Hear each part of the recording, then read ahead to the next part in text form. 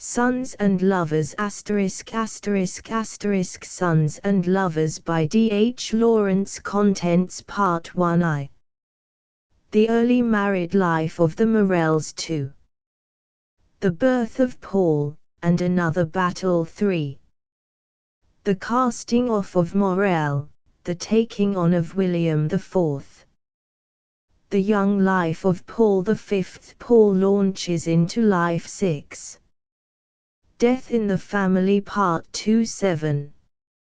Lad and Girl Love 8. Strife in Love 9. Defeat of Miriam x Clara 11. The Test on Miriam 12. Passion 13. Baxter Dawes 14. The Release 15. Derelict. Part 1 Chapter I. The Early Married Life of the Morells. The Bottoms succeeded to Hell Row. Hell Row was a block of thatched, bulging cottages that stood by the brookside on Grenell Lane. There lived the colliers who worked in the little gin pits 2 fields away. The brook ran under the alder trees, scarcely soiled by these small mines, whose coal was drawn to the surface by donkeys that plodded wearily in a circle round a gin. And all over the countryside were these same pits, some of which had been worked in the time of Charles II, the few colliers and the donkeys burrowing down like ants into the earth, making queer mounds and little black places among the cornfields and the meadows. And the cottages of these coal miners, in blocks and pairs here and there, together with odd farms and homes of the stockingers, straying over the parish, formed the village of Bistwood. Then, some 60 years ago, a sudden change took place. Gin pits were elbowed aside by the large mines of the financiers. The coal and iron field of Nottinghamshire and Derbyshire was discovered. Carston, Waite and Company appeared. Amid tremendous excitement, Lord Palmerston formally opened the company's first mine at Spinney Park, on the edge of Sherwood Forest. About this time the notorious Hell Row, which through growing old had acquired an evil reputation, was burned down, and much dirt was cleansed away. Carston, Waite and Company found they had struck on a good thing, so, down the valleys of the brooks from Selby and Nuttall, new mines were sunk, until soon there were 6 pits working. From Nuttall, high up on the sandstone among the woods, the railway ran, past the ruined priory of the Carthusians and past Robin Hood's Well, down to Spinney Park, then on to Minton, a large mine among cornfields, from Minton across the farmlands of the Valleyside to Bunkers Hill, branching off there, and running north to Beggarly and Selby, that looks over at Critch and the hills of Derbyshire, 6 mines like black studs on the countryside, linked by a loop of fine chain, the railway. To accommodate the regiments of miners, Carston, Waite and Company built the squares, great quadrangles of dwellings on the hillside of Bistwood, and then, in the Brook Valley, on the site of Hell Row, they erected the Bottoms. The Bottoms consisted of 6 blocks of miners' dwellings, 2 rows of 3, like the dots on a blank 6 domino, and 12 houses in a block. This double row of dwellings sat at the foot of the rather sharp slope from Bistwood, and looked out, from the attic windows at least, on the slow climb of the valley towards Selby. The houses themselves were substantial and very decent. One could walk all round, seeing little front gardens with auriculas and saxifrage in the shadow of the bottom block, Sweet williams and pinks in the sunny top block, seeing neat front windows, little porches, little privet hedges, and dormer windows for the attics.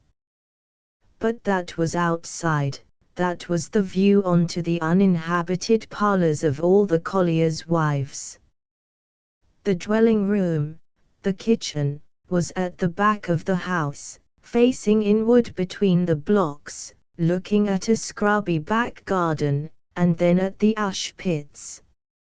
And between the rows, between the long lines of ash pits, went the alley, where the children played and the women gossiped and the men smoked. So, the actual conditions of living in the Bottoms, that was so well built and that looked so nice, were quite unsavory because people must live in the kitchen, and the kitchens opened onto that nasty alley of ash pits. Mrs. Morell was not anxious to move into the Bottoms, which was already 12 years old and on the downward path, when she descended to it from Bestwood. But it was the best she could do. Moreover, she had an end house in one of the top blocks, and thus had only one neighbor, on the other side an extra strip of garden. And, having an end house, she enjoyed a kind of aristocracy among the other women of the between houses, because her rent was 5 shillings and 6pence instead of 5 shillings a week. But this superiority in station was not much consolation to Mrs. Morell. She was 31 years old, and had been married 8 years. A rather small woman, of delicate mold but resolute bearing, she shrank a little from the first contact with the Bottoms women. She came down in the July, and in the September expected her 3rd baby. Her husband was a miner. They had only been in their new home 3 weeks when the wakes, or fair, began. Morell, she knew, was sure to make a holiday of it. He went off early on the Monday morning, the day of the fair. The 2 children were highly excited. William, a boy of 7, fled off immediately after breakfast, to prowl round the wakes ground, leaving Annie, who was only 5, to whine all morning to go also. Mrs. Morell did her work. She scarcely knew her neighbors yet, and knew no one with whom to trust the little girl. So she promised to take her to the wakes after dinner. William appeared at 12:30. He was a very active lad, fair-haired, freckled, with a touch of the Dane or Norwegian about him. "Can I have my dinner, mother?" he cried, rushing in with his cap on. "'Cause it begins at 1:30. The man says so." "You can have your dinner as soon as it's done," replied the mother. "Isn't it done?" he cried, his blue eyes staring at her in indignation. "Then I'm going about it." "You'll do nothing of the sort. It will be done in 5 minutes. It is only 12:30. "They'll be beginning," the boy half cried, half shouted. "You won't die if they do," said the mother.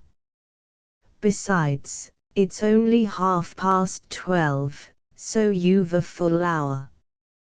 The lad began hastily to lay the table, and directly the 3 sat down.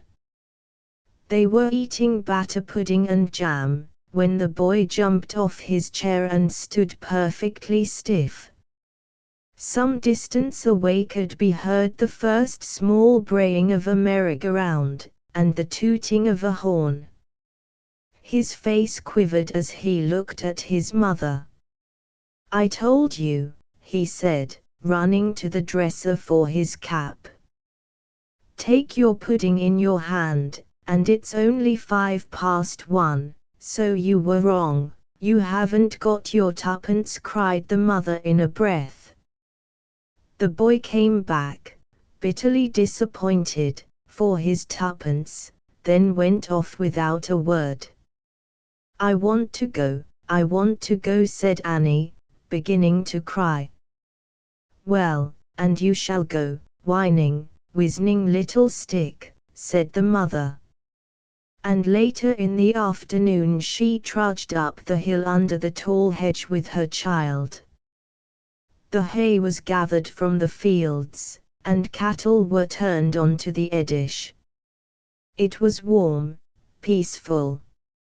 Mrs. Morel did not like the wakes. There were 2 sets of horses, one going by steam, one pulled round by a pony, 3 organs were grinding, and there came odd cracks of pistol shots, fearful screeching of the cocoa-nut man's rattle, shouts of the Aunt Sally man, screeches from the peep-show lady. The mother perceived her son gazing enraptured outside the Lion Wallace booth, at the pictures of this famous lion that had killed a Negro and maimed for life 2 white men. She left him alone, and went to get Annie a spin of toffee. Presently the lad stood in front of her, wildly excited. "You never said you was coming. Isn't there a lot of things? That lion's killed 3 men, I've spent my tuppence, and look here." He pulled from his pocket 2 egg cups, with pink moss roses on them. "I got these from that stall where Wyarvator get them marbles in them holes. And I got these 2 in 2 goes a penny ago, they've got moss roses on, look here. I wanted these." She knew he wanted them for her. She said, pleased. "They are pretty. Shall you carry 'cause I'm frightened o' breaking 'em." He was tipful of excitement now she had come, led her about the ground, showed her everything. Then, at the peep show, she explained the pictures, in a sort of story, to which he listened as if spellbound. He would not leave her. All the time he stuck close to her, bristling with a small boy's pride of her. For no other woman looked such a lady as she did, in her little black bonnet and her cloak. She smiled when she saw women she knew. When she was tired she said to her son, "Well, are you coming now, or later? Are you going already?" he cried, his face full of reproach. "Already? It is past 4, I know." "What are you going already for?" he lamented. "You needn't come if you don't want," she said. And she went slowly away with her little girl, whilst her son stood watching her, cut to the heart to let her go, and yet unable to leave the wakes. As she crossed the open ground in front of the Moon and Stars she heard men shouting, and smelled the beer, and hurried a little, thinking her husband was probably in the bar. At about 6:30 her son came home, tired now, rather pale, and somewhat wretched. He was miserable, though he did not know it, because he had let her go alone. Since she had gone, he had not enjoyed his wakes. "Has my dad been?" he asked. "No," said the mother. "He's helping to wait at the Moon and Stars. I seed him through that black tin stuff wi' holes in, on the window, wi' his sleeves rolled up." "Ha!" exclaimed the mother shortly. He's got no money. And he'll be satisfied if he gets his allowance, whether they give him more or not. When the light was fading, and Mrs. Morel could see no more to sew, she rose and went to the door. Everywhere was the sound of excitement, the restlessness of the holiday, that at last infected her. She went out into the side garden. Women were coming home from the wakes, the children hugging a white lamb with green legs, or a wooden horse. Occasionally a man lurched past, almost as full as he could carry.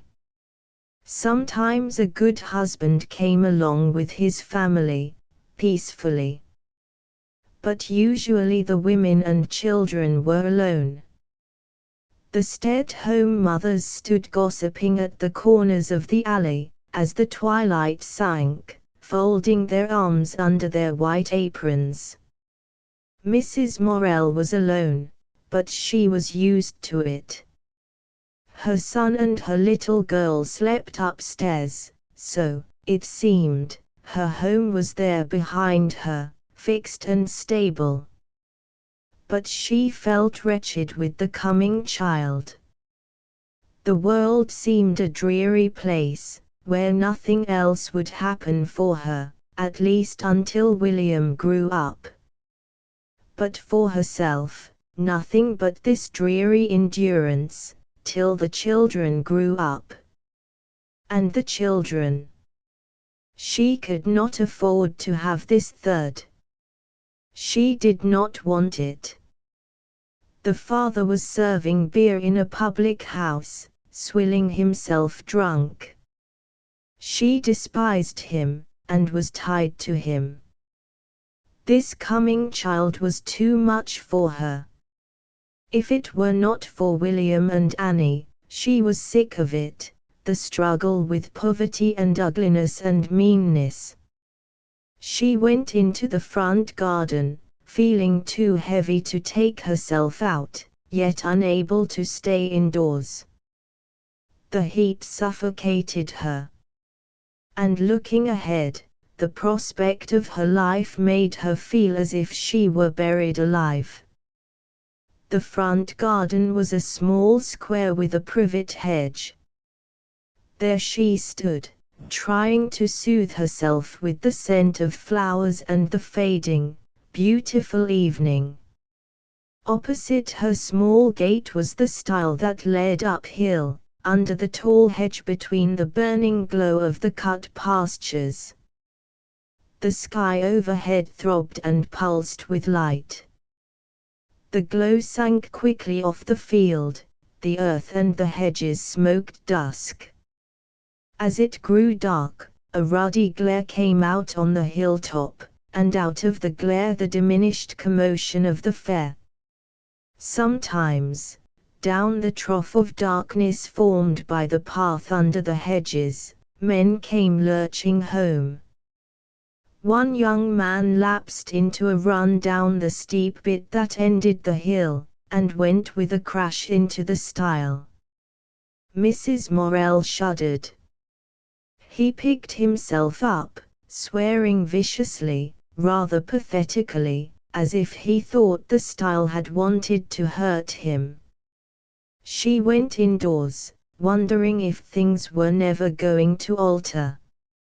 She was beginning by now to realize that they would not. She seemed so far away from her girlhood.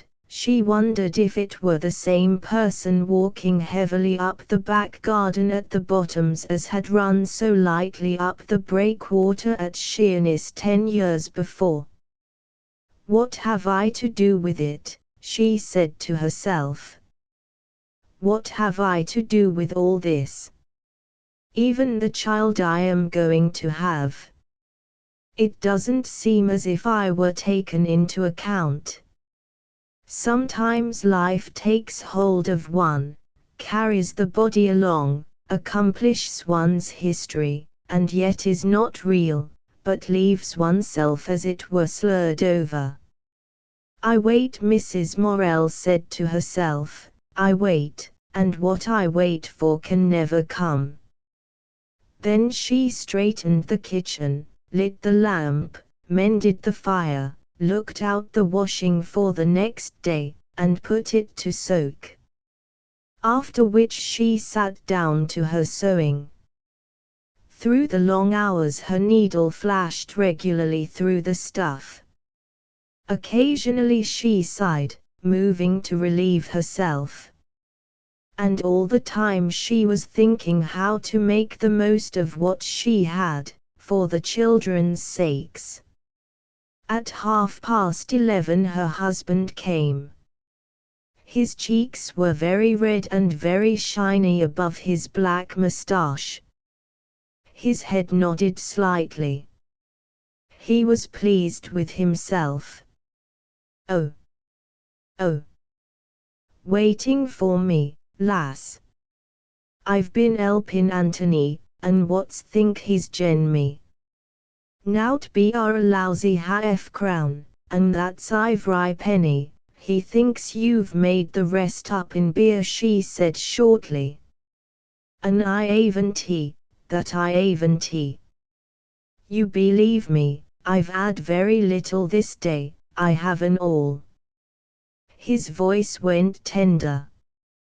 Here, and I browt thee a bit o' brandy's nap, and a cocoa nut for th children. He laid the gingerbread and the cocoa nut, a hairy object, on the table. Nay, tha niver said thank ye for nout I thy life, did her? As a compromise, she picked up the cocoa nut and shook it, to see if it had any milk. It's a good UN, you may back your life o' that. I got it for Bill Hogkisson. Bill, I says, tha non wants them 3 nuts, does her?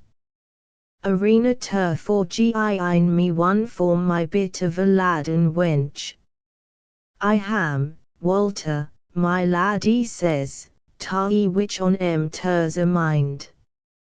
And so I took one, and thanked him. I didn't like ter shake it afore his eyes, but he says, Thad better ma sure it's a good UN, Walt. And so, you see, I knowed it was. He's a nice chap, is Bill Hogkisson, he's a nice chap. A man will part with anything so long as he's drunk, and you're drunk along with him, said Mrs. Morel. Tha mucky little hussy, who's drunk, I should like to know, said Morel. He was extraordinarily pleased with himself, because of his day's helping to wait in the moon and stars. He chattered on.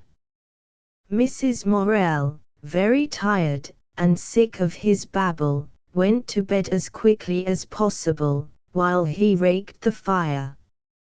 Mrs. Morel came of a good old burgher family, famous independents who had fought with Colonel Hutchinson, and who remained stout Congregationalists. Her grandfather had gone bankrupt in the lace market at a time when so many lace manufacturers were ruined in Nottingham. Her father, George Coppard, was an engineer, a large, handsome, haughty man, proud of his fair skin and blue eyes, but more proud still of his integrity. Gertrude resembled her mother in her small build. But her temper, proud and unyielding, she had from the Coppards. George Coppard was bitterly galled by his own poverty. He became foreman of the engineers in the dockyard at Sheerness. Mrs. Morel, Gertrude, was the second daughter. She favored her mother, loved her mother best of all, but she had the Coppards' clear, defiant blue eyes and their broad brow. She remembered to have hated her father's overbearing manner towards her gentle, humorous, kindless old mother. She remembered running over the breakwater at Sheerness and finding the boat. She remembered to have been petted and flattered by all the men when she had gone to the dockyard, for she was a delicate, rather proud child. She remembered the funny old mistress, whose assistant she had become, whom she had loved to help in the private school. And she still had the Bible that John Field had given her. She used to walk home from chapel with John Field when she was 19. He was the son of a well-to-do tradesman, had been to college in London, and was to devote himself to business.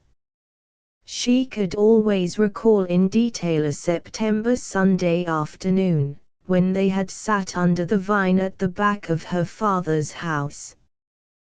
The sun came through the chinks of the vine leaves and made beautiful patterns, like a lace scarf, falling on her and on him. Some of the leaves were clean yellow, like yellow flat flowers. "Now sit still," he had cried. "Now your hair, I don't know what it is like. It's as bright as copper and gold, as red as burnt copper, and it has gold threads where the sun shines on it. Fancy their saying it's brown. Your mother calls it mouse color." She had met his brilliant eyes, but her clear face scarcely showed the elation which rose within her. "But you say you don't like business," she pursued. "I don't. I hate it," he cried hotly. "And you would like to go into the ministry?" she half implored. I should love it, if I thought I could make a first-rate preacher." "Then why don't you? Her voice rang with defiance. "If I were a man, nothing would stop me." She held her head erect. He was rather timid before her. "But my father's so stiff-necked. He means to put me into the business, and I know he'll do it." "But if you're a man," she had cried. "Being a man isn't everything," he replied, frowning with puzzled helplessness. Now, as she moved about her work at the Bottoms, with some experience of what being a man meant, she knew that it was not everything. At 20, owing to her health, she had left Sheerness. Her father had retired home to Nottingham. John Field's father had been ruined, the son had gone as a teacher in Norwood. She did not hear of him until, 2 years later, she made determined inquiry. He had married his landlady, a woman of 40, a widow with property. And still Mrs. Morell preserved John Field's Bible. She did not now believe him to be, well, she understood pretty well what he might or might not have been. So she preserved his Bible, and kept his memory intact in her heart, for her own sake. To her dying day, for 35 years, she did not speak of him. When she was 23 years old, she met, at a Christmas party, a young man from the Erewash Valley. Morell was then 27 years old. He was well set up, erect, and very smart. He had wavy black hair that shone again, and a vigorous black beard that had never been shaved. His cheeks were ruddy, and his red, moist mouth was noticeable because he laughed so often and so heartily. He had that rare thing, a rich, ringing laugh. Gertrude Coppard had watched him, fascinated. He was so full of color and animation, his voice ran so easily into comic grotesque, he was so ready and so pleasant with everybody. Her own father had a rich fund of humor, but it was satiric. This man's was different, soft, non-intellectual, warm, a kind of gambling. She herself was opposite. She had a curious, receptive mind which found much pleasure and amusement in listening to other folk. She was clever in leading folk to talk. She loved ideas, and was considered very intellectual. What she liked most of all was an argument on religion or philosophy or politics with some educated man. This she did not often enjoy. So she always had people tell her about themselves, finding her pleasure so. In her person she was rather small and delicate, with a large brow, and dropping bunches of brown silk curls. Her blue eyes were very straight, honest, and searching. She had the beautiful hands of the Coppards. Her dress was always subdued. She wore dark blue silk, with a peculiar silver chain of silver scallops. This, and a heavy brooch of twisted gold, was her only ornament. She was still perfectly intact, deeply religious, and full of beautiful candor. Walter Morell seemed melted away before her. She was to the miner that thing of mystery and fascination, a lady. When she spoke to him, it was with a southern pronunciation and a purity of English which thrilled him to hear. She watched him. He danced well, as if it were natural and joyous in him to dance. His grandfather was a French refugee who had married an English barmaid, if it had been a marriage.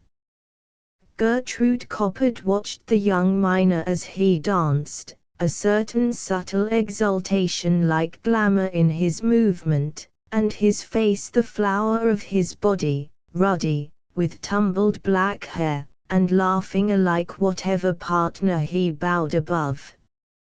She thought him rather wonderful, never having met anyone like him. Her father was to her the type of all men.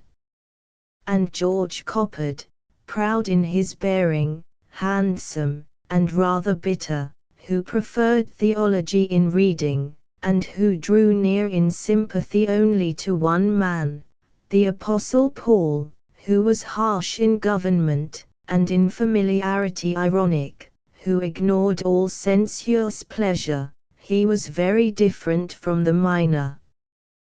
Gertrude herself was rather contemptuous of dancing. She had not the slightest inclination towards that accomplishment, and had never learned even a Roger de Coverley.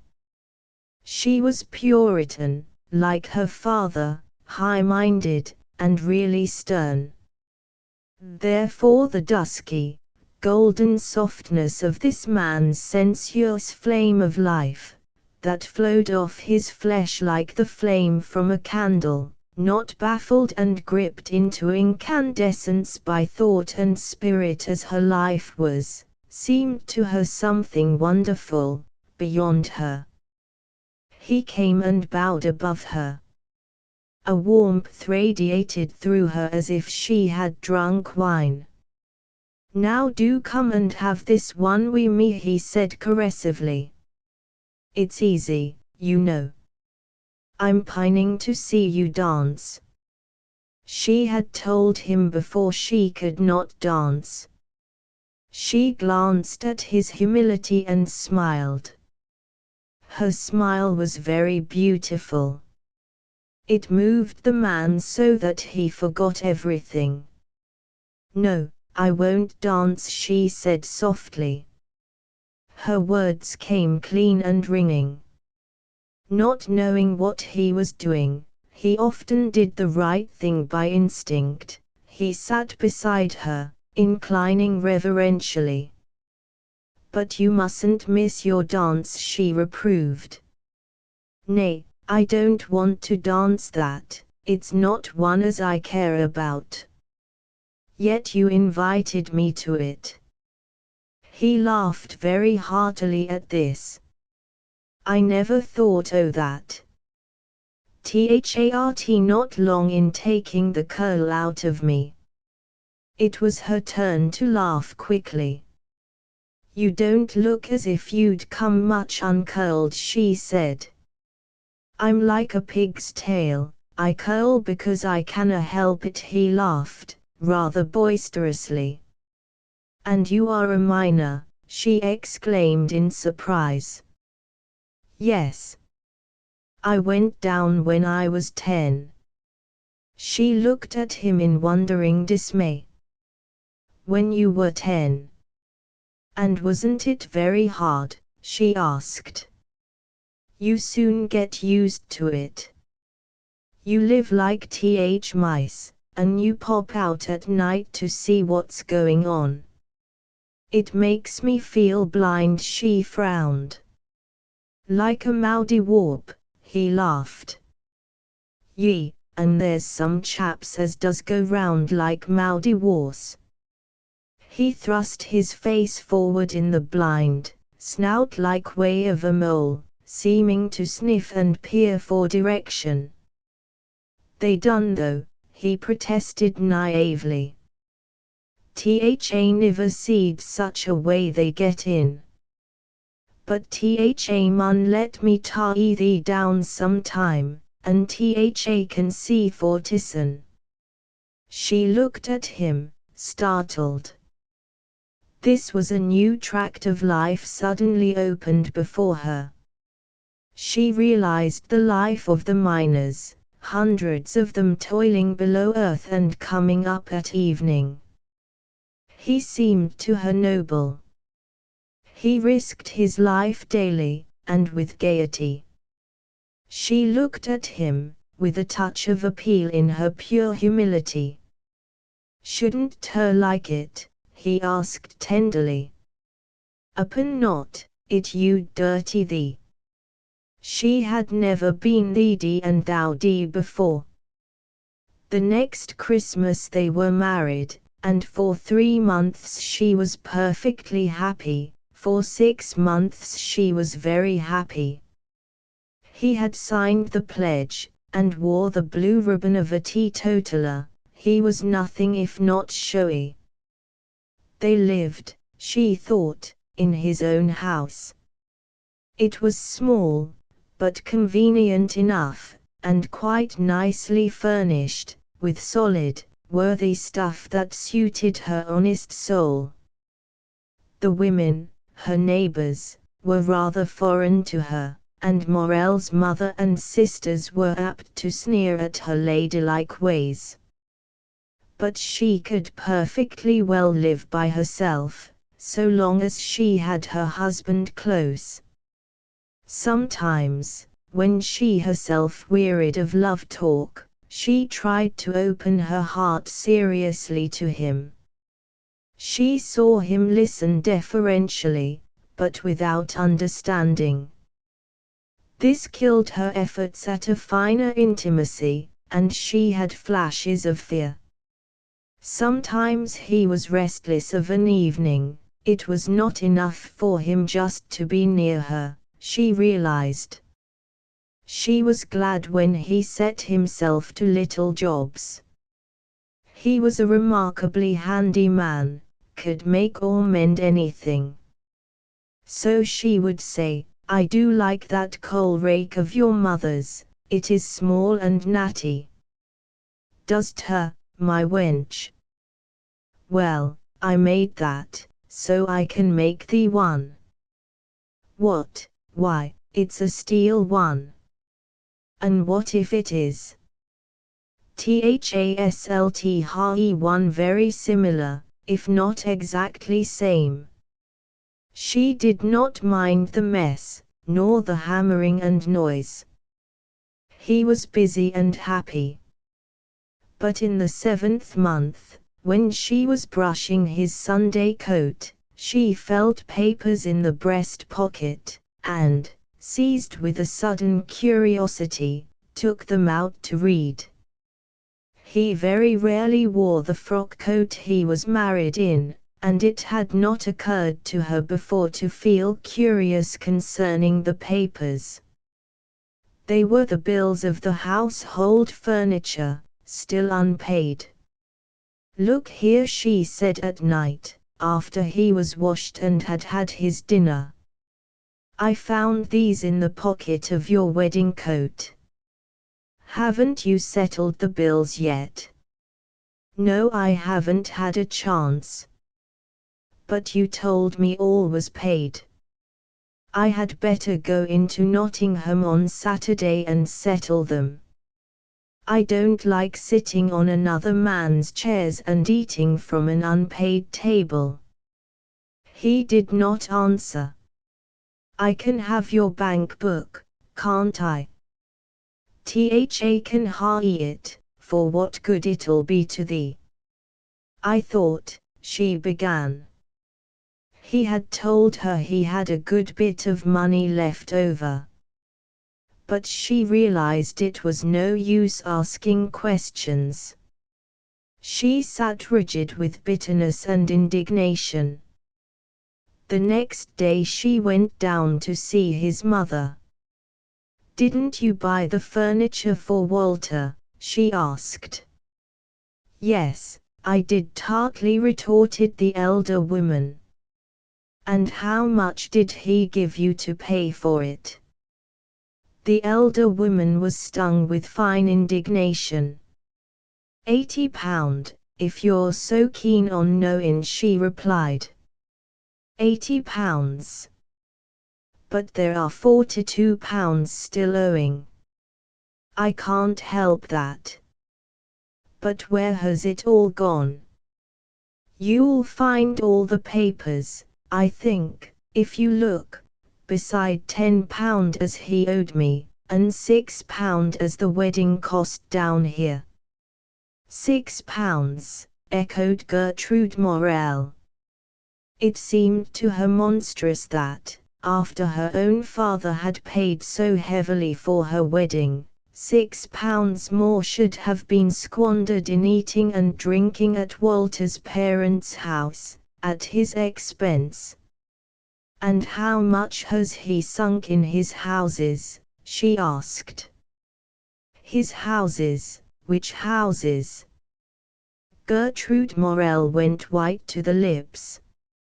He had told her the house he lived in, and the next one, was his own. "I thought the house we live in," she began. "They're my houses, those two," said the mother-in-law. "And not clear either. It's as much as I can do to keep the mortgage interest paid." Gertrude sat white and silent. She was her father now. "Then we ought to be paying you rent," she said coldly. "Walter is paying me rent," replied the mother. "And what rent?" asked Gertrude. 6 and 6 a week," retorted the mother. It was more than the house was worth. Gertrude held her head erect, looked straight before her.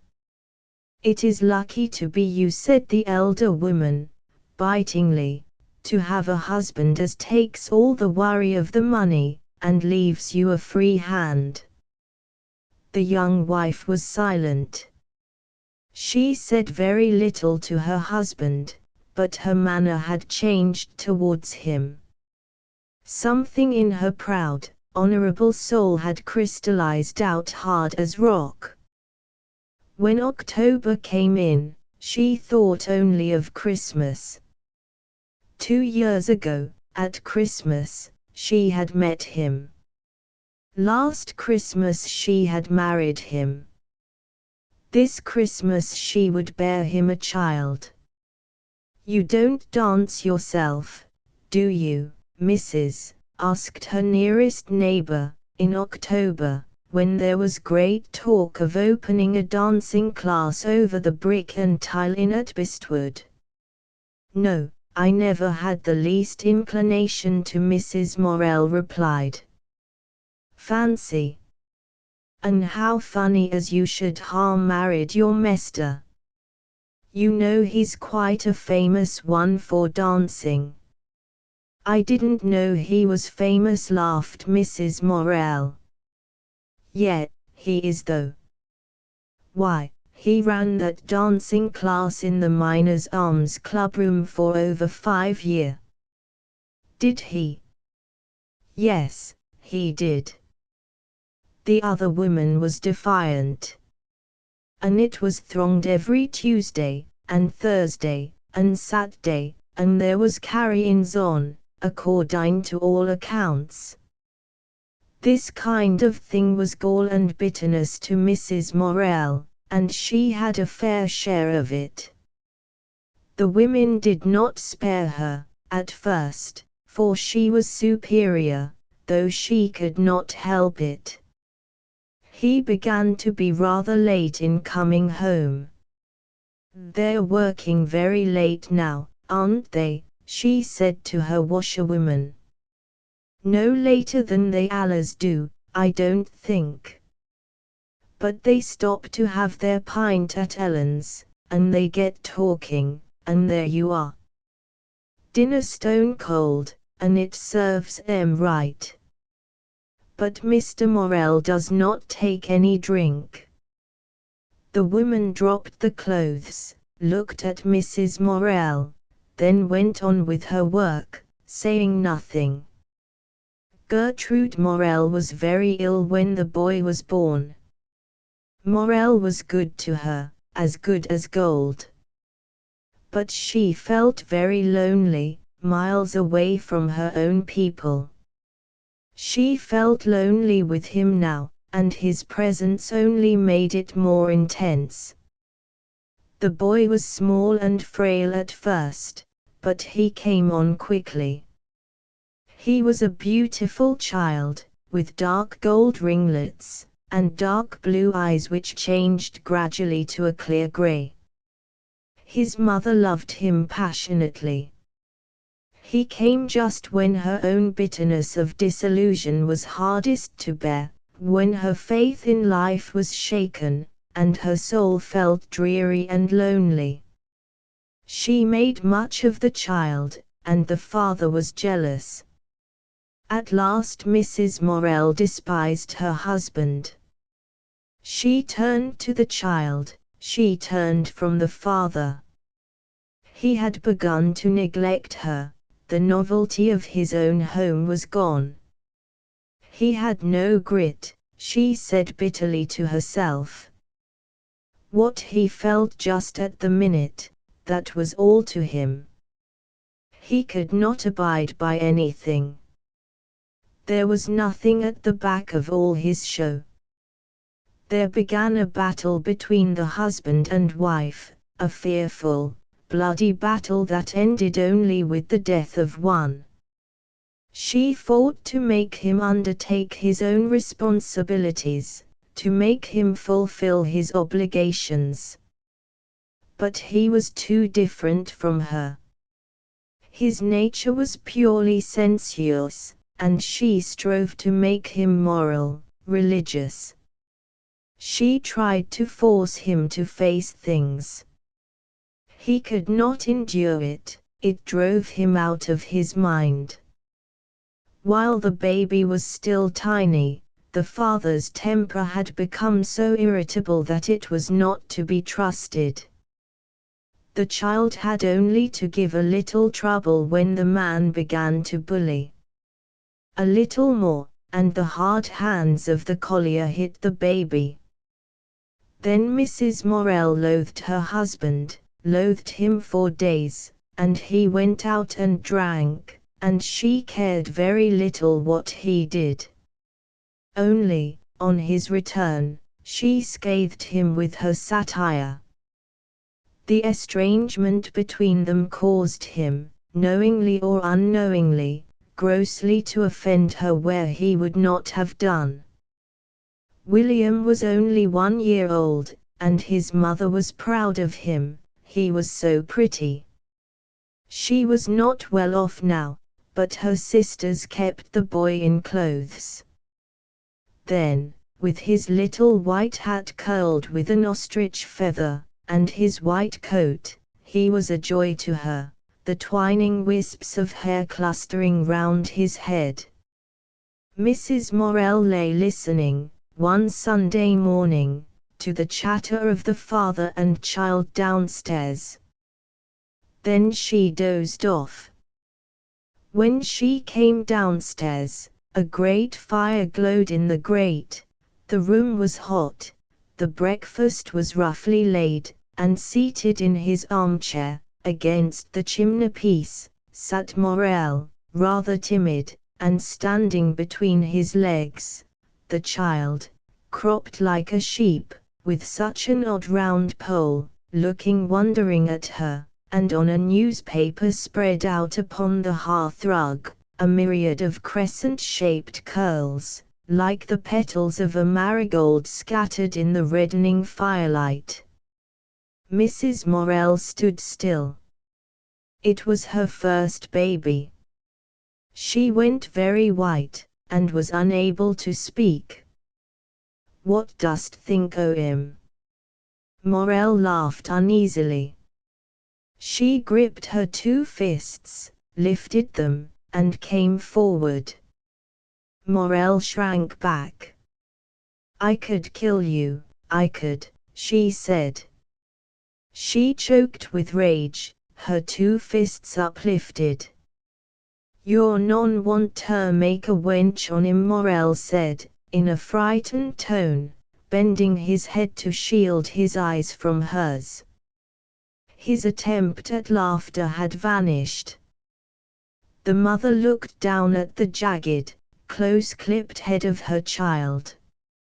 She put her hands on his hair, and stroked and fondled his head.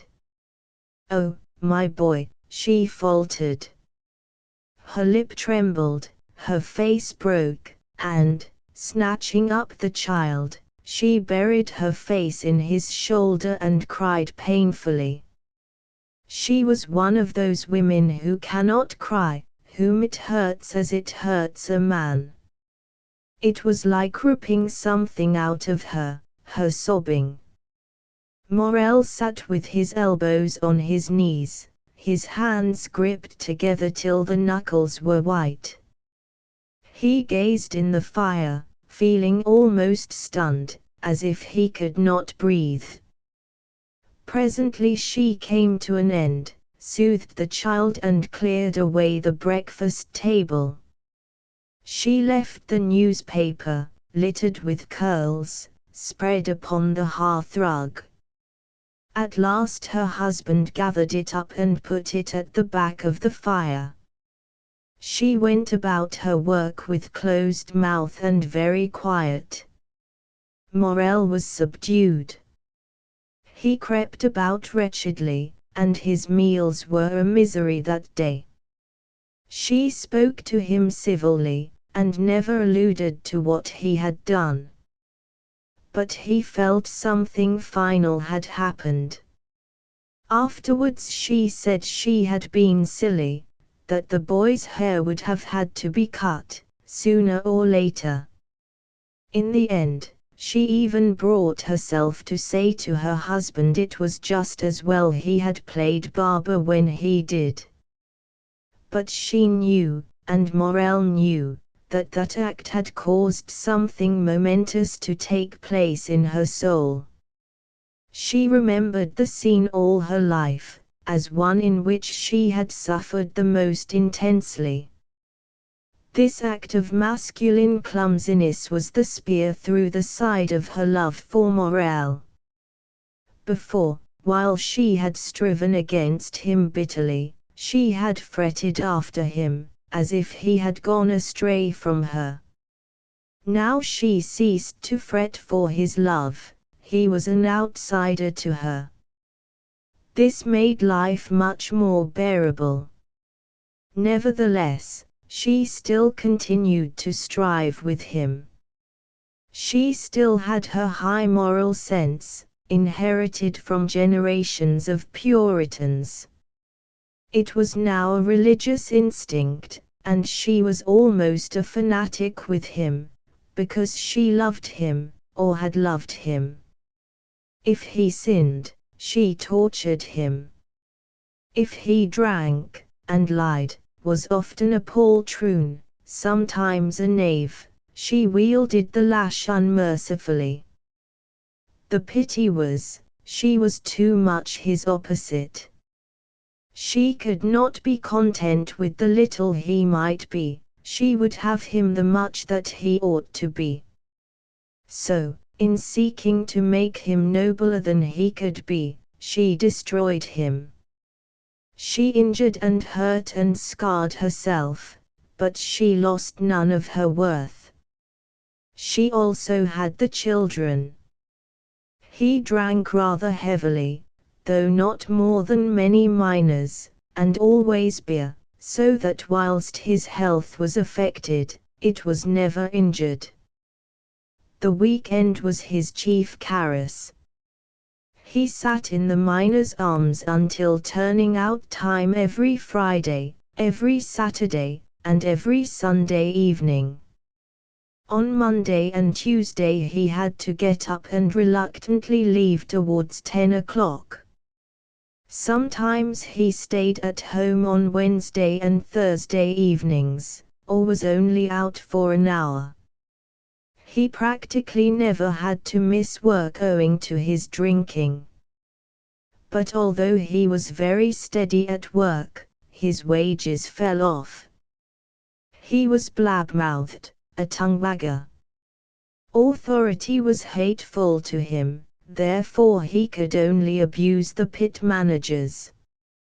He would say, in the Palmerston, "Th Gaffer come down to our stall this morning, and he says, you know, Walter, this 'll not do.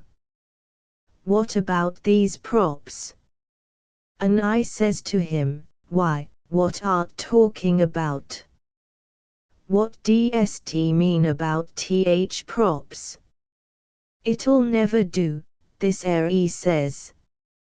"You'll be having th roof in, one o' these days."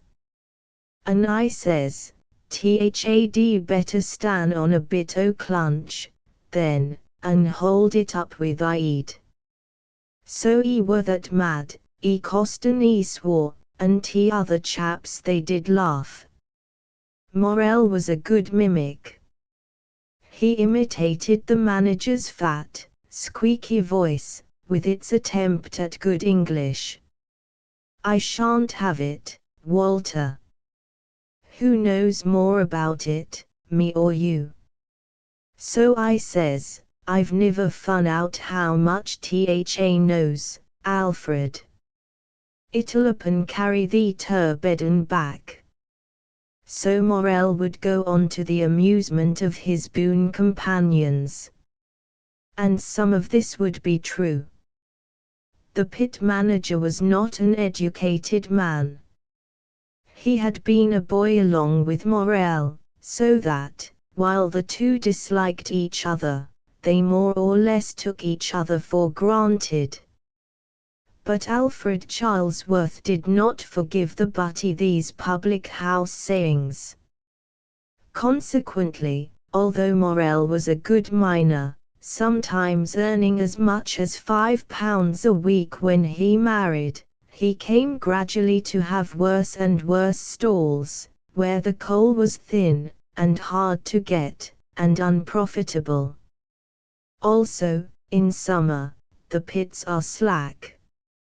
Often, on bright sunny mornings, the men are seen trooping home again at 10, 11, or 12 o'clock. No empty trucks stand at the pit mouth.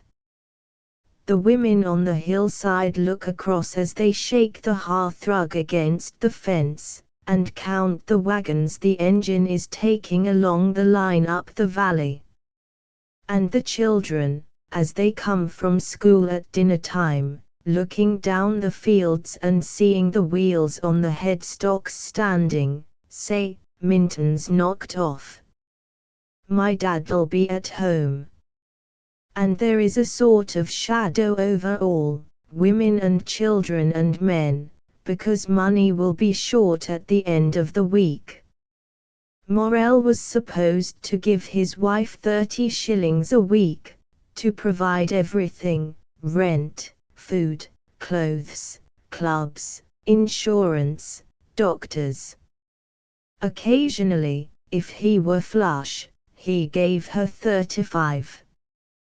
But these occasions by no means balanced those when he gave her 25.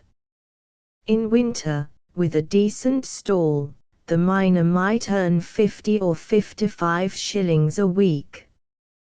Then he was happy. On Friday night, Saturday, and Sunday, he spent royally, getting rid of his sovereign or thereabouts. And out of so much, he scarcely spared the children an extra penny or bought them a pound of apples. It all went in drink.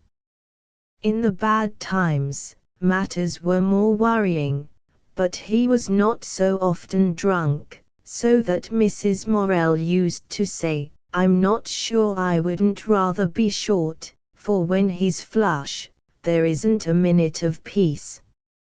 If he earned 40 shillings he kept 10, from 35 he kept 5, from 32 he kept 4, from 28 he kept 3, from 24 he kept 2, from 20 he kept 1 and 6, from 18 he kept a shilling, from 16 he kept sixpence.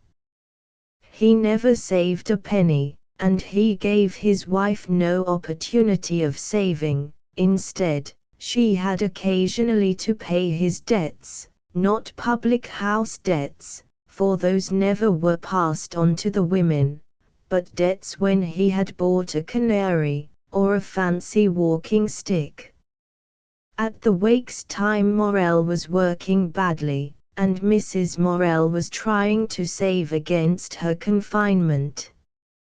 So it galled her bitterly to think he should be out taking his pleasure and spending money, whilst she remained at home, harassed. There were 2 days' holiday. On the Tuesday morning Morel rose early.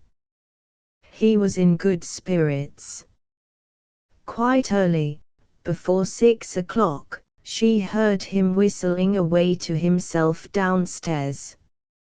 He had a pleasant way of whistling, lively and musical. He nearly always whistled hymns. He had been a choir boy with a beautiful voice, and had taken solos in Southwell Cathedral. His morning whistling alone betrayed it. His wife lay listening to him tinkering away in the garden, his whistling ringing out as he sawed and hammered away. It always gave her a sense of warmth and peace to hear him thus as she lay in bed, the children not yet awake, in the bright early morning, happy in his man's fashion. At 9 o'clock, while the children with bare legs and feet were sitting playing on the sofa, and the mother was washing up, he came in from his carpentry, his sleeves rolled up, his waistcoat hanging open. He was still a good-looking man, with black, wavy hair, and a large black moustache. His face was perhaps too much inflamed, and there was about him a look almost of peevishness. But now he was jolly. He went straight to the sink where his wife was washing up. "What, are thee there?" he said boisterously. "Sleuth often let me wesh missen." "You may wait till I've finished," said his wife. "Oh, mun I?" "And what if I shanna?" This good-humoured threat amused Mrs. Morel. "Then you can go and wash yourself in the soft water tub." "Ha! I can no, tha mucky little hussy." With which he stood watching her a moment, then went away to wait for her. When he chose he could still make himself again a real gallant. Usually he preferred to go out with a scarf round his neck. Now, however, he made a toilet. There seemed so much gusto in the way he puffed and swilled as he washed himself, so much alacrity with which he hurried to the mirror in the kitchen, and, bending because it was too low for him, scrupulously parted his wet black hair, that it irritated Mrs. Morel. He put on a turn-down collar, a black bow, and wore his Sunday tailcoat. As such, he looked spruce, and what his clothes would not do, his instinct for making the most of his good looks would. At 9:30 Jerry Purdy came to call for his pal. Jerry was Morel's bosom friend, and Mrs. Morel disliked him. He was a tall, thin man, with a rather foxy face, the kind of face that seems to lack eyelashes. He walked with a stiff, brittle dignity, as if his head were on a wooden spring. His nature was cold and shrewd. Generous where he intended to be generous, he seemed to be very fond of Morel, and more or less to take charge of him. Mrs. Morel hated him. She had known his wife, who had died of consumption, and who had, at the end, conceived such a violent dislike of her husband, that if he came into her room it caused her hemorrhage. None of which Jerry had seemed to mind. And now his eldest daughter, a girl of 15, kept a poor house for him, and looked after the two younger children. A mean, wizen-hearted stick. Mrs. Morel said of him. "I've never known Jerry mean in my life," protested Morel. "A opener-handed and more freer chap you couldn't find anywhere, according to my knowledge." "Open-handed to you," retorted Mrs. Morel. "But his fist is shut tight enough to his children, poor things." "Poor things? And what for are they poor things, I should like to know?" But Mrs. Morel would not be appeased on Jerry's score. The subject of argument was seen, craning his thin neck over the scullery curtain.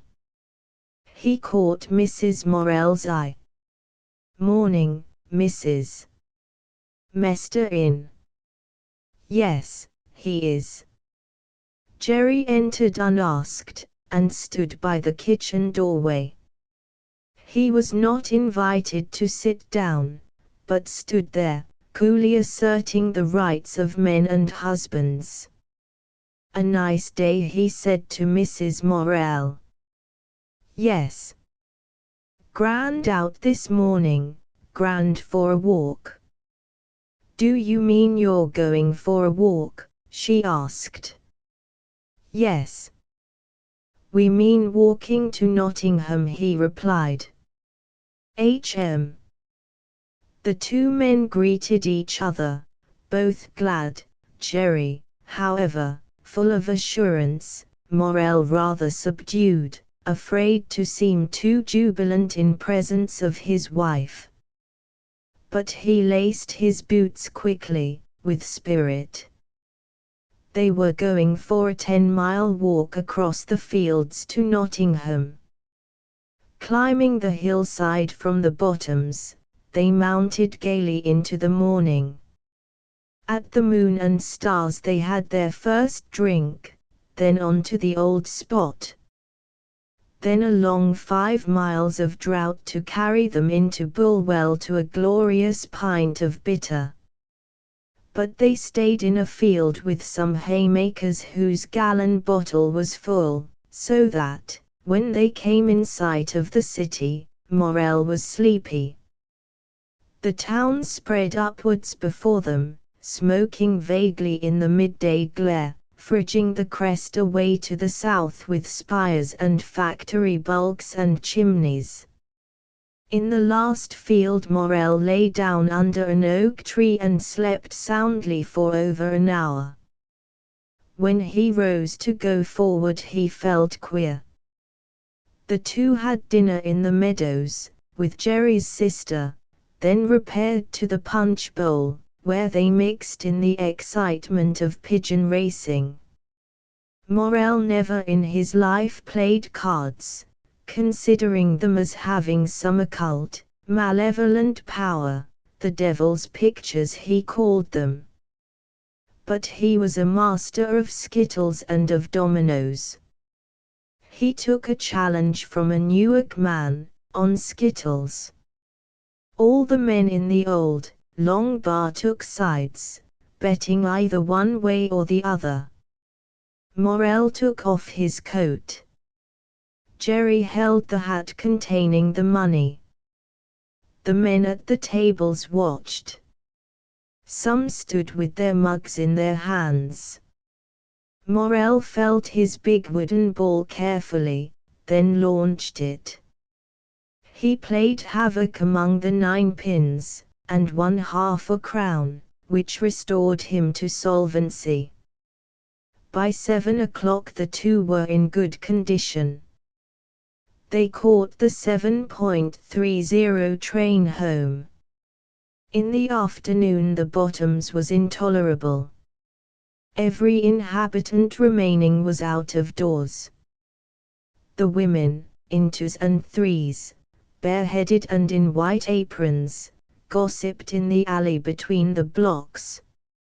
Men, having a rest between drinks, sat on their heels and talked. The place smelled stale, the slate roofs glistered in the arid heat.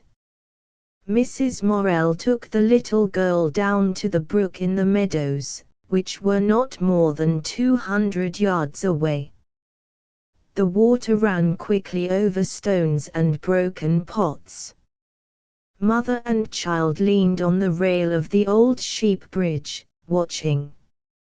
Up at the dipping hole, at the other end of the meadow, Mrs. Morrel could see the naked forms of boys flashing round the deep yellow water, or an occasional bright figure dart glittering over the blackish stagnant meadow. She knew William was at the dipping hole, and it was the dread of her life lest he should get drowned. Annie played under the tall old hedge, picking up alder cones, that she called currants. The child required much attention, and the flies were teasing. The children were put to bed at 7 o'clock. Then she worked a while. When Walter Morrel and Jerry arrived at Bestwood they felt a load off their minds. A railway journey no longer impended, so they could put the finishing touches to a glorious day.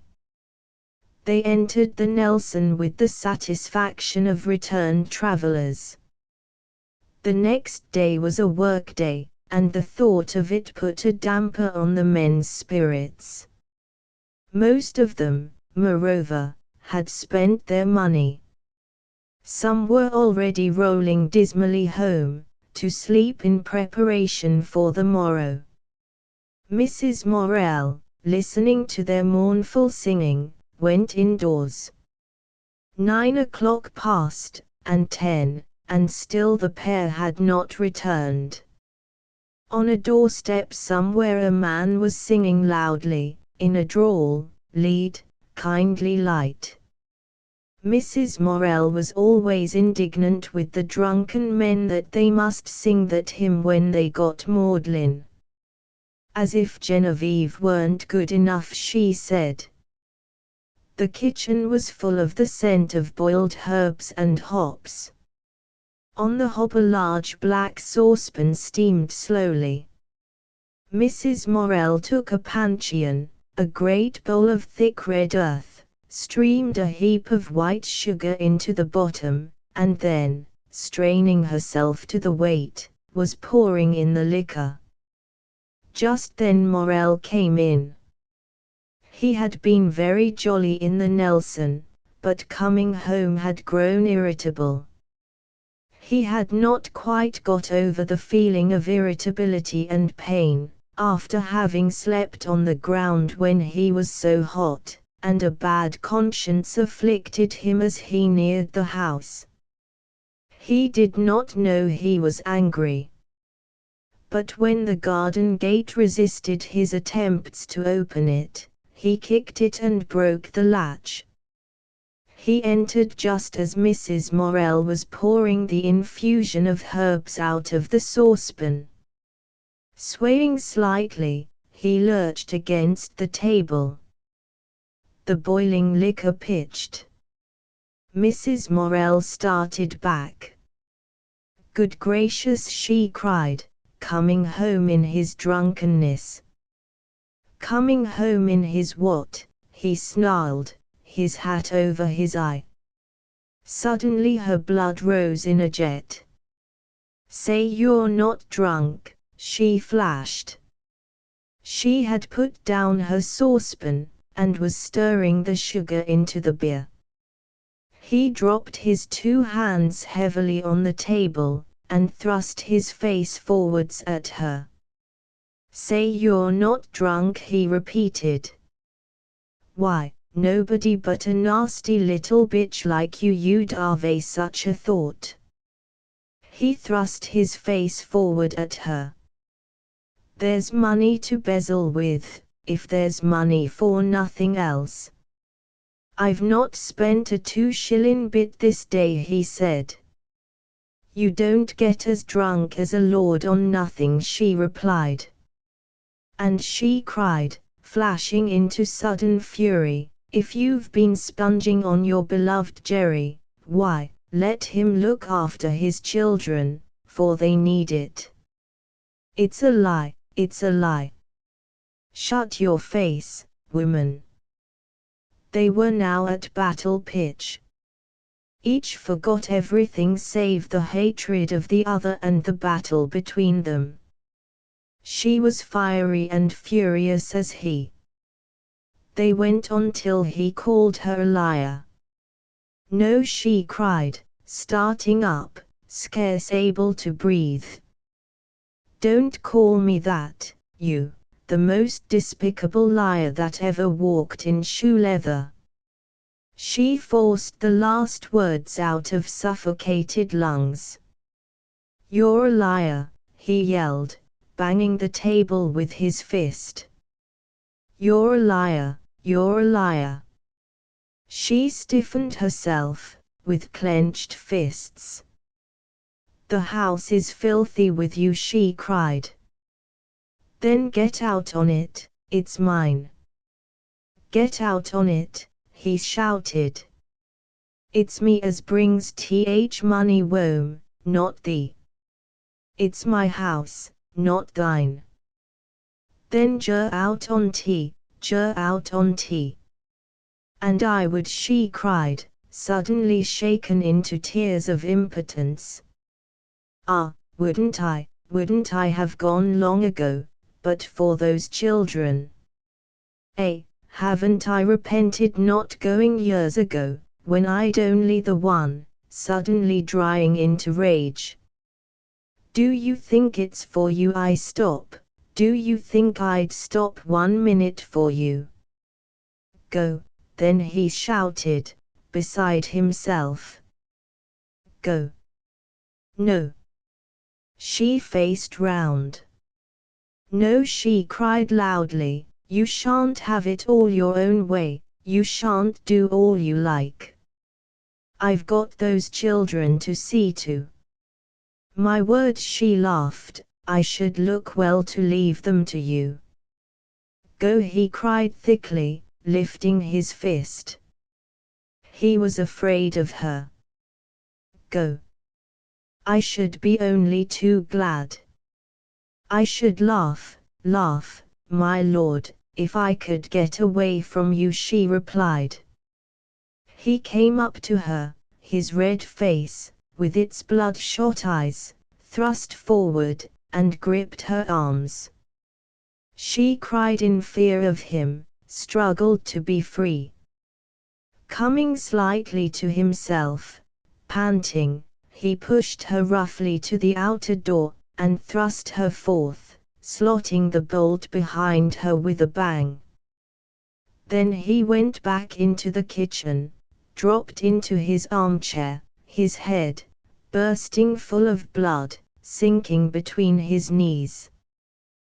Thus he dipped gradually into a stupor, from exhaustion and intoxication. The moon was high and magnificent in the August night. Mrs. Morel, seared with passion, shivered to find herself out there in a great white light, that fell cold on her, and gave a shock to her inflamed soul. She stood for a few moments helplessly staring at the glistening great rhubarb leaves near the door. Then she got the air into her breast. She walked down the garden path, trembling in every limb, while the child boiled within her. For a while she could not control her consciousness. Mechanically she went over the last scene, then over it again, certain phrases, certain moments coming each time like a brand red-hot down on her soul, and each time she enacted again the past hour, each time the brand came down at the same points, till the mark was burnt in, and the pain burnt out, and at last she came to herself. She must have been half an hour in this delirious condition. Then the presence of the night came again to her. She glanced round in fear. She had wandered to the side garden, where she was walking up and down the path beside the currant bushes under the long wall. The garden was a narrow strip, bounded from the road, that cut transversely between the blocks, by a thick thorn hedge. She hurried out of the side garden to the front, where she could stand as if in an immense gulf of white light, the moon streaming high in face of her, the moonlight standing up from the hills in front, and filling the valley where the bottoms crouched, almost blindingly. There, panting and half weeping in reaction from the stress, she murmured to herself over and over again, "The nuisance, the nuisance." She became aware of something about her. With an effort she roused herself to see what it was that penetrated her consciousness. The tall white lilies were reeling in the moonlight, and the air was charged with their perfume, as with a presence. Mrs. Morel gasped slightly in fear. She touched the big, pallid flowers on their petals, then shivered. They seemed to be stretching in the moonlight. She put her hand into one white bin, the gold scarcely showed on her fingers by moonlight. She bent down to look at the bin full of yellow pollen, but it only appeared dusky. Then she drank a deep draught of the scent. It almost made her dizzy. Mrs. Morel leaned on the garden gate, looking out, and she lost herself a while. She did not know what she thought. Except for a slight feeling of sickness, and her consciousness in the child, herself melted out like scent into the shiny, pale air. After a time the child, too, melted with her in the mixing pot of moonlight, and she rested with the hills and lilies and houses, all swam together in a kind of swoon. When she came to herself she was tired for sleep. Languidly she looked about her. The clumps of white phlox seemed like bushes spread with linen, a moth ricocheted over them, and right across the garden. Following it with her eye roused her. A few whiffs of the raw, strong scent of phlox invigorated her. She passed along the path, hesitating at the white rose bush. It smelled sweet and simple. She touched the white ruffles of the roses. Their fresh scent and cool, soft leaves reminded her of the morning time and sunshine. She was very fond of them. But she was tired, and wanted to sleep. In the mysterious out-of-doors she felt forlorn. There was no noise anywhere.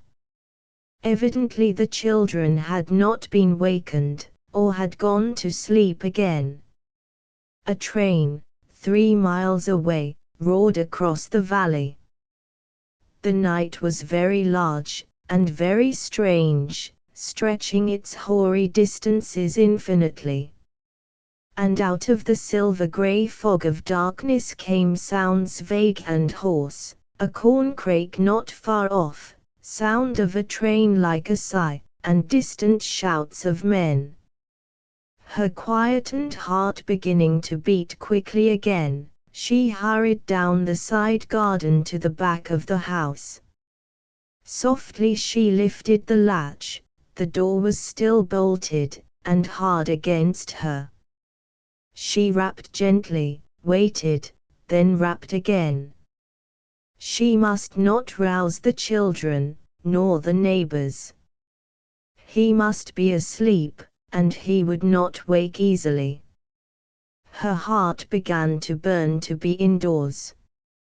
She clung to the door handle. Now it was cold, she would take a chill, and in her present condition. Putting her apron over her head and her arms, she hurried again to the side garden, to the window of the kitchen. Leaning on the sill, she could just see, under the blind, her husband's arms spread out on the table, and his black head on the board. He was sleeping with his face lying on the table. Something in his attitude made her feel tired of things. The lamp was burning smokily, she could tell by the copper color of the light. She tapped at the window more and more noisily. Almost it seemed as if the glass would break. Still he did not wake up. After vain efforts, she began to shiver, partly from contact with the stone, and from exhaustion. Fearful always for the unborn child, she wondered what she could do for warmth. She went down to the coal house, where there was an old hearthrug she had carried out for the ragman the day before. This she wrapped over her shoulders. It was warm, if grimy. Then she walked up and down the garden path, peeping every now and then under the blind, knocking, and telling herself that in the end the very strain of his position must wake him. At last, after about an hour, she rapped long and low at the window. Gradually the sound penetrated to him. When, in despair, she had ceased to tap, she saw him stir, then lift his face blindly. The laboring of his heart hurt him into consciousness. She rapped imperatively at the window. He started awake. Instantly she saw his fists set and his eyes glare. He had not a grain of physical fear. If it had been 20 burglars, he would have gone blindly for them. He glared round, bewildered, but prepared to fight. "Open the door, Walter," she said coldly. His hands relaxed. It dawned on him what he had done. His head dropped, sullen and dogged. She saw him hurry to the door, heard the bolt chock. He tried the latch. It opened, and there stood the silver-grey knight, fearful to him, after the tawny light of the lamp. He hurried back. When Mrs. Morel entered, she saw him almost running through the door to the stairs. He had ripped his collar off his neck in his haste to be gone ere she came in, and there it lay with bursten buttonholes. It made her angry. She warmed and soothed herself. In her weariness, forgetting everything, she moved about at the little tasks that remained to be done, set his breakfast, rinsed his pit bottle, put his pit clothes on the hearth to warm, set his pit boots beside them, put him out a clean scarf and snap bag and 2 apples, raked the fire, and went to bed. He was already dead asleep. His narrow black eyebrows were drawn up in a sort of peevish misery into his forehead, while his cheeks downstrokes, and his sulky mouth, seemed to be saying, "I don't care who you are nor what you are, I shall have my own way." Mrs. Morel knew him too well to look at him. As she unfastened her brooch at the mirror, she smiled faintly to see her face all smeared with the yellow dust of lilies. She brushed it off, and at last lay down. For some time her mind continued snapping and jetting sparks, but she was asleep before her husband awoke from the first sleep of his drunkenness. Chapter 2: The birth of Paul, and another battle. After such a scene as the last, Walter Morel was for some days abashed and ashamed, but he soon regained his old bullying indifference. Yet there was a slight shrinking, a diminishing in his assurance. Physically even, he shrank, and his fine full presence waned. He never grew in the least stout, so that, as he sank from his erect, assertive bearing, his physique seemed to contract along with his pride and moral strength. But now he realized how hard it was for his wife to drag about at her work, and, his sympathy quickened by penitence, hastened forward with his help. He came straight home from the pit, and stayed in at evening till Friday, and then he could not remain at home. But he was back again by 10 o'clock, almost quite sober. He always made his own breakfast. Being a man who rose early and had plenty of time, he did not, as some miners do, drag his wife out of bed at 6 o'clock. At 5, sometimes earlier, he woke, got straight out of bed, and went downstairs. When she could not sleep, his wife lay waiting for this time, as for a period of peace. The only real rest seemed to be when he was out of the house. He went downstairs in his shirt and then struggled into his pit trousers, which were left on the hearth to warm all night. There was always a fire, because Mrs. Morel raked. And the first sound in the house was the bang of the poker against the raker, as Morel smashed the remainder of the coal to make the kettle, which was filled and left on the hob, finally boil. His cup and knife and fork, all he wanted except just the food, was laid ready on the table on a newspaper. Then he got his breakfast, made the tea, packed the bottom of the doors with rugs to shut out the draught, piled a big fire, and sat down to an hour of joy. He toasted his bacon on a fork and caught the drops of fat on his bread.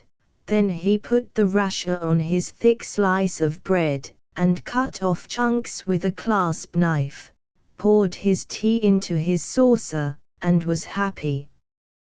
With his family about, meals were never so pleasant. He loathed a fork. It is a modern introduction which has still scarcely reached common people. What Morel preferred was a clasp knife. Then, in solitude, he ate and drank, often sitting, in cold weather, on a little stool with his back to the warm chimney-piece, his food on the fender, his cup on the hearth. And then he read the last night's newspaper, what of it he could, spelling it over laboriously. He preferred to keep the blinds down and the candle lit even when it was daylight. It was the habit of the mine. At 5:45 he rose, cut 2 thick slices of bread and butter, and put them in the white calico snap bag. He filled his tin bottle with tea. Cold tea without milk or sugar was the drink he preferred for the pit. Then he pulled off his shirt, and put on his pit singlet, a vest of thick flannel cut low round the neck, and with short sleeves like a chemise. Then he went upstairs to his wife with a cup of tea because she was ill, and because it occurred to him. "I've brought thee a cup o' tea, lass," he said. "Well, you needn't, for you know I don't like it," she replied. "Drink it up, it'll pop thee off to sleep again." She accepted the tea. It pleased him to see her take it and sip it. "I'll back my life there's no sugar in," she said. "Yea, there's one big UN," he replied, injured. "It's a wonder," she said, sipping again. She had a winsome face when her hair was loose. He loved her to grumble at him in this manner. He looked at her again, and went, without any sort of leave-taking. He never took more than 2 slices of bread and butter to eat in the pit, so an apple or an orange was a treat to him. He always liked it when she put one out for him.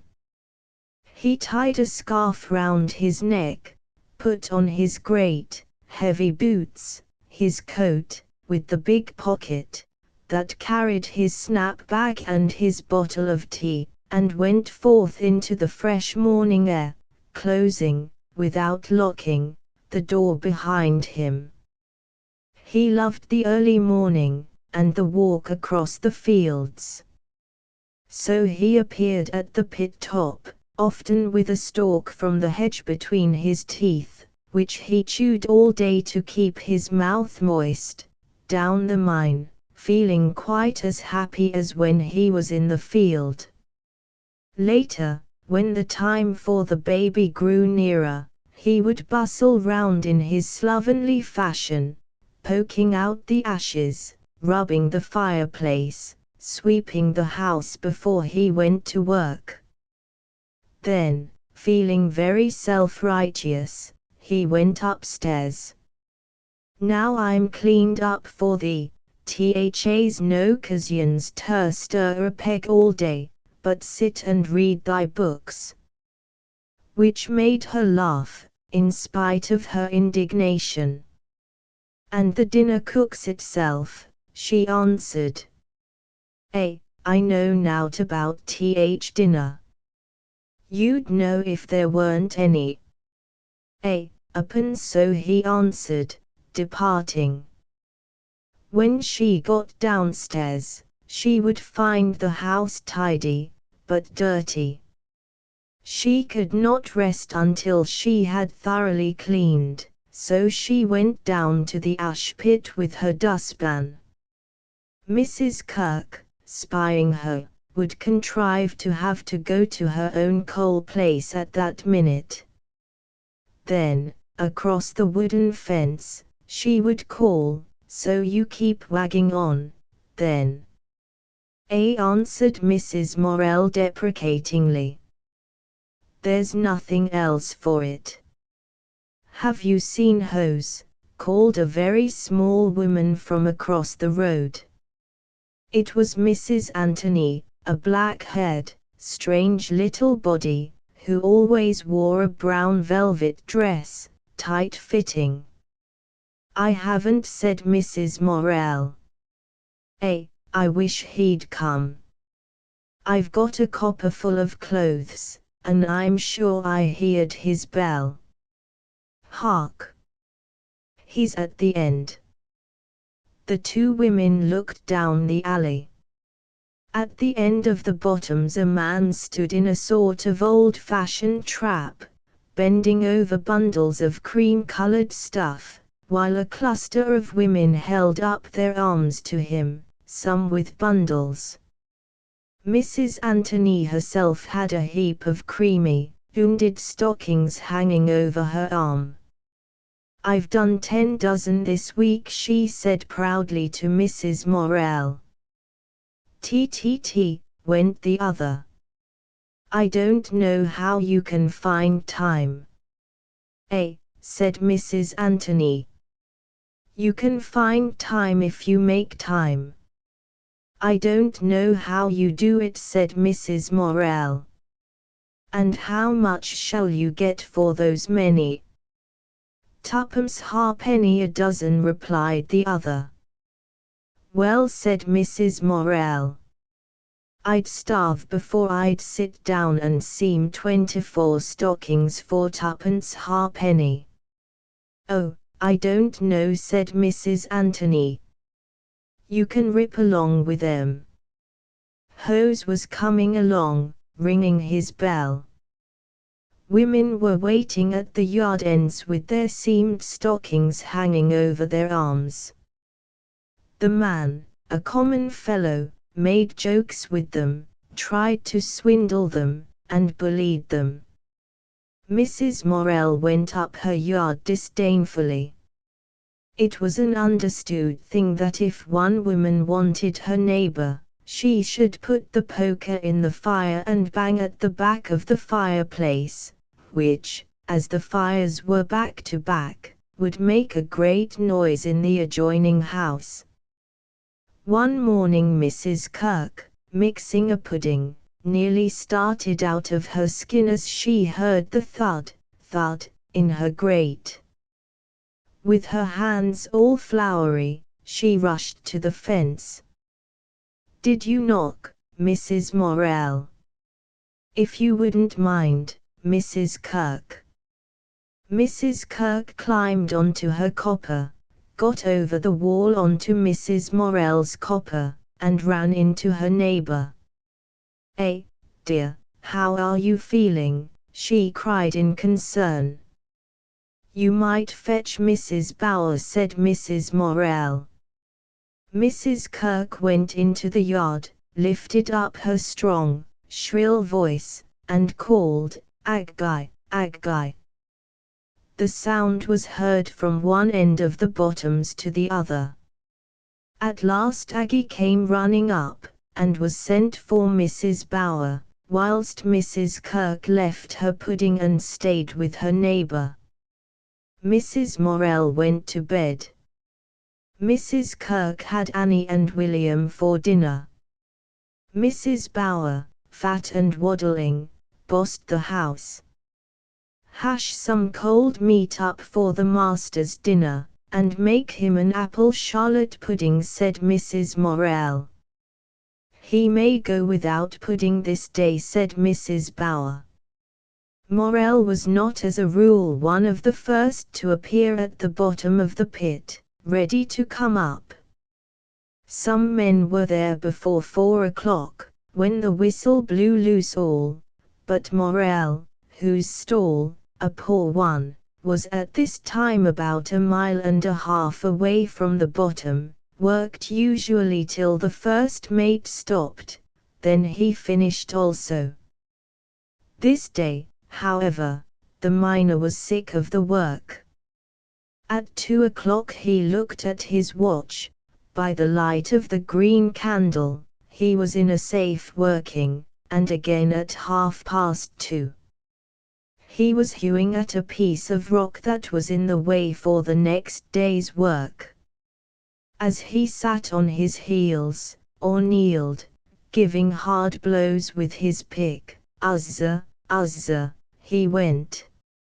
"Shelter finish, sorry," cried Barker, his fellow butty. "Finish. Niver while the world stands," growled Morel. And he went on striking. He was tired. "It's a heart-breaking job," said Barker. But Morel was too exasperated, at the end of his tether, to answer. Still he struck and hacked with all his might.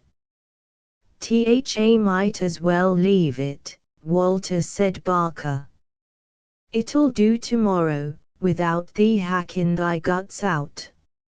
"I'll lay no finger on this tomorrow, I'll," cried Morel.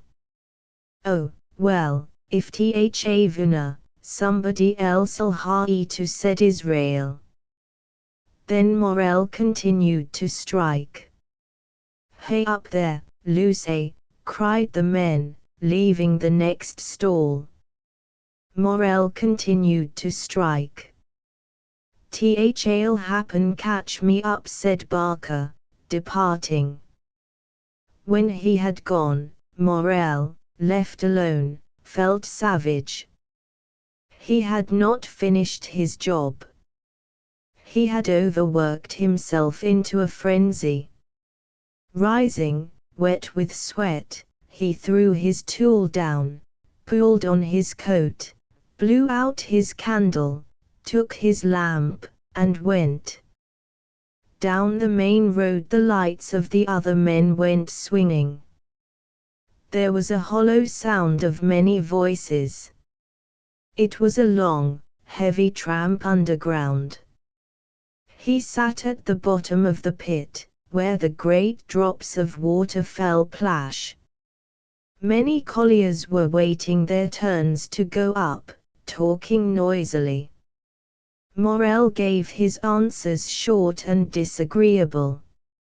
"It's raining, sorry," said old Giles, who had had the news from the top. Morel found one comfort. He had his old umbrella, which he loved, in the lamp cabin. At last he took his stand on the chair, and was at the top in a moment. Then he handed in his lamp and got his umbrella, which he had bought at an auction for 1 and 6. He stood on the edge of the pit bank for a moment, looking out over the fields. Grey rain was falling. The trucks stood full of wet, bright coal. Water ran down the sides of the wagons, over the white C.W. and Company.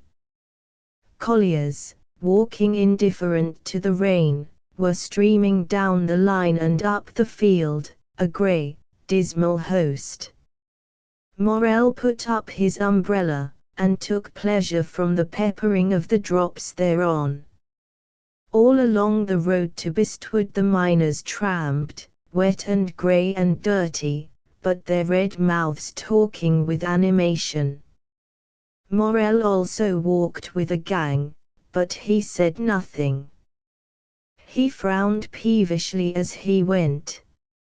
Many men passed into the Prince of Wales or into Ellen's. Morel, feeling sufficiently disagreeable to resist temptation, trudged along under the dripping trees that overhung the park wall, and down the mud of Grenell Lane. Mrs. Morel lay in bed, listening to the rain, and the feet of the colliers from Minton, their voices, and the bang, bang of the gates as they went through the stile up the field. "There's some herb beer behind the pantry door," she said. Master'll want a drink, if he doesn't stop." But he was late, so she concluded he had called for a drink, since it was raining. What did he care about the child or her? She was very ill when her children were born. "What is it?" she asked, feeling sick to death. "A boy." And she took consolation in that. The thought of being the mother of men was warming to her heart. She looked at the child. It had blue eyes, and a lot of fair hair, and was bonny. Her love came up hot, in spite of everything. She had it in bed with her. Morel, thinking nothing, dragged his way up the garden path, wearily and angrily. He closed his umbrella, and stood it in the sink, then he sleuthed his heavy boots into the kitchen. Mrs. Bower appeared in the inner doorway. "Well," she said, "she's about as bad as she can be. It's a boy child." The miner grunted, put his empty snap bag and his tin bottle on the dresser, went back into the scullery and hung up his coat, then came and dropped into his chair. "Han you got a drink?" he asked.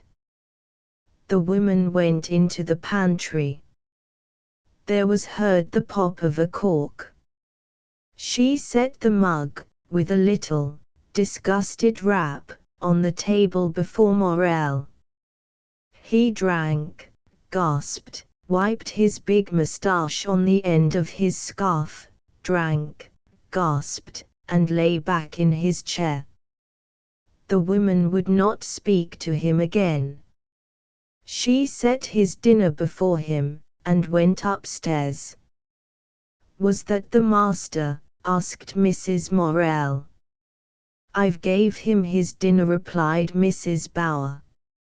After he had sat with his arms on the table, he resented the fact that Mrs. Bower put no cloth on for him, and gave him a little plate, instead of a full-sized dinner plate. He began to eat. The fact that his wife was ill, that he had another boy, was nothing to him at that moment. He was too tired, he wanted his dinner, he wanted to sit with his arms lying on the board, he did not like having Mrs. Bower about. The fire was too small to please him. After he had finished his meal, he sat for 20 minutes, then he stoked up a big fire. Then, in his stockinged feet, he went reluctantly upstairs. It was a struggle to face his wife at this moment, and he was tired. His face was black, and smeared with sweat. His singlet had dried again, soaking the dirt in. He had a dirty woolen scarf round his throat. So he stood at the foot of the bed. "Well, how art her, then?" he asked. "I'll be all right," she answered. "Hm." He stood at a loss what to say next. He was tired, and this bother was rather a nuisance to him, and he didn't quite know where he was. "A lad, Tha says," he stammered. She turned down the sheet and showed the child. "Bless him," he murmured. Which made her laugh, because he blessed by rote, pretending paternal emotion, which he did not feel just then. "Go now," she said. "I will, my lass," he answered, turning away. Dismissed, he wanted to kiss her, but he dared not. She half wanted him to kiss her, but could not bring herself to give any sign. She only breathed freely when he was gone out of the room again, leaving behind him a faint smell of pit dirt. Mrs. Morel had a visit every day from the Congregational clergyman. Mr. Heaton was young, and very poor. His wife had died at the birth of his first baby, so he remained alone in the manse. He was a Bachelor of Arts of Cambridge, very shy, and no preacher. Mrs. Morel was fond of him, and he depended on her. For hours he talked to her, when she was well. He became the godparent of the child. Occasionally the minister stayed to tea with Mrs. Morel.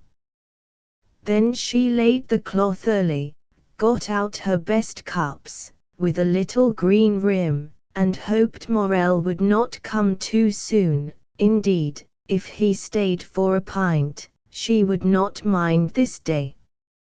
She had always 2 dinners to cook, because she believed children should have their chief meal at midday, whereas Morel needed his at 5 o'clock.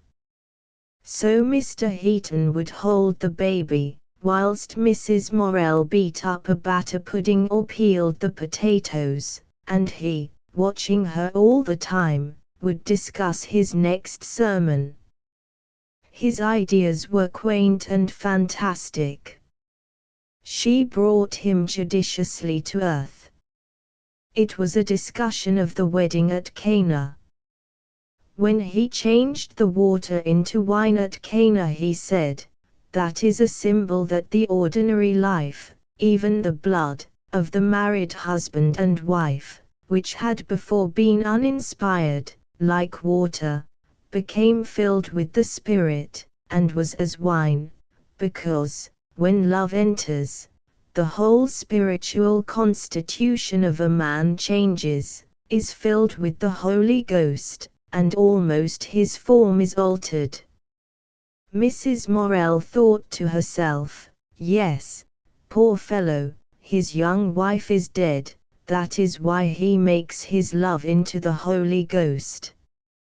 They were halfway down their first cup of tea when they heard the sleuther of pit boots. "Good gracious!" exclaimed Mrs. Morel, in spite of herself. The minister looked rather scared. Morel entered. He was feeling rather savage. He nodded a how do you do to the clergyman, who rose to shake hands with him. "Nay," said Morel, showing his hand, "look thee at it. Tha niver wants ter shake hands wi' a hand like that, does ter? There's too much pick haft and shovel dirt on it." The minister flushed with confusion, and sat down again. Mrs. Morel rose, carried out the steaming saucepan. Morel took off his coat, dragged his armchair to table, and sat down heavily. "Are you tired?" asked the clergyman. "Tired? I am that," replied Morel. "You don't know what it is to be tired, as I'm tired." "No," replied the clergyman. "Why, look your air," said the miner, showing the shoulders of his singlet. "It's a bit dry now, but it's wet as a clout with sweat even yet. Feel it." "Goodness!" cried Mrs. Morel.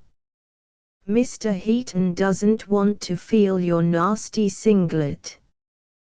The clergyman put out his hand gingerly. "No, perhaps he doesn't," said Morel, "but it's all come out of me, whether or not. And for a why day like my singlets wringin' wet. Aven't you got a drink, missus, for a man when he comes home barkled up from the pit?" You know you drank all the beer, said Mrs. Morel, pouring out his tea. And was there no more to be got? Turning to the clergyman, a man gets that caked up with dust, you know, that clogged up down a coal mine, he needs a drink when he comes home. I am sure he does, said the clergyman.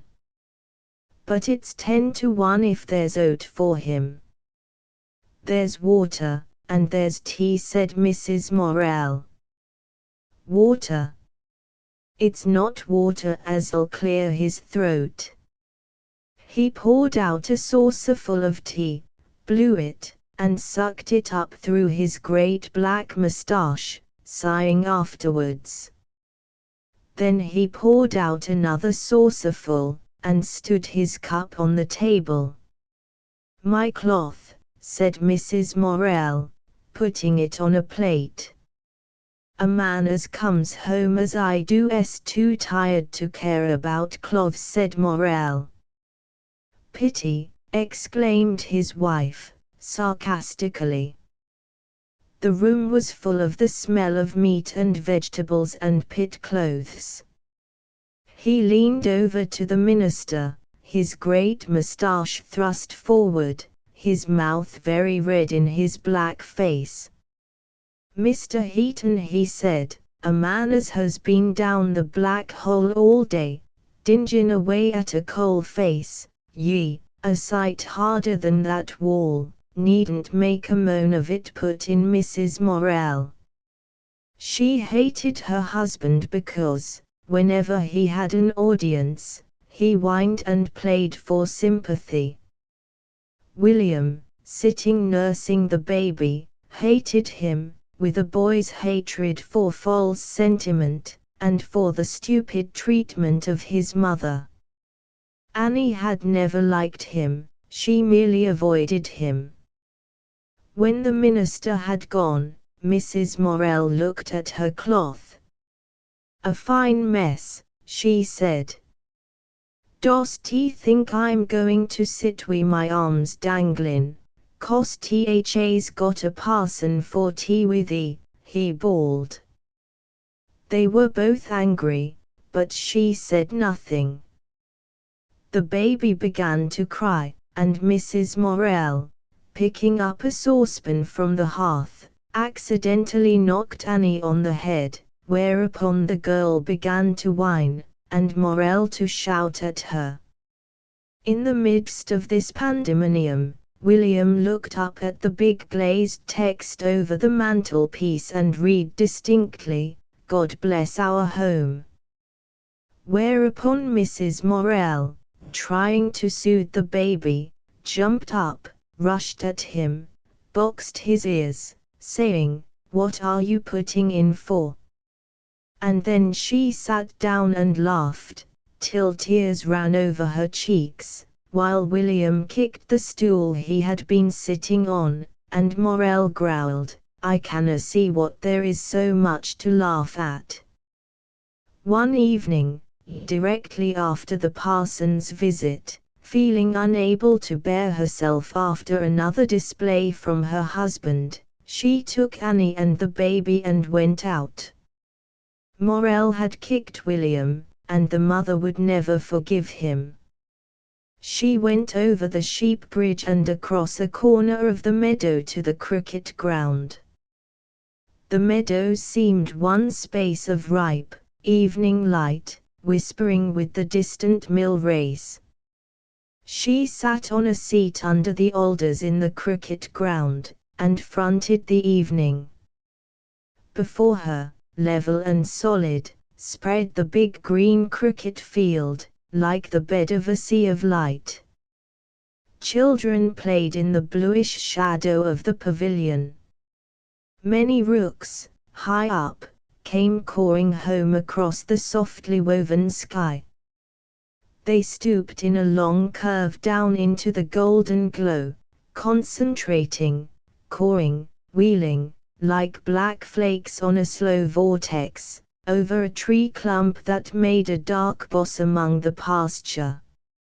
A few gentlemen were practicing, and Mrs. Morel could hear the chock of the ball, and the voices of men suddenly roused, could see the white forms of men shifting silently over the green, upon which already the under-shadows were smouldering. Away at the Grange, one side of the haystacks was lit up, the other side's blue-grey. A wagon of sheaves rocked small across the melting yellow light. The sun was going down. Every open evening, the hills of Derbyshire were blazed over with red sunset. Mrs. Morel watched the sun sink from the glistening sky, leaving a soft flower blue overhead, while the western space went red, as if all the fire had swum down there, leaving the bell-cast flawless blue. The mountain ashberries across the field stood fierily out from the dark leaves, for a moment. A few shocks of corn in a corner of the fallow stood up as if alive. She imagined them bowing. Perhaps her son would be a Joseph. In the east, a mirrored sunset floated pink opposite the west's scarlet. The big haystacks on the hillside, that butted into the glare, went cold. With Mrs. Morel it was one of those still moments when the small frets vanish, and the beauty of things stands out, and she had the peace and the strength to see herself. Now and again, a swallow cut close to her. Now and again, Annie came up with a handful of alder currants. The baby was restless on his mother's knee, clambering with his hands at the light. Mrs. Morel looked down at him. She had dreaded this baby like a catastrophe, because of her feeling for her husband. And now she felt strangely towards the infant.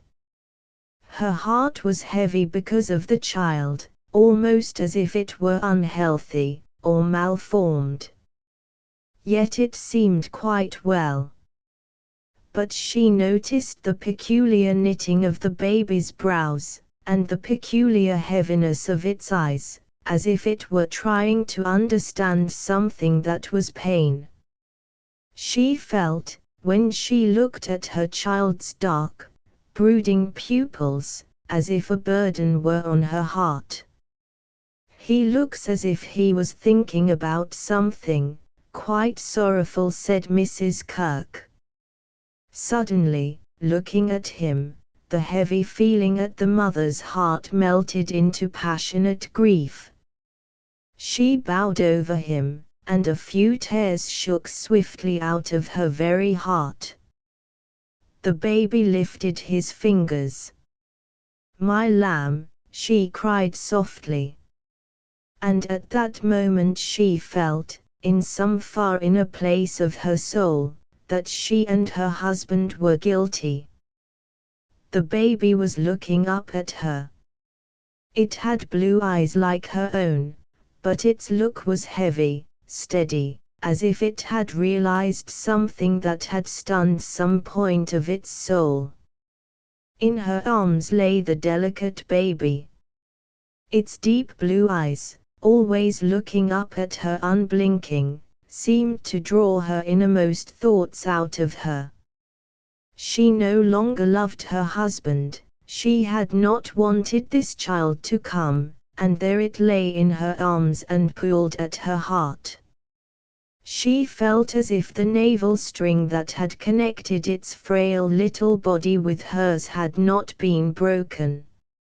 A wave of hot love went over her to the infant.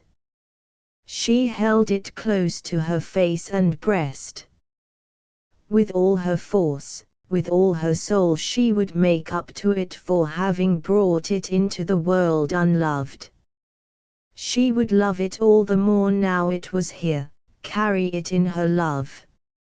Its clear, knowing eyes gave her pain and fear. Did it know all about her? When it lay under her heart, Had it been listening then? Was there a reproach in the look? She felt the marrow melt in her bones, with fear and pain.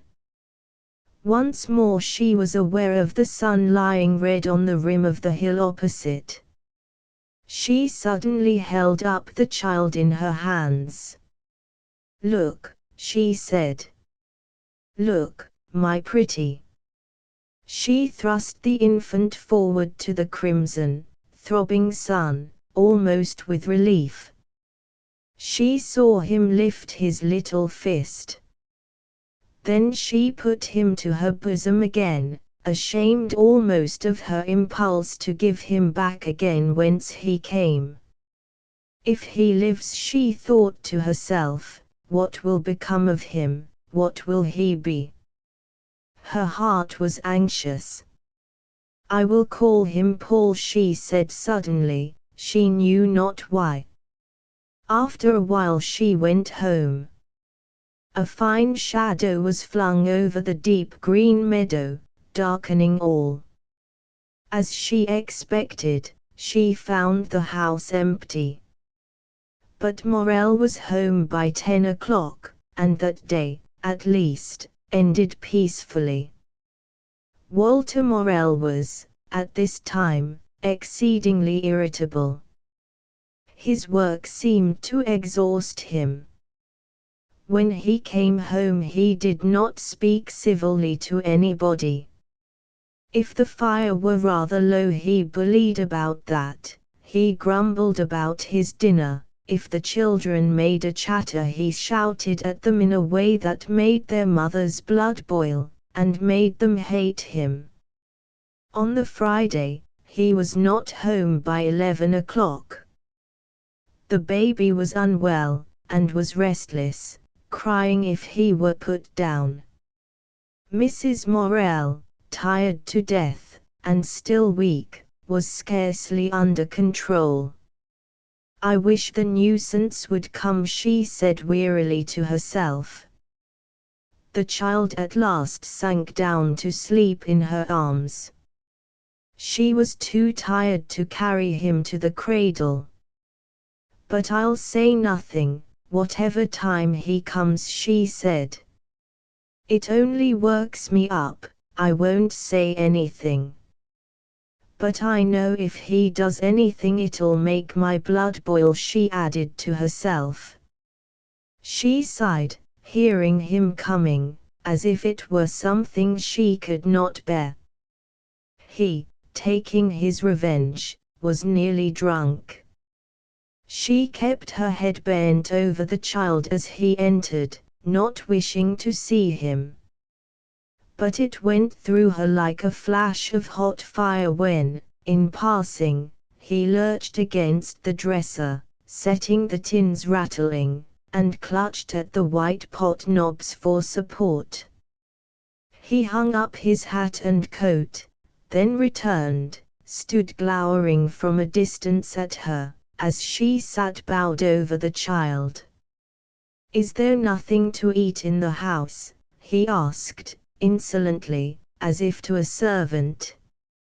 In certain stages of his intoxication he affected the clipped, mincing speech of the towns. Mrs. Morel hated him most in this condition. "You know what there is in the house," she said, so coldly, it sounded impersonal. He stood and glared at her without moving a muscle. "I asked a civil question, and I expect a civil answer," he said affectedly. "And you got it," she said, still ignoring him. He glowered again. Then he came unsteadily forward. He leaned on the table with one hand, and with the other jerked at the table drawer to get a knife to cut bread.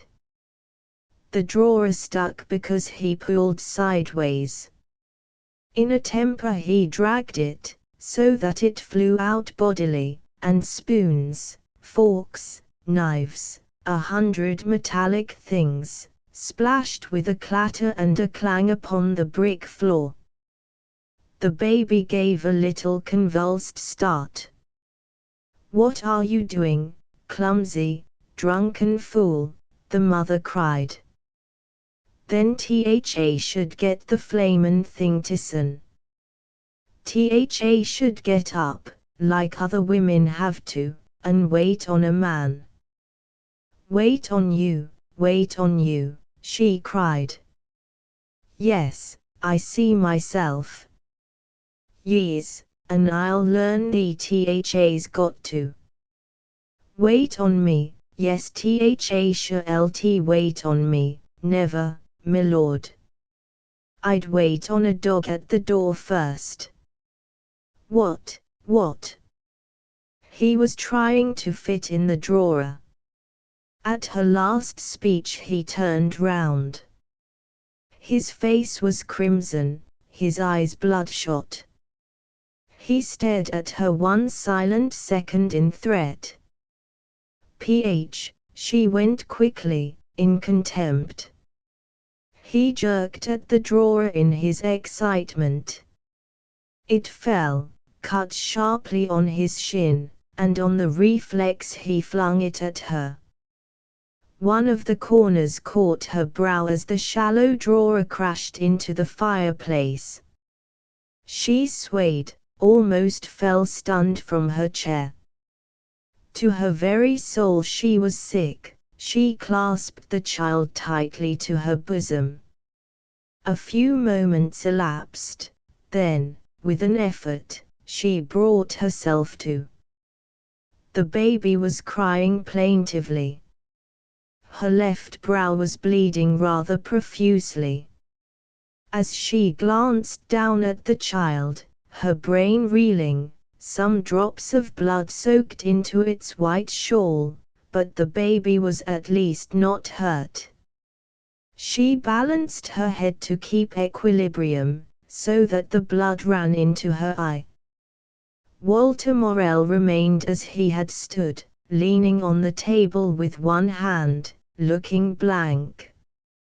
When he was sufficiently sure of his balance, he went across to her, swayed, caught hold of the back of her rocking chair, almost tipping her out, then leaning forward over her, and swaying as he spoke, he said, in a tone of wondering concern, "Did it catch thee?"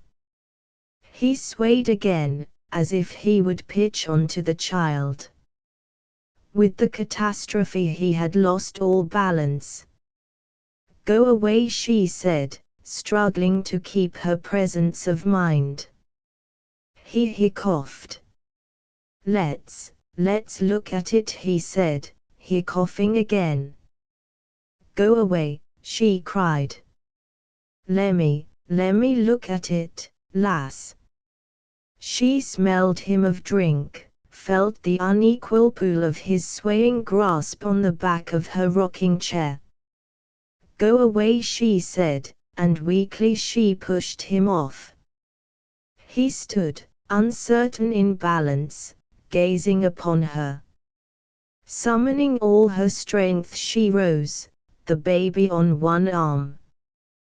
By a cruel effort of will, moving as if in sleep, she went across to the scullery, where she bathed her eye for a minute in cold water, but she was too dizzy. Afraid lest she should swoon, she returned to her rocking chair, trembling in every fiber. By instinct, she kept the baby clasped. Morel, bothered, had succeeded in pushing the drawer back into its cavity, and was on his knees, groping, with numb paws, for the scattered spoons. Her brow was still bleeding. Presently Morel got up and came craning his neck towards her. "What has it done to thee, lass?" he asked, in a very wretched, humble tone. "You can see what it's done," she answered. He stood, bending forward, supported on his hands, which grasped his legs just above the knee. He peered to look at the wound. She drew away from the thrust of his face with its great moustache, averting her own face as much as possible. As he looked at her, who was cold and impassive as stone, with mouth shut tight, he sickened with feebleness and hopelessness of spirit. He was turning drearily away, when he saw a drop of blood fall from the averted wound into the baby's fragile, glistening hair. Fascinated, he watched the heavy dark drop hang in the glistening cloud, and pull down the gossamer. Another drop fell.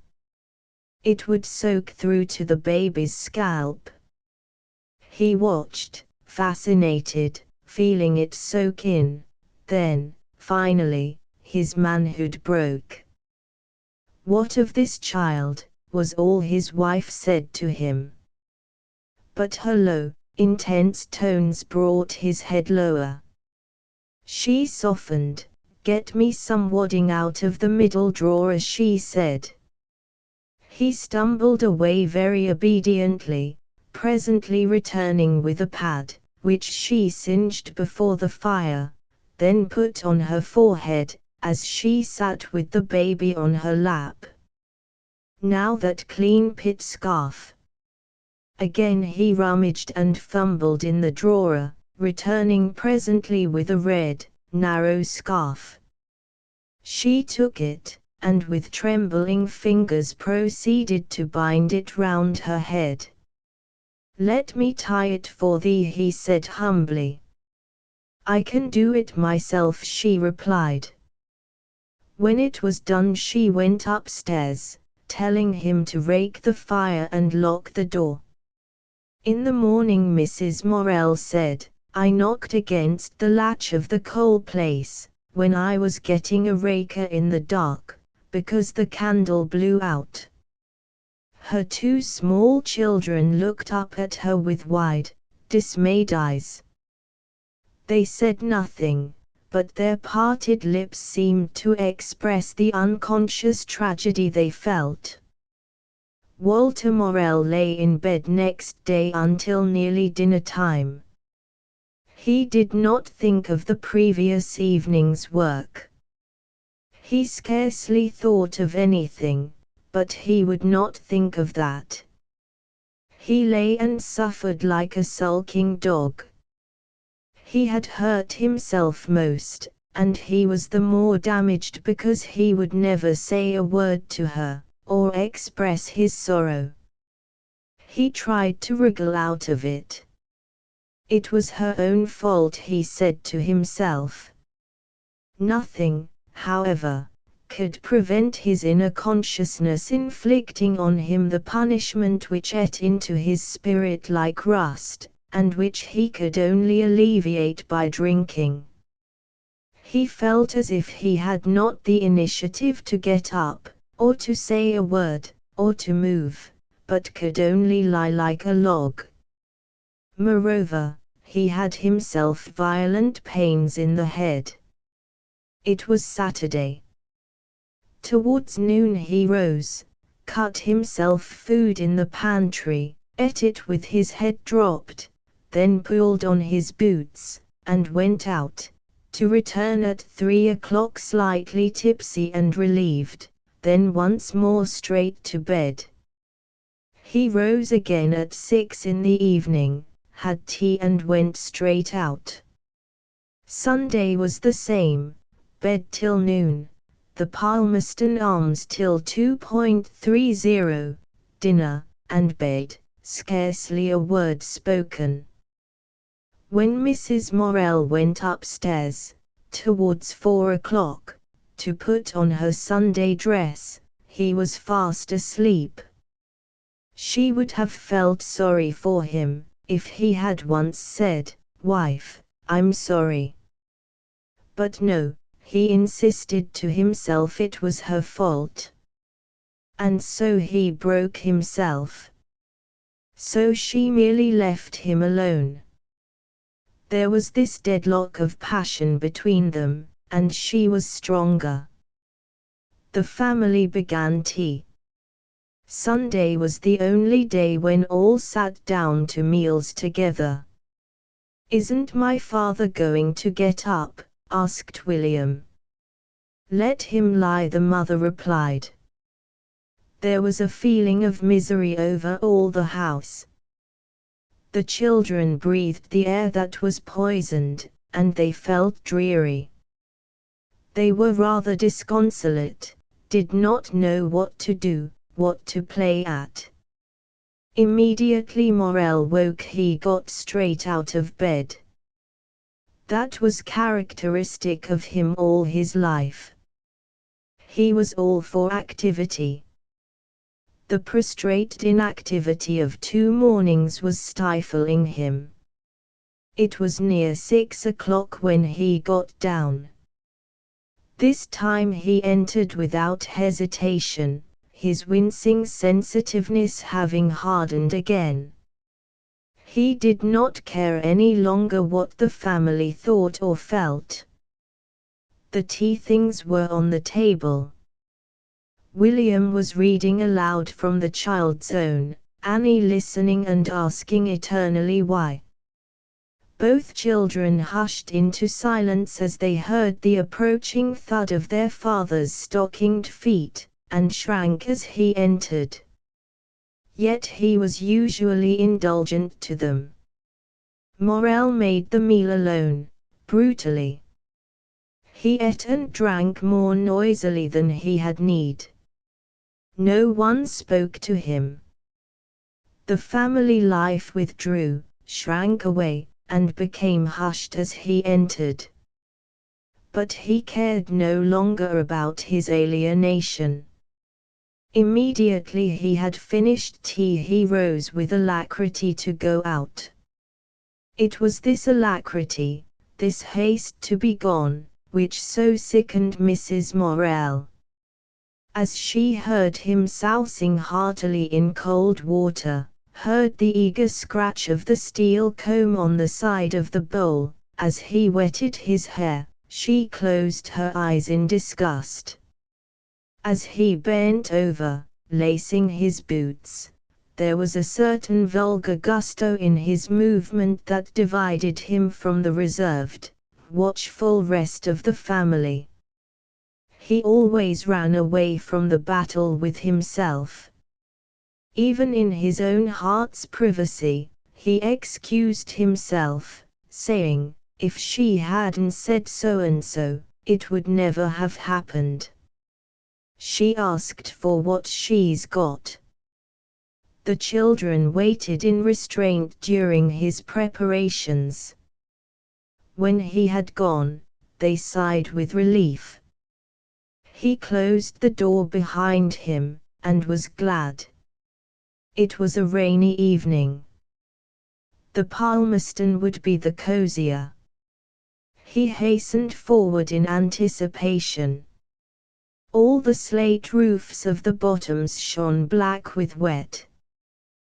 The roads, always dark with coal dust, were full of blackish mud.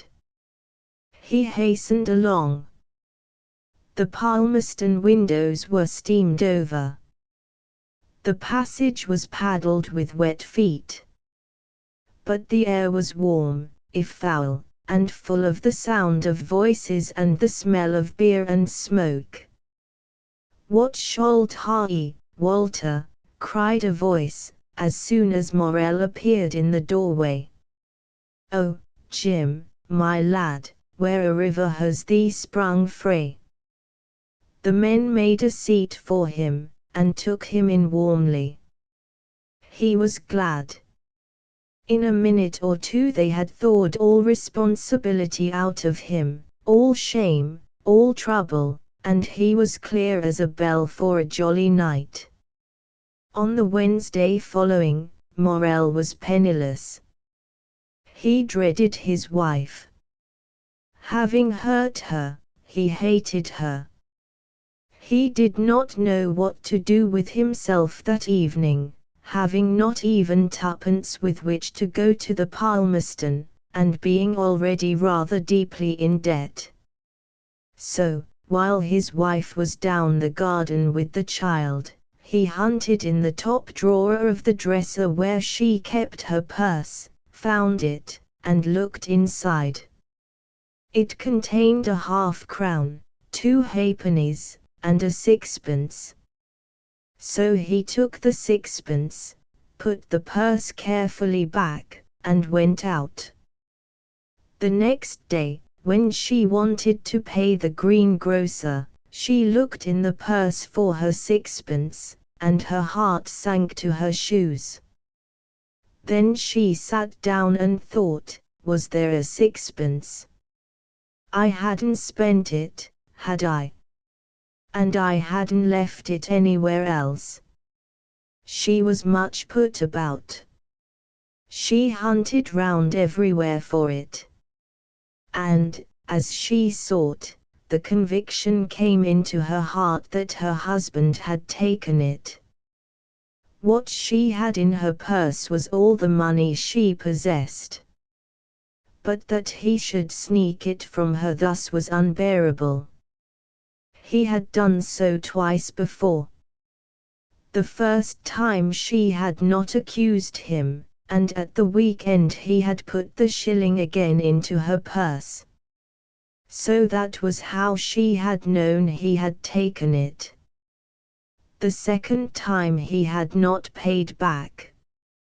This time she felt it was too much. When he had had his dinner, he came home early that day. She said to him coldly, "Did you take sixpence out of my purse last night?" "Me," he said, looking up in an offended way. "No, I didna. I niver clapped eyes on your purse." But she could detect the lie. "Why, you know you did," she said quietly. "I tell you I didna," he shouted. "You're at me again, are you? I've had about enough on tea.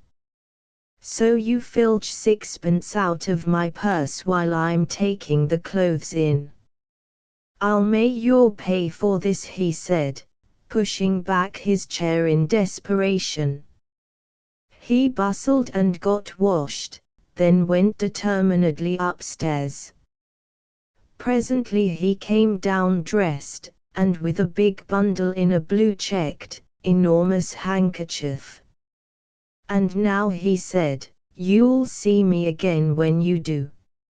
"It'll be before I want to," she replied, and at that he marched out of the house with his bundle. She sat trembling slightly, but her heart brimming with contempt. What would she do if he went to some other pit, obtained work, and got in with another woman?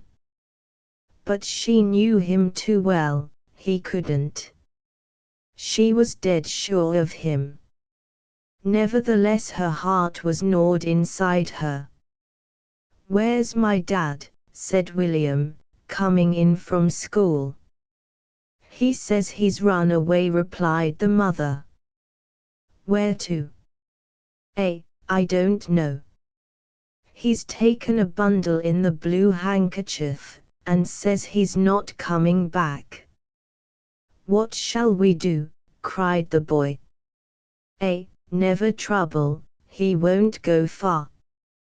"But if he doesn't come back," wailed Annie. And she and William retired to the sofa and wept. Mrs. Morel sat and laughed. "You pair of gabies," she exclaimed. "You'll see him before the night's out." But the children were not to be consoled. Twilight came on. Mrs. Morel grew anxious from very weariness. One part of her said it would be a relief to see the last of him, another part fretted because of keeping the children, and inside her, as yet, she could not quite let him go. At the bottom, she knew very well he could not go. When she went down to the coal place at the end of the garden, however, she felt something behind the door. So she looked. and there in the dark lay the big blue bundle. She sat on a piece of coal and laughed. Every time she saw it, so fat and yet so ignominious, slunk into its corner in the dark, with its ends flopping like dejected ears from the knots, she laughed again. She was relieved. Mrs. Morel sat waiting.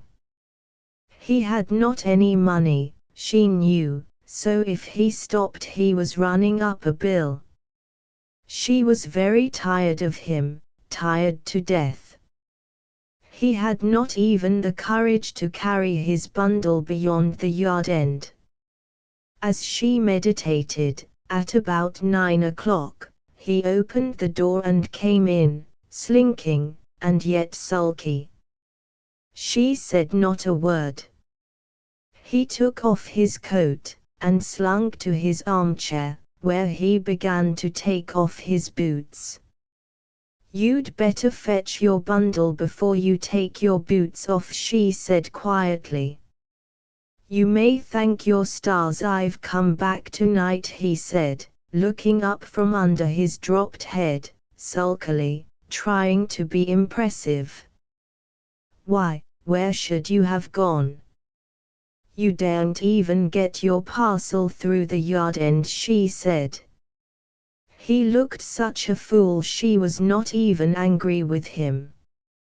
He continued to take his boots off and prepare for bed. "I don't know what's in your blue handkerchief," she said.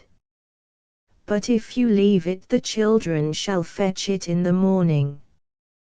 Whereupon he got up and went out of the house, returning presently and crossing the kitchen with averted face, hurrying upstairs.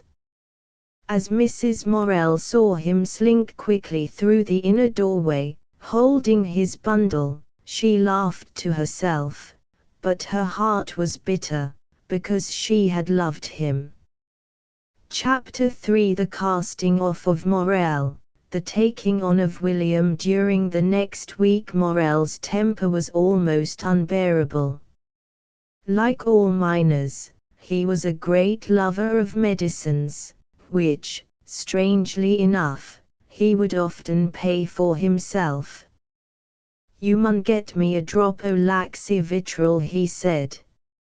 "It's a winder as we canna ha' sup ith house." So Mrs. Morel bought him elixir of vitriol, his favorite first medicine. And he made himself a jug of wormwood tea. He had hanging in the attic great bunches of dried herbs, wormwood, rue, horehound, elderflowers, parsleypurt, marshmallow, hyssop, dandelion, and century.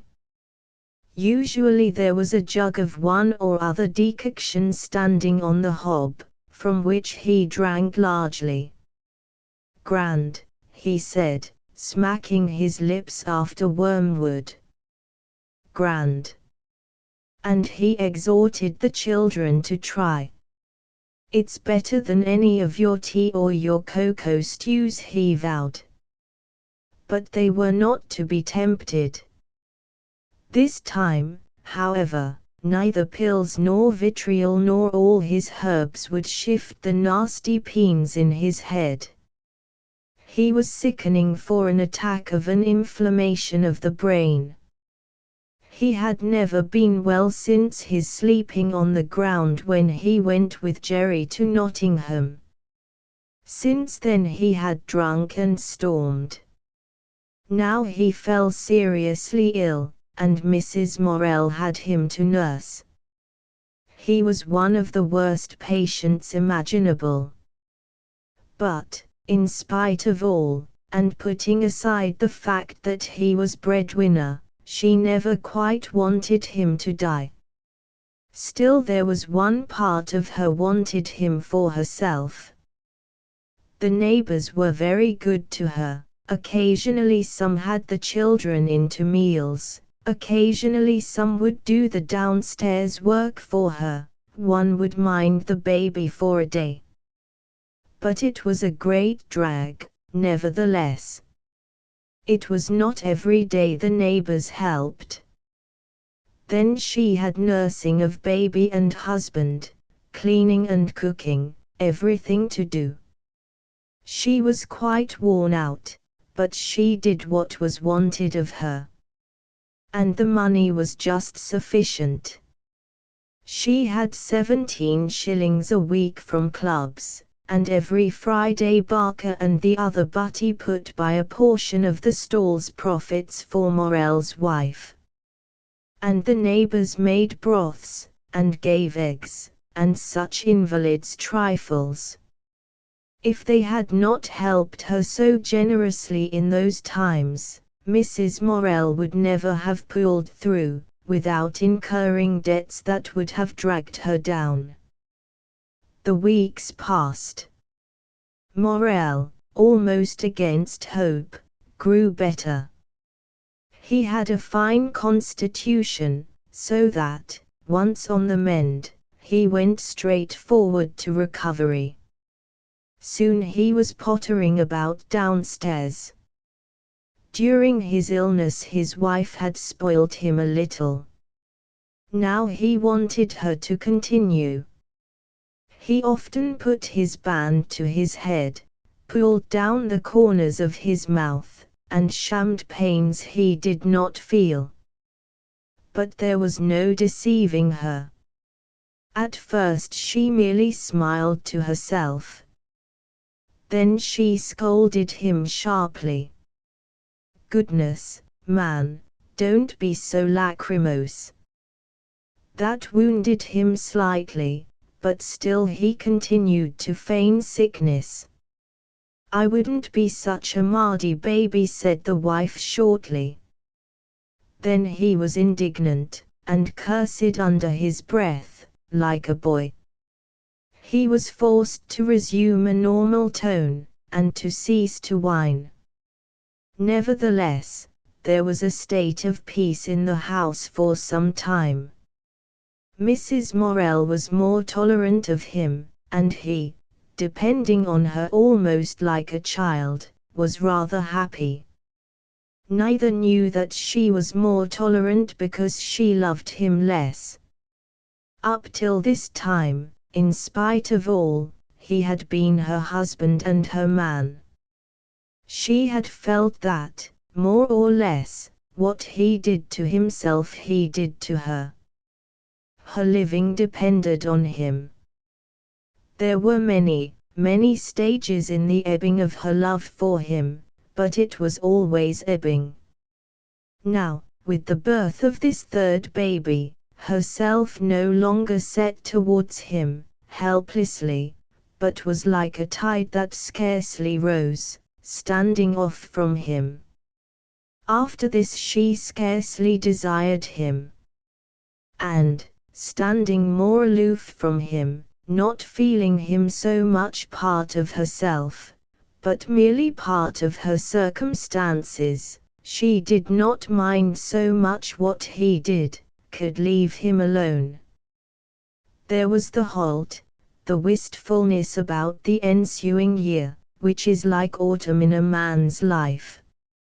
His wife was casting him off, half regretfully, but relentlessly, casting him off and turning now for love and life to the children.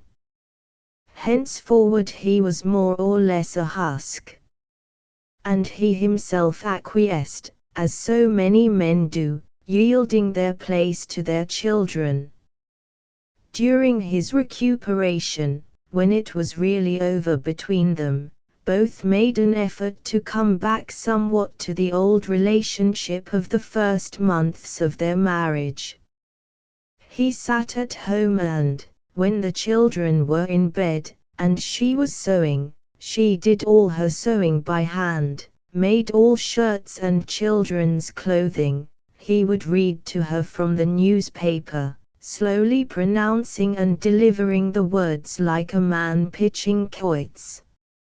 Often she hurried him on, giving him a phrase in anticipation. And then he took her words humbly. The silences between them were peculiar. There would be the swift, slight cluck of her needle, the sharp pop of his lips as he let out the smoke, the warmth, the sizzle on the bars as he spat in the fire. Then her thoughts turned to William. Already he was getting a big boy. Already he was top of the class, and the master said he was the smartest lad in the school. She saw him a man, young, full of vigor, making the world glow again for her. And Morel sitting there, quite alone, and having nothing to think about, would be feeling vaguely uncomfortable. His soul would reach out in its blind way to her and find her gone. He felt a sort of emptiness, almost like a vacuum in his soul. He was unsettled and restless. Soon he could not live in that atmosphere, and he affected his wife. Both felt an oppression on their breathing when they were left together for some time. Then he went to bed and she settled down to enjoy herself alone, working, thinking, living. Meanwhile another infant was coming, fruit of this little peace and tenderness between the separating parents. Paul was 17 months old when the new baby was born. He was then a plump, pale child, quiet, with heavy blue eyes, and still the peculiar slight knitting of the brows.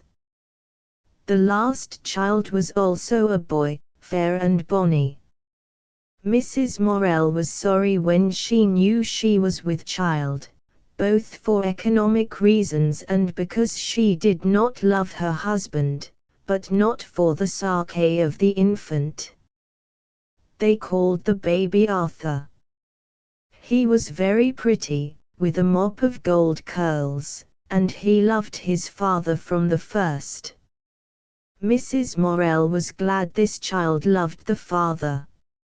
Hearing the miner's footsteps, the baby would put up his arms and crow. And if Morel were in a good temper, he called back immediately, in his hearty, mellow voice, "What then, my beauty? I shall come to thee in a minute." And as soon as he had taken off his petticoat, Mrs. Morel would put an apron round the child, and give him to his father. "What a sight the lad looks," she would exclaim sometimes, taking back the baby, that was smutted on the face from his father's kisses and play. Then Morel laughed joyfully. "He's a little collier, bless his bit o' mutton," he exclaimed. And these were the happy moments of her life now, when the children included the father in her heart. Meanwhile William grew bigger and stronger and more active, while Paul, always rather delicate and quiet, got slimmer, and trotted after his mother like her shadow. He was usually active and interested, but sometimes he would have fits of depression. Then the mother would find the boy of 3 or 4 crying on the sofa. "What's the matter?" she asked, and got no answer. "What's the matter?" she insisted, getting cross. "I don't know," sobbed the child. So she tried to reason him out of it, or to amuse him, but without effect. It made her feel beside herself. Then the father, always impatient, would jump from his chair and shout, "If he doesn't stop, I'll smack him till he does." "You'll do nothing of the sort," said the mother coldly.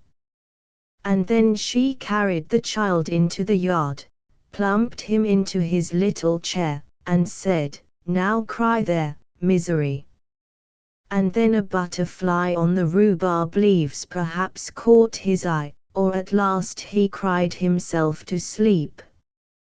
These fits were not often, but they caused a shadow in Mrs. Morell's heart, and her treatment of Paul was different from that of the other children.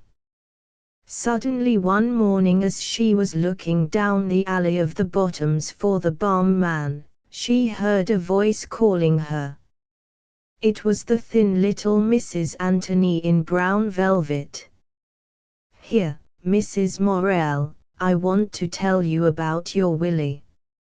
"Oh, do you?" replied Mrs. Morell. "Why, what's the matter?" "A lad as gets hold of another and rips his clothes off en his back," Mrs. Anthony said, "wants showing something." "Your Alfred's as old as my William," said Mrs. Morell. "Upon he is, but that doesn't give him a right to get hold of the boy's collar, and fair rip it clean off his back." "Well," said Mrs. Morell, "I don't thrash my children, and even if I did, I should want to hear their side of the tale." "They'd happen be a bit better if they did get a good hiding," retorted Mrs. Anthony. "When it comes to ripping a lad's clean collar off en his back a purpose, I'm sure he didn't do it on purpose," said Mrs. Morell. "Make me a liar," shouted Mrs. Anthony. Mrs. Morell moved away and closed her gate. Her hand trembled as she held her mug of balm. "But I'll let your master know," Mrs. Anthony cried after her.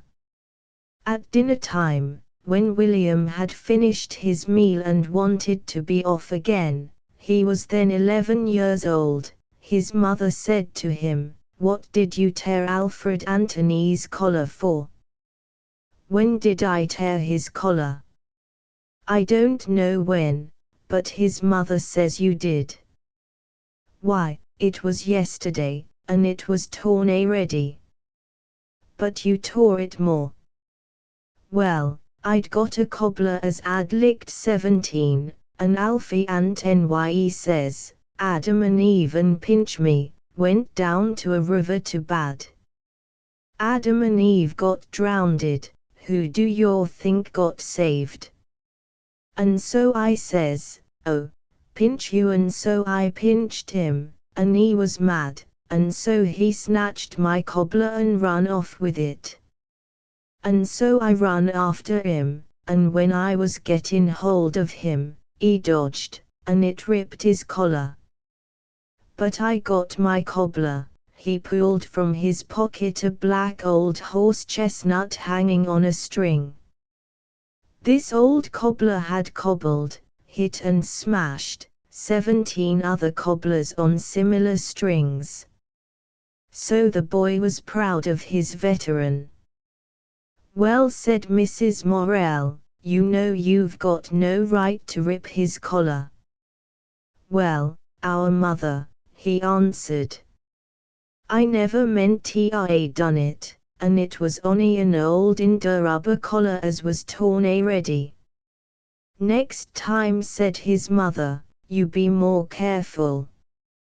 I shouldn't like it if you came home with your collar torn off."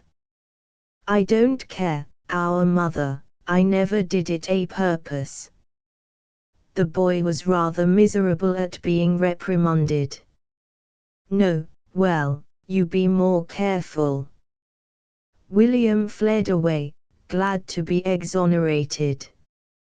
And Mrs. Morell, who hated any bother with the neighbors, thought she would explain to Mrs. Anthony, and the business would be over. But that evening Morell came in from the pit looking very sour. He stood in the kitchen and glared round, but did not speak for some minutes. Then, "Where's that Willie?" he asked. "What do you want him for?" asked Mrs. Morell, who had guessed. "I'll let him know when I get him," said Morell, banging his pit bottle onto the dresser. I suppose Mrs. Anthony's got hold of you and been yawning to you about Alphys collar, said Mrs. Morel, rather sneering. Never mind who's got hold of me, said Morel. When I get hold of him I'll make his bones rattle. It's a poor tale, said Mrs. Morel, that you're so ready to side with any snipey vixen who likes to come telling tales against your own children. I'll learn him, said Morel. It none matters to me whose lad he is, he's none going ripping and tearing about just as he's a mind. Ripping and tearing about, repeated Mrs. Morel. He was running after that Alfie, who'd taken his cobbler, and he accidentally got hold of his collar, because the other dodged, as an Anthony would. I know, shouted Morel threateningly. You would, before you're told, replied his wife bitingly. Never you mind, stormed Morel. I know my business. That's more than doubtful, said Mrs. Morel, supposing some loud-mouthed creature had been getting you to thrash your own children. I know, repeated Morel. And he said no more, but sat and nursed his bad temper. Suddenly William ran in, saying, Can I have my tea, mother? Can ha more than that, shouted Morel. Hold your noise, man, said Mrs. Morel, and don't look so ridiculous. He'll look ridiculous before I've done wi' him, shouted Morel, rising from his chair and glaring at his son. William, who was a tall lad for his years, but very sensitive, had gone pale, and was looking in a sort of horror at his father. Go out, Mrs. Morel commanded her son. William had not the wit to move. Suddenly Morel clenched his fist, and crouched. I'll give him go out, he shouted like an insane thing. What? Cried Mrs. Morel, panting with rage. You shall not touch him for her telling, you shall not. Shanna I, shouted Morel. Shanna I. And, glaring at the boy, he ran forward. Mrs. Morel sprang in between them, with her fist lifted. Don't you dare, she cried. What? He shouted, baffled for the moment. What? She spun round to her son. Go out of the house, she commanded him in fury. The boy, as if hypnotized by her, turned suddenly and was gone. Morel rushed to the door, but was too late. He returned, pale under his pit dirt with fury. But now his wife was fully roused. Only dare, she said in a loud, ringing voice. Only dare, my lord, to lay a finger on that child. You'll regret it forever. He was afraid of her. In a towering rage, he sat down.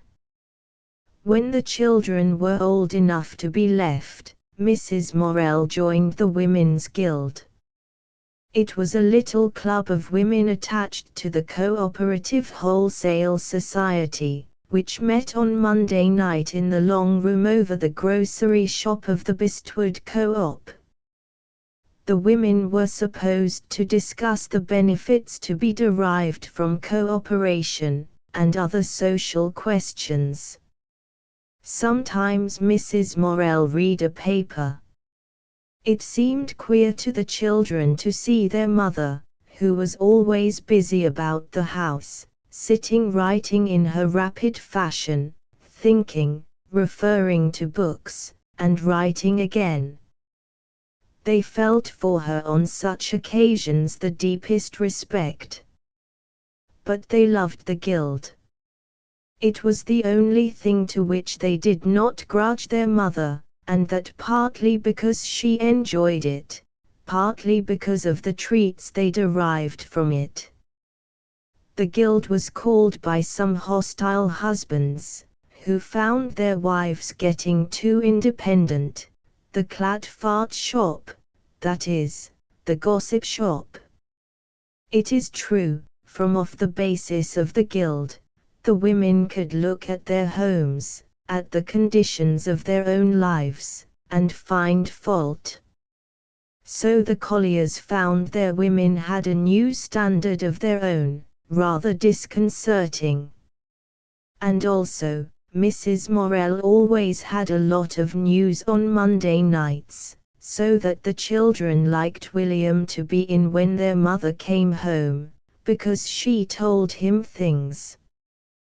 Then, when the lad was 13, she got him a job in the co-op office.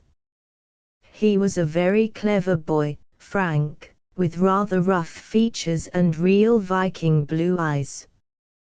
"What dost want ter my stool hast Jack on him for?" said Morell. "All he'll do is to wear his breeches behind out and earn nout. What's he starting wi'?" "It doesn't matter what he's starting with," said Mrs. Morell. "It wouldna put him ith pit wi' me, and I'll earn a easy 10 shillin' a week from th start. But 6 shillin' wearing his truck end out on a stool's better than 10 shillin' ith pit wi' me, I know." "He is not going in the pit," said Mrs. Morell, "and there's an end of it. It were good enough for me, but it's none good enough for him. If your mother put you in the pit at 12, it's no reason why I should do the same with my lad. 12. It were a sight afore that." Whenever it was said Mrs. Morell, she was very proud of her son. He went to the night school, and learned shorthand, so that by the time he was 16 he was the best shorthand clerk and bookkeeper on the place, except one. Then he taught in the night schools. But he was so fiery that only his good nature and his size protected him. All the things that men do, the decent things, William did. He could run like the wind. When he was 12 he won a first prize in a race, an inkstand of glass, shaped like an anvil. It stood proudly on the dresser, and gave Mrs. Morell a keen pleasure.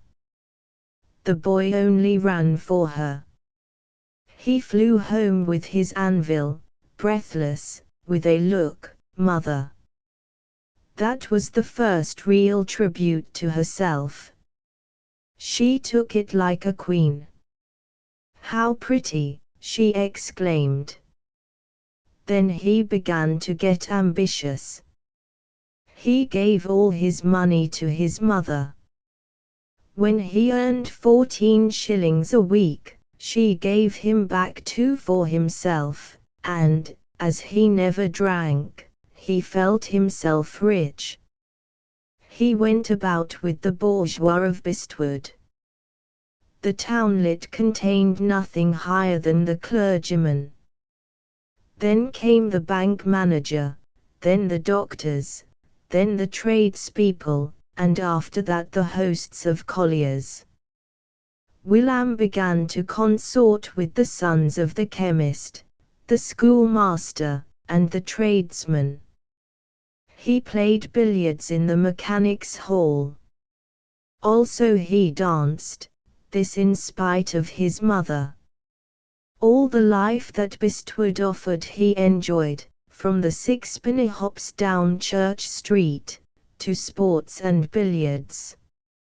Paul was treated to dazzling descriptions of all kinds of flower-like ladies, most of whom lived like cut blooms in William's heart for a brief fortnight. Occasionally some flame would come in pursuit of her errant swain.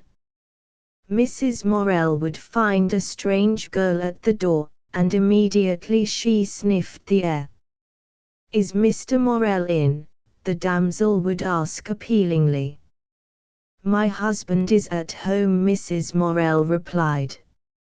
I mean young Mr. Morel," repeated the maiden painfully.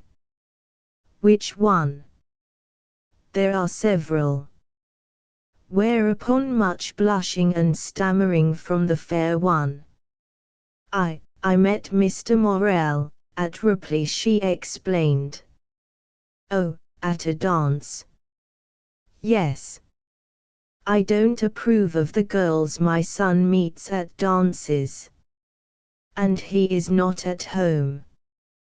Then he came home angry with his mother for having turned the girl away so rudely. He was a careless, yet eager-looking fellow, who walked with long strides, sometimes frowning, often with his cap pushed jollily to the back of his head. Now he came in frowning. He threw his cap onto the sofa, and took his strong jaw in his hand, and glared down at his mother. She was small, with her hair taken straight back from her forehead. She had a quiet air of authority, and yet of rare warmth. Knowing her son was angry, she trembled inwardly. "Did a lady call for me yesterday, mother?" he asked. "I don't know about a lady. There was a girl came." "And why didn't you tell me?" "Because I forgot, simply." He fumed a little. "A good-looking girl, seemed a lady. I didn't look at her. Big brown eyes. I did not look. And tell your girls, my son, that when they are running after you, they are not to come and ask your mother for you. Tell them that, brazen baggages you meet at dancing classes. I'm sure she was a nice girl. And I'm sure she wasn't." There ended the altercation. Over the dancing there was a great strife between the mother and the son. The grievance reached its height when William said he was going to Hucknall Torkard, considered a low town, to a fancy dress ball. He was to be a Highlander. There was a dress he could hire, which one of his friends had had, and which fitted him perfectly. The Highland suit came home. Mrs. Morel received it coldly and would not unpack it. "My suit come," cried William. "There's a parcel in the front room." He rushed in and cut the string. "How do you fancy your son in this?" he said, enraptured, showing her the suit. "You know I don't want to fancy you in it." On the evening of the dance, when he had come home to dress, Mrs. Morel put on her coat and bonnet.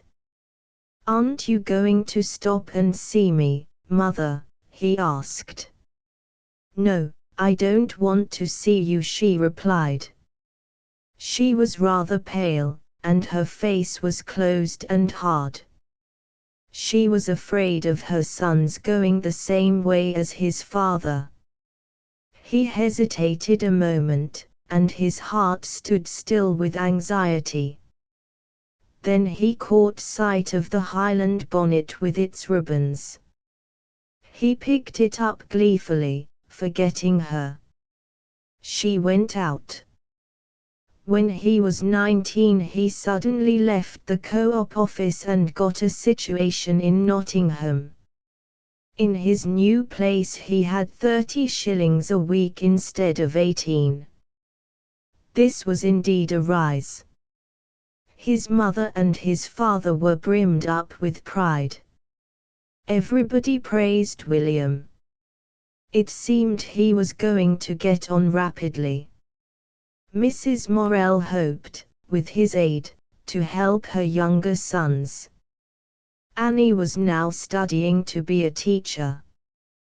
Paul, also very clever, was getting on well, having lessons in French and German from his godfather, the clergyman who was still a friend to Mrs. Morell. Arthur, a spoilt and very good-looking boy, was at the board school, but there was talk of his trying to get a scholarship for the high school in Nottingham. William remained a year at his new post in Nottingham. He was studying hard, and growing serious. Something seemed to be fretting him. Still he went out to the dances and the river parties. He did not drink. The children were all rabid teetotalers. He came home very late at night, and sat yet longer studying. His mother implored him to take more care, to do one thing or another. Dance, if you want to dance, my son, but don't think you can work in the office, and then amuse yourself, and then study on top of all. You can't, the human frame won't stand it. Do one thing or the other, amuse yourself or learn Latin, but don't try to do both. Then he got a place in London, at 120 a year. This seemed a fabulous sum.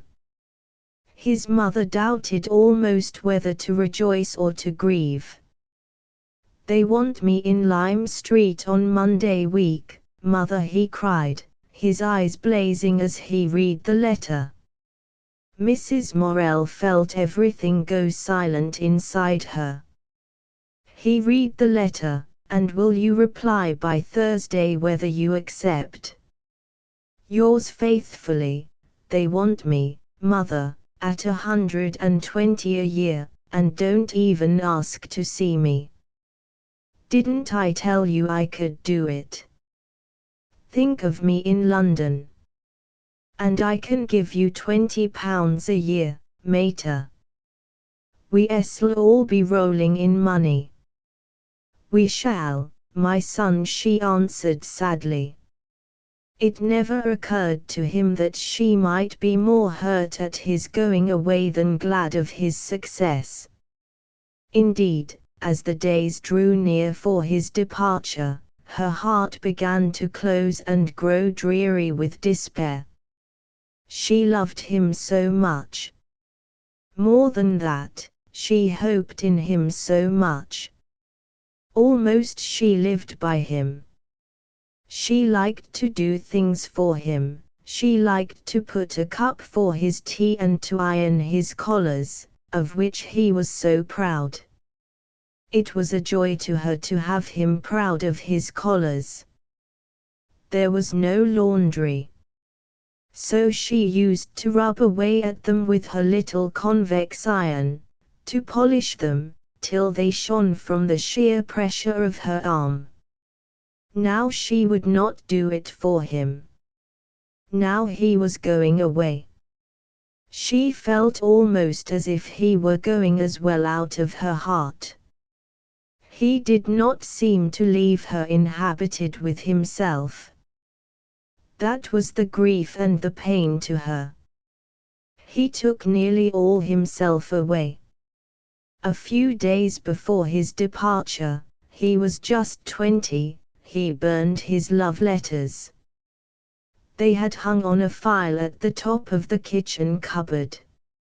From some of them he had read extracts to his mother. Some of them she had taken the trouble to read herself. But most were too trivial. Now, on the Saturday morning he said, Come on, Postle, let's go through my letters, and you can have the birds and flowers.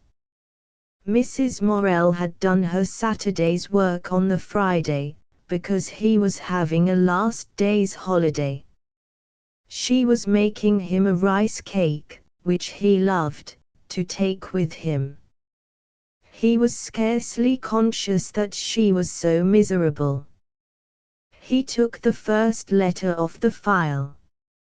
It was mauve-tinted, and had purple and green thistles.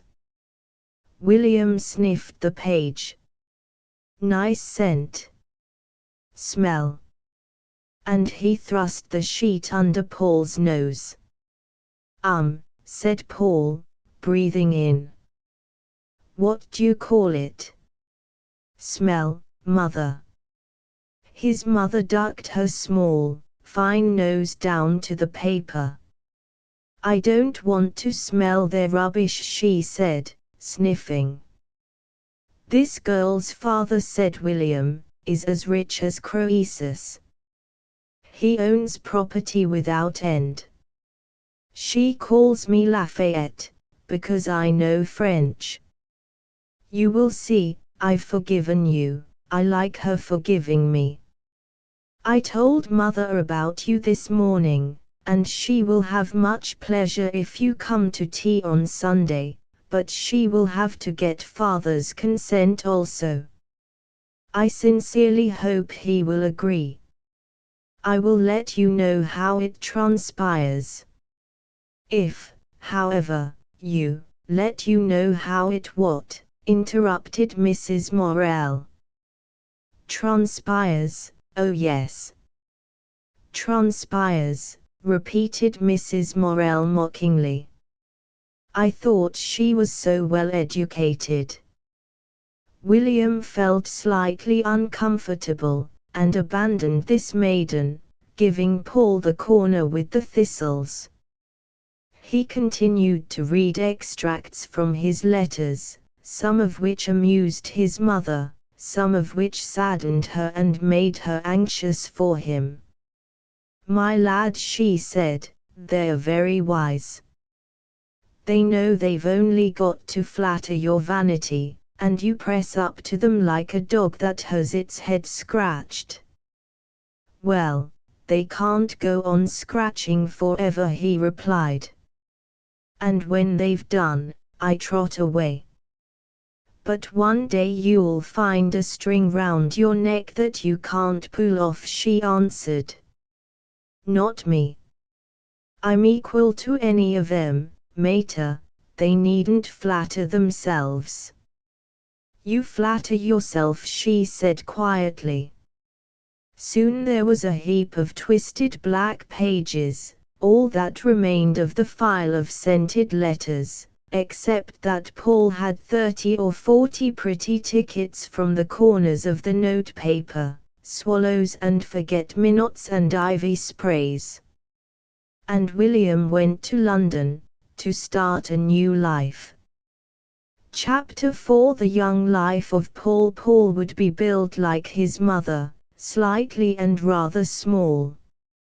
His fair hair went reddish, and then dark brown, his eyes were grey.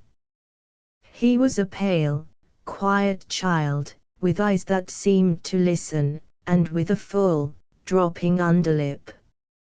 As a rule he seemed old for his years.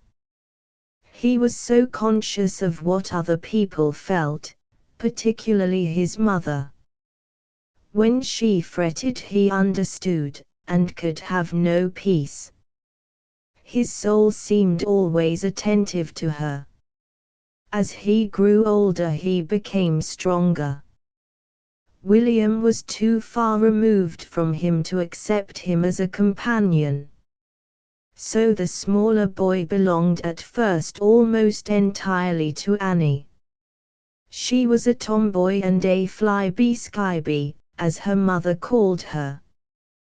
But she was intensely fond of her second brother. So Paul was towed round at the heels of Annie, sharing her game.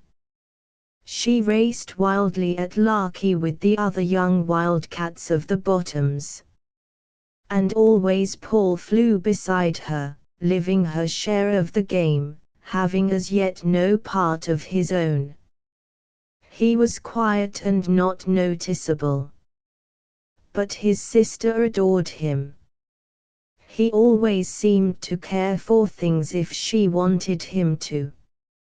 She had a big doll of which she was fearfully proud, though not so fond. So she laid the doll on the sofa, and covered it with an antimacassar, to sleep. Then she forgot it. Meantime Paul must practice jumping off the sofa arm. So he jumped crash into the face of the hidden doll. Annie rushed up, uttered a loud wail, and sat down to weep a dirge. Paul remained quite still. "You couldn't tell it was there, Mother, you couldn't tell it was there," he repeated over and over. So long as Annie wept for the doll he sat helpless with misery. Her grief wore itself out. She forgave her brother, he was so much upset. But a day or two afterwards she was shocked. "Let's make a sacrifice of Arabella," he said. "Let's burn her." She was horrified, yet rather fascinated. She wanted to see what the boy would do. He made an altar of bricks, pulled some of the shavings out of Arabella's body, put the waxen fragments into the hollow face, poured on a little paraffin, and set the whole thing alight. He watched with wicked satisfaction the drops of wax melt off the broken forehead of Arabella, and drop like sweat into the flame. So long as the stupid big doll burned he rejoiced in silence. At the end he poked among the embers with a stick, fished out the arms and legs, all blackened, and smashed them under stones. "That's the sacrifice of Mrs. Arabella," he said. "And I'm glad there's nothing left of her." Which disturbed Annie inwardly, although she could say nothing. He seemed to hate the doll so intensely, because he had broken it. All the children, but particularly Paul, were peculiarly against their father, along with their mother. Morel continued to bully and to drink. He had periods, months at a time, when he made the whole life of the family a misery. Paul never forgot coming home from the Band of Hope one Monday evening and finding his mother with her eye swollen and discolored, his father standing on the hearthrug, feet astride, his head down, and William, just home from work, glaring at his father. There was a silence as the young children entered, but none of the elders looked round. William was white to the lips, and his fists were clenched. He waited until the children were silent, watching with children's rage and hate. Then he said, "You coward, you daren't do it when I was in." But Morel's blood was up. He swung round on his son. William was bigger, but Morel was hard-muscled, and mad with fury. "Doesn't he shouted. "Doesn't he? Harry much more o' thy chelp, my young jockey, and I'll rattle my fist about thee. And I shall that, dost see." Morel crouched at the knees and showed his fist in an ugly, almost beast-like fashion. William was white with rage. "Will you?" he said, quiet and intense. "It you'd be the last time, though." Morel danced a little nearer, crouching, drawing back his fist to strike. William put his fists ready. A light came into his blue eyes, almost like a laugh. He watched his father. Another word, and the men would have begun to fight. Paul hoped they would. The three children sat pale on the sofa. "Stop it, both of you," cried Mrs. Morell in a hard voice. "We've had enough for one night." "And you," she said, turning on to her husband, "look at your children." Morell glanced at the sofa. "Look at the children, you nasty little bitch," he sneered. "Why, what have I done to the children, I should like to know? But they're like yourself, you've put 'em up to your own tricks and nasty ways, you've learned 'em in it, you have." She refused to answer him. No one spoke. After a while he threw his boots under the table and went to bed. "Why didn't you let me have a go at him?" said William, when his father was upstairs.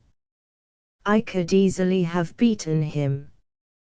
"A nice thing, your own father," she replied. "Father," repeated William. "Call him my father." "Well, he is, and so, but why don't you let me settle him? I could do, easily."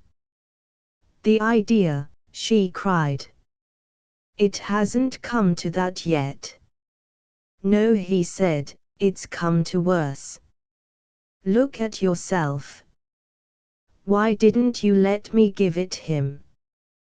"Because I couldn't bear it, so never think of it," she cried quickly. And the children went to bed, miserably. When William was growing up, the family moved from the Bottoms to a house on the brow of the hill, commanding a view of the valley, which spread out like a convex cockle shell, or a clam shell, before it. In front of the house was a huge old ash tree. The west wind, sweeping from Derbyshire, caught the houses with full force, and the tree shrieked again. Morell liked it. "It's music," he said. "It sends me to sleep." But Paul and Arthur and Annie hated it. To Paul it became almost a demoniacal noise. The winter of their first year in the new house their father was very bad. The children played in the street, on the brim of the wide, dark valley, until 8 o'clock. Then they went to bed. Their mother sat sewing below. Having such a great space in front of the house gave the children a feeling of night, of vastness, and of terror. This terror came in from the shrieking of the tree and the anguish of the home discord.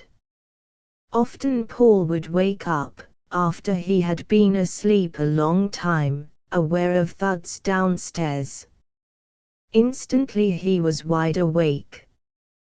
Then he heard the booming shouts of his father, "Come home nearly drunk," then the sharp replies of his mother, then the bang, bang of his father's fist on the table, and the nasty snarling shout as the man's voice got higher. And then the whole was drowned in a piercing medley of shrieks and cries from the great, wind-swept ash tree. The children lay silent in suspense, waiting for a lull in the wind to hear what their father was doing. He might hit their mother again. There was a feeling of horror, a kind of bristling in the darkness, and a sense of blood.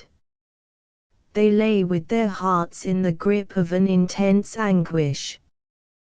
The wind came through the tree fiercer and fiercer. All the chords of the great harp hummed, whistled, and shrieked. And then came the horror of the sudden silence, Silence everywhere, outside and downstairs. What was it? Was it a silence of blood? What had he done? The children lay and breathed the darkness. And then, at last, they heard their father throw down his boots and tramp upstairs in his stockinged feet. Still they listened. Then at last, if the wind allowed, they heard the water of the tap drumming into the kettle, which their mother was filling for morning, and they could go to sleep in peace. So they were happy in the morning, happy, very happy, playing, dancing at night round the lonely lamp-post in the midst of the darkness. But they had one tight place of anxiety in their hearts, one darkness in their eyes, which showed all their lives. Paul hated his father. As a boy he had a fervent private religion. Make him stop drinking, he prayed every night. Lord, let my father die, he prayed very often. Let him not be killed at pit, he prayed when, after tea, the father did not come home from work. That was another time when the family suffered intensely. The children came from school and had their teas. On the hob the big black saucepan was simmering, the stew jar was in the oven, ready for Morel's dinner. He was expected at 5 o'clock. But for months he would stop and drink every night on his way from work. In the winter nights, when it was cold, and grew dark early, Mrs. Morel would put a brass candlestick on the table, light a tallow candle to save the gas. The children finished their bread and butter, or dripping, and were ready to go out to play. But if Morel had not come they faltered. The sense of his sitting in all his pit dirt, drinking, after a long day's work, not coming home and eating and washing, but sitting, getting drunk, on an empty stomach, made Mrs. Morel unable to bear herself. From her the feeling was transmitted to the other children. She never suffered alone any more, the children suffered with her. Paul went out to play with the rest. Down in the great trough of twilight, tiny clusters of lights burned where the pits were. A few last colliers straggled up the dim field path. The lamplighter came along. No more colliers came. Darkness shut down over the valley, work was done. It was night. Then Paul ran anxiously into the kitchen. The one candle still burned on the table, the big fire glowed red. Mrs. Morel sat alone. On the hob the saucepan steamed, the dinner plate lay waiting on the table.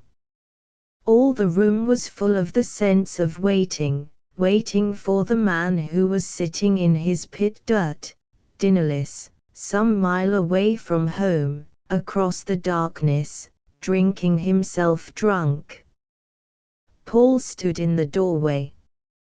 "Has my dad come?" he asked. "You can see he hasn't," said Mrs. Morel, cross with the futility of the question. Then the boy dawdled about near his mother. They shared the same anxiety. Presently Mrs. Morel went out and strained the potatoes. "They're ruined and black," she said, "but what do I care?" Not many words were spoken. Paul almost hated his mother for suffering because his father did not come home from work. "What do you bother yourself for?" he said. "If he wants to stop and get drunk, why don't you let him?" "Let him? flashed Mrs. Morel. "You may well say let him." She knew that the man who stops on the way home from work is on a quick way to ruining himself and his home. The children were yet young, and depended on the breadwinner. William gave her the sense of relief, providing her at last with someone to turn to if Morel failed. But the tense atmosphere of the room on these waiting evenings was the same. The minutes ticked away. At 6 o'clock still the cloth lay on the table, still the dinner stood waiting, still the same sense of anxiety and expectation in the room. The boy could not stand it any longer. He could not go out and play. So he ran into Mrs. Inger, next door but one, for her to talk to him. She had no children. Her husband was good to her but was in a shop, and came home late. So, when she saw the lad at the door, she called, "Come in, Paul." The two sat talking for some time, when suddenly the boy rose, saying, "Well, I'll be going and seeing if my mother wants an errand doing." He pretended to be perfectly cheerful, and did not tell his friend what ailed him. Then he ran indoors. Morel at these times came in churlish and hateful. "This is a nice time to come home," said Mrs. Morel. "What's it matter to yo what time I come home?" he shouted. And everybody in the house was still, because he was dangerous. He ate his food in the most brutal manner possible, and, when he had done, pushed all the pots in a heap away from him, to lay his arms on the table. Then he went to sleep. Paul hated his father so. The collier's small, mean head, with its black hair slightly soiled with grey, lay on the bare arms, and the face, dirty and inflamed, with a fleshy nose and thin, paltry brows, was turned sideways, asleep with beer and weariness and nasty temper.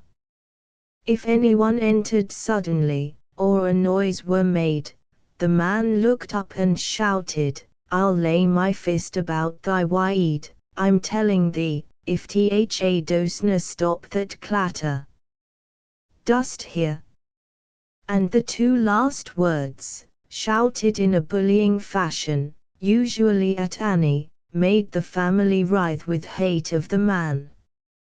He was shut out from all family affairs. No one told him anything. The children, alone with their mother, told her all about the day's happenings, everything. Nothing had really taken place in them until it was told to their mother. But as soon as the father came in, everything stopped. He was like the scotch in the smooth, happy machinery of the home. And he was always aware of this fall of silence on his entry, the shutting off of life, the unwelcome. But now it was gone too far to alter. He would dearly have liked the children to talk to him, but they could not. Sometimes Mrs. Morel would say, "You ought to tell your father." Paul won a prize in a competition in a child's paper. Everybody was highly jubilant. "Now you'd better tell your father when he comes in," said Mrs. Morel. "You know how he carries on and says he's never told anything." "All right," said Paul. But he would almost rather have forfeited the prize than have to tell his father. "I've won a prize in a competition, Dad," he said. Morel turned round to him. "Have you, my boy? What sort of a competition? Oh, nothing, about famous women. And how much is the prize, then, as you've got? It's a book. Oh, indeed. About birds. HM. And that was all. Conversation was impossible between the father and any other member of the family. He was an outsider. He had denied the God in him. The only times when he entered again into the life of his own people was when he worked, and was happy at work. Sometimes, in the evening, he cobbled the boots or mended the kettle or his pit bottle. Then he always wanted several attendants, and the children enjoyed it. They united with him in the work, in the actual doing of something, when he was his real self again. He was a good workman, dexterous, and one who, when he was in a good humor, always sang. He had whole periods, months, almost years, of friction and nasty temper. Then sometimes he was jolly again. It was nice to see him run with a piece of red-hot iron into the scullery, crying, "Out of my road, out of my road." Then he hammered the soft, red glowing stuff on his iron goose, and made the shape he wanted. Or he sat absorbed for a moment, soldering. Then the children watched with joy as the metal sank suddenly molten, and was shoved about against the nose of the soldering iron, while the room was full of a scent of burnt resin and hot tin, and Morel was silent and intent for a minute. He always sang when he mended boots because of the jolly sound of hammering. And he was rather happy when he sat putting great patches on his moleskin pit trousers, which he would often do, considering them too dirty, and the stuff too hard, for his wife to mend. But the best time for the young children was when he made fuses. Morel fetched a sheaf of long sound wheat straws from the attic. These he cleaned with his hand, till each one gleamed like a stalk of gold, after which he cut the straws into lengths of about 6 inches, leaving, if he could, a notch at the bottom of each piece. He always had a beautifully sharp knife that could cut a straw clean without hurting it. Then he set in the middle of the table a heap of gunpowder, a little pile of black grains upon the white scrubbed board. He made and trimmed the straws while Paul and Annie rifled and plugged them. Paul loved to see the black grains trickle down a crack in his palm into the mouth of the straw, peppering jollily downwards till the straw was full. Then he bunged up the mouth with a bit of soap, which he got on his thumbnail from a pat in a saucer, and the straw was finished. "Look, Dad," he said. "That's right, my beauty," replied Morel, who was peculiarly lavish of endearments to his second son. Paul popped the fuse into the powder tin, ready for the morning, when Morel would take it to the pit, and use it to fire a shot that would blast the coal down. Meantime Arthur, still fond of his father, would lean on the arm of Morel's chair and say, "Tell us about Down Pit, Daddy." This Morel loved to do. "Well, there's one little oss, we call him Taffy," he would begin. "And he's a force UN." Morel had a warm way of telling a story.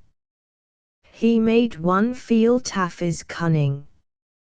"He's a brown UN," he would answer, "and not very high." "Well, he comes ith stall we a rattle, and then yo hear him sneeze. Ello, Taff you say, what art sneezin' for? Bin ta ein some snuff. And he sneezes again. Then he slivs up and shoves his head on your, that cadin. What's want, Taff, yo say? And what does he? Arthur always asked. He wants a bit o' bacca, my ducky. This story of Taffy would go on interminably, and everybody loved it. Or sometimes it was a new tale. And what dost think, my darling? When I went to put my coat on at snap time, what should go running up my arm but a mouse? Hey up, there! I shouts. And I were just in time to get him by th tail. And did you kill it? I did, for they're a nuisance. The place is fair sneed we em. And what do they live on? The corners the osses drops, and they'll get in your pocket and eat your snap, if you'll let em, no matter where yo hing your coat, the slivvy, nibblin' little nuisances, for they are. These happy evenings could not take place unless Morel had some job to do.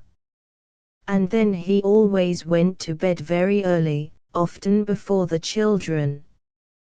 There was nothing remaining for him to stay up for, when he had finished tinkering, and had skimmed the headlines of the newspaper. And the children felt secure when their father was in bed.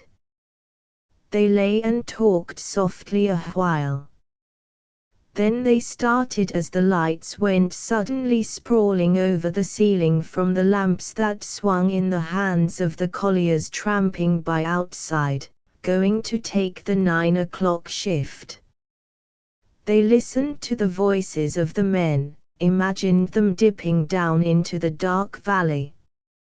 Sometimes they went to the window and watched the 3 or 4 lamps growing tinier and tinier, swaying down the fields in the darkness. Then it was a joy to rush back to bed and cuddle closely in the warmth. Paul was rather a delicate boy, subject to bronchitis. The others were all quite strong, so this was another reason for his mother's difference in feeling for him. One day he came home at dinner time feeling ill. But it was not a family to make any fuss. "What's the matter with you?" his mother asked sharply. "Nothing," he replied. But he ate no dinner. "If you eat no dinner, you're not going to school," she said. "Why?" he asked. "That's why." So after dinner he lay down on the sofa, on the warm chintz cushions the children loved. Then he fell into a kind of doze. That afternoon Mrs. Morel was ironing. She listened to the small, restless noise the boy made in his throat as she worked. Again rose in her heart the old, almost weary feeling towards him. She had never expected him to live. And yet he had a great vitality in his young body. Perhaps it would have been a little relief to her if he had died. She always felt a mixture of anguish in her love for him. He, in his semi-conscious sleep, was vaguely aware of the clatter of the iron on the iron stand, of the faint thud on the ironing board. Once roused, he opened his eyes to see his mother standing on the hearthrug with the hot iron near her cheek, listening, as it were, to the heat.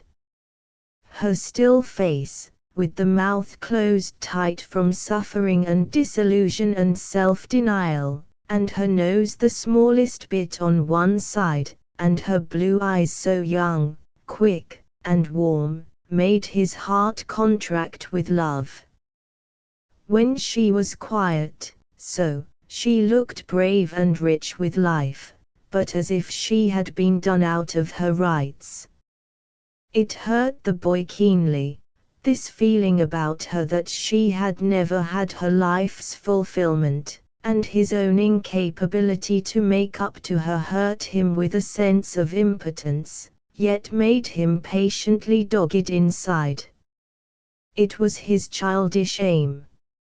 She spat on the iron, and a little ball of spit bounded, raced off the dark, glossy surface. Then, kneeling, she rubbed the iron on the sack lining of the hearthrug vigorously. She was warm in the ruddy firelight. Paul loved the way she crouched and put her head on one side. Her movements were light and quick. It was always a pleasure to watch her. Nothing she ever did, no movement she ever made, could have been found fault with by her children. The room was warm and full of the scent of hot linen. Later on the clergyman came and talked softly with her. Paul was laid up with an attack of bronchitis. He did not mind much. What happened happened, and it was no good kicking against the pricks. He loved the evenings, after 8 o'clock, when the light was put out, and he could watch the fire flames spring over the darkness of the walls and ceiling, could watch huge shadows waving and tossing, till the room seemed full of men who battled silently. On retiring to bed, the father would come into the sick room. He was always very gentle if anyone were ill.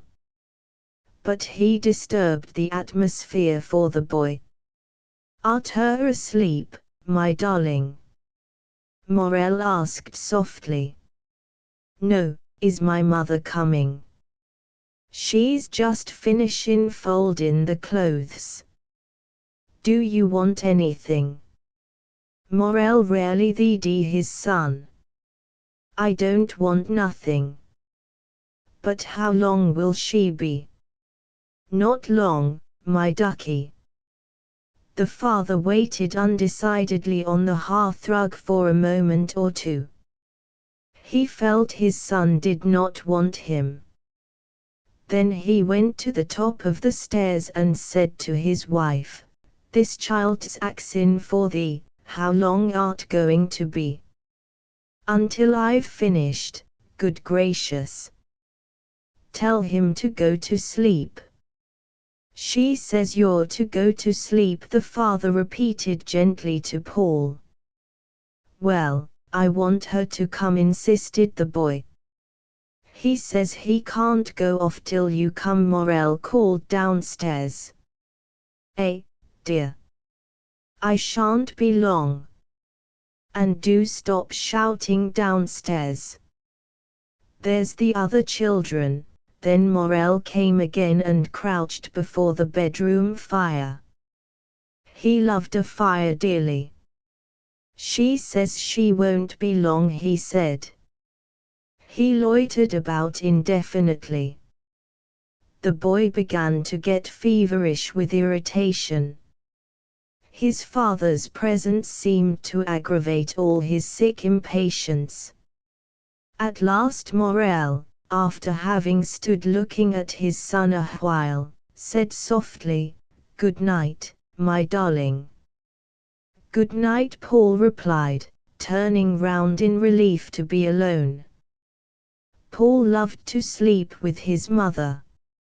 Sleep is still most perfect, in spite of hygienists, when it is shared with a beloved.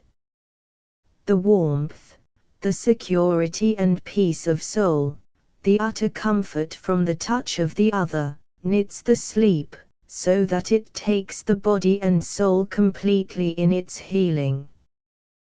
Paul lay against her and slept, and got better, whilst she, always a bad sleeper, fell later on into a profound sleep that seemed to give her faith. In convalescence he would sit up in bed, see the fluffy horses feeding at the troughs in the field, scattering their hay on the trodden yellow snow, watch the miners troop home, small, black figures trailing slowly in gangs across the white field. Then the night came up in dark blue vapor from the snow. In convalescence everything was wonderful. The snowflakes, suddenly arriving on the window pane, clung there a moment like swallows, then were gone, and a drop of water was crawling down the glass. The snowflakes whirled round the corner of the house, like pigeons dashing by. Away across the valley the little black train crawled doubtfully over the great whiteness. While they were so poor, the children were delighted if they could do anything to help economically. Annie and Paul and Arthur went out early in the morning, in summer, looking for mushrooms, hunting through the wet grass, from which the larks were rising, for the white-skinned, wonderful naked bodies crouched secretly in the green. And if they got £1/2 they felt exceedingly happy. There was the joy of finding something, the joy of accepting something straight from the hand of nature, and the joy of contributing to the family exchequer. But the most important harvest, after gleaning for Frumenti, was the blackberries. Mrs. Morel must buy fruit for puddings on the Saturdays, also she liked blackberries. So Paul and Arthur scoured the coppices and woods and old quarries, so long as a blackberry was to be found, every weekend going on their search. In that region of mining villages blackberries became a comparative rarity. But Paul hunted far and wide. He loved being out in the country, among the bushes. But he also could not bear to go home to his mother empty. That, he felt, would disappoint her, and he would have died rather. Good gracious, she would exclaim as the lads came in, late, and tired to death, and hungry, wherever have you been? Well, replied Paul, there wasn't any, so we went over Misk Hills. And look here, our mother. She peeped into the basket. Now, those are fine ones, she exclaimed. And there's over £2, isn't there over £2? She tried the basket. Yes, she answered doubtfully. Then Paul fished out a little spray. He always brought her one spray, the best he could find. Pretty, she said, in a curious tone, of a woman accepting a love token. The boy walked all day, went miles and miles, rather than own himself beaten and come home to her empty-handed. She never realized this, whilst he was young. She was a woman who waited for her children to grow up. And William occupied her chiefly. But when William went to Nottingham, and was not so much at home, the mother made a companion of Paul. The latter was unconsciously jealous of his brother, and William was jealous of him. At the same time, they were good friends.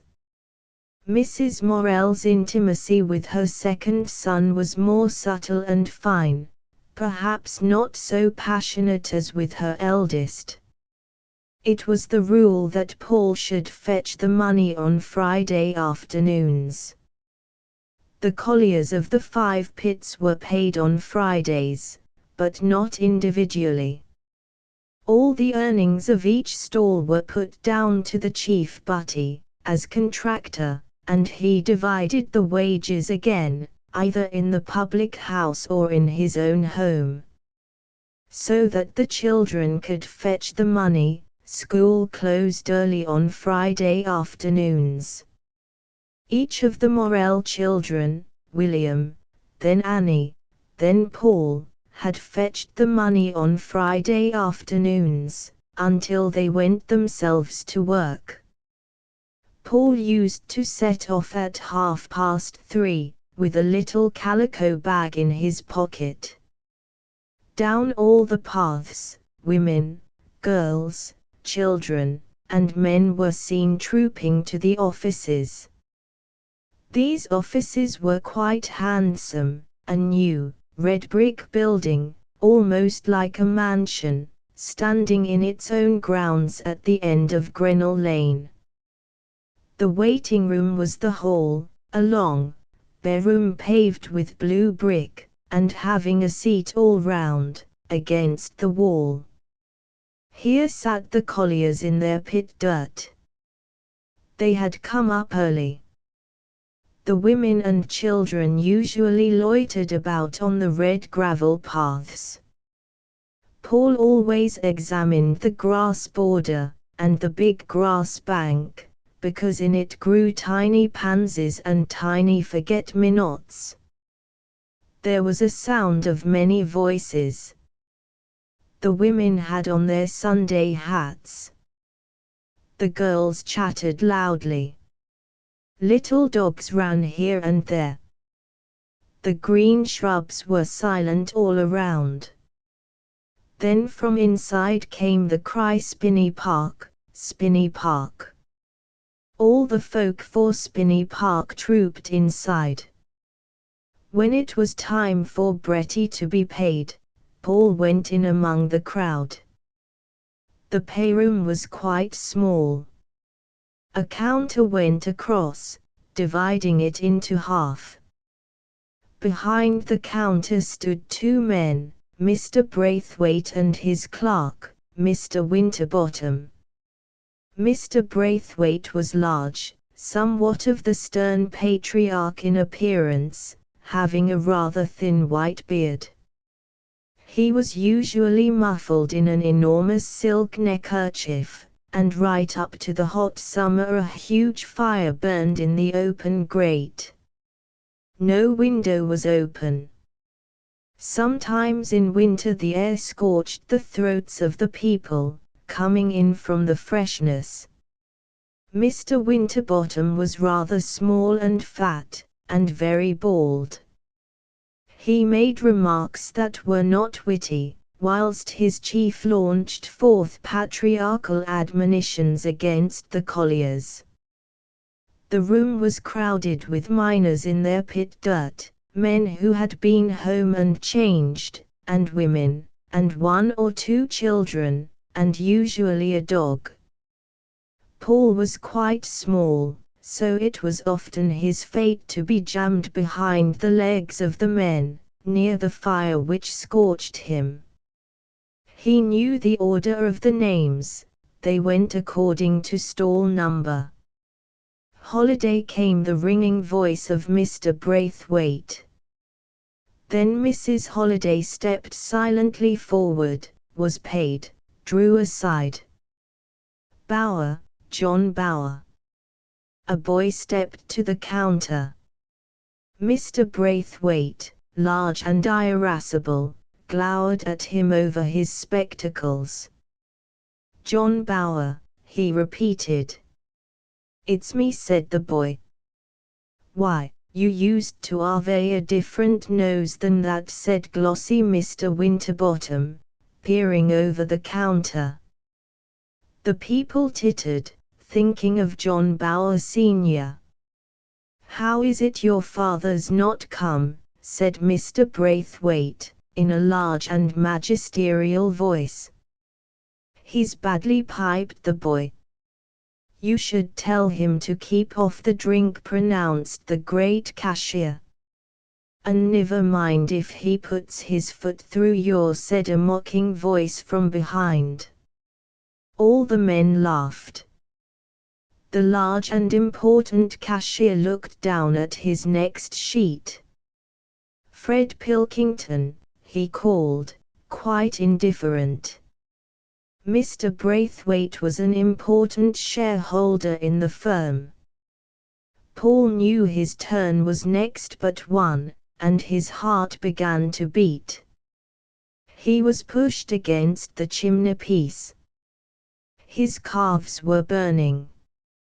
But he did not hope to get through the wall of men. "Walter Morell," came the ringing voice.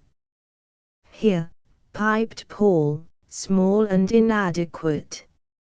"Morell, Walter Morell," the cashier repeated, his finger and thumb on the invoice, ready to pass on. Paul was suffering convulsions of self-consciousness, and could not or would not shout. The backs of the men obliterated him. Then Mr. Winterbottom came to the rescue. "He's here."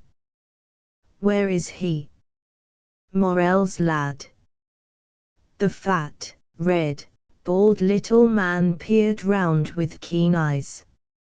He pointed at the fireplace. The colliers looked round, moved aside, and disclosed the boy. "Here he is," said Mr. Winterbottom. Paul went to the counter. £17.11 and 5 pence. "Why don't you shout up when you're called?" said Mr. Braithwaite.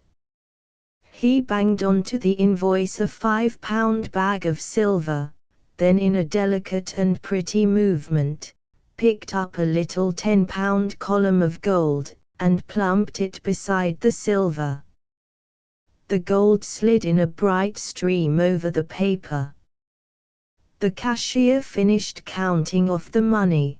The boy dragged the whole down the counter to Mr. Winterbottom, to whom the stoppages for rent and tools must be paid. Here he suffered again. 16 and 6, said Mr. Winterbottom. The lad was too much upset to count.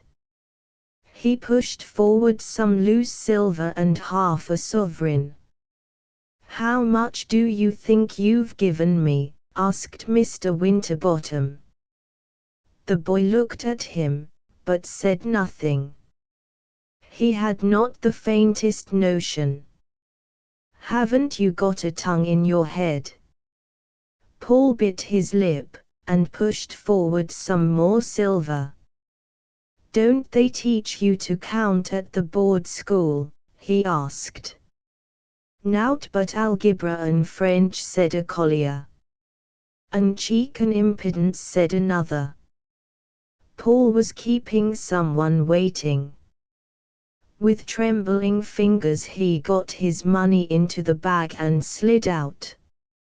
He suffered the tortures of the damned on these occasions.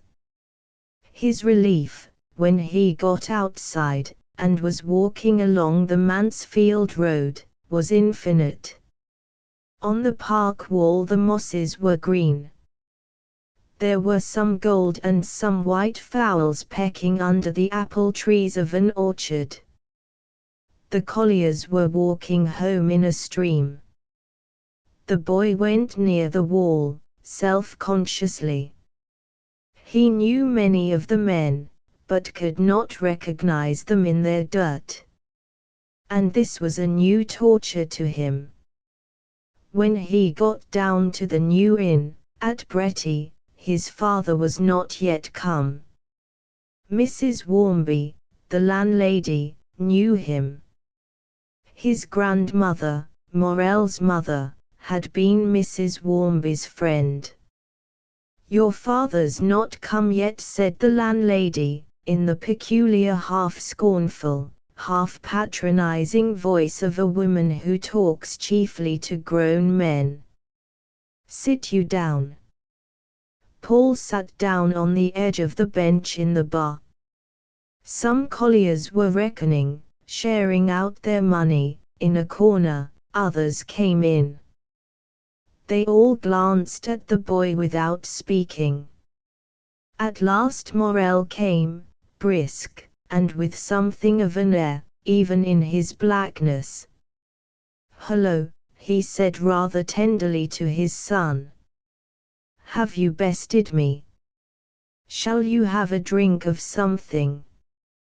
Paul and all the children were bred up fierce anti-alcoholists, and he would have suffered more in drinking a lemonade before all the men than in having a tooth drawn.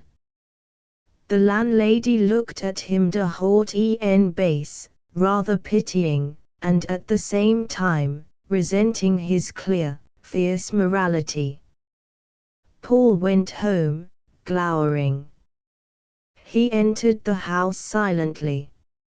Friday was baking day, and there was usually a hot bun. His mother put it before him.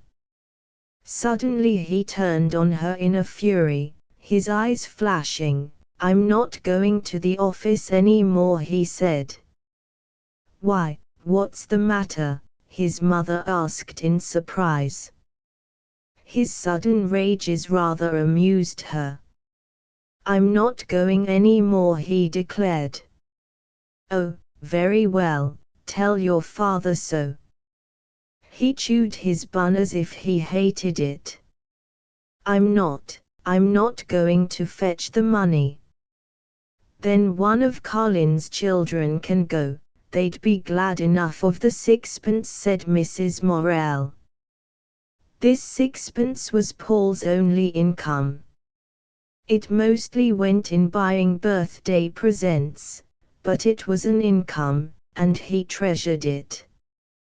"But, they can have it, then," he said. "I don't want it." "Oh, very well," said his mother.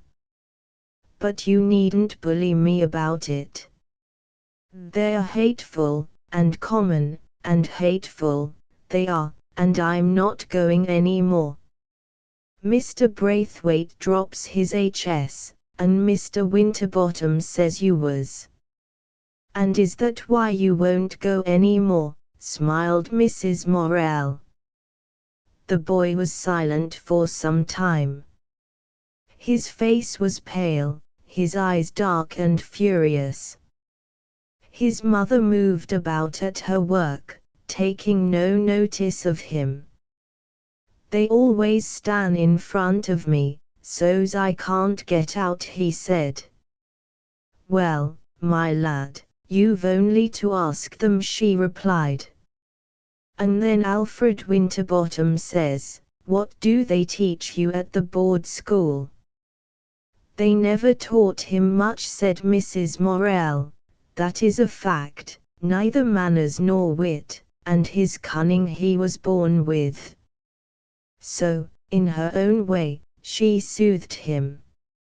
His ridiculous hypersensitiveness made her heart ache. And sometimes the fury in his eyes roused her, made her sleeping soul lift up its head a moment, surprised. "What was the cheque?" she asked. £17.11 and 5 and 16 and 6 stoppages," replied the boy. "It's a good week, and only 5 shillings stoppages for my father." So she was able to calculate how much her husband had earned, and could call him to account if he gave her short money. Morel always kept to himself the secret of the week's amount. Friday was the baking night and market night. It was the rule that Paul should stay at home and bake.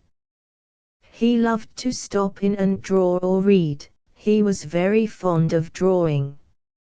Annie always gallivanted on Friday nights. Arthur was enjoying himself as usual. So the boy remained alone. Mrs. Morel loved her marketing. In the tiny marketplace on the top of the hill, where 4 roads, from Nottingham and Derby, Ilkeston and Mansfield, meet, many stalls were erected. Brakes ran in from surrounding villages. The marketplace was full of women, the streets packed with men. It was amazing to see so many men everywhere in the streets.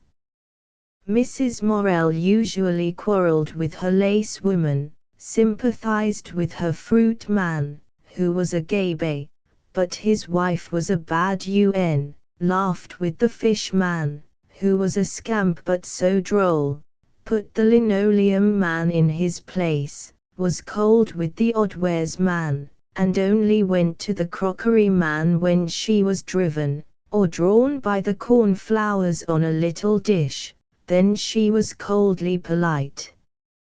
I wondered how much that little dish was. She said, 7 pence to you. Thank you. She put the dish down and walked away, but she could not leave the marketplace without it. Again she went by where the pots lay coldly on the floor, and she glanced at the dish furtively, pretending not to. She was a little woman, in a bonnet and a black costume. Her bonnet was in its 3rd year. It was a great grievance to Annie.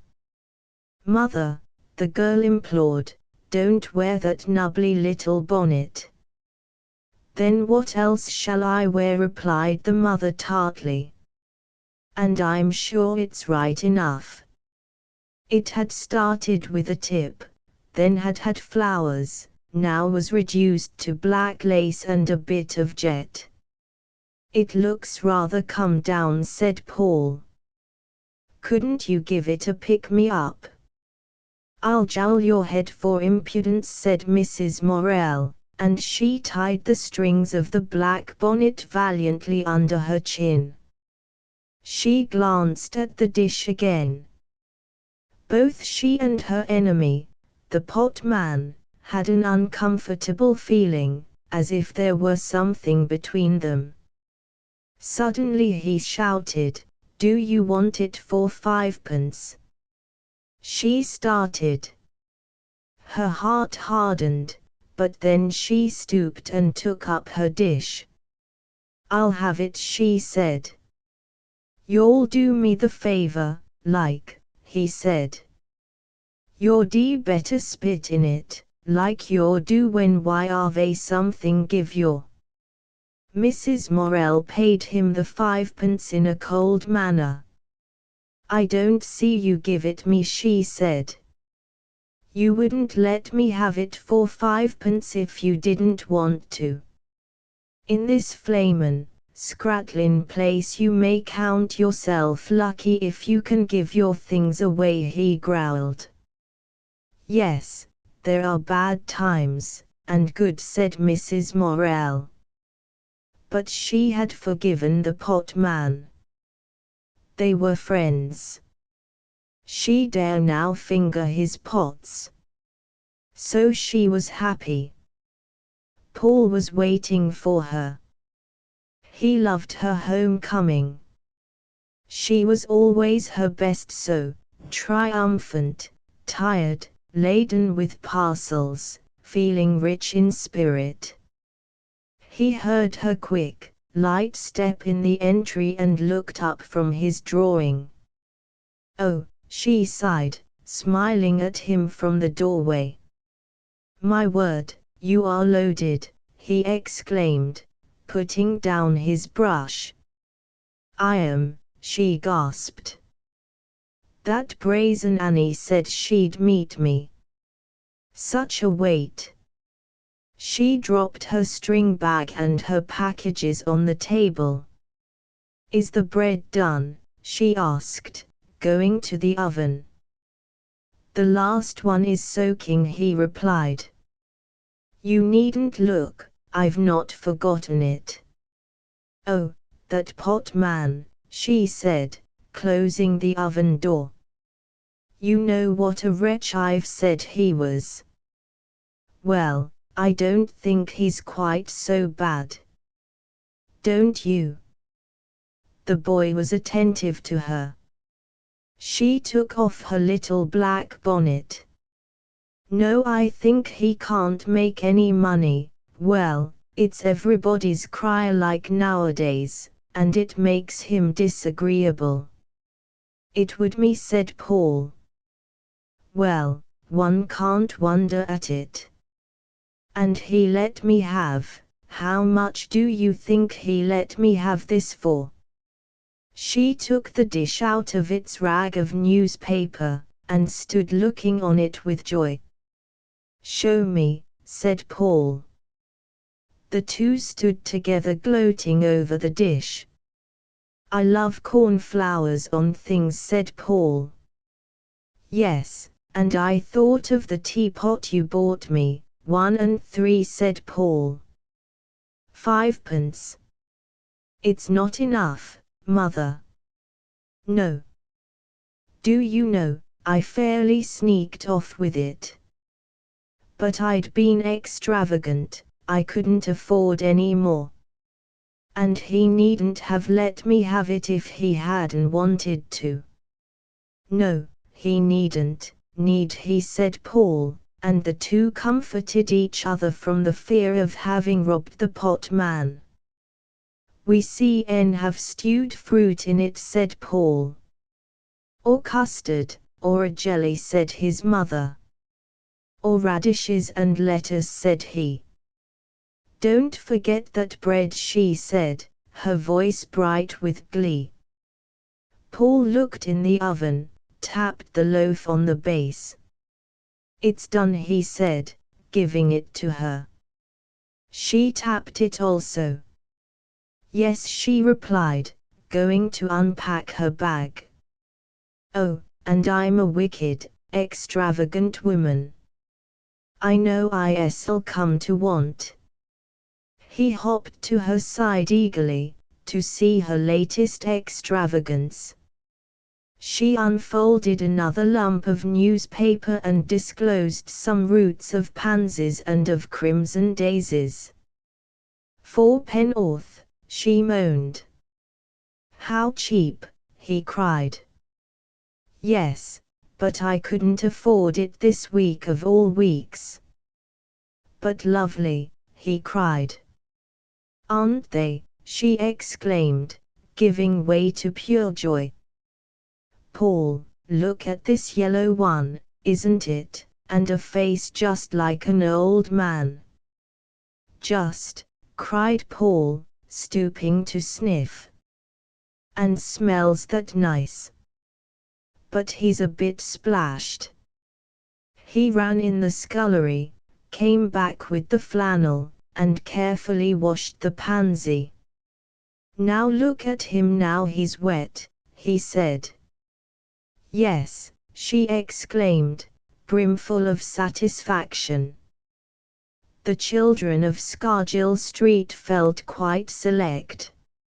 At the end where the Morells lived there were not many young things. So the few were more united. Boys and girls played together, the girls joining in the fights and the rough games, the boys taking part in the dancing games and rings and make-believe of the girls. Annie and Paul and Arthur loved the winter evenings, when it was not wet. They stayed indoors till the Colliers were all gone home, till it was thick dark, and the street would be deserted. Then they tied their scarves round their necks, for they scorned overcoats, as all the Colliers' children did, and went out. The entry was very dark, and at the end the whole great night opened out, in a hollow, with a little tangle of lights below where Minton Pit lay, and another far away opposite for Selby. The farthest tiny lights seemed to stretch out the darkness forever. The children looked anxiously down the road at the one lamp post, which stood at the end of the field path.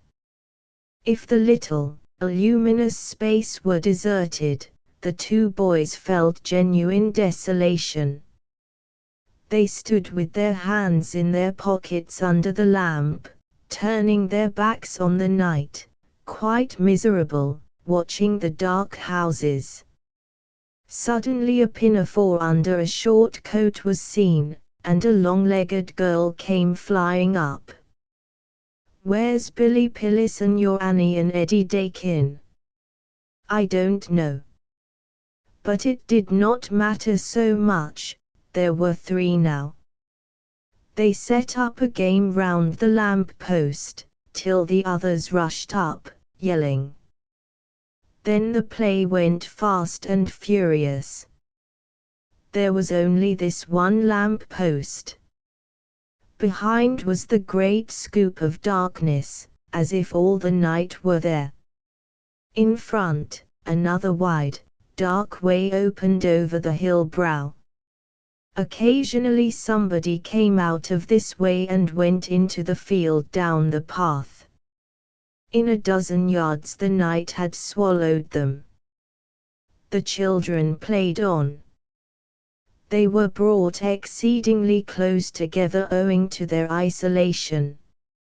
If a quarrel took place, the whole play was spoilt. Arthur was very touchy, and Billy Pillis, really Phillips, was worse. Then Paul had to side with Arthur, and on Paul's side went Alice, while Billy Pillis always had Emmy Lim and Eddie Dakin to back him up. Then the six would fight, hate with the fury of hatred, and flee home in terror. Paul never forgot, after one of these fierce internecine fights, seeing a big red moon lift itself up, slowly, between the waste road over the hilltop, steadily, like a great bird. And he thought of the Bible, that the moon should be turned to blood. And the next day he made haste to be friends with Billy Pillis. And then the wild, intense games went on again under the lamp-post, surrounded by so much darkness. Mrs. Morel, going into her parlor, would hear the children singing away, "My shoes are made of Spanish leather, my socks are made of silk, I wear a ring on every finger, I wash myself in milk." They sounded so perfectly absorbed in the game as their voices came out of the night, that they had the feel of wild creatures singing. It stirred the mother, and she understood when they came in at 8 o'clock, ruddy, with brilliant eyes, and quick, passionate speech. They all loved the Scargill Street house for its openness, for the great scallop of the world it had in view. On summer evenings the women would stand against the field fence, gossiping, facing the west, watching the sunsets flare quickly out, till the Derbyshire hills ridged across the crimson far away, like the black crest of a newt. In this summer season the pits never turned full time, particularly the soft coal. Mrs. Dakin, who lived next door to Mrs. Morel, going to the field fence to shake her hearthrug, would spy men coming slowly up the hill. She saw at once they were colliers. Then she waited, a tall, thin, shrew-faced woman, standing on the hill brow, almost like a menace to the poor colliers who were toiling up. It was only 11 o'clock. From the far-off wooded hills the haze that hangs like fine black crape at the back of a summer morning had not yet dissipated. The first man came to the stile. Chock chock, went the gate under his thrust. "What, Han, you're knocked off," cried Mrs. Dakin. "We han, Mrs. It's a pity as they let'n your go," she said sarcastically. "It is that," replied the man. "Nay, "You know you're flig to come up again," she said. And the man went on. Mrs. Dakin, going up her yard, spied Mrs. Morell taking the ashes to the ash pit. "I reckon Minton's knocked off, Mrs. she cried. "Isn't it sickening?" exclaimed Mrs. Morell in wrath. "Ha! But I en just seed John Hutchby." "They might as well have saved their shoe leather," said Mrs. Morell. And both women went indoors disgusted. The colliers, their faces scarcely blackened, were trooping home again. Morell hated to go back. He loved the sunny morning. But he had gone to pit to work, and to be sent home again spoilt his temper. "Good gracious, at this time," exclaimed his wife, as he entered. "Can I help it, woman?" he shouted. "And I've not done half enough dinner." "Then I'll eat my bit o' snap as I took with me," he bawled pathetically. He felt ignominious and sore. And the children, coming home from school, would wonder to see their father eating with his dinner the 2 thick slices of rather dry and dirty bread and butter that had been to pit and back. "What's my dad eating his snap for now?" asked Arthur. "I should ha' it hold at me if I didna," snorted Morell. "What a story!" exclaimed his wife. "And is it going to be wasted?" said Morell. "I'm not such a extravagant mortal as you lot, with your waste. If I drop a bit of bread at pit, in all the dust and dirt, I pick it up and eat it." "The mice would eat it," said Paul. "It wouldn't be wasted." "Good bread and butter's not for mice, either," said Morell. "Dirty or not dirty, I'd eat it rather than it should be wasted." "You might leave it for the mice and pay for it out of your next pint," said Mrs. Morell. "Oh, might I?" he exclaimed. They were very poor that autumn. William had just gone away to London, and his mother missed his money. He sent 10 shillings once or twice, but he had many things to pay for at first. His letters came regularly once a week. He wrote a good deal to his mother, telling her all his life, how he made friends, and was exchanging lessons with a Frenchman, how he enjoyed London. His mother felt again he was remaining to her just as when he was at home. She wrote to him every week her direct, rather witty letters. All day long, as she cleaned the house, she thought of him. He was in London, he would do well. Almost, he was like her knight who wore her favor in the battle. He was coming at Christmas for 5 days. There had never been such preparations. Paul and Arthur scoured the land for holly and evergreens. Annie made the pretty paper hoops in the old-fashioned way. And there was unheard of extravagance in the larder. Mrs. Morell made a big and magnificent cake. Then, feeling queenly, she showed Paul how to blanch almonds. He skinned the long nuts reverently, counting them all, to see not one was lost. It was said that eggs whisked better in a cold place. So the boy stood in the scullery, where the temperature was nearly at freezing point, and whisked, and flew in excitement to his mother as the white of egg grew stiffer and more snowy. "Just look, mother! Isn't it lovely? and he balanced a bit on his nose, then blew it in the air. "Now, don't waste it," said the mother. Everybody was mad with excitement. William was coming on Christmas Eve. Mrs. Morell surveyed her pantry. There was a big plum cake, and a rice cake, jam tarts, lemon tarts, and mince pies, 2 enormous dishes. She was finishing cooking Spanish tarts and cheesecakes. Everywhere was decorated. The kissing bunch of berried holly hung with bright and glittering things, spun slowly over Mrs. Morell's head as she trimmed her little tarts in the kitchen.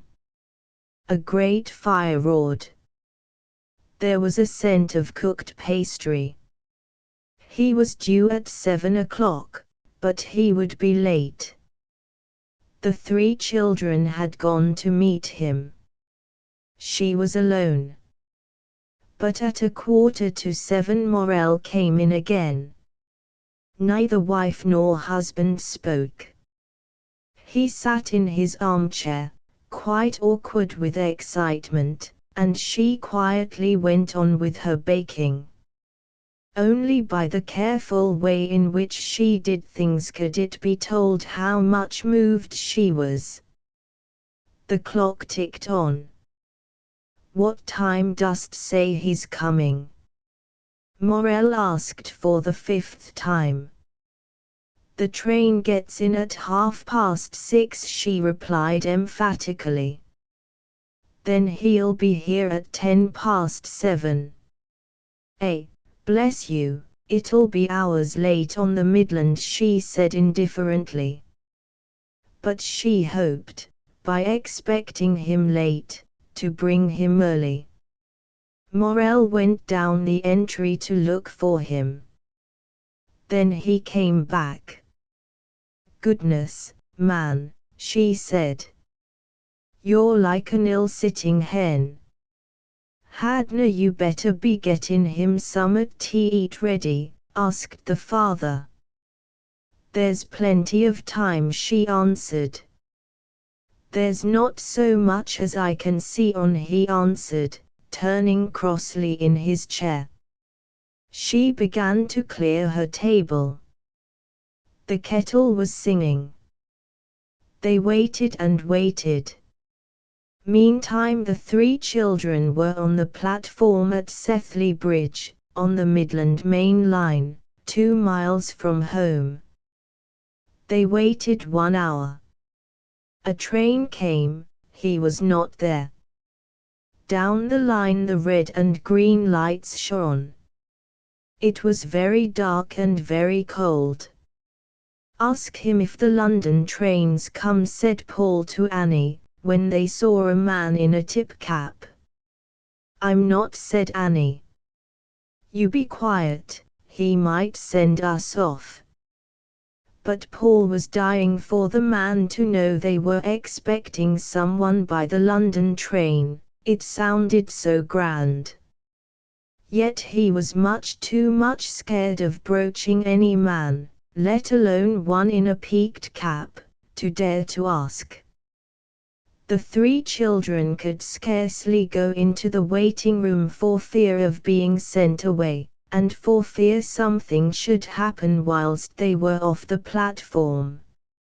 Still they waited in the dark and cold. "It's an hour and a half late," said Arthur pathetically. "Well," said Annie, "it's Christmas Eve." They all grew silent. He wasn't coming. They looked down the darkness of the railway. There was London. It seemed the uttermost of distance. They thought anything might happen if one came from London. They were all too troubled to talk. Cold, and unhappy, and silent, they huddled together on the platform. At last, after more than 2 hours, they saw the lights of an engine peering round, away down the darkness. A porter ran out. The children drew back with beating hearts. A great train, bound for Manchester, drew up. 2 doors opened, and from one of them, William. They flew to him. He handed parcels to them cheerily, and immediately began to explain that this great train had stopped for his sake at such a small station as Sethley Bridge. It was not booked to stop. Meanwhile the parents were getting anxious. The table was set, the chop was cooked, everything was ready. Mrs. Morell put on her black apron. She was wearing her best dress. Then she sat, pretending to read. The minutes were a torture to her. Said Morell. It's an hour and a half. And those children waiting, she said. Train canna ha come in yet, he said. I tell you, on Christmas Eve they're hours wrong. They were both a bit cross with each other, so gnawed with anxiety. The ash tree moaned outside in a cold, raw wind. And all that space of night from London home, Mrs. Morell suffered. The slight click of the works inside the clock irritated her. It was getting so late, it was getting unbearable. At last there was a sound of voices, and a footstep in the entry. "Ha's here," cried Morell, jumping up. Then he stood back. The mother ran a few steps towards the door and waited. There was a rush and a patter of feet, the door burst open.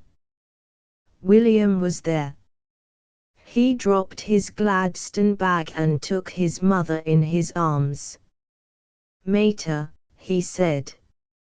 "My boy," she cried. And for 2 seconds, no longer, she clasped him and kissed him.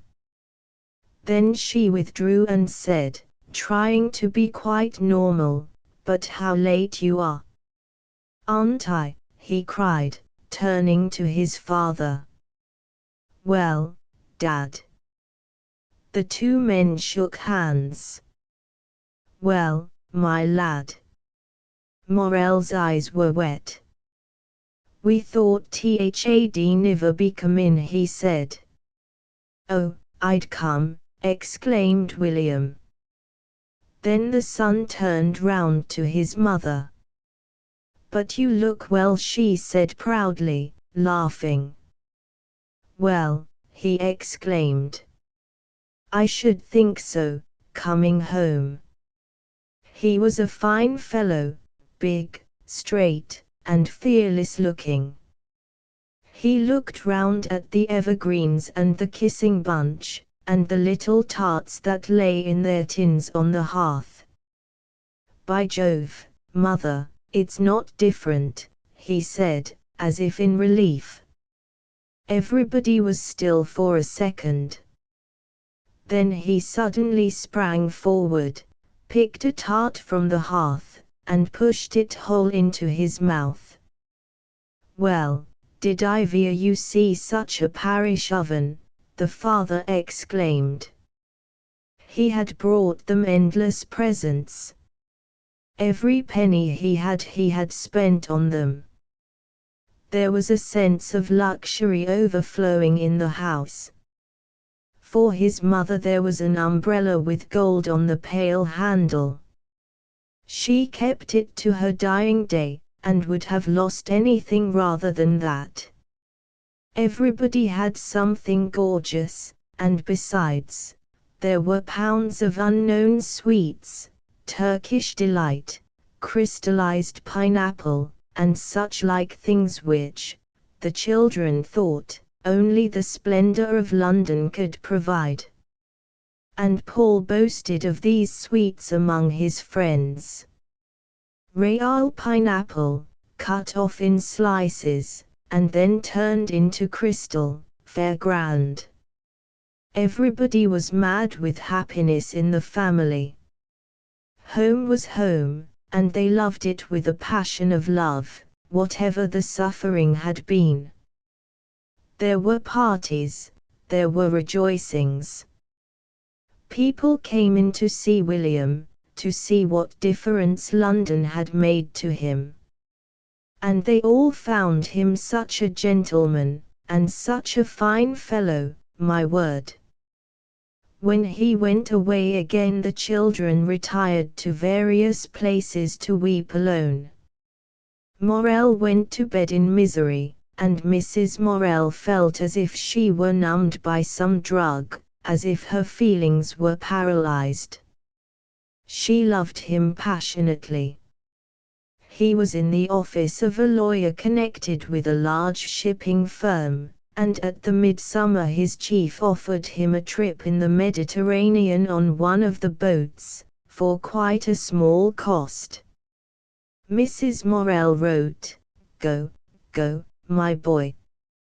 You may never have a chance again, and I should love to think of you cruising there in the Mediterranean almost better than to have you at home." But William came home for his fortnight's holiday. Not even the Mediterranean, which pulled at all his young man's desire to travel, and at his poor man's wonder at the glamorous South, could take him away when he might come home. That compensated his mother for much. Chapter V. Paul launches into life. Morel was rather a heedless man, careless of danger. So he had endless accidents.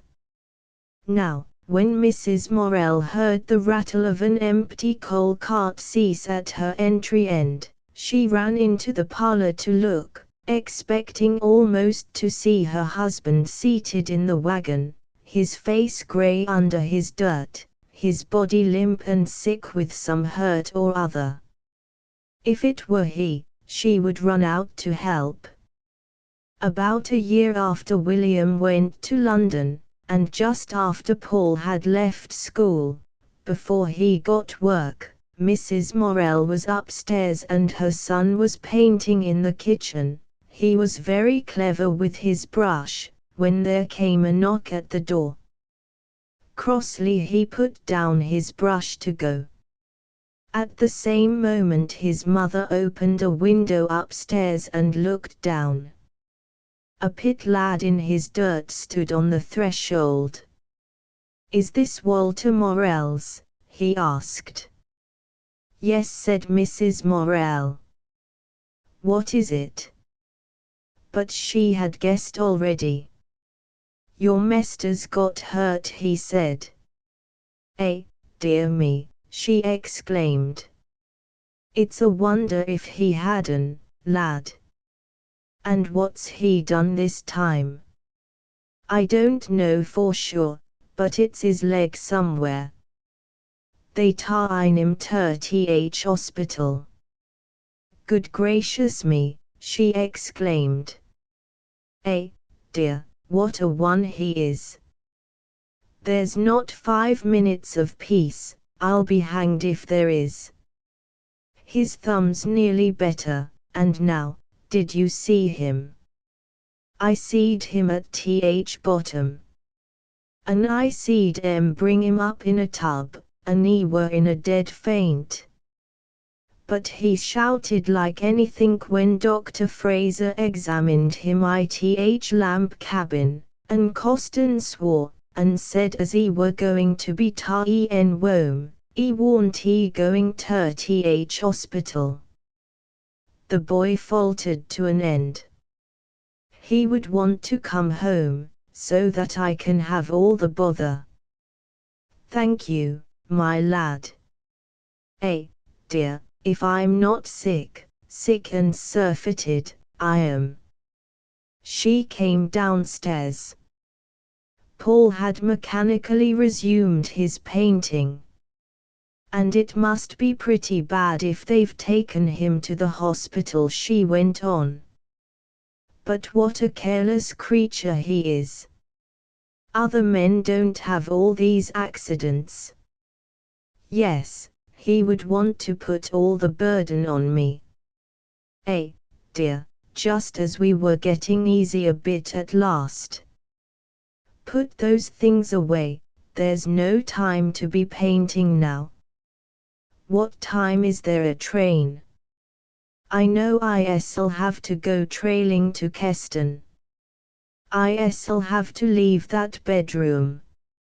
I can finish it, said Paul. You needn't. I shall catch the 7 o'clock back, I should think. Oh, my blessed heart, the fuss and commotion he'll make. And those granite sets at Tinder Hill, he might well call them kidney pebbles, they'll jolt him almost to bits. I wonder why they can't mend them, the state they're in, and all the men as go across in that ambulance.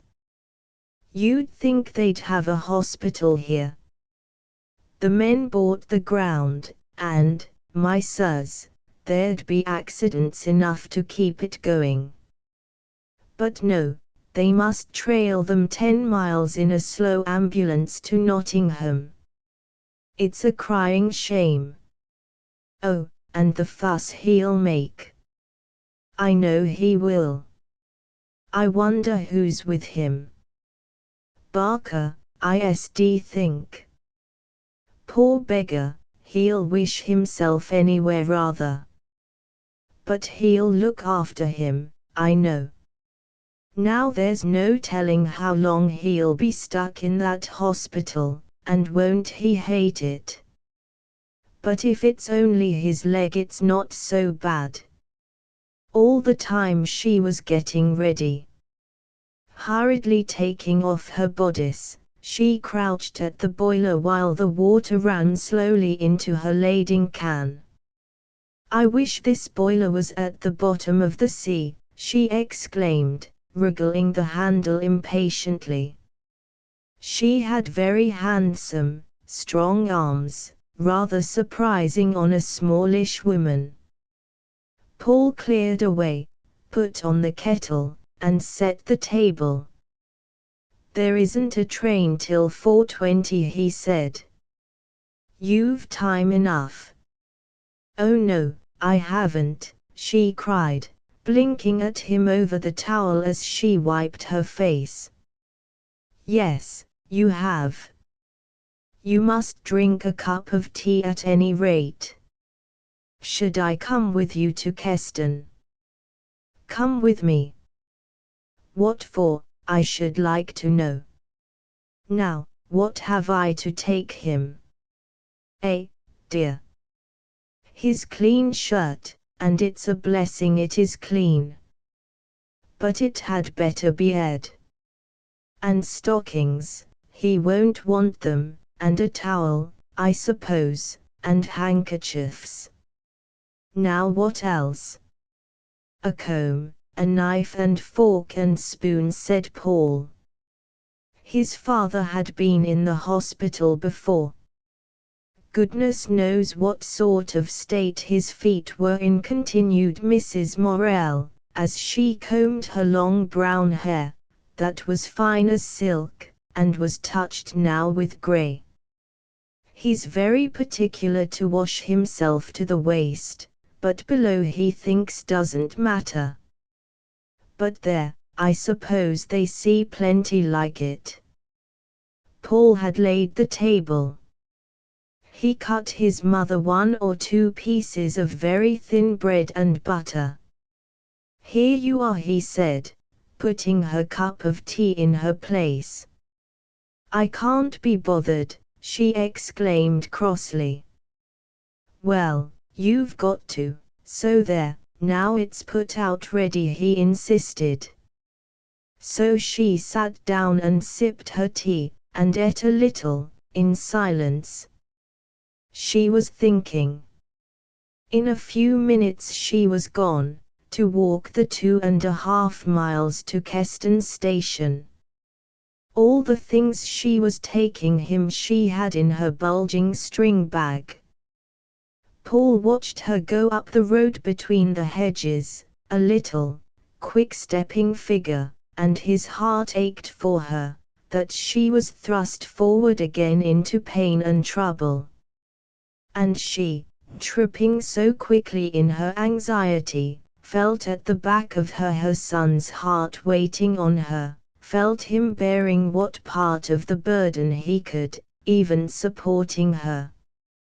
And when she was at the hospital, she thought, it will upset that lad when I tell him how bad it is.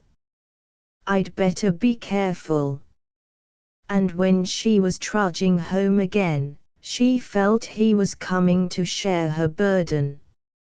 Is it bad? Asked Paul, as soon as she entered the house. It's bad enough, she replied. What? She sighed and sat down, undoing her bonnet strings. Her son watched her face as it was lifted, and her small, work-hardened hands fingering at the bow under her chin. Well, she answered, it's not really dangerous, but the nurse says it's a dreadful smash. You see, a great piece of rock fell on his leg, here, and it's a compound fracture. There are pieces of bone sticking through. Ah, how horrid, exclaimed the children. And she continued, of course he says he's going to die, it wouldn't be him if he didn't. I'm done for, my lass, he said, looking at me. Don't be so silly, I said to him. You're not going to die of a broken leg, however badly it's smashed. I'll never come out of air but in a wooden box, he groaned. Well, I said, if you want them to carry you into the garden in a wooden box, when you're better, I've no doubt they will. If we think it's good for him, said the sister. She's an awfully nice sister, but rather strict. Mrs. Morell took off her bonnet. The children waited in silence. Of course, he is bad, she continued, and he will be. It's a great shock, and he's lost a lot of blood, and, of course, it is a very dangerous smash. It's not at all sure that it will mend so easily. And then there's the fever and the mortification. If it took bad ways he'd quickly be gone. But there, he's a clean-blooded man, with wonderful healing flesh, and so I see no reason why it should take bad ways. Of course there's a wound. She was pale now with emotion and anxiety. The three children realized that it was very bad for their father, and the house was silent, anxious. But he always gets better, said Paul after a while. That's what I tell him, said the mother. Everybody moved about in silence. And he really looked nearly done for, she said. But the sister says that is the pain. Annie took away her mother's coat and bonnet. And he looked at me when I came away. I said, I'll have to go now, Walter, because of the train, and the children. And he looked at me. It seems hard. Paul took up his brush again and went on painting. Arthur went outside for some coal. Annie sat looking dismal. And Mrs. Morell, in her little rocking chair that her husband had made for her when the first baby was coming, remained motionless, brooding. She was grieved, and bitterly sorry for the man who was hurt so much. But still, in her heart of hearts, where the love should have burned, there was a blank. Now, when all her woman's pity was roused to its full extent, when she would have slaved herself to death to nurse him and to save him, when she would have taken the pain herself, if she could, somewhere far away inside her, she felt indifferent to him and to his suffering. It hurt her most of all, this failure to love him, even when he roused her strong emotions. She brooded a while. And there she said suddenly, when I'd got halfway to Keston, I found I'd come out in my working boots, and look at them. They were an old pair of Paul's, brown and rubbed through at the toes. I didn't know what to do with myself, for shame, she added. In the morning, when Annie and Arthur were at school, Mrs. Morell talked again to her son, who was helping her with her housework. I found Barker at the hospital. He did look bad, poor little fellow. Well, I said to him, what sort of a journey did you have with him? Dunna ax me, missus, he said. I said, I know what he'd be. But it were bad for him, Mrs. Morell, it were that, he said. I know, I said. At Ivry Jolt I thought my urt would half flown clean out o' my mouth, he said. And the scream he gives sometimes. Missus, not for a fortune would I go through wi' it again. I can quite understand it, I said. It's a nasty job, though, he said, and one as'll be a long while afore it's right again. I'm afraid it will, I said. I like Mr. Barker, I do like him. There's something so manly about him. Paul resumed his task silently. And of course, Mrs. Morell continued, for a man like your father, the hospital is hard. He can't understand rules and regulations. And he won't let anybody else touch him, not if he can help it. When he smashed the muscles of his thigh, and it had to be dressed 4 times a day, would he let anybody but me or his mother do it? He wouldn't. So, of course, he'll suffer in there with the nurses. And I didn't like leaving him. I'm sure, when I kissed him and came away, it seemed a shame. So she talked to her son, almost as if she were thinking aloud to him, and he took it in as best he could, by sharing her trouble to lighten it. And in the end she shared almost everything with him without knowing. Morell had a very bad time. For a week he was in a critical condition. Then he began to mend. And then, knowing he was going to get better, the whole family sighed with relief, and proceeded to live happily. They were not badly off whilst Morell was in the hospital. There were 14 shillings a week from the pit, 10 shillings from the sick club, and 5 shillings from the disability fund, and then every week the Butties had something for Mrs. Morell, 5 or 7 shillings, so that she was quite well to do. And whilst Morell was progressing favourably in the hospital, the family was extraordinarily happy and peaceful. On Saturdays and Wednesdays Mrs. Morell went to Nottingham to see her husband. Then she always brought back some little thing, a small tube of paints for Paul, or some thick paper, a couple of postcards for Annie, that the whole family rejoiced over for days before the girl was allowed to send them away, or a fret sore for Arthur, or a bit of pretty wood. She described her adventures into the big shops with joy.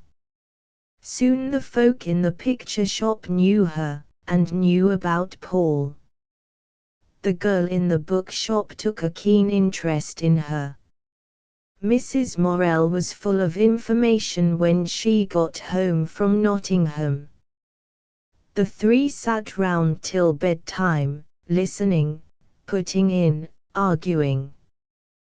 Then Paul often raked the fire.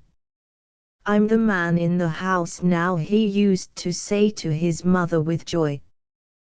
They learned how perfectly peaceful the home could be. And they almost regretted, though none of them would have owned to such callousness, that their father was soon coming back. Paul was now 14, and was looking for work. He was a rather small and rather finely made boy, with dark brown hair and light blue eyes. His face had already lost its youthful chubbiness, and was becoming somewhat like William's, rough-featured, almost rugged, and it was extraordinarily mobile.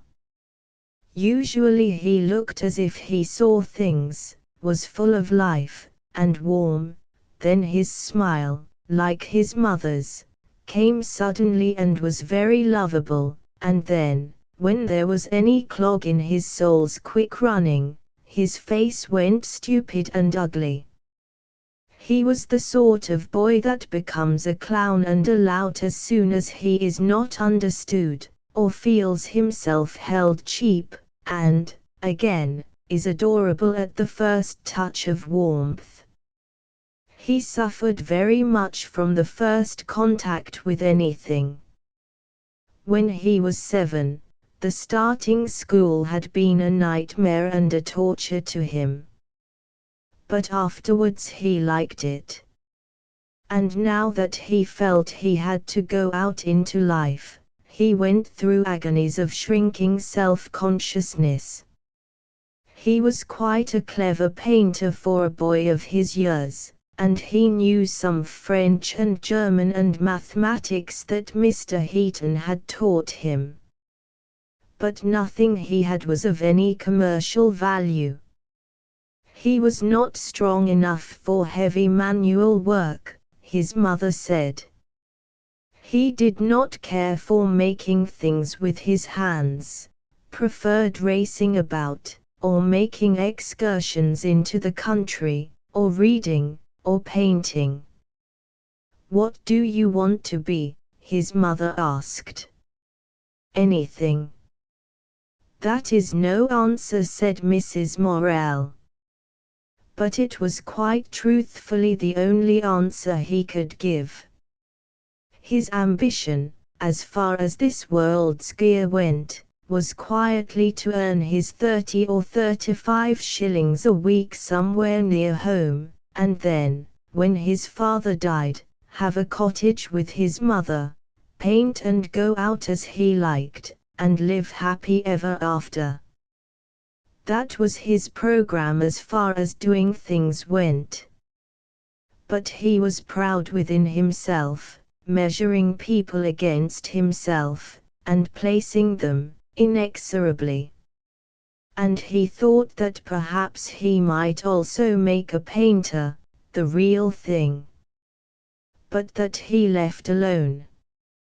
Then said his mother, "You must look in the paper for the advertisements." He looked at her. It seemed to him a bitter humiliation and an anguish to go through. But he said nothing. When he got up in the morning, his whole being was knotted up over this one thought: "I've got to go and look for advertisements for a job." It stood in front of the morning, that thought, killing all joy and even life, for him. His heart felt like a tight knot. And then, at 10 o'clock, he set off. He was supposed to be a queer, quiet child. Going up the sunny street of the little town, he felt as if all the folk he met said to themselves, "He's going to the co-op reading room to look in the papers for a place. He can't get a job. I suppose he's living on his mother." Then he crept up the stone stairs behind the drapery shop at the co-op, and peeped in the reading room.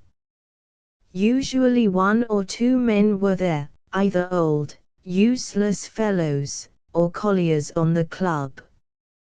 So he entered, full of shrinking and suffering when they looked up, seated himself at the table, and pretended to scan the news. He knew they would think, "What does a lad of 13 want in a reading room with a newspaper?" and he suffered. Then he looked wistfully out of the window. Already he was a prisoner of industrialism. Large sunflowers stared over the old red wall of the garden opposite, looking in their jolly way down on the women who were hurrying with something for dinner. The valley was full of corn, brightening in the sun. 2 collieries, among the fields, waved their small white plumes of steam. Far off on the hills were the woods of Annesley, dark and fascinating. Already his heart went down. He was being taken into bondage. His freedom in the beloved home valley was going now. The brewers' wagons came rolling up from Keston with enormous barrels, 4 a side, like beans in a burst bean pod. The wagoner, throned aloft, rolling massively in his seat, was not so much below Paul's eye. The man's hair, on his small, bullet head, was bleached almost white by the sun, and on his thick red arms, rocking idly on his sack apron, the white hairs glistened. His red face shone and was almost asleep with sunshine. The horses, handsome and brown, went on by themselves, looking by far the masters of the show. Paul wished he were stupid. I wish he thought to himself, "I was fat like him, and like a dog in the sun. I wish I was a pig and a brewer's wagoner." Then, the room being at last empty, he would hastily copy an advertisement on a scrap of paper, then another, and slip out in immense relief. His mother would scan over his copies. "Yes," she said, "you may try." William had written out a letter of application, couched in admirable business language, which Paul copied, with variations. The boy's handwriting was execrable, so that William, who did all things well, got into a fever of impatience. The elder brother was becoming quite swanky. In London he found that he could associate with men far above his Bestwood friends in station. Some of the clerks in the office had studied for the law, and were more or less going through a kind of apprenticeship. William always made friends among men wherever he went, he was so jolly. Therefore he was soon visiting and staying in houses of men who, in Bestwood, would have looked down on the unapproachable bank manager, and would merely have called indifferently on the rector. So he began to fancy himself as a great gun. He was, indeed, rather surprised at the ease with which he became a gentleman. His mother was glad, he seemed so pleased. And his lodging in Walthamstow was so dreary. But now there seemed to come a kind of fever into the young man's letters. He was unsettled by all the change, he did not stand firm on his own feet, but seemed to spin rather giddily on the quick current of the new life. His mother was anxious for him. She could feel him losing himself. He had danced and gone to the theatre, boated on the river, been out with friends, and she knew he sat up afterwards in his cold bedroom grinding away at Latin, because he intended to get on in his office, and in the law as much as he could. He never sent his mother any money now.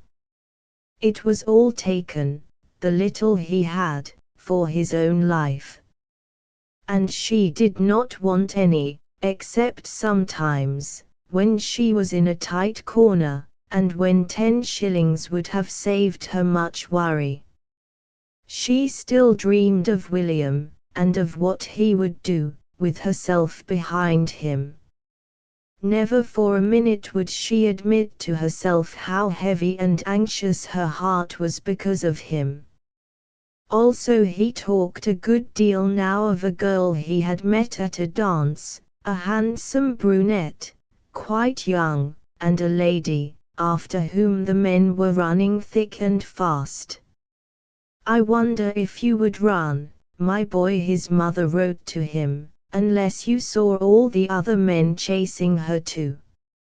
You feel safe enough and vain enough in a crowd. But take care, and see how you feel when you find yourself alone, and in triumph." William resented these things, and continued the chase.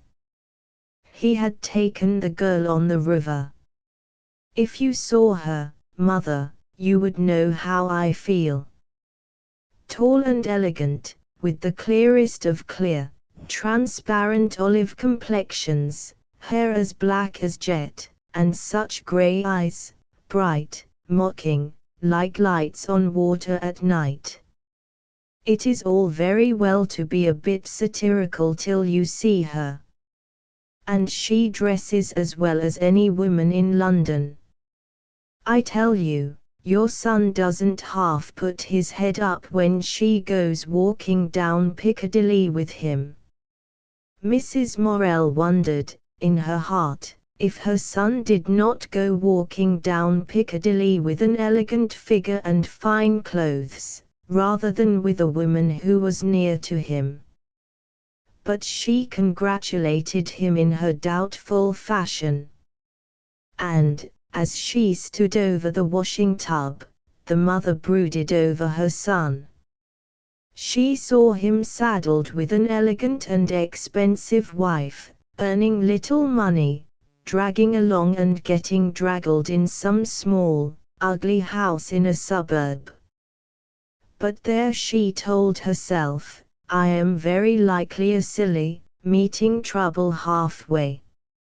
Nevertheless, the load of anxiety scarcely ever left her heart, lest William should do the wrong thing by himself.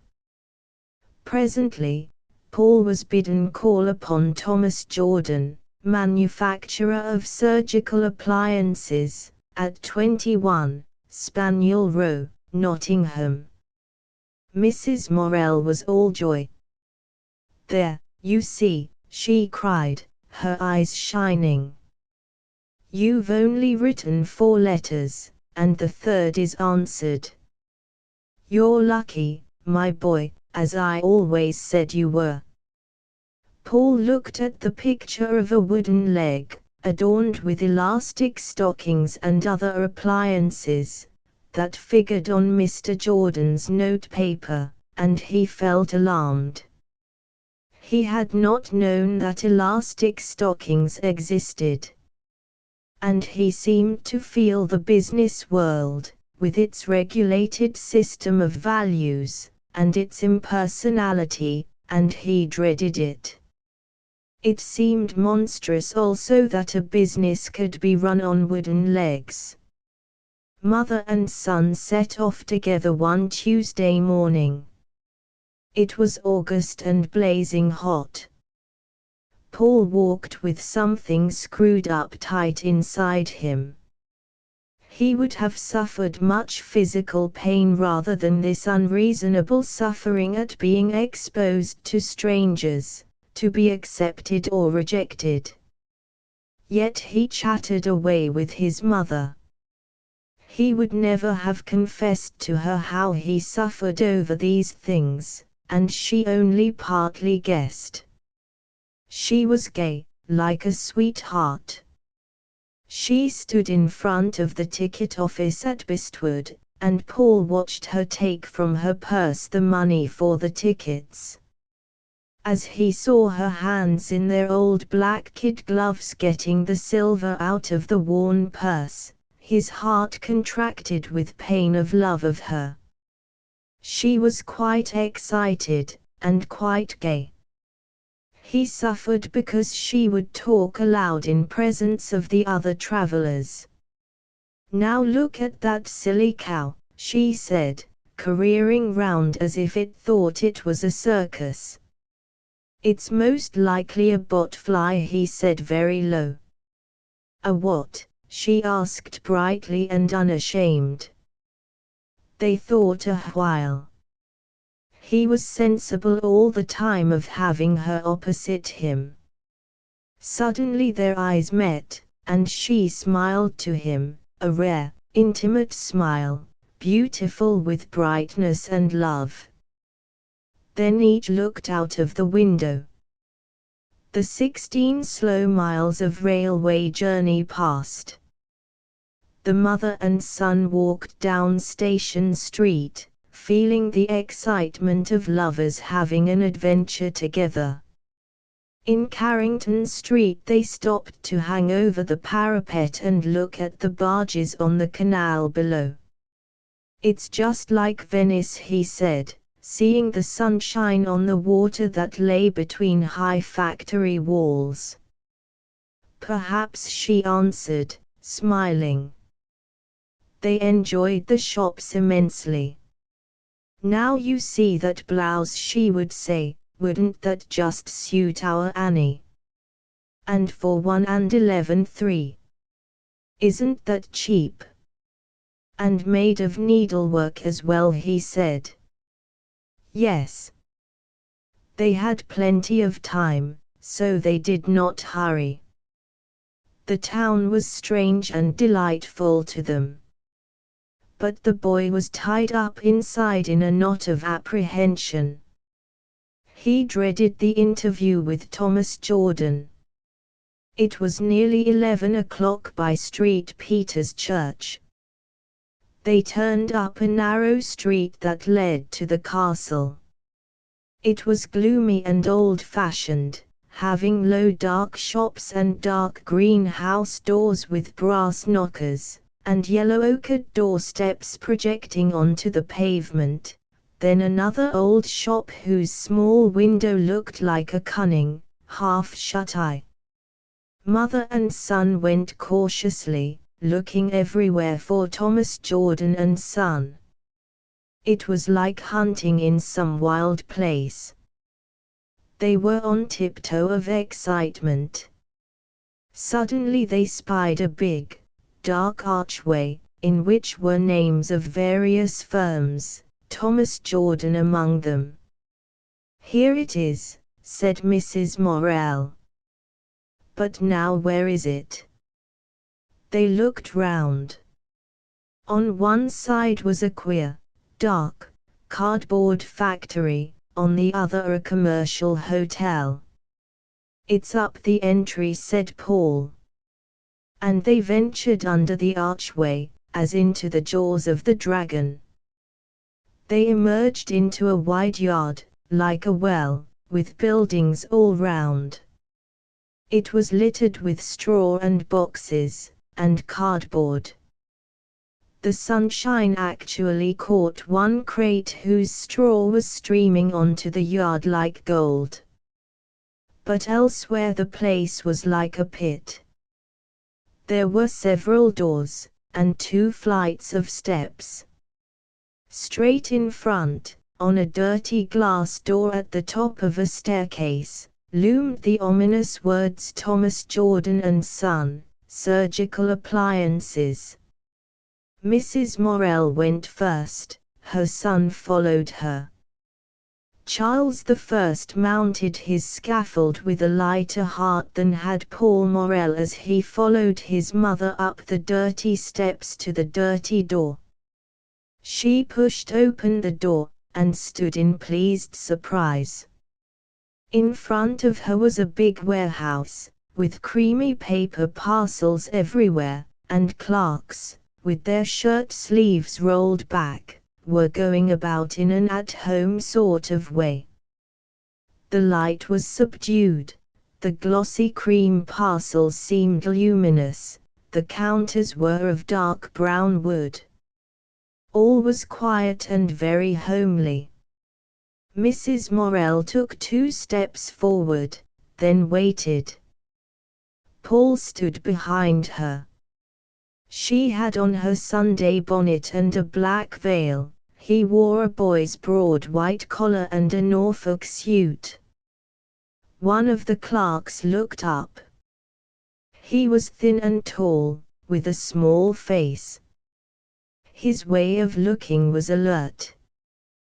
Then he glanced round to the other end of the room, where was a glass office. And then he came forward. He did not say anything, but leaned in a gentle, inquiring fashion towards Mrs. Morel. "Can I see Mr. Jordan?" she asked. "I'll fetch him," answered the young man. He went down to the glass office. A red-faced, white-whiskered old man looked up. He reminded Paul of a Pomeranian dog. Then the same little man came up the room. He had short legs, was rather stout, and wore an alpaca jacket. So, with one ear up, as it were, he came stoutly and inquiringly down the room. "Good morning," he said, hesitating before Mrs. Morel, in doubt as to whether she were a customer or not. "Good morning. I came with my son, Paul Morel. You asked him to call this morning." "Come this way," said Mr. Jordan, in a rather snappy little manner intended to be businesslike.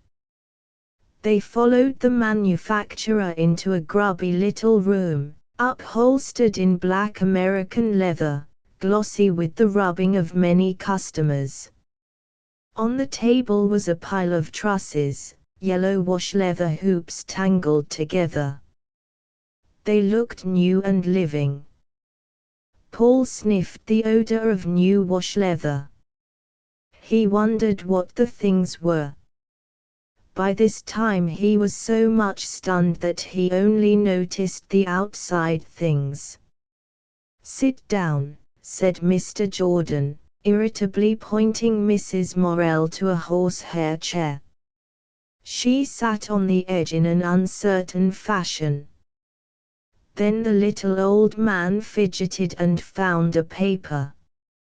"Did you write this letter?" he snapped, thrusting what Paul recognized as his own notepaper in front of him. "Yes," he answered. At that moment he was occupied in 2 ways: first, in feeling guilty for telling a lie, since William had composed the letter; second, in wondering why his letter seemed so strange and different, in the fat, red hand of the man, from what it had been when it lay on the kitchen table. It was like part of himself, gone astray. He resented the way the man held it. "Where did you learn to write?" said the old man crossly. Paul merely looked at him shamedly, and did not answer. "He is a bad writer," put in Mrs. Morel apologetically. Then she pushed up her veil. Paul hated her for not being prouder with this common little man, and he loved her face clear of the veil. "And you say you know French?" inquired the little man, still sharply. Yes, said Paul. What school did you go to? The board school. And did you learn it there? No, the boy went crimson and got no farther. His godfather gave him lessons, said Mrs. Morel, half pleading and rather distant. Mr. Jordan hesitated. Then, in his irritable manner, he always seemed to keep his hands ready for action. He pulled another sheet of paper from his pocket, unfolded it. The paper made a crackling noise. He handed it to Paul. Read that, he said. It was a note in French, in thin, flimsy foreign handwriting that the boy could not decipher. He stared blankly at the paper. Monsieur, he began, then he looked in great confusion at Mr. Jordan. It's the, he wanted to say handwriting, but his wits would no longer work even sufficiently to supply him with the word. Feeling an utter fool, and hating Mr. Jordan, he turned desperately to the paper again. Sir, please send me, I can't tell the, 2 pairs, Grisville base, grey thread stockings, song, without, I can't tell the words, Duig's, fingers, I can't tell the, he wanted to say handwriting, but the word still refused to come. Seeing him stuck, Mr. Jordan snatched the paper from him. Please send by return 2 pairs grey thread stockings without toes. Well, flashed Paul, Duig's means fingers, as well, as a rule. The little man looked at him. He did not know whether Duig's meant fingers, he knew that for all his purposes it meant toes. Fingers to stockings, he snapped. Well, it does mean fingers, the boy persisted. He hated the little man, who made such a clod of him. Mr. Jordan looked at the pale, stupid, defiant boy, then at the mother, who sat quiet and with that peculiar shut-off look of the poor who have to depend on the favor of others. And when could he come? He asked. Well, said Mrs. Morel, as soon as you wish.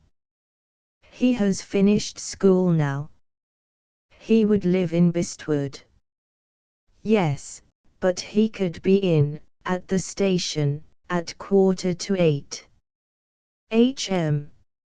It ended by Paul's being engaged as junior spiral clerk at 8 shillings a week.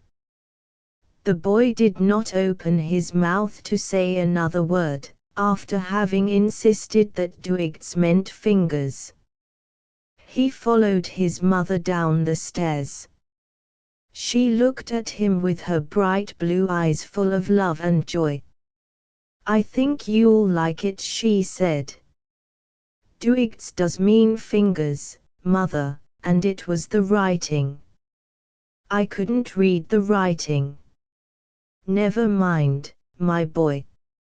I'm sure he'll be all right, and you won't see much of him. Wasn't that first young fellow nice? I'm sure you'll like them. But wasn't Mr. Jordan common, mother? Does he own it all? I suppose he was a workman who has got on, she said. You mustn't mind people so much. They're not being disagreeable to you, it's their way. You always think people are meaning things for you. But they don't. It was very sunny. Over the big desolate space of the marketplace the blue sky shimmered, and the granite cobbles of the paving glistened. Shops down the long row were deep in obscurity, and the shadow was full of color.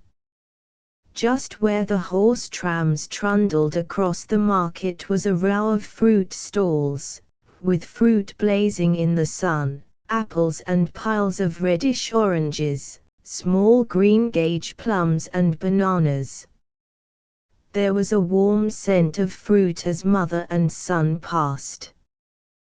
Gradually his feeling of ignominy and of rage sank. "Where should we go for dinner?" asked the mother. It was felt to be a reckless extravagance. Paul had only been in an eating house once or twice in his life, and then only to have a cup of tea and a bun. Most of the people of Bestwood considered that tea and bread and butter, and perhaps potted beef, was all they could afford to eat in Nottingham. Real cooked dinner was considered great extravagance. Paul felt rather guilty. They found a place that looked quite cheap. But when Mrs. Morell scanned the bill of fare, her heart was heavy, things were so dear.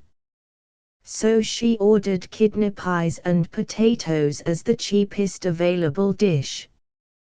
"We oughtn't to have come here," Mother said. Paul. "Never mind," she said. "We won't come again." She insisted on his having a small currant tart, because he liked sweets. "I don't want it, Mother," he pleaded. "Yes," she insisted, "you'll have it." And she looked round for the waitress. But the waitress was busy, and Mrs. Morell did not like to bother her then. So the mother and son waited for the girl's pleasure, whilst she flirted among the men. "Brazen hussy," said Mrs. Morell to Paul. "Look now, she's taking that man his pudding, and he came long after us." "It doesn't matter, Mother," said Paul. Mrs. Morell was angry. But she was too poor, and her orders were too meager, so that she had not the courage to insist on her rights just then. They waited and waited. "Should we go, Mother?" he said. Then Mrs. Morell stood up. The girl was passing near. "Will you bring one currant tart?" said Mrs. Morell clearly. The girl looked round insolently. "Directly," she said. "We have waited quite long enough," said Mrs. Morell. In a moment the girl came back with the tart.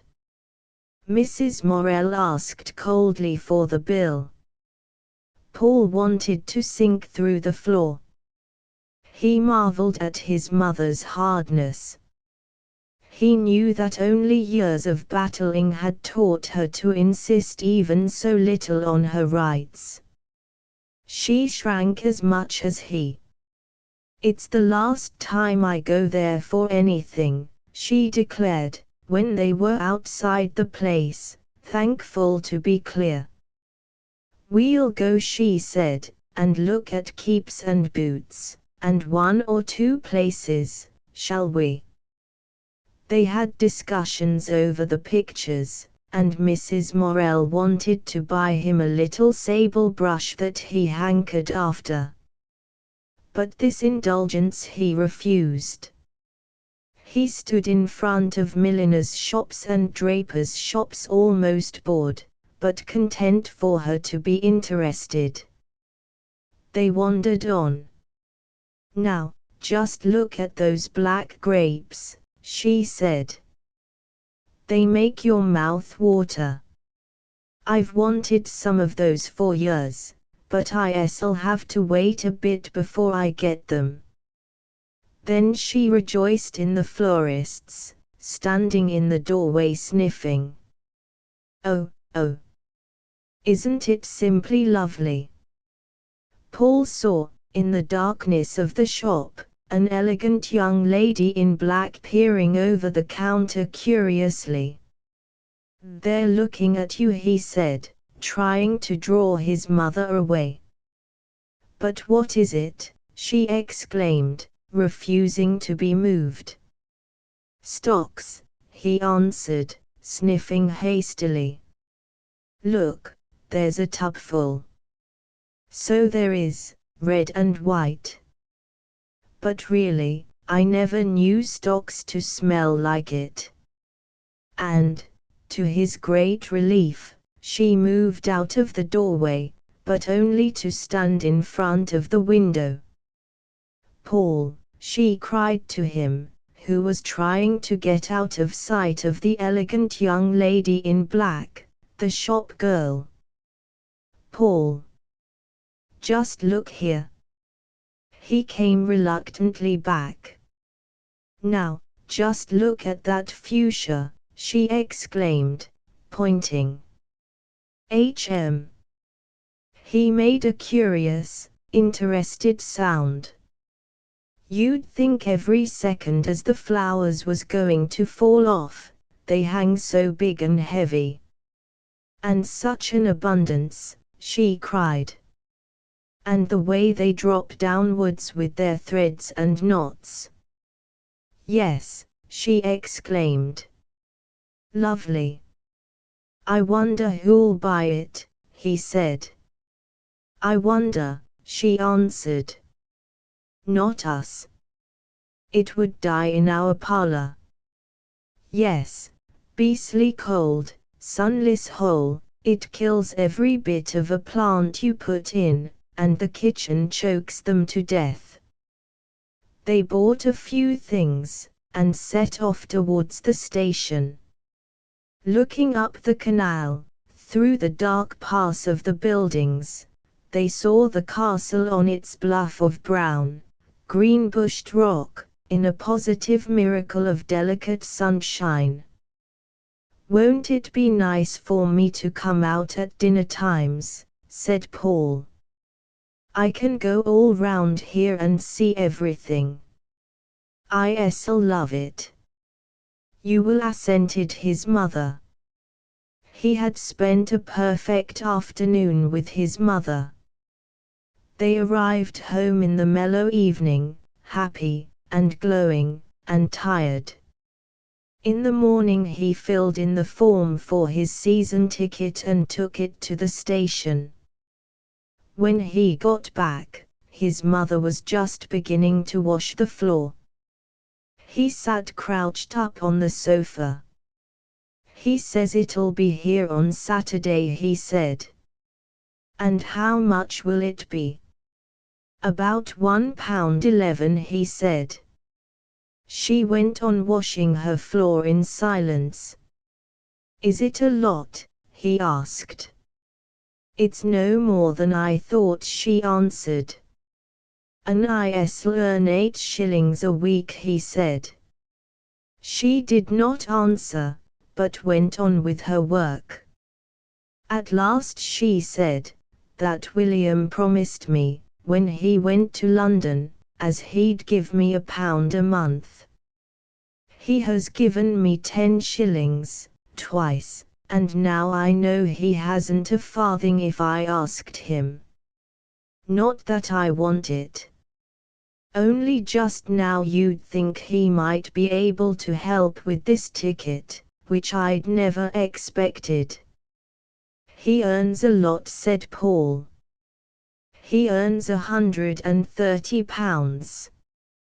But they're all alike. They're large in promises, but it's precious little fulfillment you get. He spends over 50 shillings a week on himself," said Paul.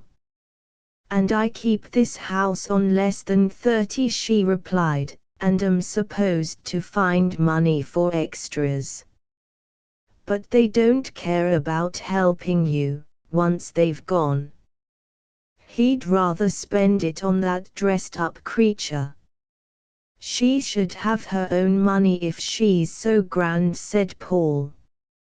"She should, but she hasn't. I asked him.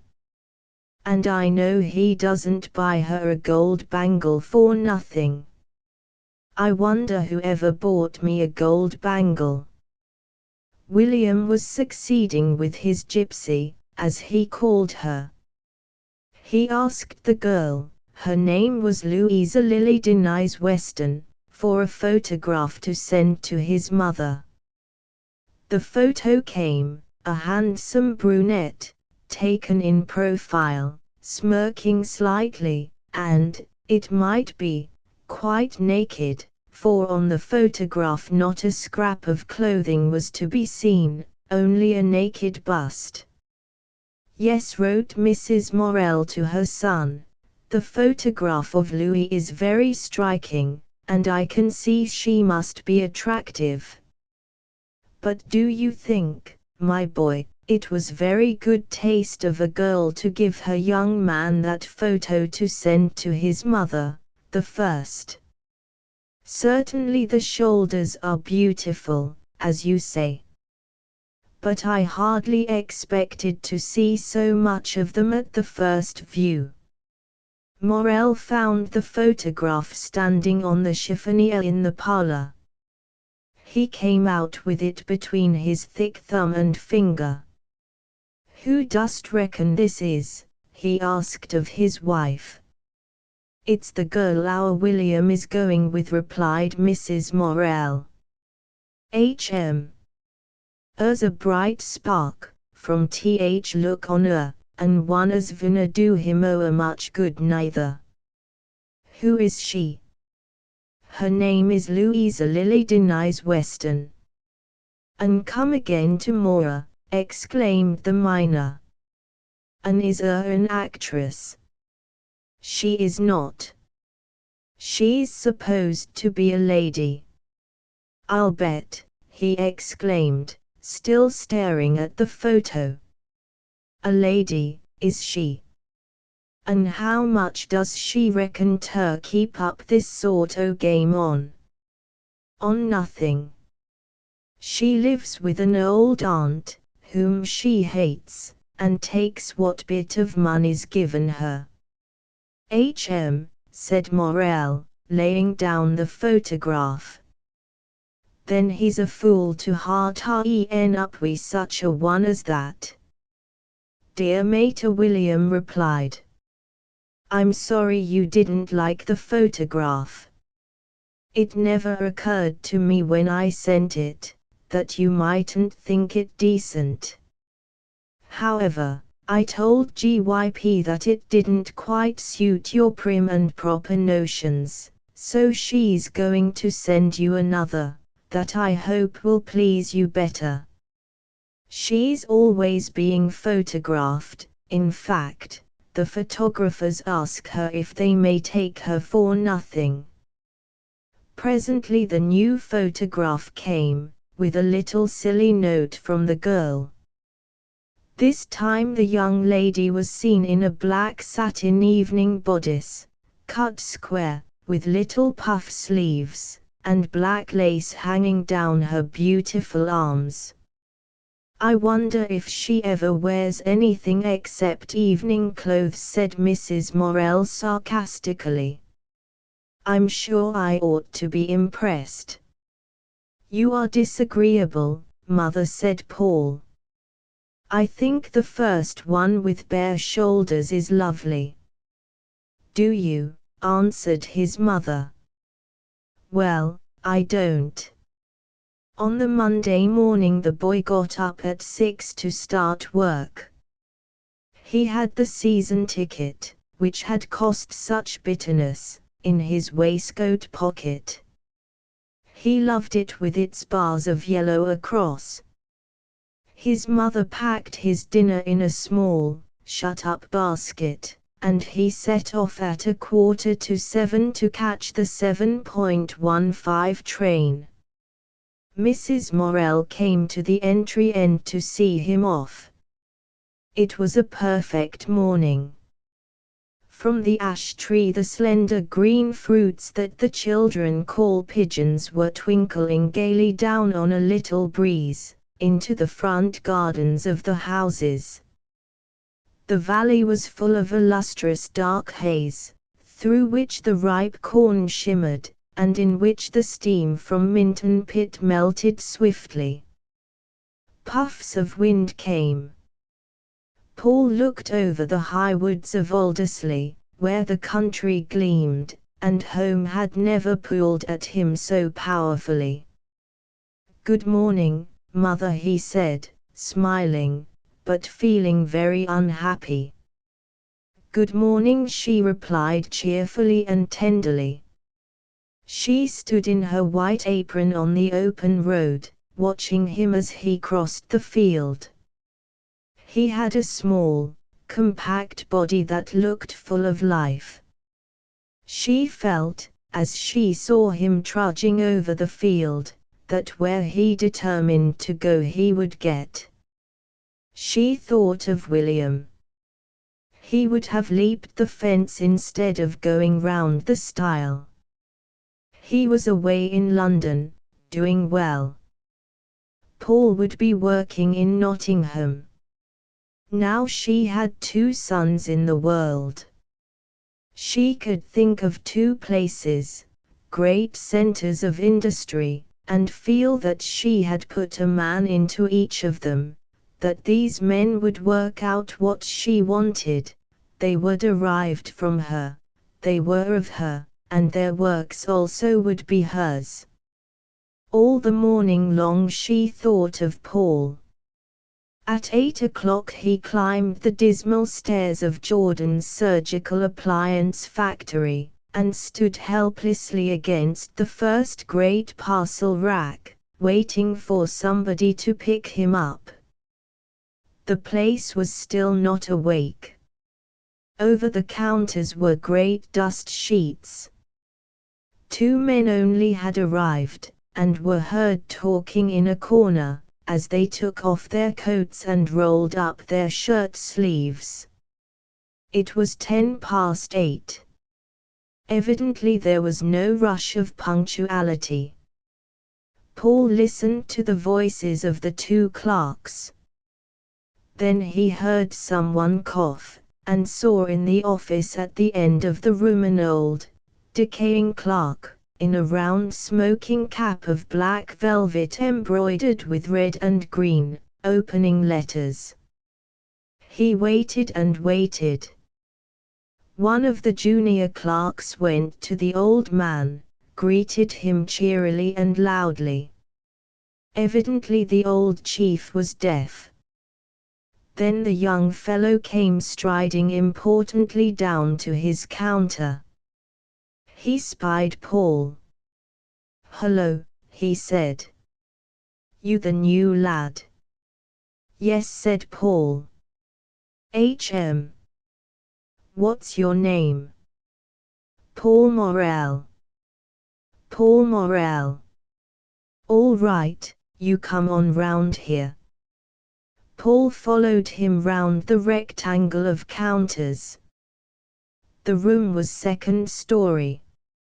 It had a great hole in the middle of the floor, fenced as with a wall of counters, and down this wide shaft the lifts went, and the light for the bottom story. Also there was a corresponding big, oblong hole in the ceiling, and one could see above, over the fence of the top floor, some machinery, and right away overhead was the glass roof, and all light for the 3 stories came downwards, getting dimmer, so that it was always night on the ground floor and rather gloomy on the 2nd floor. The factory was the top floor, the warehouse the 2nd, the storehouse the ground floor. It was an insanitary, ancient place. Paul was led round to a very dark corner. "This is the spiral corner," said the clerk. "Your spiral, with Pappleworth. He's your boss, but he's not come yet. He doesn't get here till 8:30. So you can fetch the letters, if you like, from Mr. Melling down there. The young man pointed to the old clerk in the office. "All right," said Paul. "Here's a peg to hang your cap on. Here are your entry ledgers. Mr. Pappleworth won't be long." And the thin young man stalked away with long, busy strides over the hollow wooden floor. After a minute or two Paul went down and stood in the door of the glass office. The old clerk in the smoking cap looked down over the rim of his spectacles. "Good morning," he said, kindly and impressively. "You want the letters for the spiral department, Thomas?" Paul resented being called Thomas. But he took the letters and returned to his dark place, where the counter made an angle, where the great parcel rack came to an end, and where there were 3 doors in the corner. He sat on a high stool and read the letters, those whose handwriting was not too difficult. They ran as follows: "Will you please send me at once a pair of ladies' silk spiral thigh hose, without feet, such as I had from you last year, length, thigh to knee, etc." Or, "Major Chamberlain wishes to repeat his previous order for a silk non-elastic suspensory bandage." Many of these letters, some of them in French or Norwegian, were a great puzzle to the boy. He sat on his stool nervously awaiting the arrival of his boss. He suffered tortures of shyness when, at 8:30, the factory girls for upstairs trooped past him. Mr. Pappleworth arrived, chewing a chlorodyne gum, at about 9:20, when all the other men were at work. He was a thin, sallow man with a red nose, quick, staccato, and smartly but stiffly dressed. He was about 36 years old. There was something rather doggy, rather smart, rather cute and shrewd, and something warm, and something slightly contemptible about him. "You my new lad," he said. Paul stood up and said he was. "Fetched the letters?" Mr. Pappleworth gave a chew to his gum. "Yes." "Copied 'em?" "No, well, come on then, let's look slippy." "Changed your coat?" "No, you want to bring an old coat and leave it here." He pronounced the last words with the chlorodyne gum between his side teeth. He vanished into the darkness behind the great parcel rack, reappeared coatless, turning up a smart striped shirt cuff over a thin and hairy arm. Then he slipped into his coat. Paul noticed how thin he was, and that his trousers were in folds behind. He seized a stool, dragged it beside the boys, and sat down. "Sit down," he said. Paul took a seat. Mr. Pappleworth was very close to him. The man seized the letters, snatched a long entry book out of a rack in front of him, flung it open, seized a pen, and said, "Now look here. You want to copy these letters in here." He sniffed twice, gave a quick chew at his gum, stared fixedly at a letter, then went very still and absorbed, and wrote the entry rapidly, in a beautiful flourishing hand. He glanced quickly at Paul. "See that?" "Yes." "Think you can do it all right?" "Yes." "All right then, let's see you." He sprang off his stool. Paul took a pen. Mr. Pappleworth disappeared. Paul rather liked copying the letters, but he wrote slowly, laboriously, and exceedingly badly. He was doing the fourth letter, and feeling quite busy and happy, when Mr. Pappleworth reappeared. "Now then, how are you getting on?" "Done, Em." He leaned over the boy's shoulder, chewing, and smelling of chlorodyne. "Strike my bob, lad, but you're a beautiful writer," he exclaimed satirically. "Ne'er mind, how many you're done?" "Only 3. I'd a eaten 'em." "Get on, my lad, and put numbers on 'em. Here, look. Get on." Paul ground away at the letters, whilst Mr. Pappleworth fussed over various jobs. Suddenly the boy started as a shrill whistle sounded near his ear. Mr. Pappleworth came, took a plug out of a pipe, and said, in an amazingly cross and bossy voice, "Yes."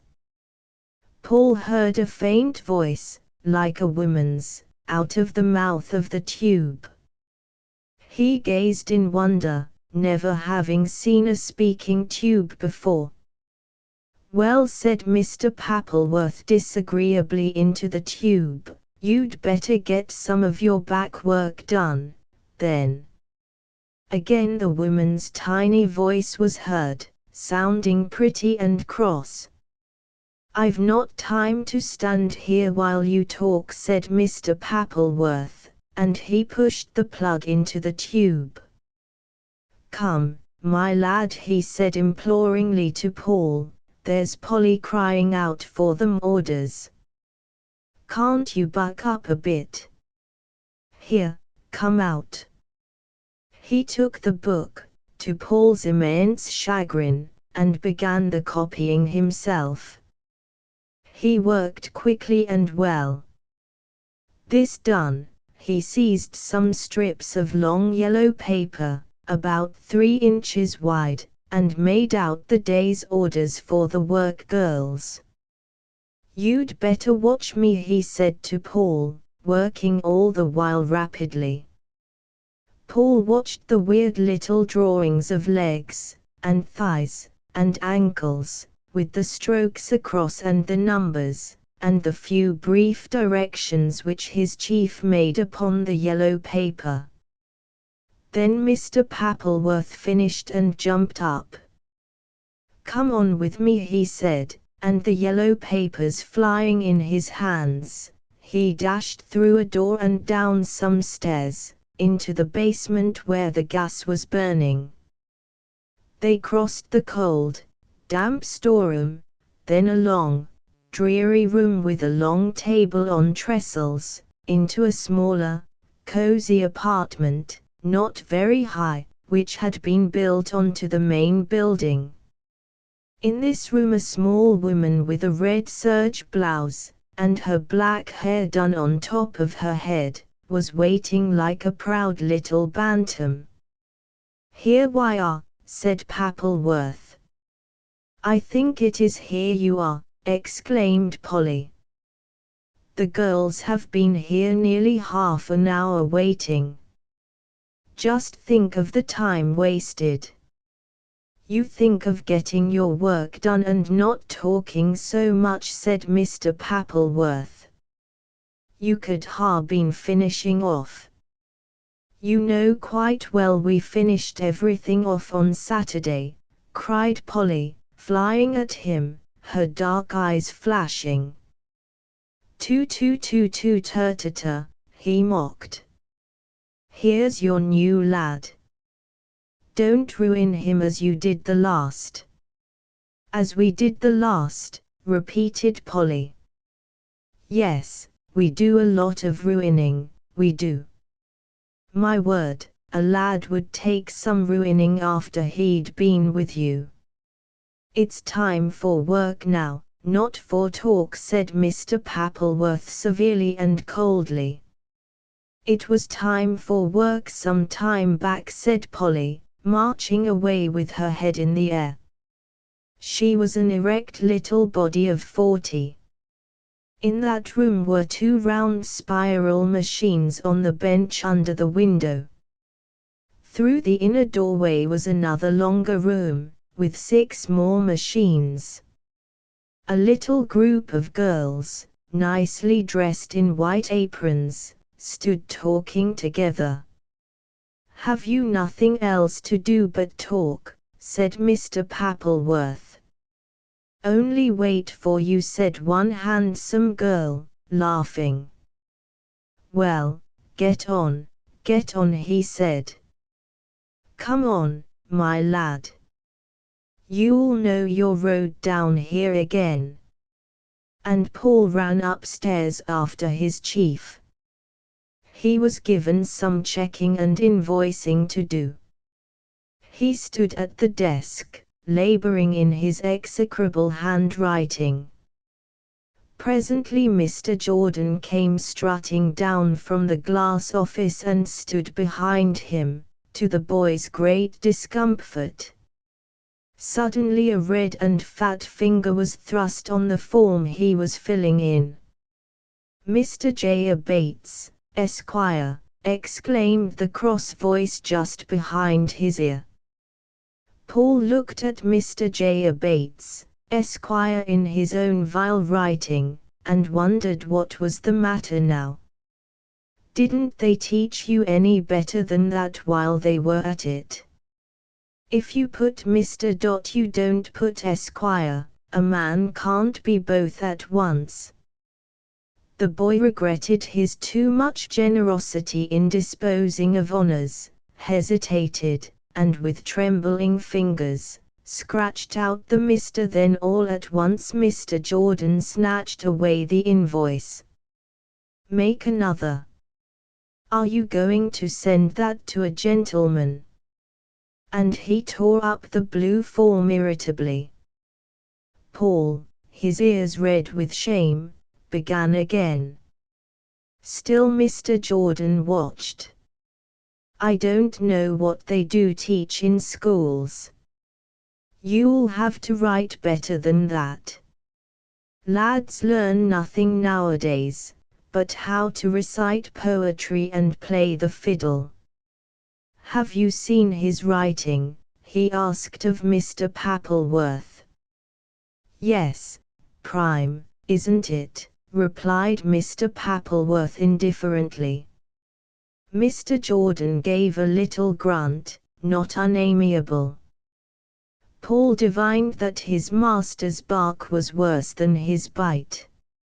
Indeed, the little manufacturer, although he spoke bad English, was quite gentleman enough to leave his men alone and to take no notice of trifles. But he knew he did not look like the boss and owner of the show, so he had to play his role of proprietor at first, to put things on a right footing. "Let's see, what's your name?" asked Mr. Pappleworth of the boy. "Paul Morel." It is curious that children suffer so much at having to pronounce their own names. "Paul Morel, is it? All right, you Paul Morel." Threw them things there, and then Mr. Pappleworth subsided onto a stool, and began writing. A girl came up from out of a door just behind, put some newly pressed elastic web appliances on the counter, and returned. Mr. Pappleworth picked up the white blue knee band, examined it, and its yellow order paper quickly, and put it on one side. Next was a flesh-pink leg. He went through the few things, wrote out a couple of orders, and called to Paul to accompany him. This time they went through the door whence the girl had emerged. There Paul found himself at the top of a little wooden flight of steps, and below him saw a room with windows round 2 sides, and at the farther end half a dozen girls sitting bending over the benches in the light from the window, sewing. They were singing together, two little girls in blue. Hearing the door opened, they all turned round, to see Mr. Pappleworth and Paul looking down on them from the far end of the room. They stopped singing. "Can't you make a bit less row?" said Mr. Pappleworth. "Folk'll think we keep cats." A hunchback woman on a high stool turned her long, rather heavy face towards Mr. Pappleworth, and said, in a contralto voice, "They are all tomcats then." In vain Mr. Pappleworth tried to be impressive for Paul's benefit. He descended the steps into the finishing-off room, and went to the hunchback Fanny. She had such a short body on her high stool that her head, with its great bands of bright brown hair, seemed over-large, as did her pale, heavy face. She wore a dress of green-black cashmere, and her wrists, coming out of the narrow cuffs, were thin and flat, as she put down her work nervously. He showed her something that was wrong with a kneecap. "Well," she said, "you needn't come blaming it onto me. It's not my fault." Her color mounted to her cheek. "I never said it was your fault." "Will you do as I tell you?" replied Mr. Pappleworth shortly. "You don't say it's my fault, but you'd like to make out as it was," the hunchback woman cried, almost in tears. Then she snatched the kneecap from her boss, saying, "Yes, I'll do it for you, but you needn't be snappy." "Here's your new lad," said Mr. Pappleworth. Fanny turned, smiling very gently on Paul. "Oh," she said. "Yes, don't make a softy of him between you." "It's not us as you'd make a softy of him," she said indignantly. "Come on then," Paul said Mr. Pappleworth. "Au revoir, Paul," said one of the girls. There was a titter of laughter. Paul went out, blushing deeply, not having spoken a word. The day was very long. All morning the work people were coming to speak to Mr. Pappleworth. Paul was writing or learning to make up parcels, ready for the midday post. At 1 o'clock, or, rather, at 1:15, Mr. Pappleworth disappeared to catch his train. He lived in the suburbs. At 1 o'clock, Paul, feeling very lost, took his dinner basket down into the stockroom in the basement, that had the long table on trestles, and ate his meal hurriedly, alone in that cellar of gloom and desolation. Then he went out of doors. The brightness and the freedom of the streets made him feel adventurous and happy. But at 2 o'clock he was back in the corner of the big room. Soon the work girls went trooping past, making remarks. It was the commoner girls who worked upstairs at the heavy tasks of truss-making and the finishing of artificial limbs. He waited for Mr. Pappleworth, not knowing what to do, sitting scribbling on the yellow order paper. Mr. Pappleworth came at 20 minutes to 3. Then he sat and gossiped with Paul, treating the boy entirely as an equal, even in age. In the afternoon there was never very much to do, unless it were near the weekend, and the accounts had to be made up.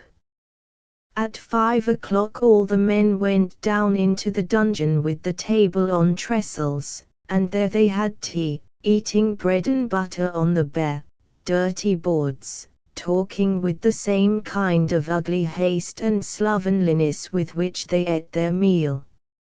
And yet upstairs the atmosphere among them was always jolly and clear. The cellar and the trestles affected them. After tea, when all the gases were lighted, work went more briskly. There was the big evening post to get off. The hose came up warm and newly pressed from the workrooms. Paul had made out the invoices. Now he had the packing up and addressing to do, then he had to weigh his stock of parcels on the scales. Everywhere voices were calling weights. There was the chink of metal, the rapid snapping of string, the hurrying to old Mr. Melling for stamps. And at last the postman came with his sack, laughing and jolly. Then everything slacked off, and Paul took his dinner basket and ran to the station to catch the 8:20 train. The day in the factory was just 12 hours long. His mother sat waiting for him rather anxiously. He had to walk from Keston, so was not home until about 9:20. And he left the house before 7 in the morning. Mrs. Morel was rather anxious about his health. But she herself had had to put up with so much that she expected her children to take the same odds. They must go through with what came. And Paul stayed at Jordan's, although all the time he was there his health suffered from the darkness and lack of air and the long hours. He came in pale and tired. His mother looked at him. She saw he was rather pleased, and her anxiety all went. "Well, and how was it?" she asked. "Ever so funny, Mother," he replied. "You don't have to work a bit hard, and they're nice with you. And did you get on all right?" "Yes, they only say my writing's bad." "But Mr. Pappleworth, he's my man, said to Mr. Jordan I should be all right. I'm Spiral, Mother, you must come and see. It's ever so nice." Soon he liked Jordan's. Mr. Pappleworth, who had a certain saloon bar flavor about him, was always natural, and treated him as if he had been a comrade. Sometimes the Spiral boss was irritable, and chewed more lozenges than ever. Even then, however, he was not offensive, but one of those people who hurt themselves by their own irritability more than they hurt other people. "Haven't you done that yet?" he would cry. "Go on, be a month of Sundays."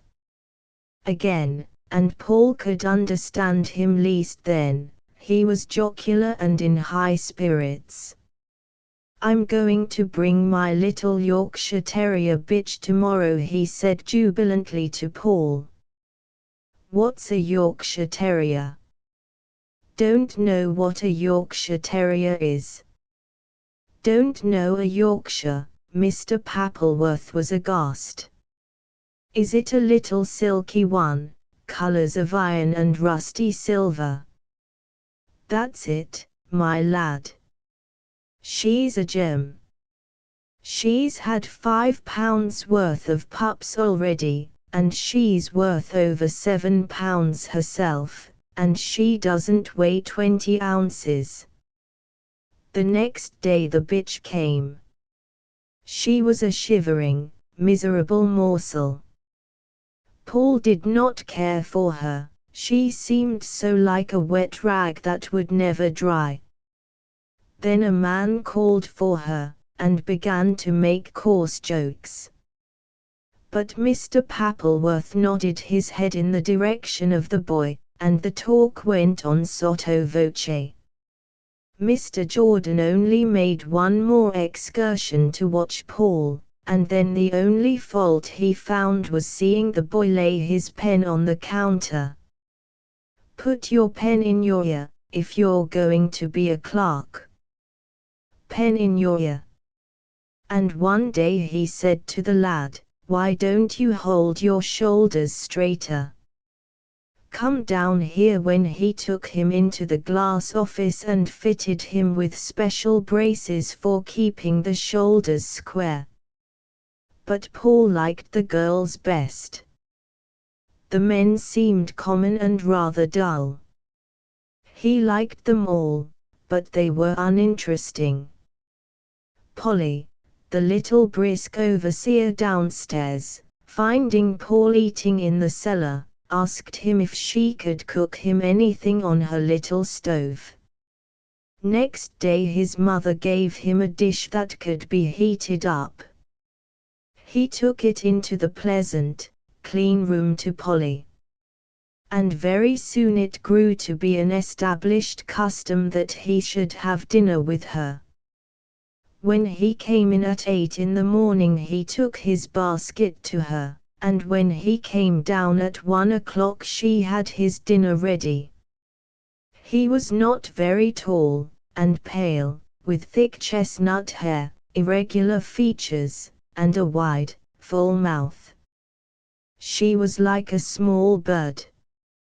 He often called her a robinet. Though naturally rather quiet, he would sit and chatter with her for hours telling her about his home. The girls all liked to hear him talk.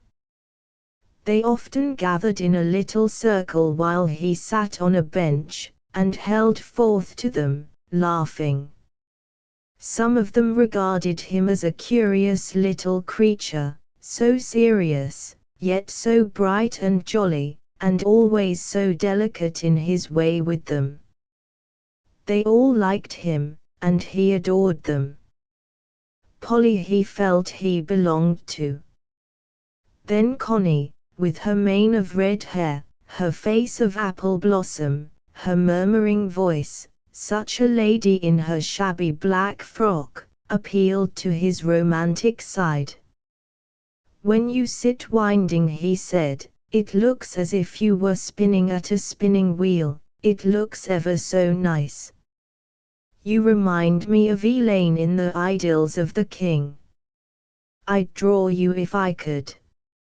And she glanced at him blushing shyly. And later on he had a sketch he prized very much, Connie sitting on the stool before the wheel, her flowing mane of red hair on her rusty black frock, her red mouth shut and serious, running the scarlet thread off the hank onto the reel. With Louis, handsome and brazen, who always seemed to thrust her hip at him, he usually joked. Emma was rather plain, rather old, and condescending. But to condescend to him made her happy, and he did not mind. "How do you put needles in?" he asked. "Go away and don't bother."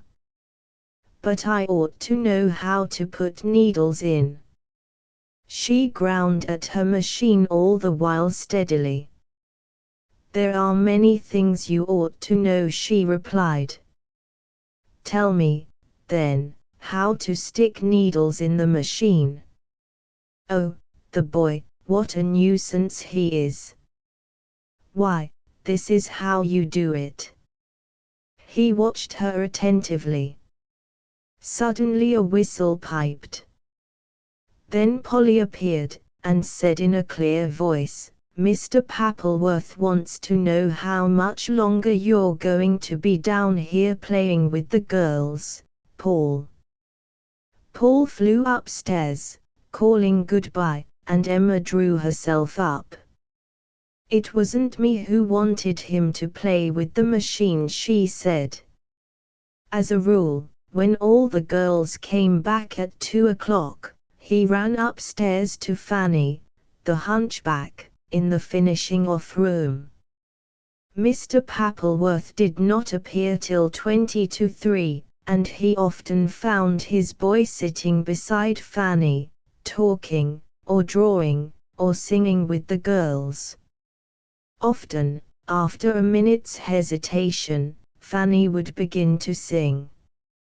She had a fine contralto voice. Everybody joined in the chorus, and it went well. Paul was not at all embarrassed, after a while, sitting in the room with the half a dozen work girls. At the end of the song Fanny would say, "I know you've been laughing at me." "Don't be so soft, Fanny," cried one of the girls. Once there was mention of Connie's red hair. "Fanny's is better, to my fancy," said Emma. "You needn't try to make a fool of me," said Fanny, flushing deeply.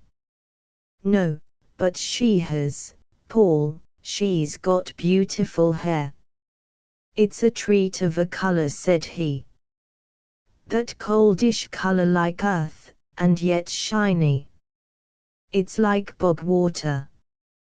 "Goodness me," exclaimed one girl, laughing. "How I do but get criticized," said Fanny. "But you should see it down, Paul," cried Emma earnestly. "It's simply beautiful. Put it down for him, Fanny, if he wants something to paint." Fanny would not, and yet she wanted to. "Then I'll take it down myself," said the lad. "Well, you can if you like," said Fanny. And he carefully took the pins out of the knot, and the rush of hair, of uniform dark brown, slid over the humped back. "What a lovely lot," he exclaimed. The girls watched. There was silence. The youth shook the hair loose from the coil. "It's splendid," he said, smelling its perfume. "I'll bet it's worth pounds." "I'll leave it you when I die," Paul said. Fanny, half joking. "You look just like anybody else, sitting drying their hair," said one of the girls to the long-legged hunchback.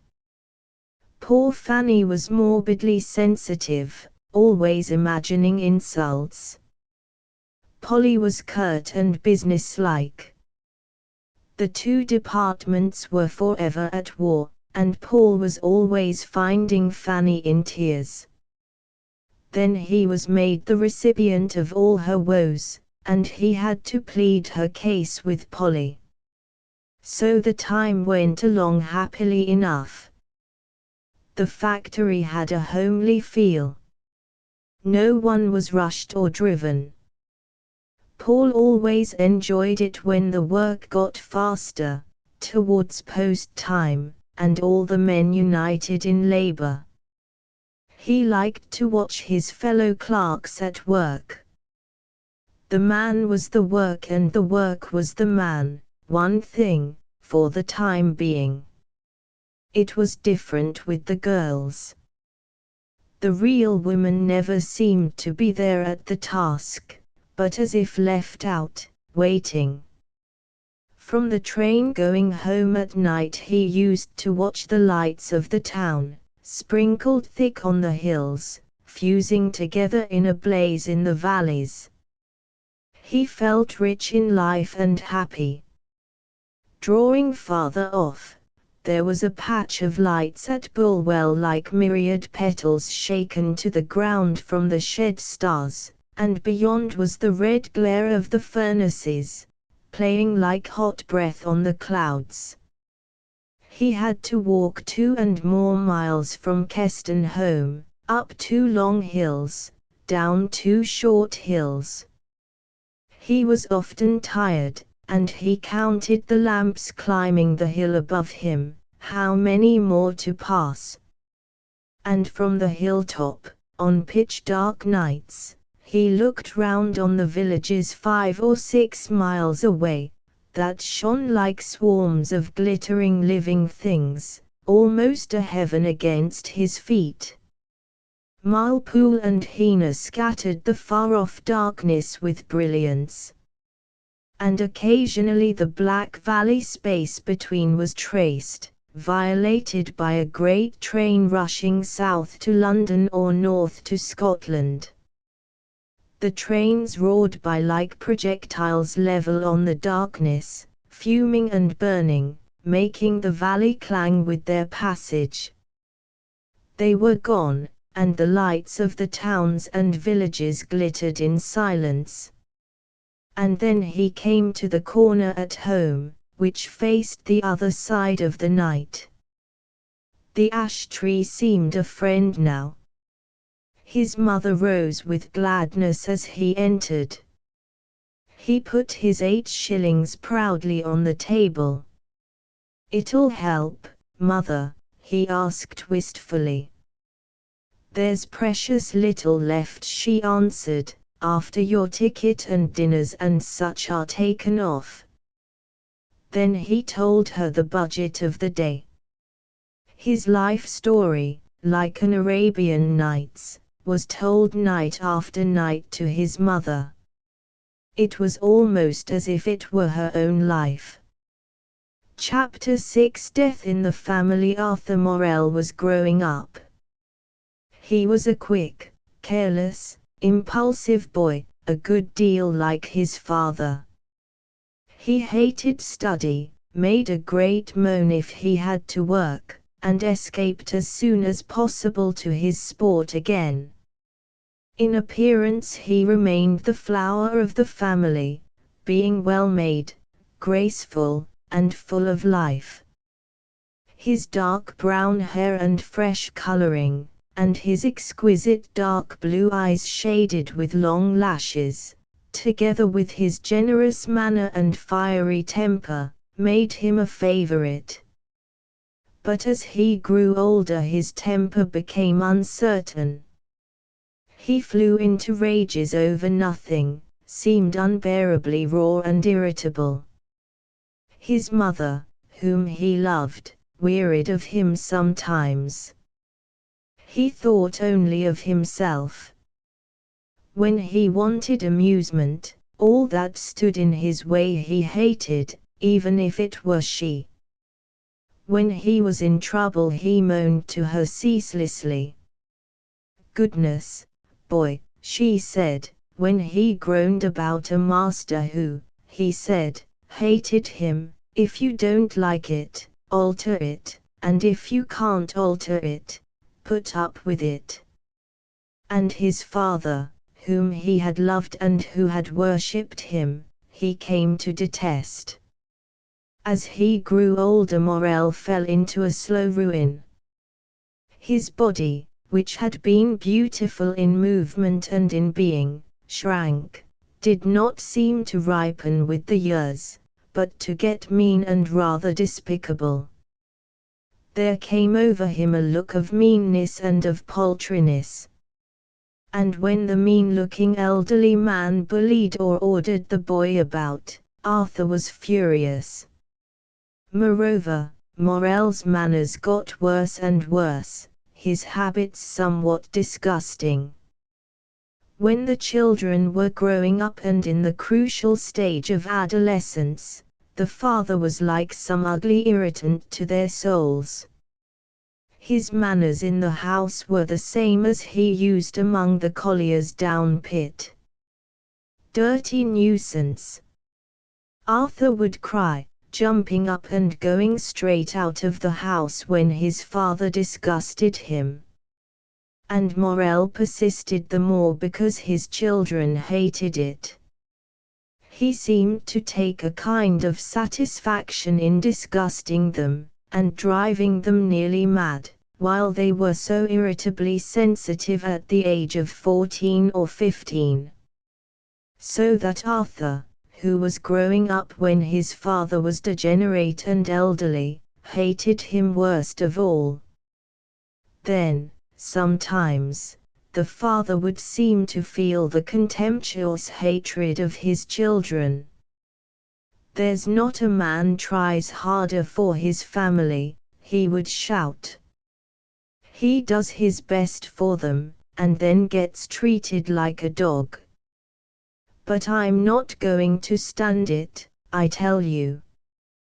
But for the threat and the fact that he did not try so hard as he imagined, they would have felt sorry. As it was, the battle now went on nearly all between father and children, he persisting in his dirty and disgusting ways, just to assert his independence. They loathed him. Arthur was so inflamed and irritable at last, that when he won a scholarship for the grammar school in Nottingham, his mother decided to let him live in town, with one of her sisters, and only come home at weekends. Annie was still a junior teacher in the board school, earning about 4 shillings a week. But soon she would have 15 shillings, since she had passed her examination, and there would be financial peace in the house. Mrs. Morell clung now to Paul. He was quiet and not brilliant. But still he stuck to his painting, and still he stuck to his mother. Everything he did was for her. She waited for his coming home in the evening, and then she unburdened herself of all she had pondered, or of all that had occurred to her during the day. He sat and listened with his earnestness. The two shared lives. William was engaged now to his brunette, and had bought her an engagement ring that cost 8 guineas. The children gasped at such a fabulous price. 8 guineas, said Morell. More fool him. If he'd gen me some on tea, it you'd ha looked better on him. Given you some of it, cried Mrs. Morell. Why give you some of it? She remembered he had bought no engagement ring at all, and she preferred William, who was not mean, if he were foolish. But now the young man talked only of the dances to which he went with his betrothed, and the different resplendent clothes she wore, or he told his mother with glee how they went to the theatre like great swells. He wanted to bring the girl home. Mrs. Morell said she should come at the Christmas. This time William arrived with a lady, but with no presents. Mrs. Morell had prepared supper. Hearing footsteps, she rose and went to the door. William entered. "Hello, Mother." He kissed her hastily, then stood aside to present a tall, handsome girl, who was wearing a costume of fine black and white check, and furs. "Here's GYP." Miss Weston held out her hand and showed her teeth in a small smile. "Oh, how do you do, Mrs. Morell?" she exclaimed. "I am afraid you will be hungry," said Mrs. Morell. "Oh no, we had dinner in the train." "Have you got my gloves, Chubby?" William Morell, big and raw-boned, looked at her quickly. "How should I?" he said. "Then I've lost them. Don't be cross with me." A frown went over his face, but he said nothing. She glanced round the kitchen. It was small and curious to her, with its glittering kissing bunch, its evergreens behind the pictures, its wooden chairs and little deal table. At that moment Morell came in. "Hello, Dad." "Hello, my son. Thas let on me." The two shook hands, and William presented the lady. She gave the same smile that showed her teeth. "How do you do, Mr. Morell?" Morel bowed obsequiously. I'm very well, and I hope so are you. You must make yourself very welcome. Oh, thank you, she replied, rather amused. You will like to go upstairs, said Mrs. Morel. If you don't mind, but not if it is any trouble to you. It is no trouble. Annie will take you. Walter, carry up this box. And don't be an hour dressing yourself up, said William to his betrothed. Annie took a brass candlestick, and, too shy almost to speak, preceded the young lady to the front bedroom, which Mr. and Mrs. Morel had vacated for her. It, too, was small and cold by candlelight. The colliers' wives only lit fires in bedrooms in case of extreme illness. Shall I unstrap the box? Asked Annie. Oh, thank you very much. Annie played the part of maid, then went downstairs for hot water. I think she's rather tired, Mother, said William. It's a beastly journey, and we had such a rush. Is there anything I can give her? Asked Mrs. Morel. Oh no, she'll be all right. But there was a chill in the atmosphere. After half an hour Miss Weston came down, having put on a purplish-colored dress, very fine for the collier's kitchen. I told you you'd no need to change, said William to her. Oh, chubby. Then she turned with that sweetish smile to Mrs. Morel. Don't you think he's always grumbling, Mrs. Morel? Is he? Said Mrs. Morel. That's not very nice of him. It isn't, really. You are cold, said the mother. Won't you come near the fire? Morel jumped out of his armchair. Come and sit you here, he cried. Come and sit you here. No, Dad, keep your own chair. Sit on the sofa, GYP, said William. No, no, cried Morel. This chair's warmest. Come and sit here, Miss Wesson. Thank you so much, said the girl, seating herself in the collier's armchair, the place of honor. She shivered, feeling the warmth of the kitchen penetrate her.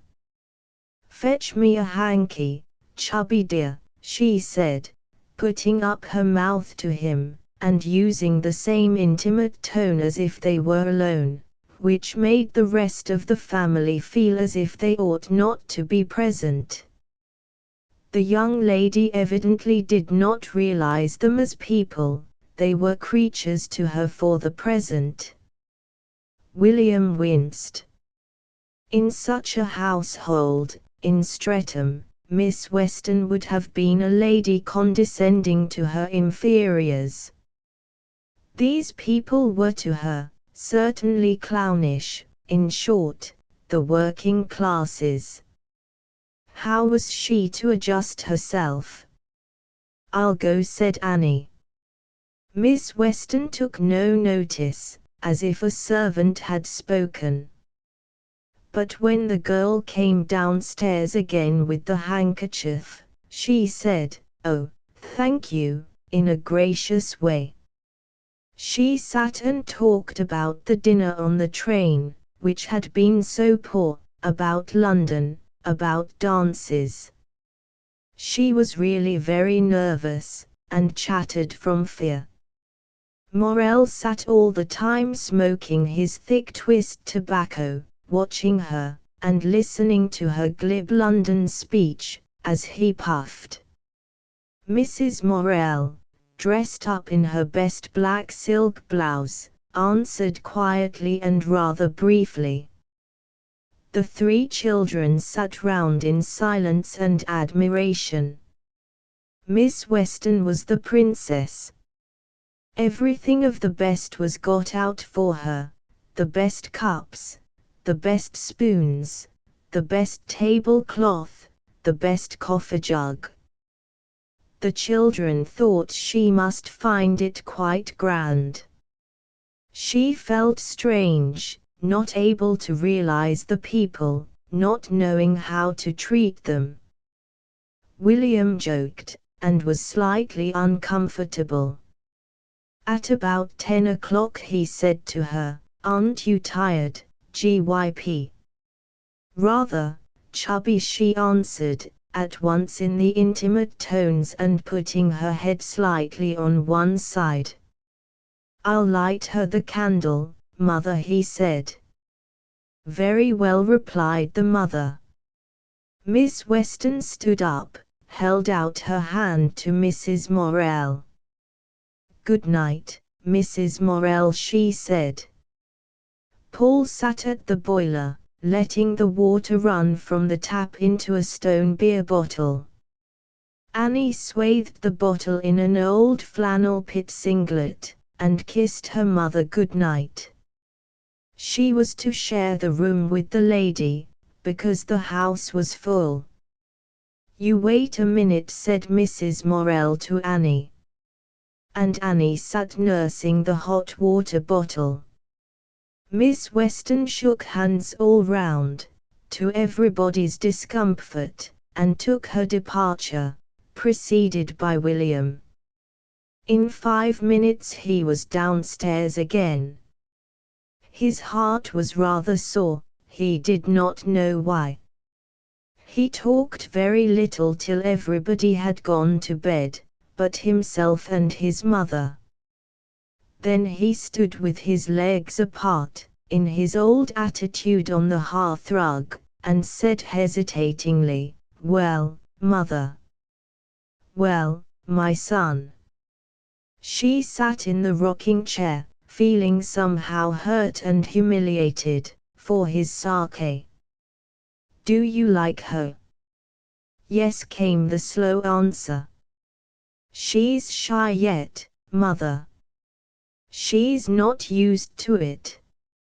It's different from her aunt's house, you know."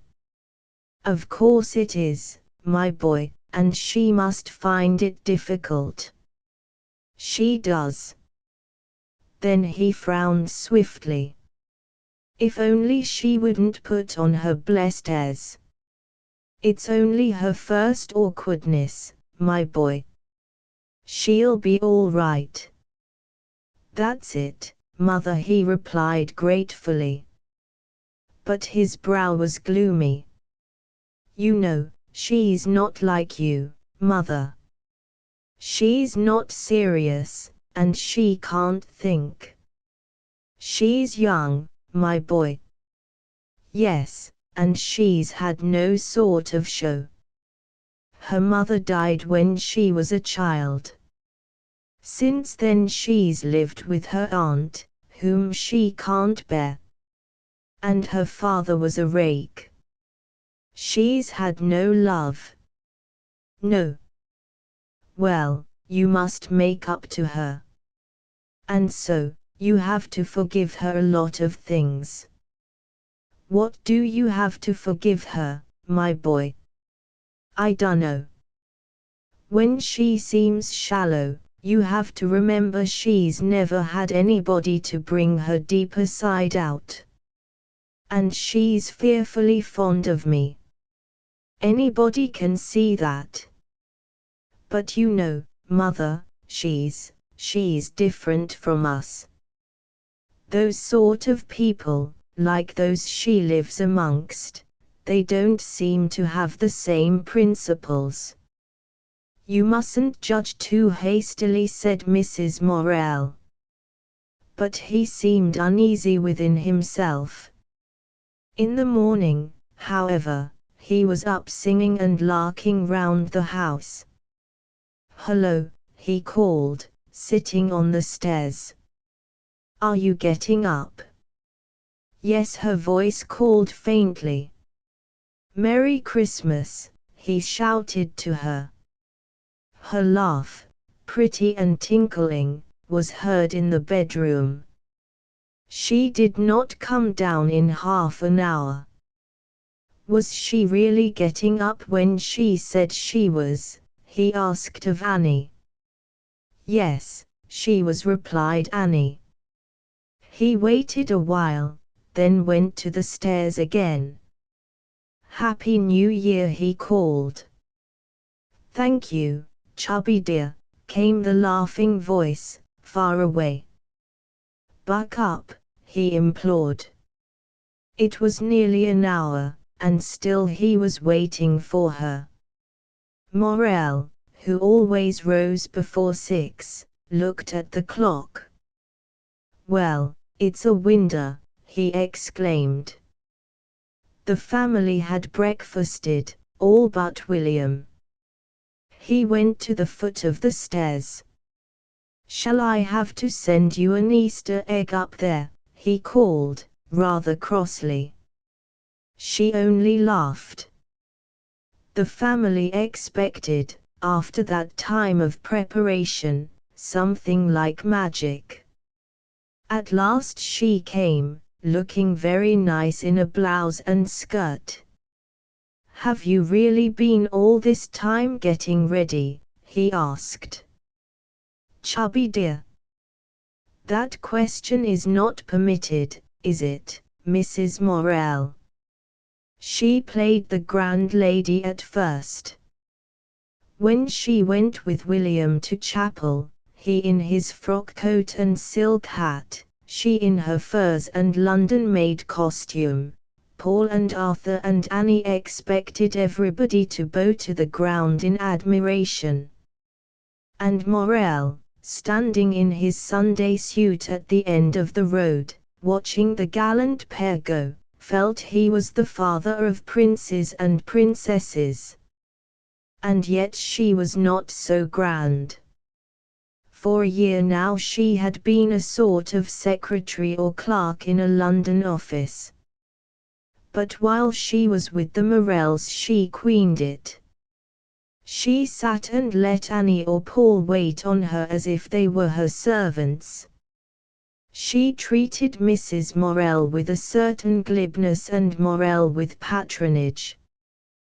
But after a day or so she began to change her tune. William always wanted Paul or Annie to go along with them on their walks. It was so much more interesting. And Paul really did admire Gypsy wholeheartedly. In fact, his mother scarcely forgave the boy for the adulation with which he treated the girl. On the second day, when Lily said, "Oh, Annie, do you know where I left my muff?" William replied, "You know it is in your bedroom." "Why do you ask, Annie?" And Lily went upstairs with a cross, shut mouth. But it angered the young man that she made a servant of his sister. On the third evening William and Lily were sitting together in the parlor by the fire in the dark. At 11:15 Mrs. Morel was heard raking the fire. William came out to the kitchen, followed by his beloved. "Is it as late as that, Mother?" he said. She had been sitting alone. "It is not late, my boy, but it is as late as I usually sit up." "Won't you go to bed, then?" he asked. "And leave you too?" "No, my boy, I don't believe in it." "Can't you trust us, Mother?" "Whether I can or not, I won't do it. You can stay till 11 if you like, and I can read." "Go to bed, Gyp," he said to his girl. "We won't keep Mater waiting." "Annie has left the candle burning, Lily," said Mrs. Morel. "I think you will see." "Yes, thank you." "Good night, Mrs. Morell." William kissed his sweetheart at the foot of the stairs, and she went. He returned to the kitchen. "Can't you trust us, Mother?" he repeated, rather offended. "My boy, I tell you I don't believe in leaving two young things like you alone downstairs when everyone else is in bed." And he was forced to take this answer. He kissed his mother good night. At Easter he came over alone. And then he discussed his sweetheart endlessly with his mother. "You know, Mother, when I'm away from her I don't care for her a bit. I shouldn't care if I never saw her again. But, then, when I'm with her in the evenings I am awfully fond of her." "It's a queer sort of love to marry on," said Mrs. Morell, "if she holds you no more than that." "It is funny," he exclaimed. It worried and perplexed him. "But yet, there's so much between us now I couldn't give her up." "You know best," said Mrs. Morell. "But if it is as you say, I wouldn't call it love. At any rate, it doesn't look much like it." "Oh, I don't know, Mother. She's an orphan, and they never came to any sort of conclusion." He seemed puzzled and rather fretted. She was rather reserved. All his strength and money went in keeping this girl. He could scarcely afford to take his mother to Nottingham when he came over. Paul's wages had been raised at Christmas to 10 shillings, to his great joy. He was quite happy at Jordan's, but his health suffered from the long hours and the confinement. His mother, to whom he became more and more significant, thought how to help. His half-day holiday was on Monday afternoon. On a Monday morning in May, as the two sat alone at breakfast, she said, "I think it will be a fine day." He looked up in surprise. This meant something. "You know Mr. Livers has gone to live on a new farm." "Well, he asked me last week if I wouldn't go and see Mrs. Livers, and I promised to bring you on Monday if it's fine. Shall we go?" "I say, little woman, how lovely," he cried. "And we'll go this afternoon." Paul hurried off to the station jubilant. Down Derby Road was a cherry tree that glistened. The old brick wall by the statue's ground burned scarlet, spring was a very flame of green. And the steep swoop of High Road lay, in its cool morning dust, splendid with patterns of sunshine and shadow, perfectly still. The trees sloped their great green shoulders proudly, and inside the warehouse all the morning, the boy had a vision of spring outside. When he came home at dinner time his mother was rather excited. "Are we going?" he asked. "When I'm ready," she replied. Presently he got up. "Go and get dressed while I wash up," he said. She did so. He washed the pots, straightened, and then took her boots. They were quite clean. Mrs. Morell was one of those naturally exquisite people who can walk in mud without dirtying their shoes. But Paul had to clean them for her. They were kid boots at 8 shillings a pair. He, however, thought them the most dainty boots in the world, and he cleaned them with as much reverence as if they had been flowers. Suddenly she appeared in the inner doorway rather shyly. She had got a new cotton blouse on. Paul jumped up and went forward. "Oh, my stars," he exclaimed. "What a bobbedazzler!" She sniffed in a little haughty way, and put her head up.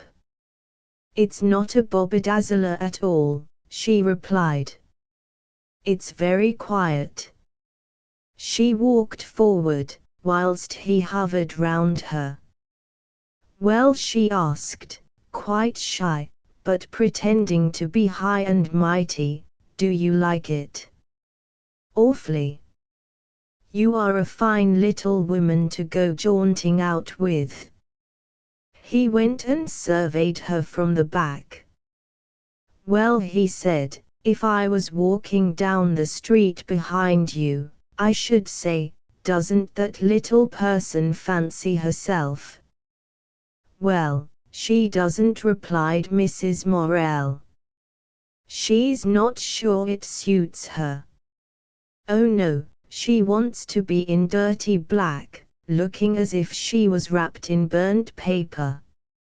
"It does suit you, and I say you look nice." She sniffed in her little way, pleased, but pretending to know better. "Well," she said, "it's cost me just 3 shillings. You couldn't have got it ready-made for that price, could you?" "I should think you couldn't," he replied. "And, you know, it's good stuff." "Awfully pretty," he said. The blouse was white, with a little sprig of heliotrope and black. "Too young for me, though, I'm afraid," she said. "Too young for you," he exclaimed in disgust. "Why don't you buy some false white hair and stick it on your head?" "I'll soon have no need," she replied. "I'm going white fast enough."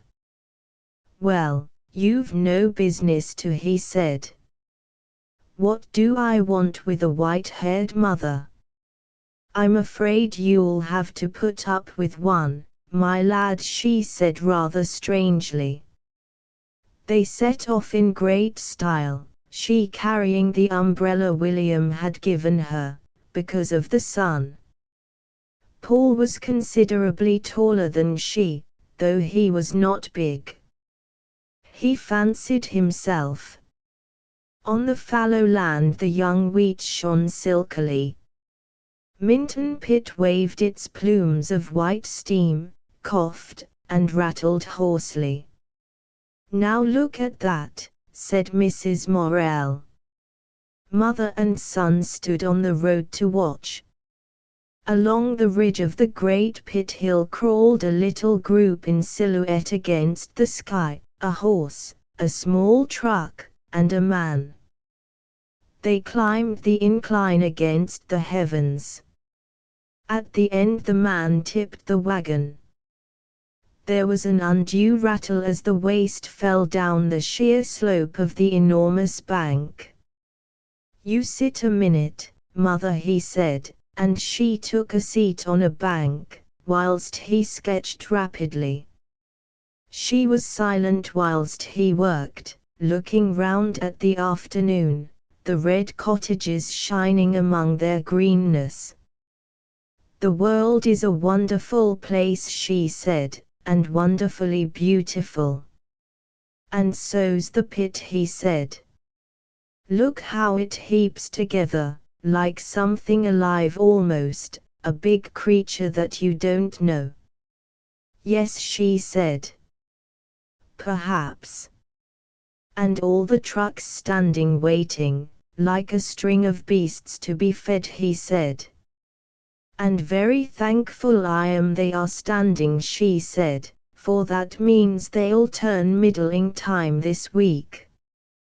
But I like the feel of men on things, while they're alive. There's a feel of men about trucks, because they've been handled with men's hands, all of them." "Yes," said Mrs. Morel. They went along under the trees of the high road. He was constantly informing her, but she was interested. They passed the end of Nethemia, that was tossing its sunshine like petals lightly in its lap.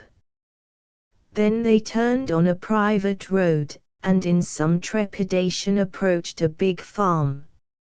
A dog barked furiously. A woman came out to see. "Is this the way to Willey Farm?" Mrs. Morell asked. Paul hung behind in terror of being sent back. But the woman was amiable, and directed them.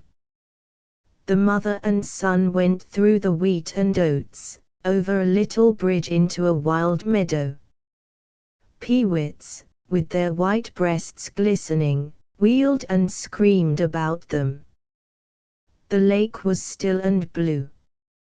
High overhead a heron floated. Opposite, the wood heaped on the hill, green and still. "It's a wild road," Mother said Paul. "Just like Canada." "Isn't it beautiful?" said Mrs. Morell, looking round.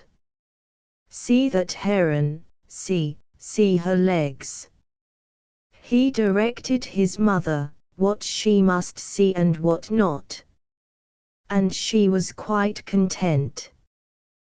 But now she said, "Which way?" He told me through the wood. The wood, fenced and dark, lay on their left. "I can feel a bit of a path this road," said Paul. "You've got town feet, somehow or other, you have." They found a little gate, and soon were in a broad green alley of the wood, with a new thicket of fir and pine on one hand, an old oak glade dipping down on the other. And among the oaks the bluebells stood in pools of azure, under the new green hazels, upon a pale fawn floor of oak leaves. He found flowers for her. "Here's a bit of new mown hay," he said. Then, again, he brought her forget-me-nots. And, again, his heart hurt with love, seeing her hand, used with work, holding the little bunch of flowers he gave her. She was perfectly happy. But at the end of the riding was a fence to climb. Paul was over in a second. "Come," he said, "let me help you." "No, go away. I will do it in my own way." He stood below with his hands up ready to help her. She climbed cautiously. "What a way to climb!" he exclaimed scornfully, when she was safely to earth again. "Hateful stiles," she cried. "Duffer of a little woman," he replied, "who can't get over 'em." In front, along the edge of the wood, was a cluster of low red farm buildings. The two hastened forward. Flush with the wood was the apple orchard, where blossom was falling on the grindstone. The pond was deep under a hedge and overhanging oak trees. Some cows stood in the shade. The farm and buildings, 3 sides of a quadrangle, embraced the sunshine towards the wood. It was very still. Mother and son went into the small railed garden, where was a scent of red gilivers. By the open door were some floury loaves, put out to cool. A hen was just coming to peck them. Then, in the doorway suddenly appeared a girl in a dirty apron. She was about 14 years old, had a rosy dark face, a bunch of short black curls, very fine and free, and dark eyes, shy, questioning, a little resentful of the strangers. She disappeared. In a minute another figure appeared, a small, frail woman, rosy, with great dark brown eyes. "Oh," she exclaimed, smiling with a little glow, "you've come, then. I am glad to see you." Her voice was intimate and rather sad. The two women shook hands. "Now are you sure we're not a bother to you?" said Mrs. Morel. "I know what a farming life is." "Oh no. We're only too thankful to see a new face, it's so lost up here." "I suppose so," said Mrs. Morel. They were taken through into the parlor, a long, low room, with a great bunch of guelder roses in the fireplace. There the women talked, whilst Paul went out to survey the land.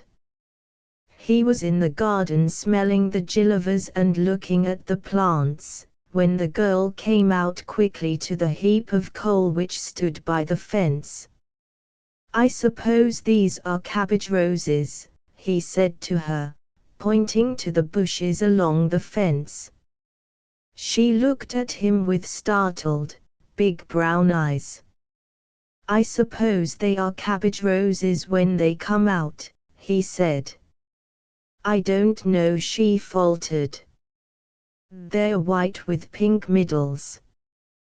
"Then they're maiden blush." Miriam flushed.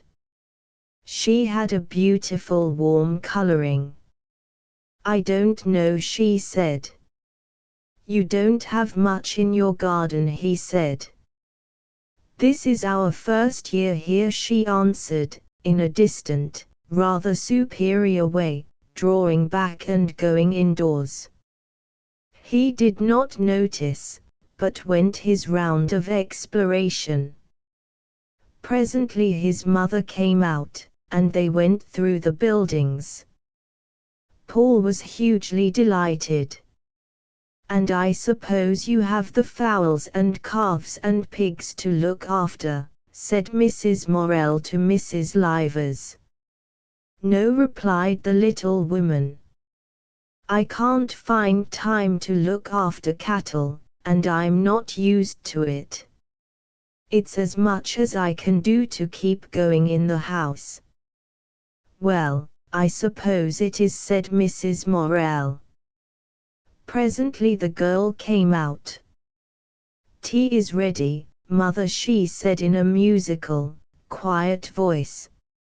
"Oh, thank you, Miriam, then we'll come," replied her mother, almost ingratiatingly. "Would you care to have tea now, Mrs. Morel?" "Of course," said Mrs. Morel. "Whenever it's ready." Paul and his mother and Mrs. Livers had tea together. Then they went out into the wood that was flooded with bluebells, while fumy forget-me-nots were in the paths. The mother and son were in ecstasy together. When they got back to the house, Mr. Livers and Edgar, the eldest son, were in the kitchen. Edgar was about 18. Then Geoffrey and Maurice, big lads of 12 and 13, were in from school.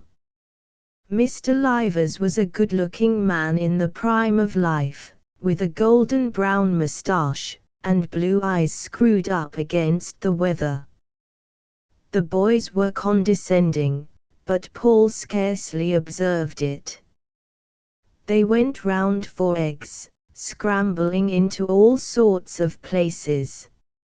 As they were feeding the fowls, Miriam came out. The boys took no notice of her. One hen, with her yellow chickens, was in a coop. Maurice took his hand full of corn and let the hen peck from it. "Durst you do it?" he asked of Paul. "Let's see," said Paul. He had a small hand, warm, and rather capable looking. Miriam watched. He held the corn to the hen. The bird eyed it with her hard, bright eye, and suddenly made a peck into his hand. He started, and laughed. Rap, rap, rap, went the bird's beak in his palm. He laughed again, and the other boys joined. She knocks you, and nips you, but she never hurts, said Paul, when the last corn had gone. Now, Miriam, said Maurice, you come an away ago. No, she cried, shrinking back. Ha, baby. The murder kid, said her brothers. It doesn't hurt a bit, said Paul. It only just nips rather nicely. No, she still cried, shaking her black curls and shrinking. She dursn't, he said Geoffrey. She never durst do anything except recite poetry. Dursn't he jump off a gate, dursn't he tweedle, dursn't he go on a slide, dursn't he stop a girl hittin' her. She can do nought but go about thinking herself somebody.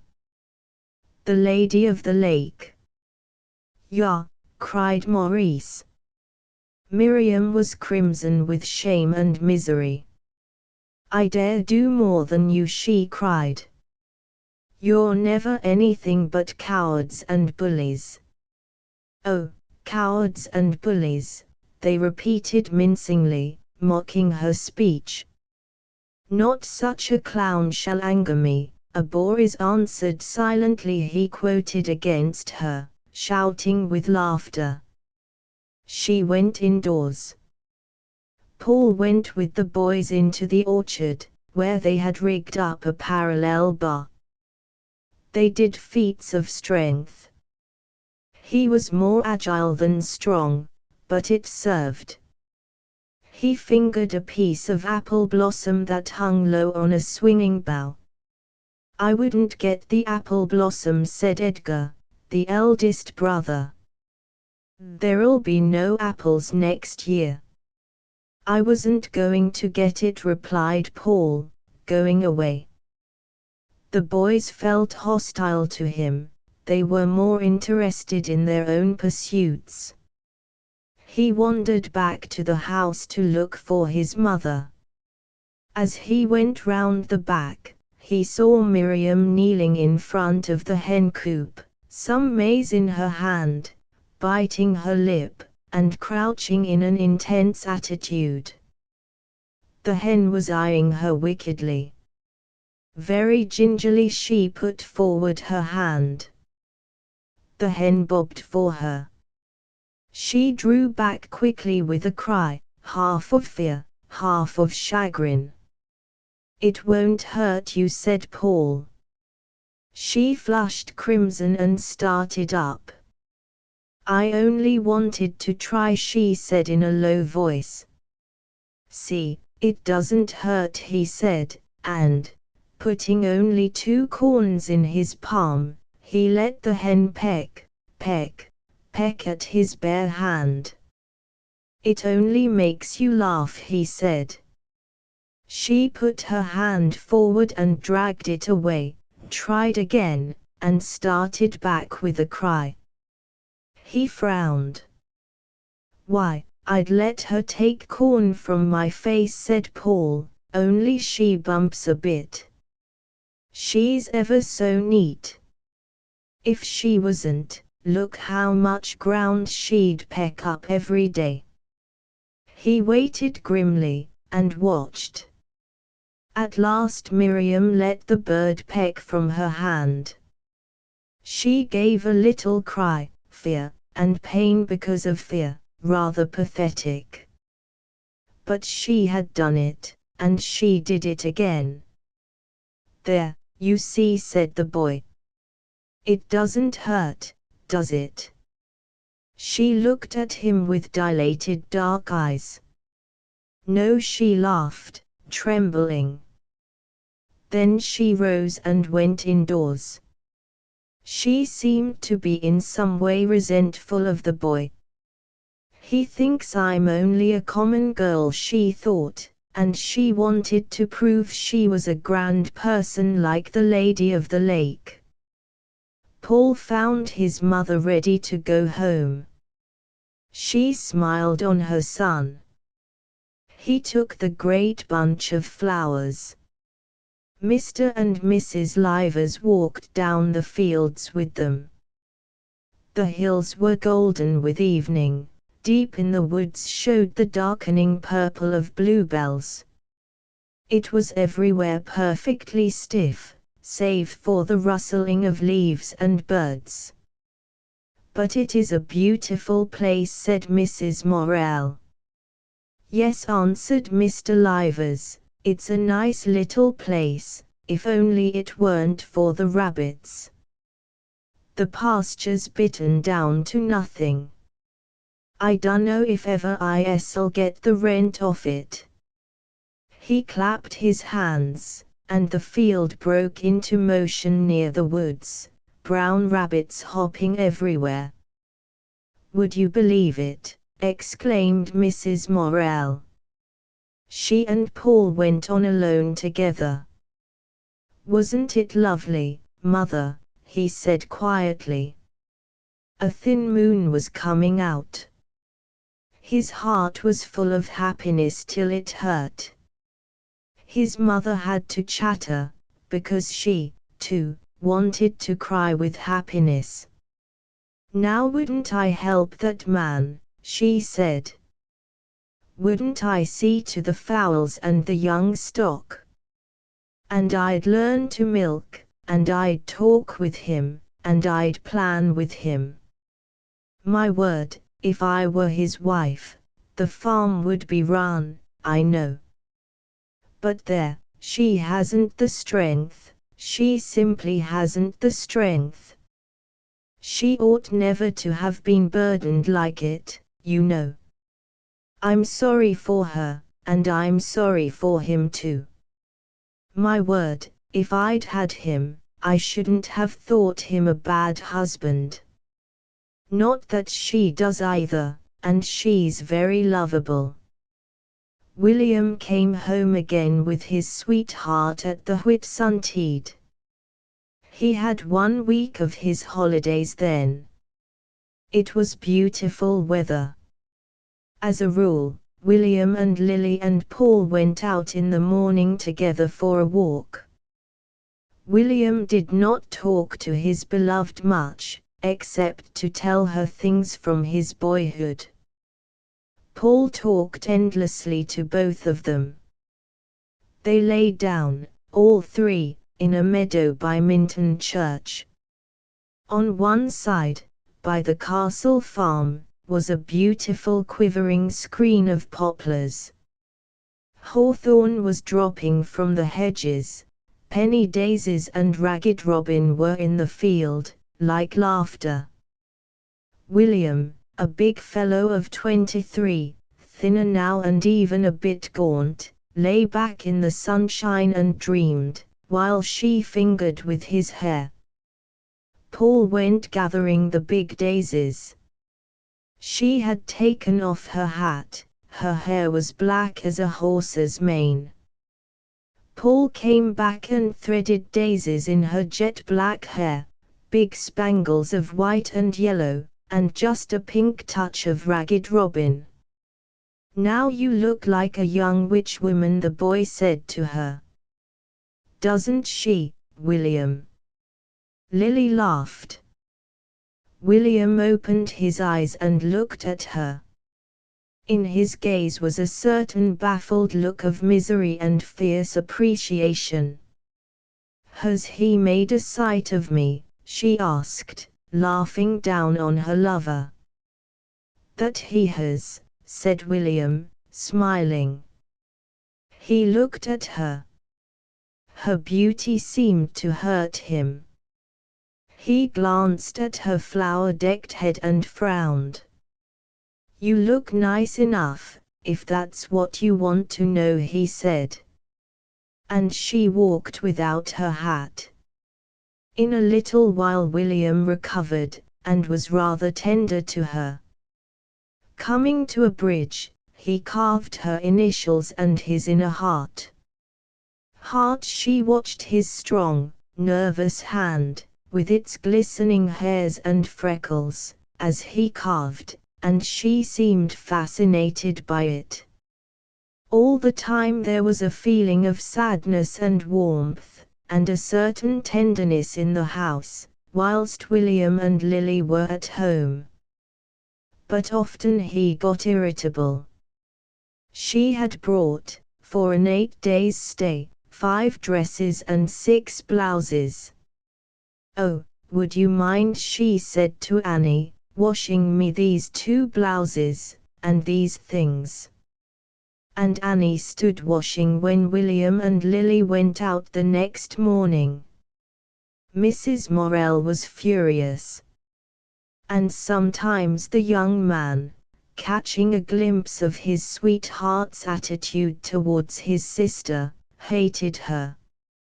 On Sunday morning she looked very beautiful in a dress of foulard, silky and sweeping, and blue as a jaybird's feather, and in a large cream hat covered with many roses, mostly crimson.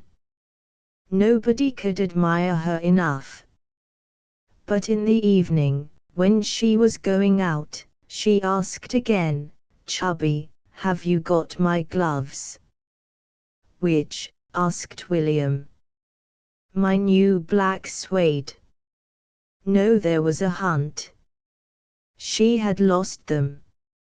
"Look here, Mother," said William, "that's the 4th pair she's lost since Christmas, at 5 shillings a pair." "You only gave me 2 of them," she remonstrated. And in the evening, after supper, he stood on the hearthrug whilst she sat on the sofa, and he seemed to hate her. In the afternoon he had left her whilst he went to see some old friend. She had sat looking at a book. After supper William wanted to write a letter. "Here is your book, Lily," said Mrs. Morel. "Would you care to go on with it for a few minutes?" "No, thank you," said the girl. "I will sit still." "But it is so dull." William scribbled irritably at a great rate. As he sealed the envelope he said, "Read a book. Why, she's never read a book in her life." "Oh, go along," said Mrs. Morel, cross with the exaggeration. "It's true, Mother, she hasn't," he cried, jumping up and taking his old position on the hearthrug. "She's never read a book in her life." "'Er's like me," chimed in Morel.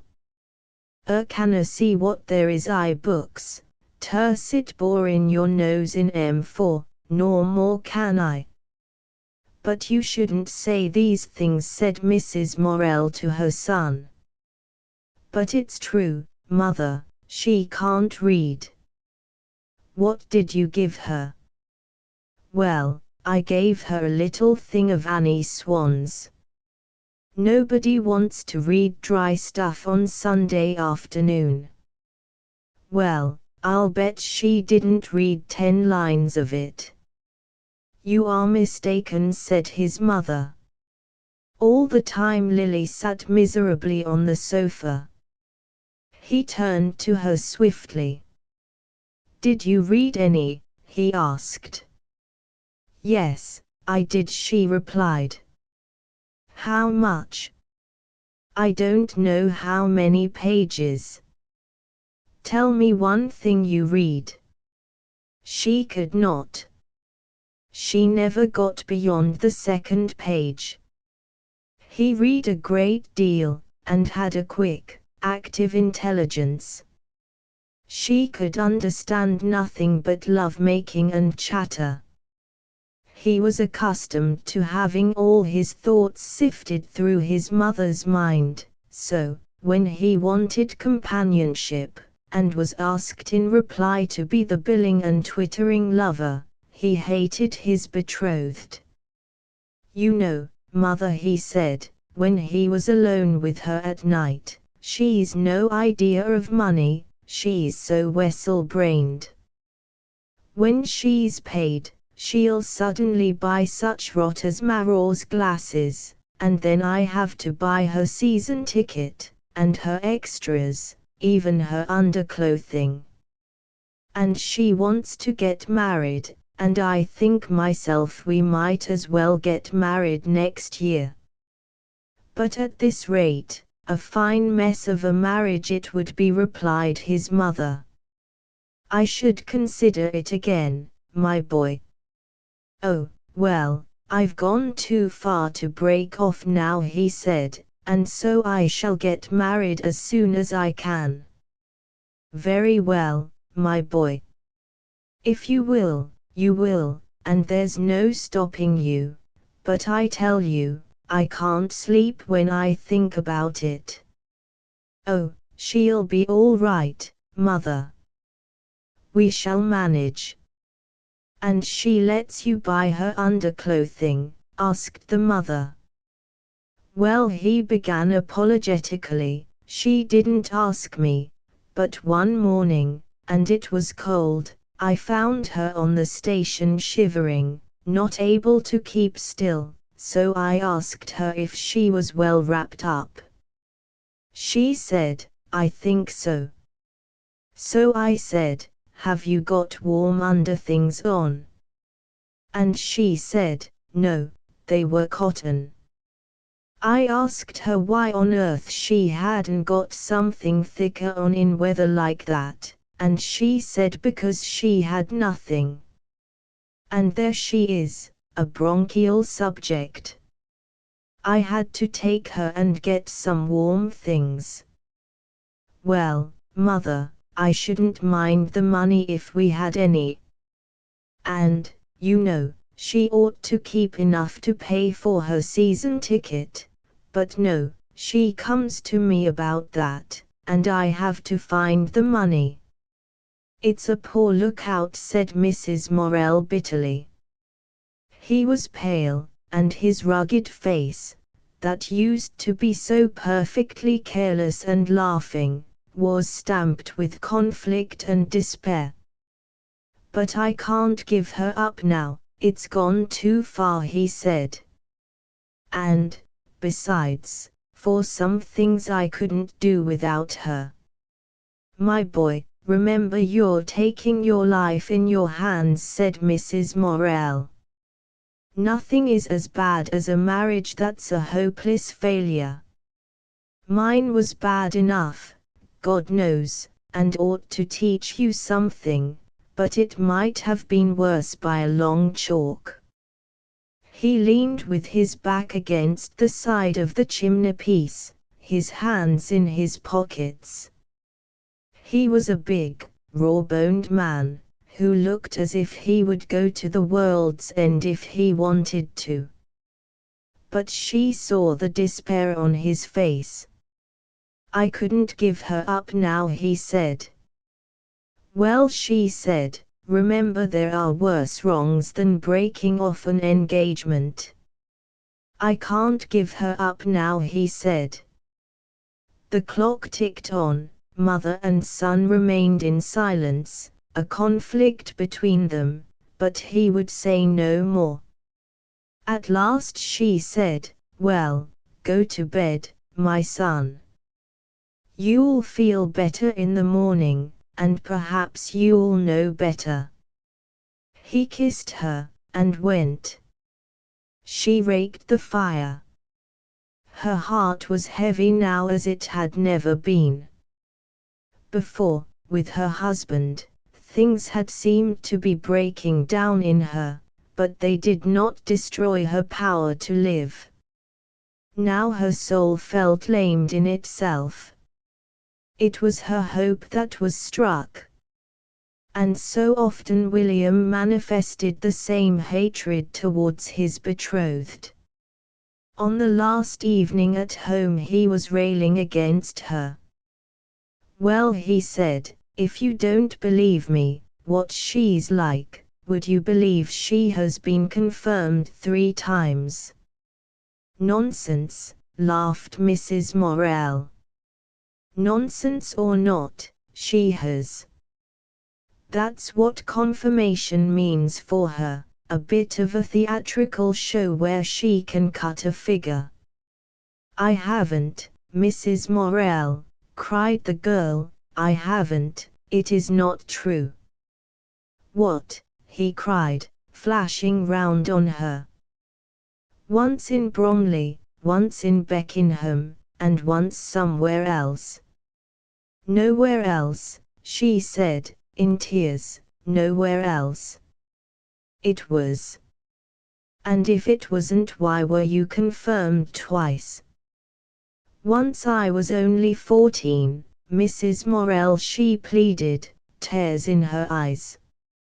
Yes, said Mrs. Morel, I can quite understand it, child. Take no notice of him. You ought to be ashamed, William, saying such things. But it's true. She's religious, she had blue velvet prayer books, and she's not as much religion, or anything else, in her than that table leg. Gets confirmed 3 times for show, to show herself off, and that's how she is in everything, everything. The girl sat on the sofa, crying. She was not strong. As for love, he cried, you might as well ask a fly to love you.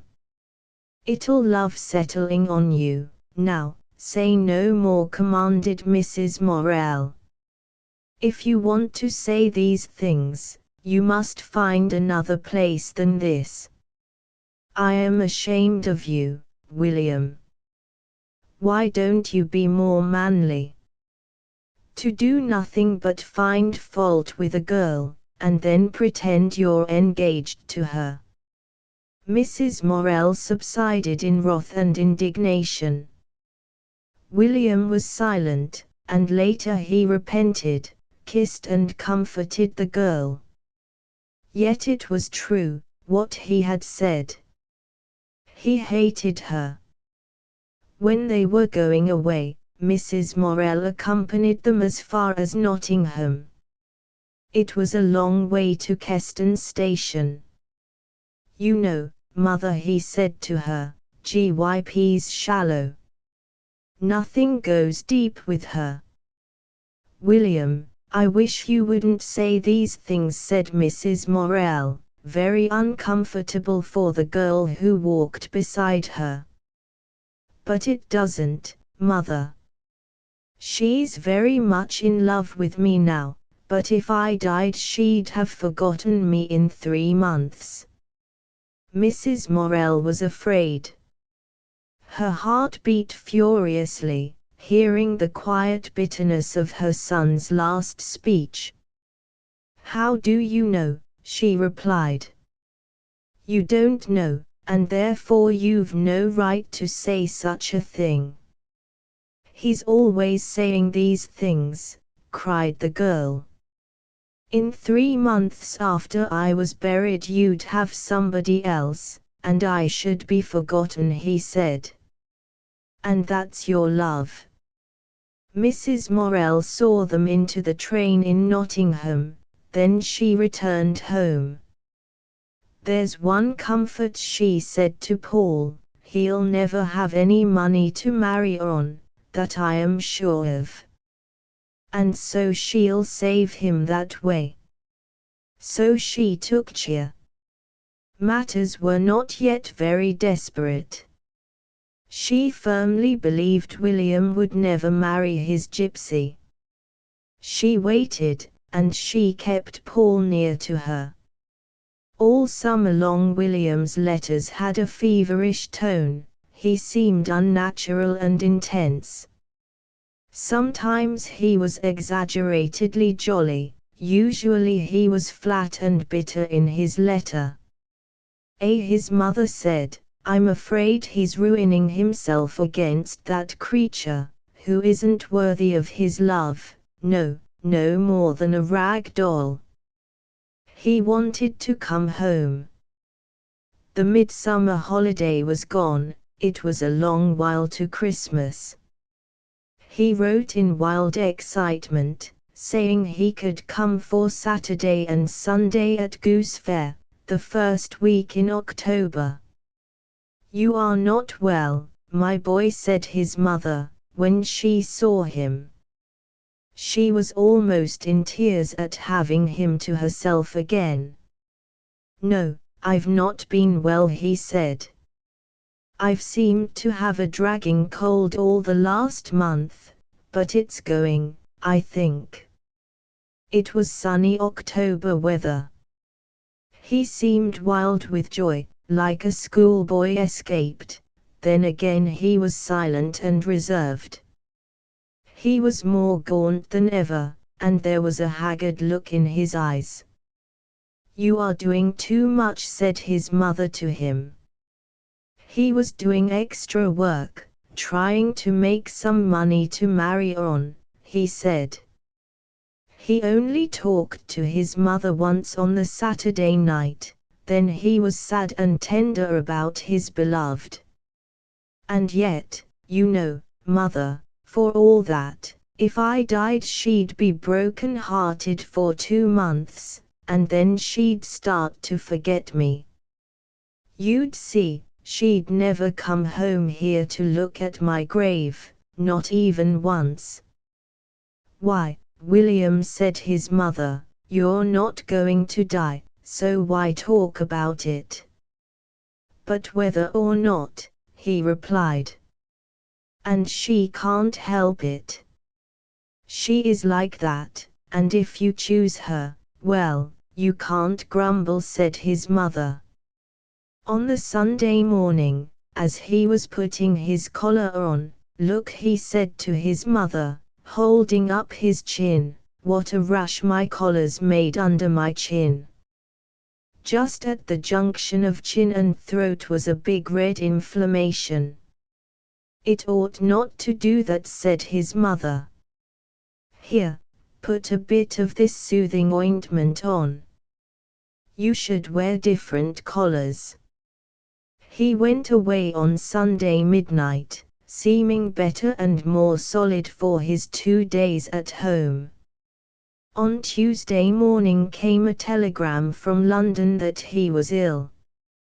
Mrs. Morell got off her knees from washing the floor, read the telegram, called a neighbour, went to her landlady and borrowed a sovereign, put on her things, and set off. She hurried to Keston, caught an express for London in Nottingham. She had to wait in Nottingham nearly an hour. A small figure in her black bonnet, she was anxiously asking the porters if they knew how to get to Elmer's End. The journey was 3 hours. She sat in her corner in a kind of stupor, never moving. At King's Cross still no one could tell her how to get to Elmer's End. Carrying her string bag, that contained her night dress, a comb and brush, she went from person to person. At last they sent her underground to Cannon Street. It was 6 o'clock when she arrived at William's lodging. The blinds were not down. "How is he?" she asked. "No better," said the landlady. She followed the woman upstairs. William lay on the bed, with bloodshot eyes, his face rather discolored. The clothes were tossed about, there was no fire in the room, a glass of milk stood on the stand at his bedside. No one had been with him. "Why, my son," said the mother bravely. He did not answer. He looked at her, but did not see her. Then he began to say, in a dull voice, as if repeating a letter from dictation, "Owing to a leakage in the hold of this vessel, the sugar had set, and become converted into rock. It needed hacking, he was quite unconscious. It had been his business to examine some such cargo of sugar in the port of London. "How long has he been like this?" the mother asked the landlady. "He got home at 6 o'clock on Monday morning, and he seemed to sleep all day. Then in the night we heard him talking, and this morning he asked for you. So I wired, and we fetched the doctor. Will you have a fire made?" Mrs. Morel tried to soothe her son, to keep him still. The doctor came. It was pneumonia, and, he said, a peculiar erysipelas, which had started under the chin where the collar chafed, and was spreading over the face. He hoped it would not get to the brain. Mrs. Morel settled down to nurse. She prayed for William, prayed that he would recognize her. But the young man's face grew more discolored. In the night she struggled with him. He raved, and would not come to consciousness. At 2 o'clock, in a dreadful paroxysm, he died. Mrs. Morel sat perfectly still for an hour in the lodging bedroom, then she roused the household. At 6 o'clock, with the aid of the charwoman, she laid him out, then she went round the dreary London village to the registrar and the doctor. At 9 o'clock to the cottage on Scargill Street came another wire: "William died last night. Let father come, bring money." Annie, Paul, and Arthur were at home. Mr. Morel was gone to work. The 3 children said not a word. Annie began to whimper with fear. Paul set off for his father. It was a beautiful day. At Brinsley Pit the white steam melted slowly in the sunshine of a soft blue sky. The wheels of the headstocks twinkled high up. The screen, shuffling its coal into the trucks, made a busy noise. "I want my father, he's got to go to London," said the boy to the first man he met on the bank. "Tha wants Walter Morel. Go in there and tell Joe Ward." Paul went into the little top office. "I want my father, he's got to go to London." "Thy father? Is he down? What's his name?" "Mr. Morel." "What, Walter? Is ota miss? He's got to go to London." The man went to the telephone and rang up the bottom office. "Walter Morel's wanted, number 42, hard. Summat's amiss, there's his lad here." Then he turned round to Paul. "He'll be up in a few minutes," he said. Paul wandered out to the pit top. He watched the chair come up, with its wagon of coal. The great iron cage sank back on its rest, a full carful was hauled off, an empty tram run onto the chair, a bell tinged somewhere, the chair heaved, then dropped like a stone. Paul did not realize William was dead. It was impossible, with such a bustle going on. The puller-off swung the small truck onto the turntable, another man ran with it along the bank down the curving lines. "And William is dead, and my mother's in London, and what will she be doing?" the boy asked himself, as if it were a conundrum. He watched chair after chair come up, and still no father. At last, standing beside a wagon, a man's form. The chair sank on its rests. Morel stepped off. He was slightly lame from an accident. Is it thee, Paul? Is he worse?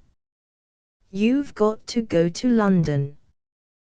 The two walked off the pit bank, where men were watching curiously. As they came out and went along the railway, with the sunny autumn field on one side and a wall of trucks on the other, Morel said in a frightened voice, "He's never gone, child." "Yes." "When wert he?" "Last night. We had a telegram from my mother." Morel walked on a few strides, then leaned up against a truck side, his hand over his eyes. He was not crying. Paul stood looking round, waiting. On the weighing machine a truck trundled slowly.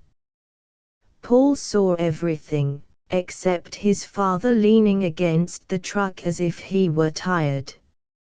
Morel had only once before been to London. He set off, scared and piqued, to help his wife. That was on Tuesday. The children were left alone in the house. Paul went to work, Arthur went to school, and Annie had in a friend to be with her. On Saturday night, as Paul was turning the corner, coming home from Keston, he saw his mother and father, who had come to Sethley Bridge station. They were walking in silence in the dark, tired, straggling apart. The boy waited. "Mother," he said, in the darkness. Mrs. Morel's small figure seemed not to observe. He spoke again. "Paul," she said, uninterestedly. She let him kiss her, but she seemed unaware of him. In the house she was the same, small, white, and mute. She noticed nothing, she said nothing, only, "The coffin will be here tonight, Walter. You'd better see about some help." Then, turning to the children, "We're bringing him home." Then she relapsed into the same mute looking into space, her hands folded on her lap. Paul, looking at her, felt he could not breathe. The house was dead silent. "I went to work, Mother," he said plaintively. "Did you?" she answered, dully. After half an hour Morel, troubled and bewildered, came in again. "Where'll we hide him when he does come?" he asked his wife. "In the front room." "Then I'd better shift th table." "Yes." "And hide him across th chairs." "You know there." "Yes, I suppose so." Morel and Paul went, with a candle, into the parlor. There was no gas there. The father unscrewed the top of the big mahogany oval table, and cleared the middle of the room. Then he arranged 6 chairs opposite each other, so that the coffin could stand on their beds. "You never seed such a length as he is," said the miner, and watching anxiously as he worked. Paul went to the bay window and looked out. The ash tree stood monstrous and black in front of the wide darkness. It was a faintly luminous night. Paul went back to his mother. At 10 o'clock Morel called, "He's here." Everyone started. There was a noise of unbarring and unlocking the front door, which opened straight from the night into the room. "Bring another candle," called Morel. Annie and Arthur went. Paul followed with his mother. He stood with his arm round her waist in the inner doorway. Down the middle of the cleared room waited 6 chairs, face to face. In the window, against the lace curtains, Arthur held up one candle, and by the open door, against the night, Annie stood leaning forward, her brass candlestick glittering. There was the noise of wheels. Outside in the darkness of the street below, Paul could see horses and a black vehicle, one lamp, and a few pale faces, then some men, miners, all in their shirt sleeves, seemed to struggle in the obscurity. Presently 2 men appeared, bowed beneath a great weight. It was Morel and his neighbor. "Steady," called Morel, out of breath. He and his fellow mounted the steep garden step, heaved into the candlelight with their gleaming coffin end. Limbs of other men were seen struggling behind. Morel and Burns, in front, staggered, the great dark weight swayed. "Steady, steady," cried Morel, as if in pain. All the 6 bearers were up in the small garden, holding the great coffin aloft. There were 3 more steps to the door. The yellow lamp of the carriage shone alone down the black road. "Now then," said Morel. The coffin swayed, the men began to mount the 3 steps with their load. Annie's candle flickered, and she whimpered as the first men appeared, and the limbs and bowed heads of 6 men struggled to climb into the room, bearing the coffin that rode like sorrow on their living flesh. "Oh, my son, my son!" Mrs. Morel sang softly, and each time the coffin swung to the unequal climbing of the men, "Oh, my son, my son, my son!" "Mother!" Paul whimpered, his hand round her waist. She did not hear. "Oh, my son, she repeated. Paul saw drops of sweat fall from his father's brow. 6 men were in the room, 6 coatless men, with yielding, struggling limbs, filling the room and knocking against the furniture. The coffin veered, and was gently lowered onto the chairs. The sweat fell from Morel's face on its boards. "My word, he's a weight," said a man, and the 5 miners sighed, bowed, and, trembling with the struggle, descended the steps again, closing the door behind them. The family was alone in the parlor with the great polished box. William, when laid out, was 6 feet 4 inches long. Like a monument lay the bright brown, ponderous coffin. Paul thought it would never be got out of the room again. His mother was stroking the polished wood. They buried him on the Monday in the little cemetery on the hillside that looks over the fields at the big church and the houses. It was sunny, and the white chrysanthemums frilled themselves in the warmth. Mrs. Morel could not be persuaded, after this, to talk and take her old bright interest in life. She remained shut off. All the way home in the train she had said to herself, "If only it could have been me."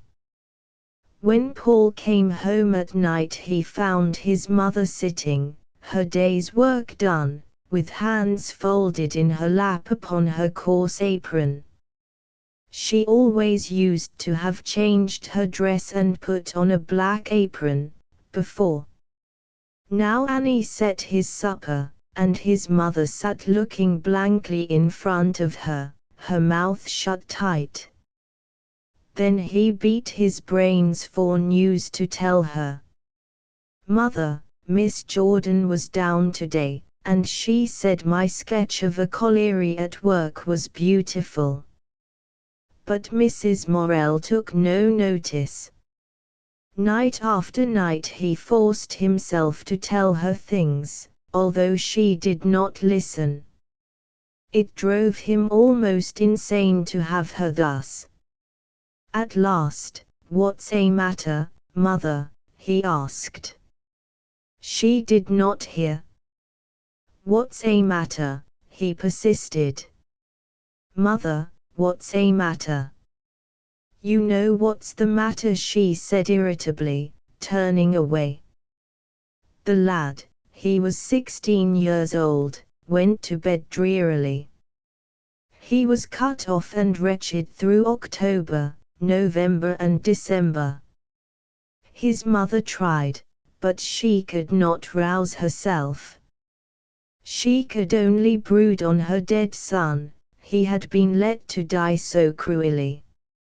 At last, on the 23rd of December, with his 5 shillings Christmas box in his pocket, Paul wandered blindly home.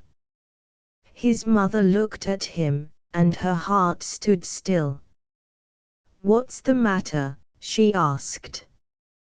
"I'm badly, mother," he replied. "Mr. Jordan gave me 5 shillings for a Christmas box."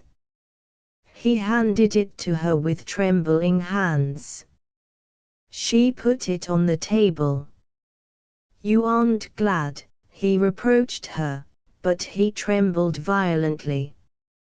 "Where hurts you?" she said, unbuttoning his overcoat. It was the old question. "I feel badly, mother." She undressed him and put him to bed. He had pneumonia dangerously, the doctor said. Might he never have had it if I'd kept him at home, not let him go to Nottingham, was one of the first things she asked. He might not have been so bad, said the doctor. Mrs. Morel stood condemned on her own ground. "I should have watched the living, not the dead," she told herself. Paul was very ill. His mother lay in bed at nights with him, they could not afford a nurse. He grew worse, and the crisis approached. One night he tossed into consciousness in the ghastly, sickly feeling of dissolution, when all the cells in the body seem in intense irritability to be breaking down, and consciousness makes a last flare of struggle, like madness. "I'll die, mother," he cried, heaving for breath on the pillow. She lifted him up, crying in a small voice, "Oh, my son, my son." That brought him to. He realized her. His whole will rose up and arrested him. He put his head on her breast, and took ease of her for love.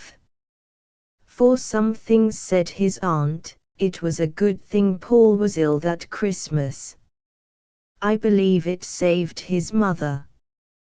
Paul was in bed for 7 weeks. He got up white and fragile.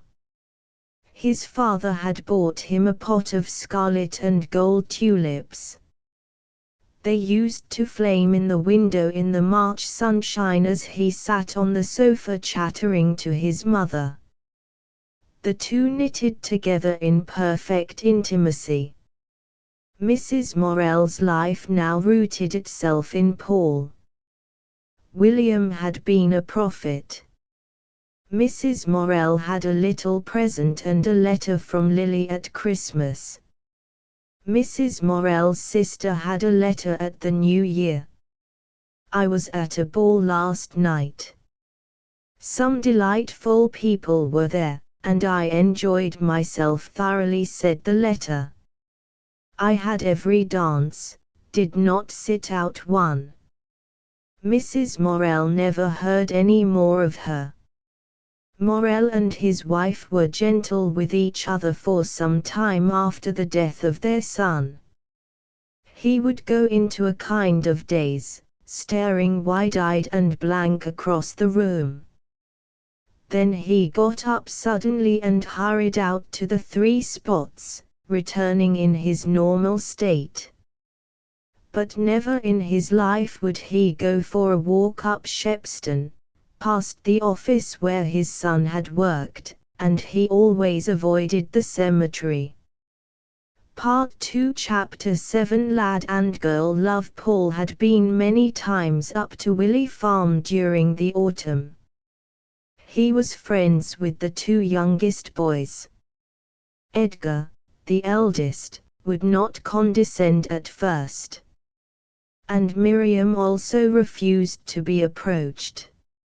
She was afraid of being set at naught, as by her own brothers. The girl was romantic in her soul. Everywhere was a Walter Scott heroine being loved by men with helmets or with plumes in their caps.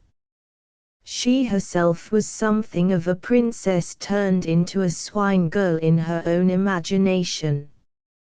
And she was afraid lest this boy, who, nevertheless, looked something like a Walter Scott hero, who could paint and speak French, and knew what algebra meant, and who went by train to Nottingham every day, might consider her simply as the swine girl, unable to perceive the princess beneath, so she held aloof. Her great companion was her mother. They were both brown-eyed, and inclined to be mystical, such women as treasure religion inside them, breathe it in their nostrils, and see the whole of life in a mist thereof. So to Miriam, Christ and God made one great figure, which she loved tremblingly and passionately when a tremendous sunset burned out the western sky, and Edith's, and Lucy's, and Rowena's, Brian de Bois Gilbert's, Rob Roy's, and Guy Manning's, rustled the sunny leaves in the morning, or sat in her bedroom aloft, alone, when it snowed. That was life to her. For the rest, she drudged in the house, which work she would not have minded had not her clean red floor been mucked up immediately by the trampling farm boots of her brothers. She madly wanted her little brother of 4 to let her swathe him and stifle him in her love. She went to church reverently, with bowed head, and quivered in anguish from the vulgarity of the other choir girls and from the common-sounding voice of the curate. She fought with her brothers, whom she considered brutal louts, and she held not her father in too high esteem because he did not carry any mystical ideals cherished in his heart, but only wanted to have as easy a time as he could, and his meals when he was ready for them. She hated her position as swine girl. She wanted to be considered. She wanted to learn, thinking that if she could read, as Paul said he could read, Columba, or the Voyage Auto de Marchember, the world would have a different face for her and a deepened respect. She could not be princess by wealth or standing. So she was mad to have learning whereon to pride herself. For she was different from other folk, and must not be scooped up among the common fry. Learning was the only distinction to which she thought to aspire.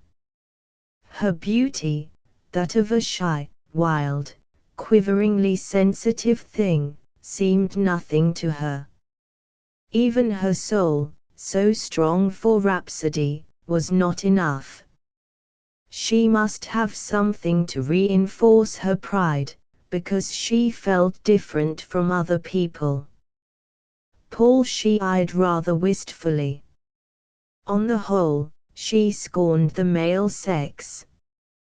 But here was a new specimen, quick, light, graceful, who could be gentle and who could be sad, and who was clever, and who knew a lot, and who had a death in the family. The boy's poor morsel of learning exalted him almost sky-high in her esteem. Yet she tried hard to scorn him, because he would not see in her the princess but only the swine girl. And he scarcely observed her. Then he was so ill, and she felt he would be weak. Then she would be stronger than he. Then she could love him. If she could be mistress of him in his weakness, take care of him, if he could depend on her, if she could, as it were, have him in her arms, how she would love him. As soon as the skies brightened and Plum Blossom was out, Paul drove off in the milkman's heavy float up to Willey Farm. Mr. Livers shouted in a kindly fashion at the boy, then clicked to the horse as they climbed the hill slowly, in the freshness of the morning. White clouds went on their way, crowding to the back of the hills that were rousing in the springtime. The water of Nethermere lay below, very blue against the seared meadows and the thorn trees. It was 4.5 miles drive. Tiny buds on the hedges, vivid as copper green, were opening into rosettes, and thrushes called, and blackbirds shrieked and scolded. It was a new, glamorous world. Miriam, peeping through the kitchen window, saw the horse walk through the big white gate into the farmyard that was backed by the oak wood, still bare. Then a youth in a heavy overcoat climbed down. He put up his hands for the whip and the rug that the good-looking, ruddy farmer handed down to him. Miriam appeared in the doorway. She was nearly 16, very beautiful, with her warm coloring, her gravity, her eyes dilating suddenly like an ecstasy. "I say," said Paul, turning shyly aside, "your daffodils are nearly out. Isn't it early? But don't they look cold?" "Cold," said Miriam, in her musical, caressing voice. "The green on their buds," and he faltered into silence timidly. "Let me take the rug," said Miriam over gently. "I can carry it," he answered, rather injured. But he yielded it to her. Then Mrs. Livers appeared. "I'm sure you're tired and cold," she said. "Let me take your coat. It is heavy. You mustn't walk far in it." She helped him off with his coat. He was quite unused to such attention. She was almost smothered under its weight. "Why, Mother," laughed the farmer as he passed through the kitchen, swinging the great milk churns, "you've got almost more than you can manage there." She beat up the sofa cushions for the youth. The kitchen was very small and irregular. The farm had been originally a laborer's cottage, and the furniture was old and battered. But Paul loved it, loved the sack bag that formed the hearthrug, and the funny little corner under the stairs, and the small window deep in the corner, through which, bending a little, he could see the plum trees in the back garden and the lovely round hills beyond. "Won't you lie down?" said Mrs. Livers. "Oh no, I'm not tired," he said. "Isn't it lovely coming out, don't you think? I saw a sloe bush in blossom and a lot of celandines. I'm glad it's sunny. Can I give you anything to eat or to drink?" "No, thank you." "How's your mother?" "I think she's tired now. I think she's had too much to do. Perhaps in a little while she'll go to Skegness with me. Then she'll be able to rest. I'll be glad if she can. Yes, replied Mrs. Livers. It's a wonder she isn't ill herself. Miriam was moving about preparing dinner. Paul watched everything that happened. His face was pale and thin, but his eyes were quick and bright with life as ever. He watched the strange, almost rhapsodic way in which the girl moved about, carrying a great stew jar to the oven, or looking in the saucepan. The atmosphere was different from that of his own home, where everything seemed so ordinary. When Mr. Livers called loudly outside to the horse, that was reaching over to feed on the rose bushes in the garden, the girl started, looked round with dark eyes, as if something had come breaking in on her world. There was a sense of silence inside the house and out.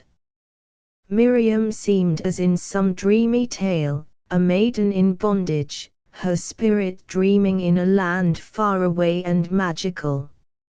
And her discolored, old blue frock and her broken boots seemed only like the romantic rags of King Copheture's beggar maid.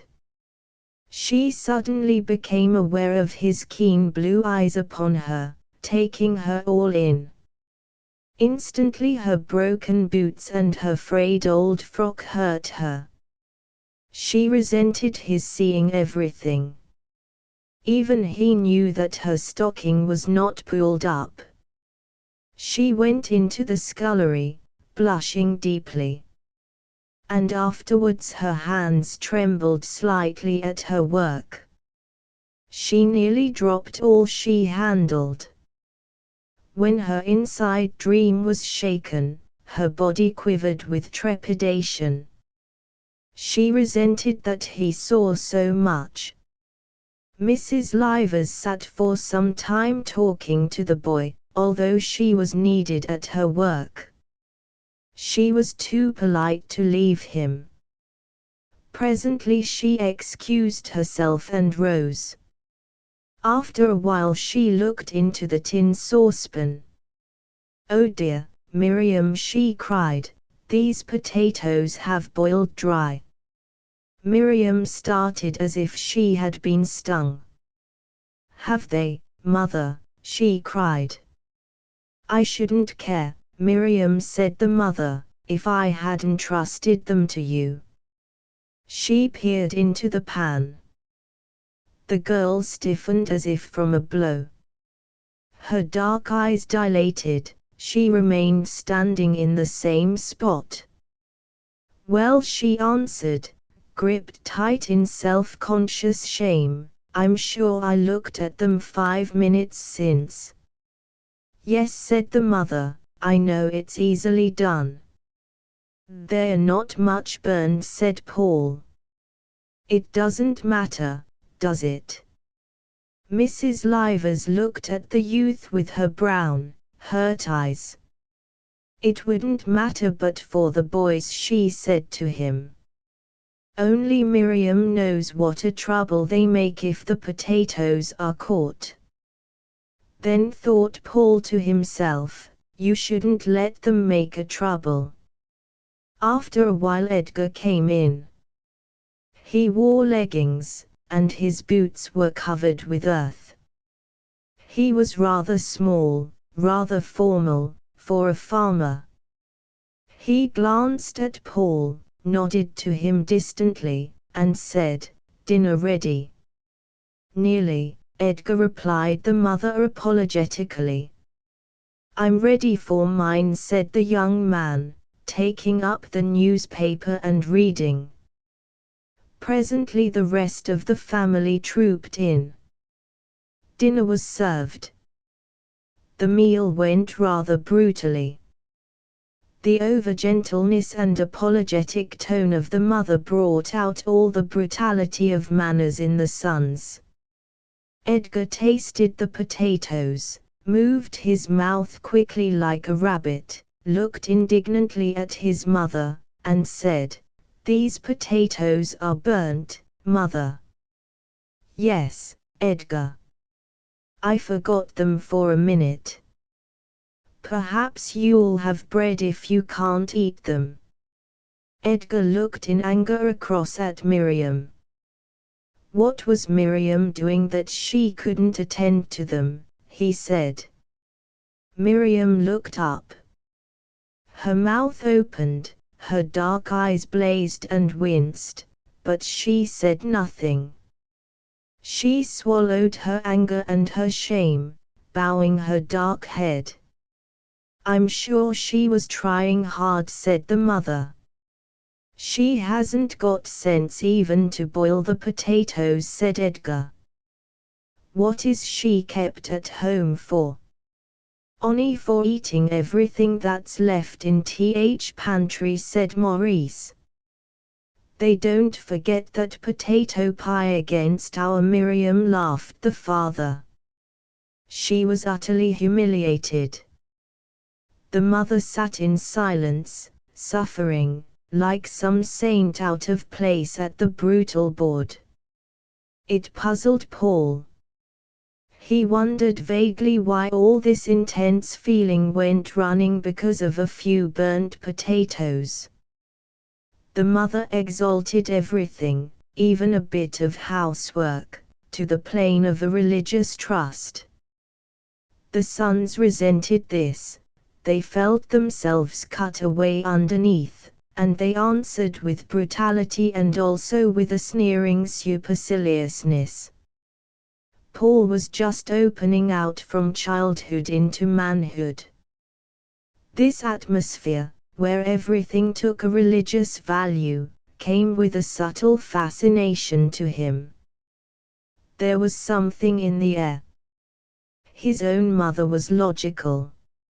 Here there was something different, something he loved, something that at times he hated. Miriam quarreled with her brothers fiercely. Later in the afternoon, when they had gone away again, her mother said, "You disappointed me at dinner time, Miriam." The girl dropped her head. "They are such brutes," she suddenly cried, looking up with flashing eyes. "But hadn't you promised not to answer them?" said the mother. "And I believed in you. I can't stand it when you wrangle." "But they're so hateful," cried Miriam, and lo. "Yes, dear. But how often have I asked you not to answer Edgar back?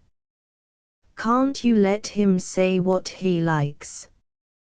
"But why should he say what he likes? Aren't you strong enough to bear it, Miriam, if even for my sake?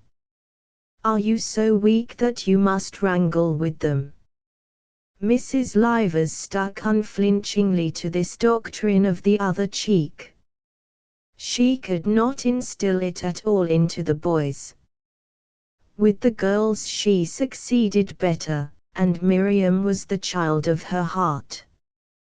The boys loathed the other cheek when it was presented to them. Miriam was often sufficiently lofty to turn it. Then they spat on her and hated her. But she walked in her proud humility, living within herself. There was always this feeling of jangle and discord in the Livers family. Although the boys resented so bitterly this eternal appeal to their deeper feelings of resignation and proud humility, yet it had its effect on them. They could not establish between themselves and an outsider just the ordinary human feeling and unexaggerated friendship, they were always restless for the something deeper.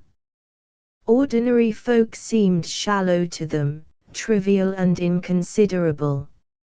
And so they were unaccustomed, painfully uncouth in the simplest social intercourse, suffering, and yet insolent in their superiority. Then beneath was the yearning for the soul intimacy to which they could not attain because they were too dumb, and every approach to close connection was blocked by their clumsy contempt of other people. They wanted genuine intimacy, but they could not get even normally near to anyone, because they scorned to take the first steps. They scorned the triviality which forms common human intercourse. Paul fell under Mrs. Livers's spell. Everything had a religious and intensified meaning when he was with her. His soul, hurt, highly developed, sought her as if for nourishment. Together they seemed to sift the vital fact from an experience. Miriam was her mother's daughter. In the sunshine of the afternoon, mother and daughter went down the fields with him. They looked for nests. There was a Jenny Wren's in the hedge by the orchard. "I do want you to see this," said Mrs. Livers. He crouched down and carefully put his finger through the thorns into the round door of the nest. "It's almost as if you were feeling inside the live body of the bird," he said, "it's so warm. They say a bird makes its nest round like a cup with pressing its breast on it. Then how did it make the ceiling round, I wonder?"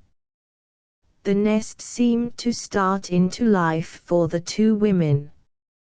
After that, Miriam came to see it every day.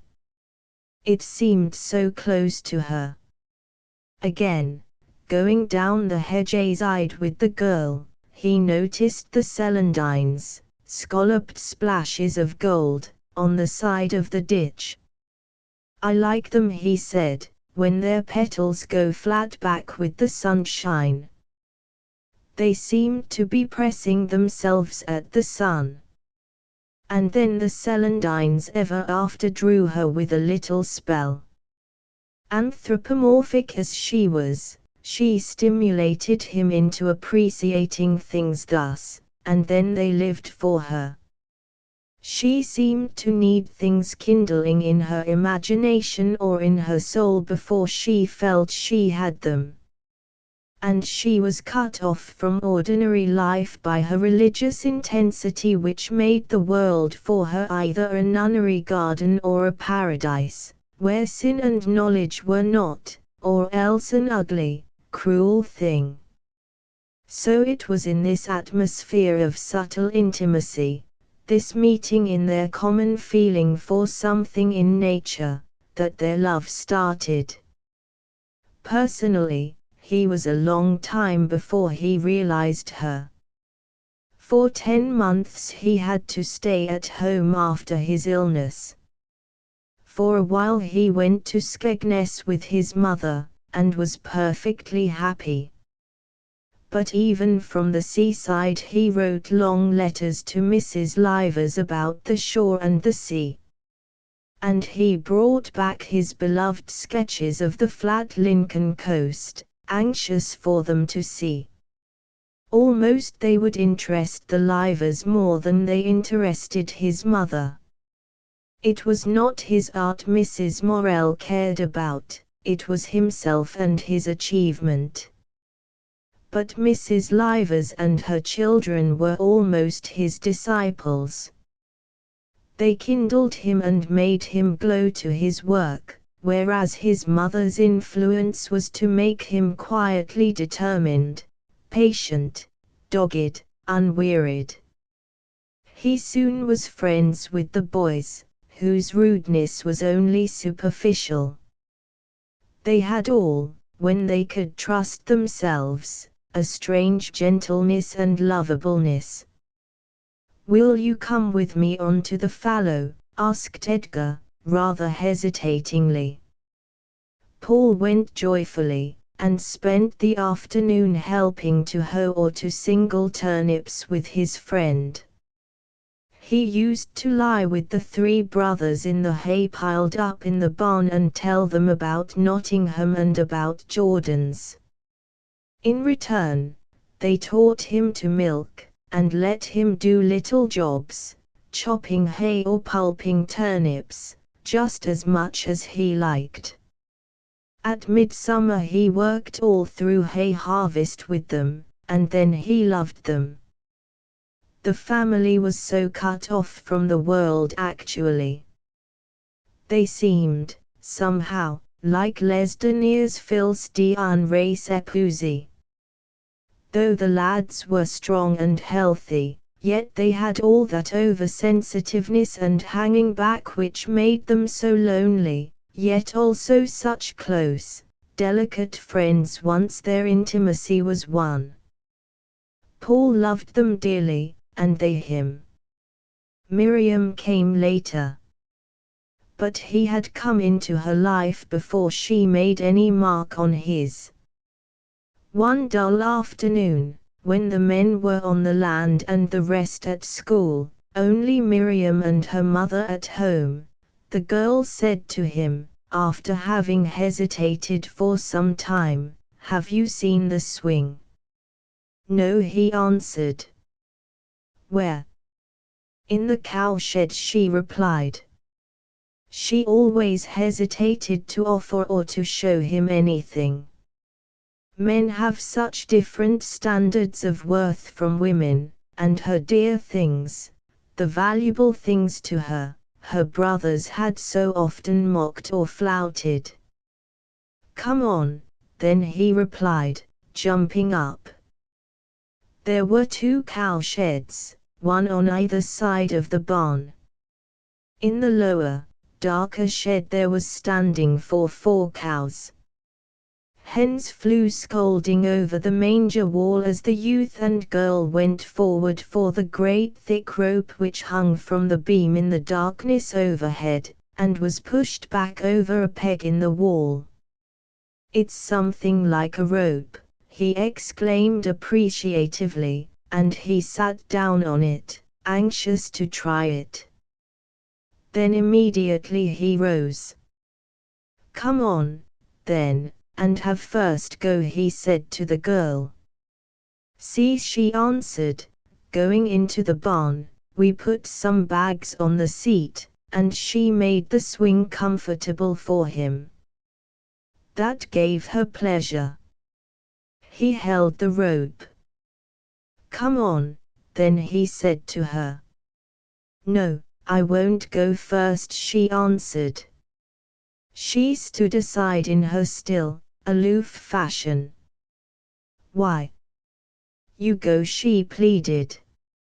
Almost for the first time in her life she had the pleasure of giving up to a man, of spoiling him. Paul looked at her. "All right," he said, sitting down. "Mind out." He set off with a spring, and in a moment was flying through the air, almost out of the door of the shed, the upper half of which was open, showing outside the drizzling rain, the filthy yard, the cattle standing disconsolate against the black cart, and at the back of all the grey-green wall of the wood. She stood below in her crimson tam o' shanter and watched. He looked down at her, and she saw his blue eyes sparkling. "It's a treat of a swing," he said. "Yes." He was swinging through the air, every bit of him swinging, like a bird that swoops for joy of movement. And he looked down at her. Her crimson cap hung over her dark curls, her beautiful warm face, so still in a kind of brooding, was lifted towards him. It was dark and rather cold in the shed. Suddenly a swallow came down from the high roof and darted out of the door. "I didn't know a bird was watching," he called. He swung negligently. She could feel him falling and lifting through the air, as if he were lying on some force. "Now I'll die," he said, in a detached, dreamy voice, as though he were the dying motion of the swing. She watched him, fascinated. Suddenly he put on the brake and jumped out. "I've had a long turn," he said. "But it's a treat of a swing, it's a real treat of a swing." Miriam was amused that he took a swing so seriously and felt so warmly over it. "No, you go on," she said.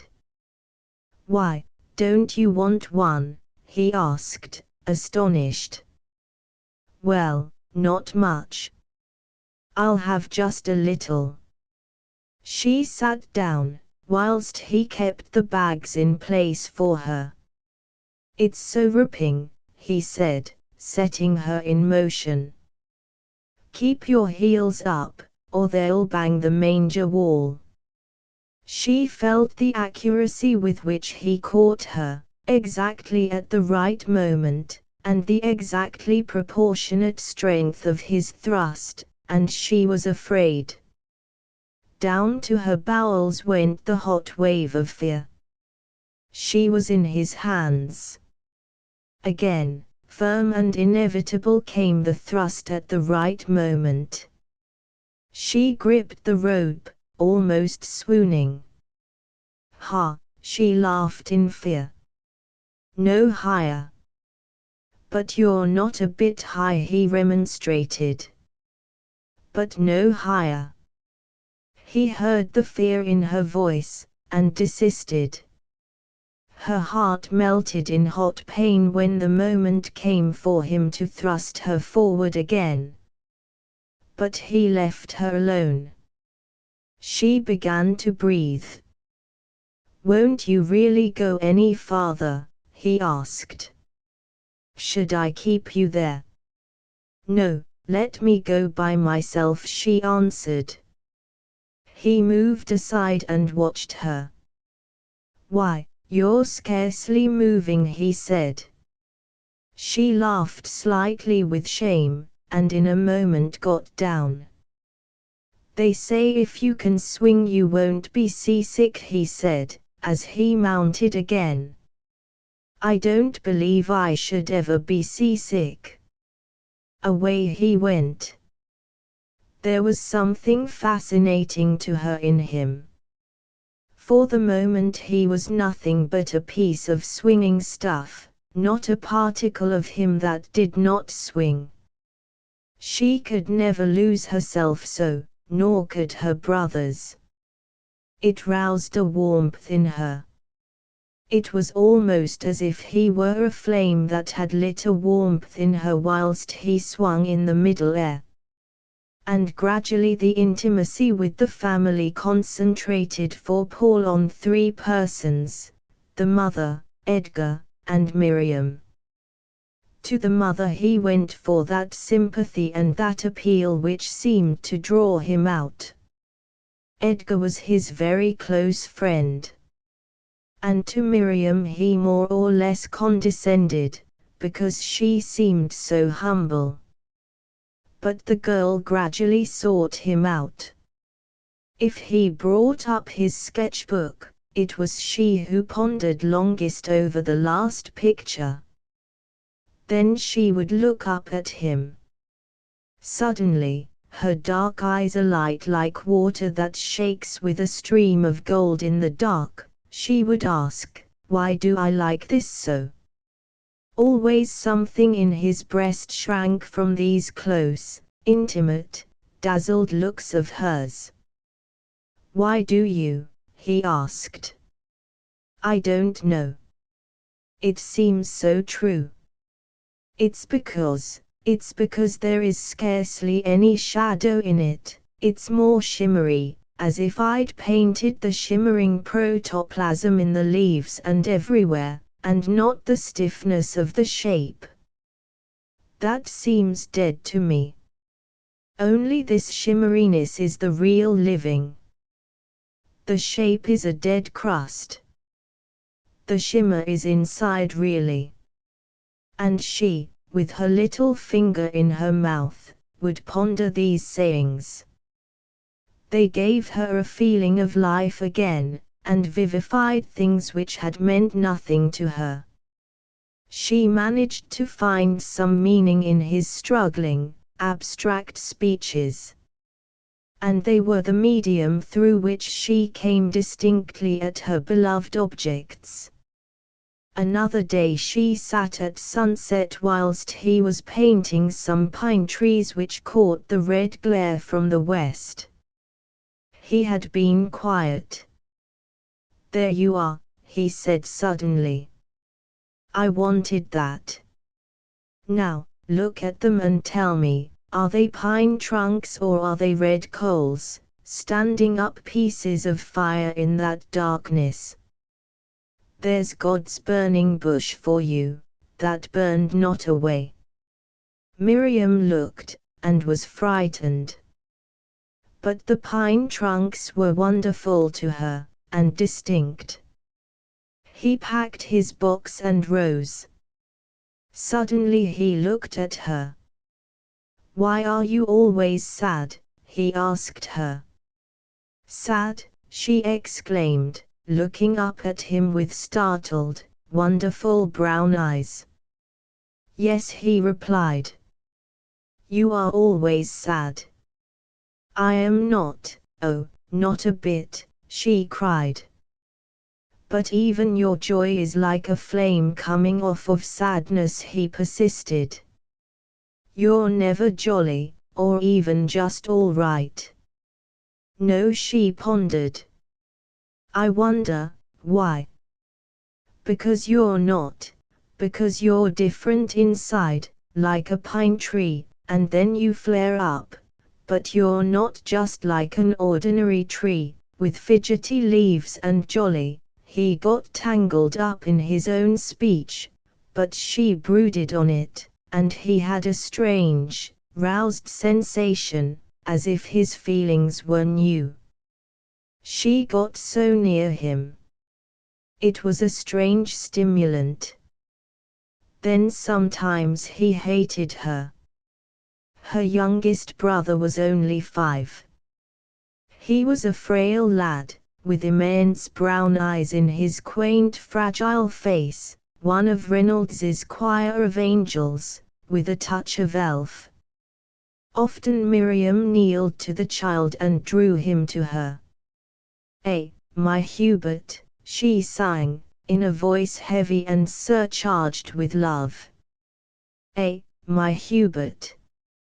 And, folding him in her arms, she swayed slightly from side to side with love, her face half lifted, her eyes half closed, her voice drenched with love. "Don't," said the child, uneasy, "don't, Miriam."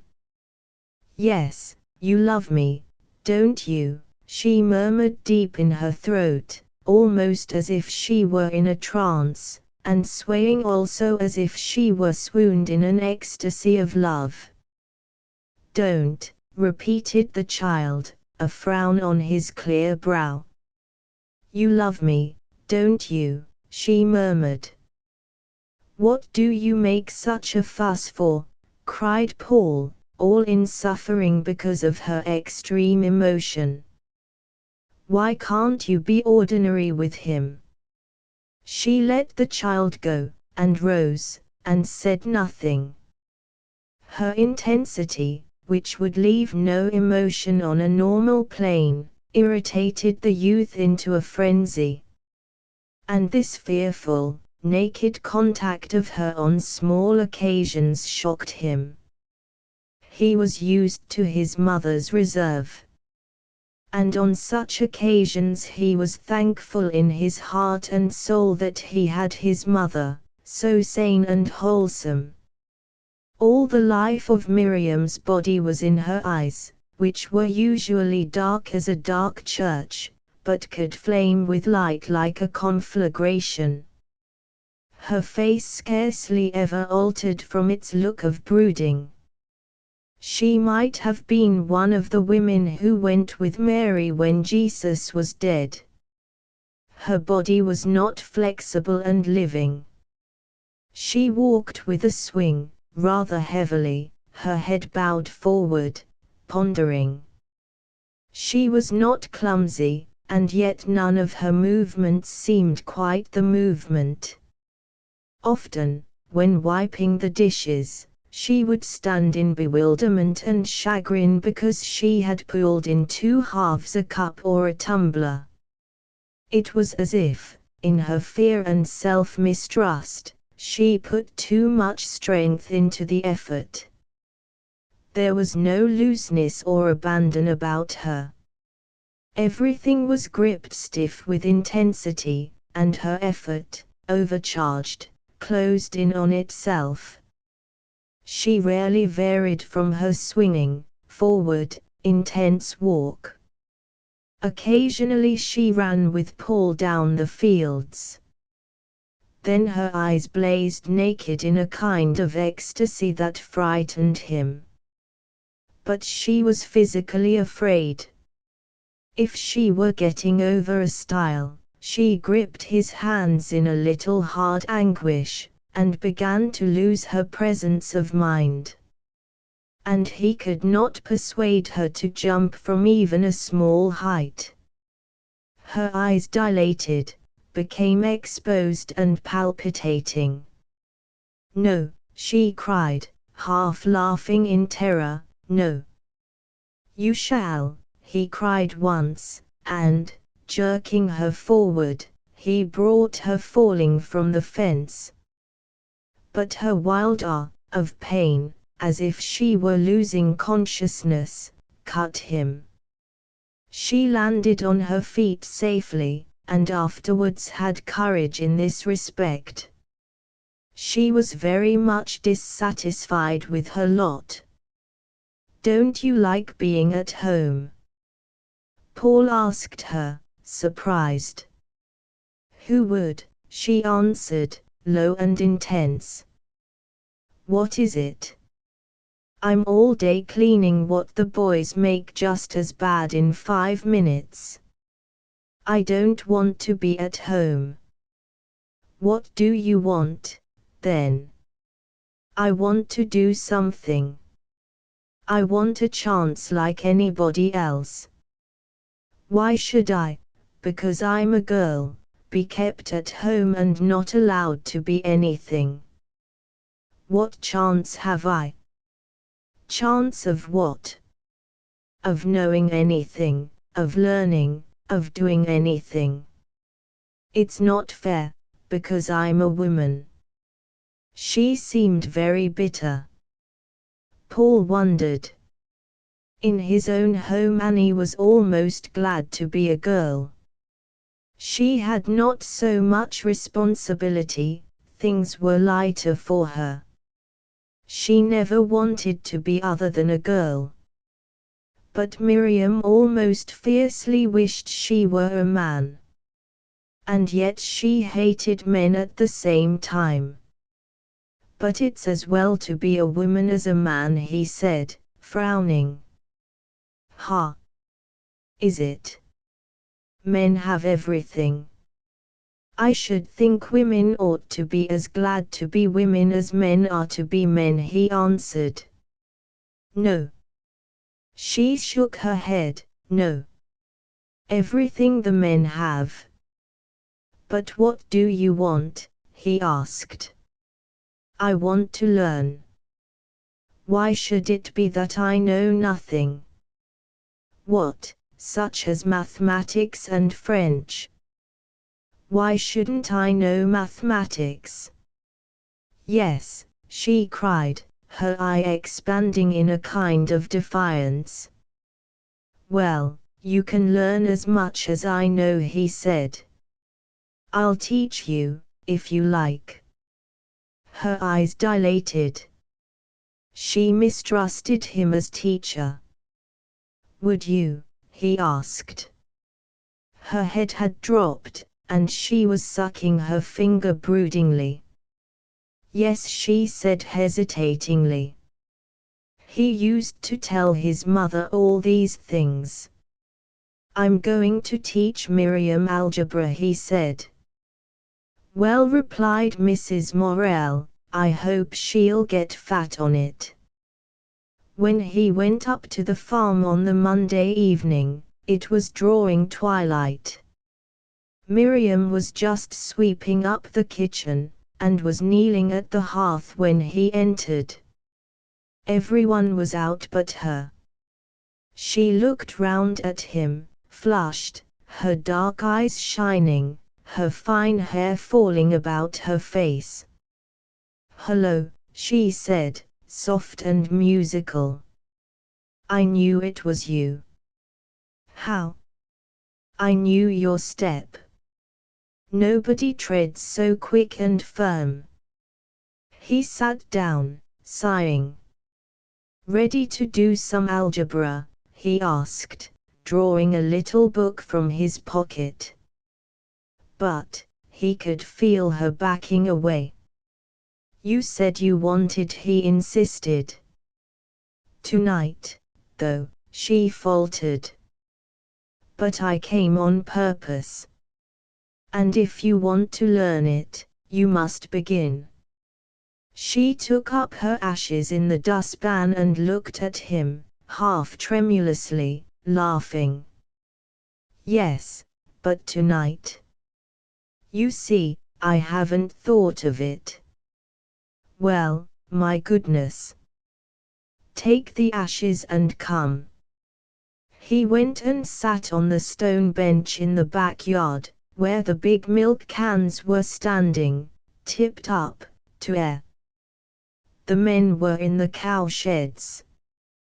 He could hear the little sing-song of the milk spurting into the pails. Presently she came, bringing some big greenish apples. You know you like them, she said. He took a bite. Sit down, he said, with his mouth full. She was short-sighted, and peered over his shoulder. It irritated him. He gave her the book quickly. Here, he said. It's only letters for figures.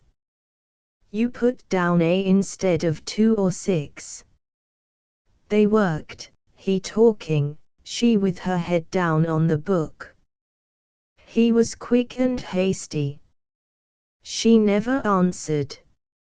Occasionally, when he demanded of her, do you see, she looked up at him, her eyes wide with the half-laugh that comes of fear. Don't you? He cried. He had been too fast. But she said nothing. He questioned her more, then got hot.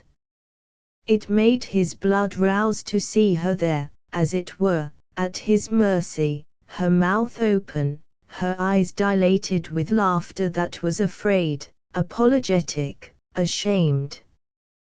Then Edgar came along with 2 buckets of milk. Hello, he said. What are you doing? Algebra, replied Paul. Algebra, repeated Edgar curiously. Then he passed on with a laugh. Paul took a bite at his forgotten apple, looked at the miserable cabbages in the garden, pecked into lace by the fowls, and he wanted to pull them up. Then he glanced at Miriam. She was poring over the book, seemed absorbed in it, yet trembling lest she could not get at it. It made him cross. She was ruddy and beautiful. Yet her soul seemed to be intensely supplicating. The algebra book she closed, shrinking, knowing he was angered, and at the same instant he grew gentle, seeing her hurt because she did not understand. But things came slowly to her. And when she held herself in a grip, seemed so utterly humble before the lesson, it made his blood rouse. He stormed at her, got ashamed, continued the lesson, and grew furious again, abusing her. She listened in silence. Occasionally, very rarely, she defended herself. Her liquid dark eyes blazed at him. "You don't give me time to learn it," she said. "All right," he answered, throwing the book on the table and lighting a cigarette. Then, after a while, he went back to her repentant. So the lessons went. He was always either in a rage or very gentle. "What do you tremble your soul before it for?" he cried. "You don't learn algebra with your blessed soul.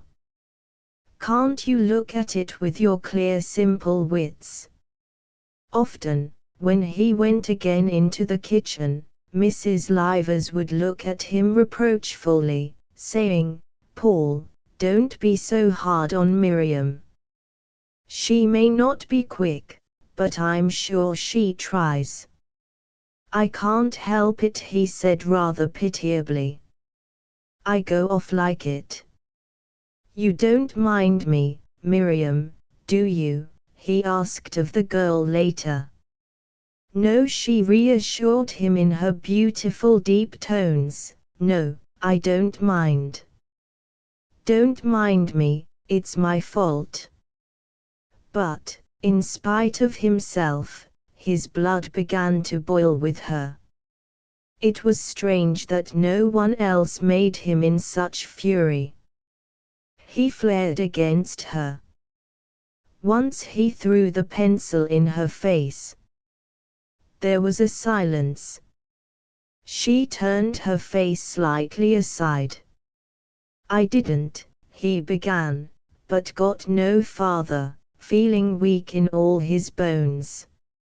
She never reproached him or was angry with him. He was often cruelly ashamed. But still again his anger burst like a bubble surcharged, and still, when he saw her eager, silent, as it were, blind face, he felt he wanted to throw the pencil in it, and still, when he saw her hand trembling and her mouth parted with suffering, his heart was scalded with pain for her. And because of the intensity to which she roused him, he sought her. Then he often avoided her and went with Edgar. Miriam and her brother were naturally antagonistic. Edgar was a rationalist, who was curious, and had a sort of scientific interest in life. It was a great bitterness to Miriam to see herself deserted by Paul for Edgar, who seemed so much lower. But the youth was very happy with her elder brother. The two men spent afternoons together on the land or in the loft doing carpentry, when it rained. And they talked together, or Paul taught Edgar the songs he himself had learned from Annie at the piano. And often all the men, Mr. Livers as well, had bitter debates on the nationalizing of the land and similar problems. Paul had already heard his mother's views, and as these were as yet his own, he argued for her. Miriam attended and took part, but was all the time waiting until it should be over and a personal communication might begin. After all, she said within herself, if the land were nationalized, Edgar and Paul and I would be just the same. So she waited for the youth to come back to her. He was studying for his painting. He loved to sit at home, alone with his mother, at night, working and working. She sewed or read. Then, looking up from his task, he would rest his eyes for a moment on her face, that was bright with living warmth, and he returned gladly to his work. "I can do my best things when you sit there in your rocking chair, Mother," he said. I'm sure, she exclaimed, sniffing with mock skepticism. But she felt it was so, and her heart quivered with brightness. For many hours she sat still, slightly conscious of him laboring away, whilst she worked or read her book. And he, with all his soul's intensity directing his pencil, could feel her warmth inside him like strength. They were both very happy so, and both unconscious of it. These times, that meant so much, and which were real living, they almost ignored. He was conscious only when stimulated. A sketch finished, he always wanted to take it to Miriam.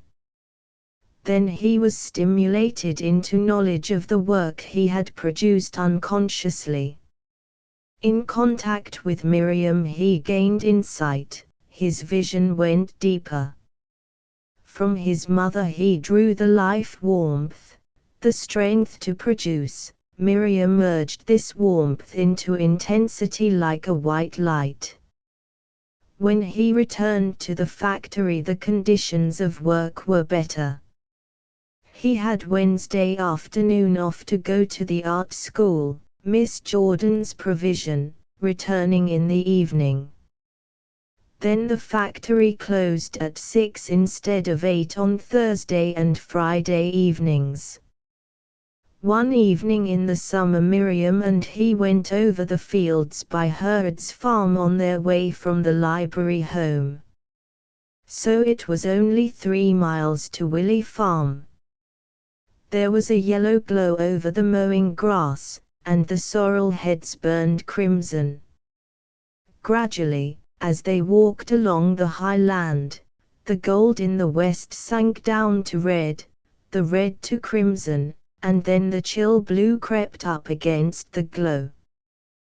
They came out upon the high road to Alfreton, which ran white between the darkening fields. There Paul hesitated. It was 2 miles home for him, 1 mile forward for Miriam. They both looked up the road that ran in shadow right under the glow of the northwest sky. On the crest of the hill, Selby, with its stark houses and the up-pricked headstocks of the pit, stood in black silhouette small against the sky. He looked at his watch. 9 o'clock, he said. The pair stood, loath to part, hugging their books. The wood is so lovely now, she said. I wanted you to see it. He followed her slowly across the road to the white gate. They grumble so if I'm late, he said. But you're not doing anything wrong, she answered impatiently. He followed her across the nibbled pasture in the dusk.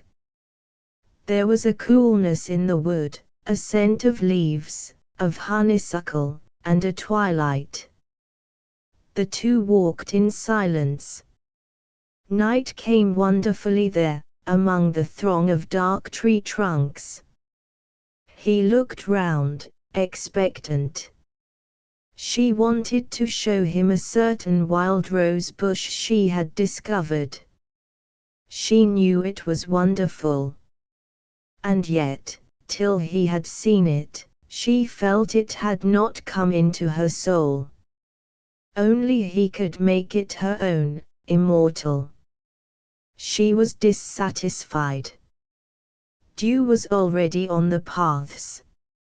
In the old oak wood a mist was rising, and he hesitated, wondering whether one whiteness were a strand of fog or only campion flowers pallid in a cloud.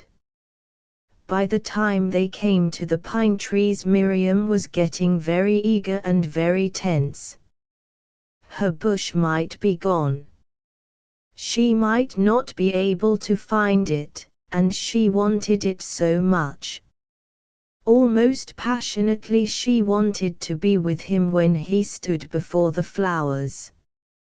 They were going to have a communion together, something that thrilled her, something holy. He was walking beside her in silence. They were very near to each other. She trembled, and he listened, vaguely anxious. Coming to the edge of the wood, they saw the sky in front, like mother of pearl, and the earth growing dark. Somewhere on the outermost branches of the pinewood the honeysuckle was streaming scent. Where? He asked. Down the middle path, she murmured, quivering. When they turned the corner of the path, she stood still. In the wide walk between the pines, gazing rather frightened, she could distinguish nothing for some moments. The graying light robbed things of their color. Then she saw her bush. Ah, she cried, hastening forward. It was very still. The tree was tall and straggling. It had thrown its briars over a hawthorn bush, and its long streamers trailed thick, right down to the grass, splashing the darkness everywhere with great spilled stars, pure white. In bosses of ivory and in large splashed stars the roses gleamed on the darkness of foliage and stems and grass. Paul and Miriam stood close together, silent, and watched. Point after point the steady roses shone out to them, seeming to kindle something in their souls. The dusk came like smoke around, and still did not put out the roses. Paul looked into Miriam's eyes. She was pale and expectant with wonder, her lips were parted, and her dark eyes lay open to him. His look seemed to travel down into her. Her soul quivered. It was the communion she wanted. He turned aside, as if pained. He turned to the bush. They seem as if they walk like butterflies, and shake themselves, he said. She looked at her roses. They were white, some incurved and holy, others expanded in an ecstasy. The tree was dark as a shadow. She lifted her hand impulsively to the flowers, she went forward and touched them in worship. Let us go, he said. There was a cool scent of ivory roses, a white, virgin scent. Something made him feel anxious and imprisoned. The two walked in silence. Till Sunday, he said quietly, and left her, and she walked home slowly, feeling her soul satisfied with the holiness of the night. He stumbled down the path. And as soon as he was out of the wood, in the free open meadow, where he could breathe, he started to run as fast as he could. It was like a delicious delirium in his veins. Always when he went with Miriam, and it grew rather late, he knew his mother was fretting and getting angry about him. Why, he could not understand. As he went into the house, flinging down his cap, his mother looked up at the clock. She had been sitting thinking, because a chill to her eyes prevented her reading. She could feel Paul being drawn away by this girl. And she did not care for Miriam. She is one of those who will want to suck a man's soul out till he has none of his own left, she said to herself, and he is just such a gaby as to let himself be absorbed. She will never let him become a man, she never will. So, while he was away with Miriam, Mrs. Morel grew more and more worked up.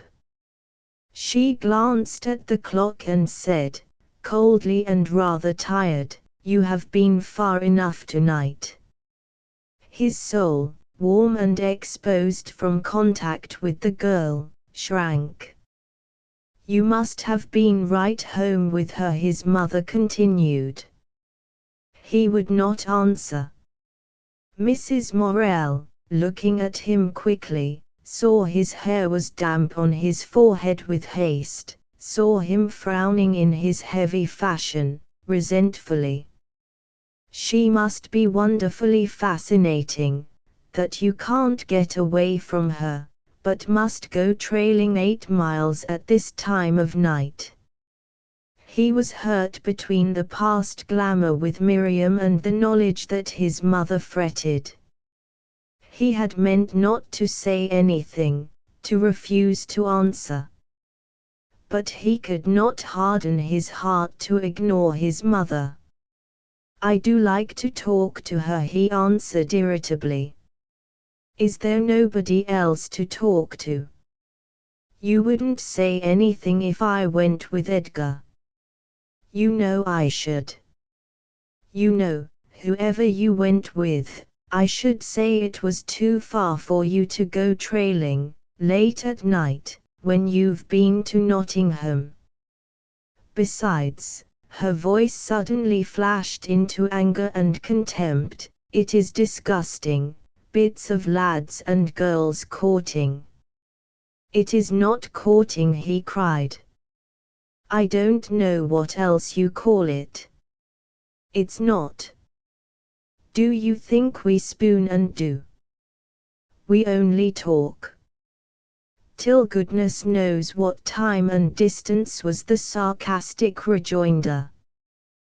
Paul snapped at the laces of his boots angrily. What are you so mad about? He asked.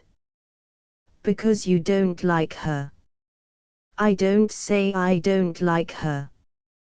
But I don't hold with children keeping company, and never did. But you don't mind our Annie going out with Jiminger. They've more sense than you two.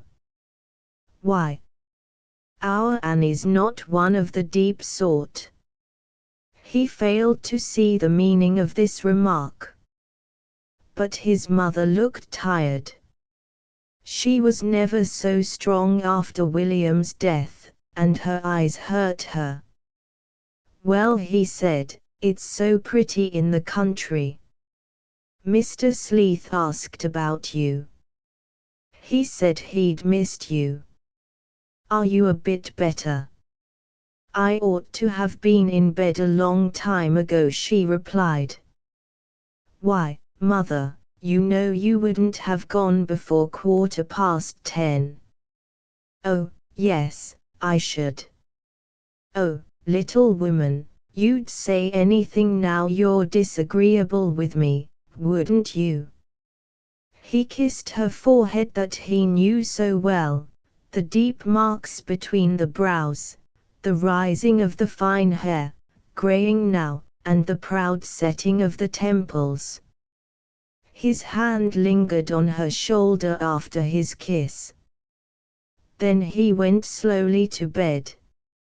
He had forgotten Miriam, he only saw how his mother's hair was lifted back from her warm, broad brow. And somehow, she was hurt.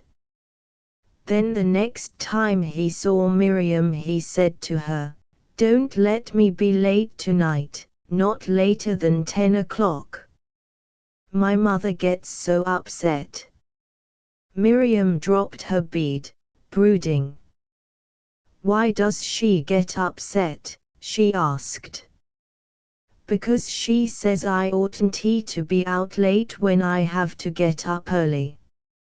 "Very well," said Miriam, rather quietly, with just a touch of a sneer. He resented that. And he was usually late again. That there was any love growing between him and Miriam neither of them would have acknowledged. He thought he was too sane for such sentimentality, and she thought herself too lofty. They both were late in coming to maturity, and psychical ripeness was much behind even the physical. Miriam was exceedingly sensitive, as her mother had always been. The slightest grossness made her recoil almost in anguish. Her brothers were brutal, but never coarse in speech. The men did all the discussing of farm matters outside. But, perhaps, because of the continual business of birth and of begetting which goes on upon every farm, Miriam was the more hypersensitive to the matter, and her blood was chastened almost to disgust of the faintest suggestion of such intercourse. Paul took his pitch from her, and their intimacy went on in an utterly blanched and chaste fashion. It could never be mentioned that the mare was in foal. When he was 19, he was earning only 20 shillings a week, but he was happy. His painting went well, and life went well enough. On the Good Friday he organized a walk to the Hemlock Stone.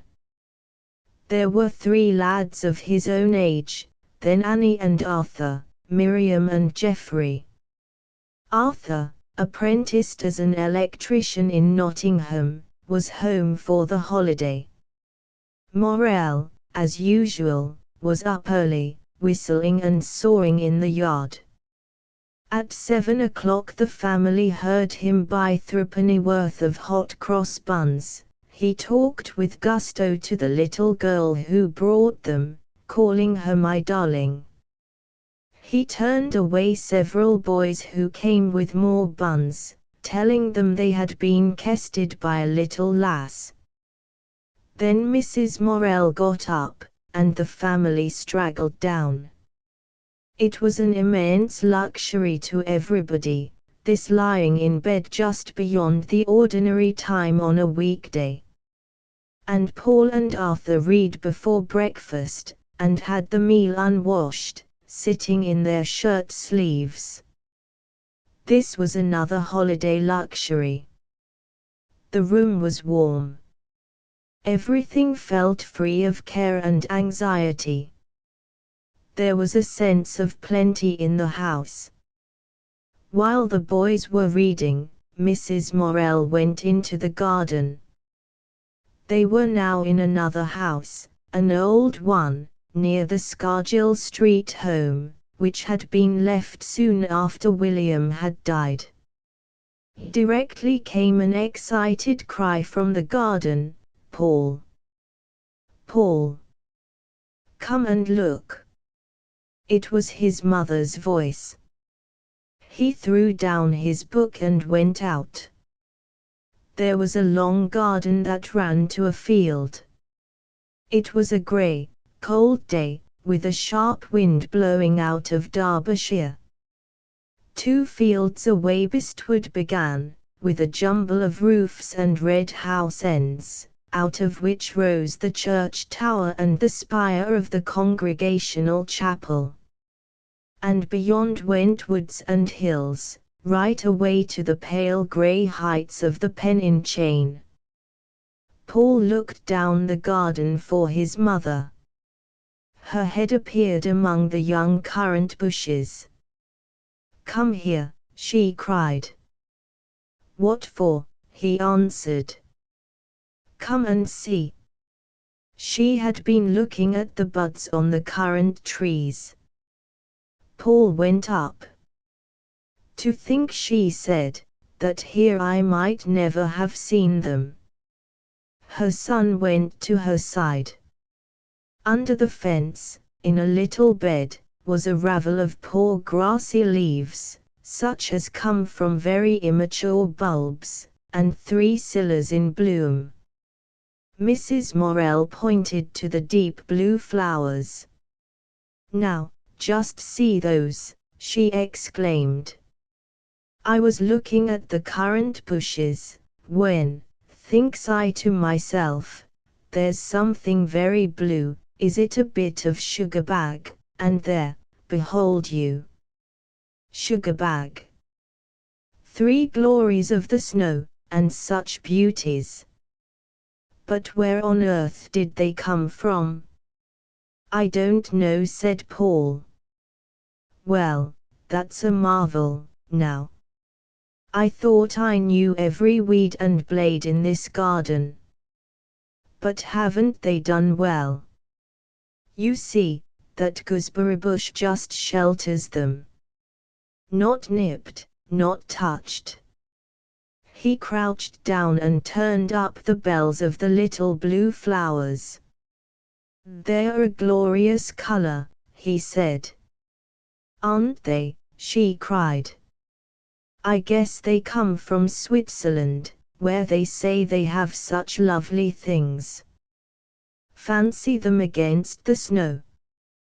But where have they come from? They can't have blown here, can they?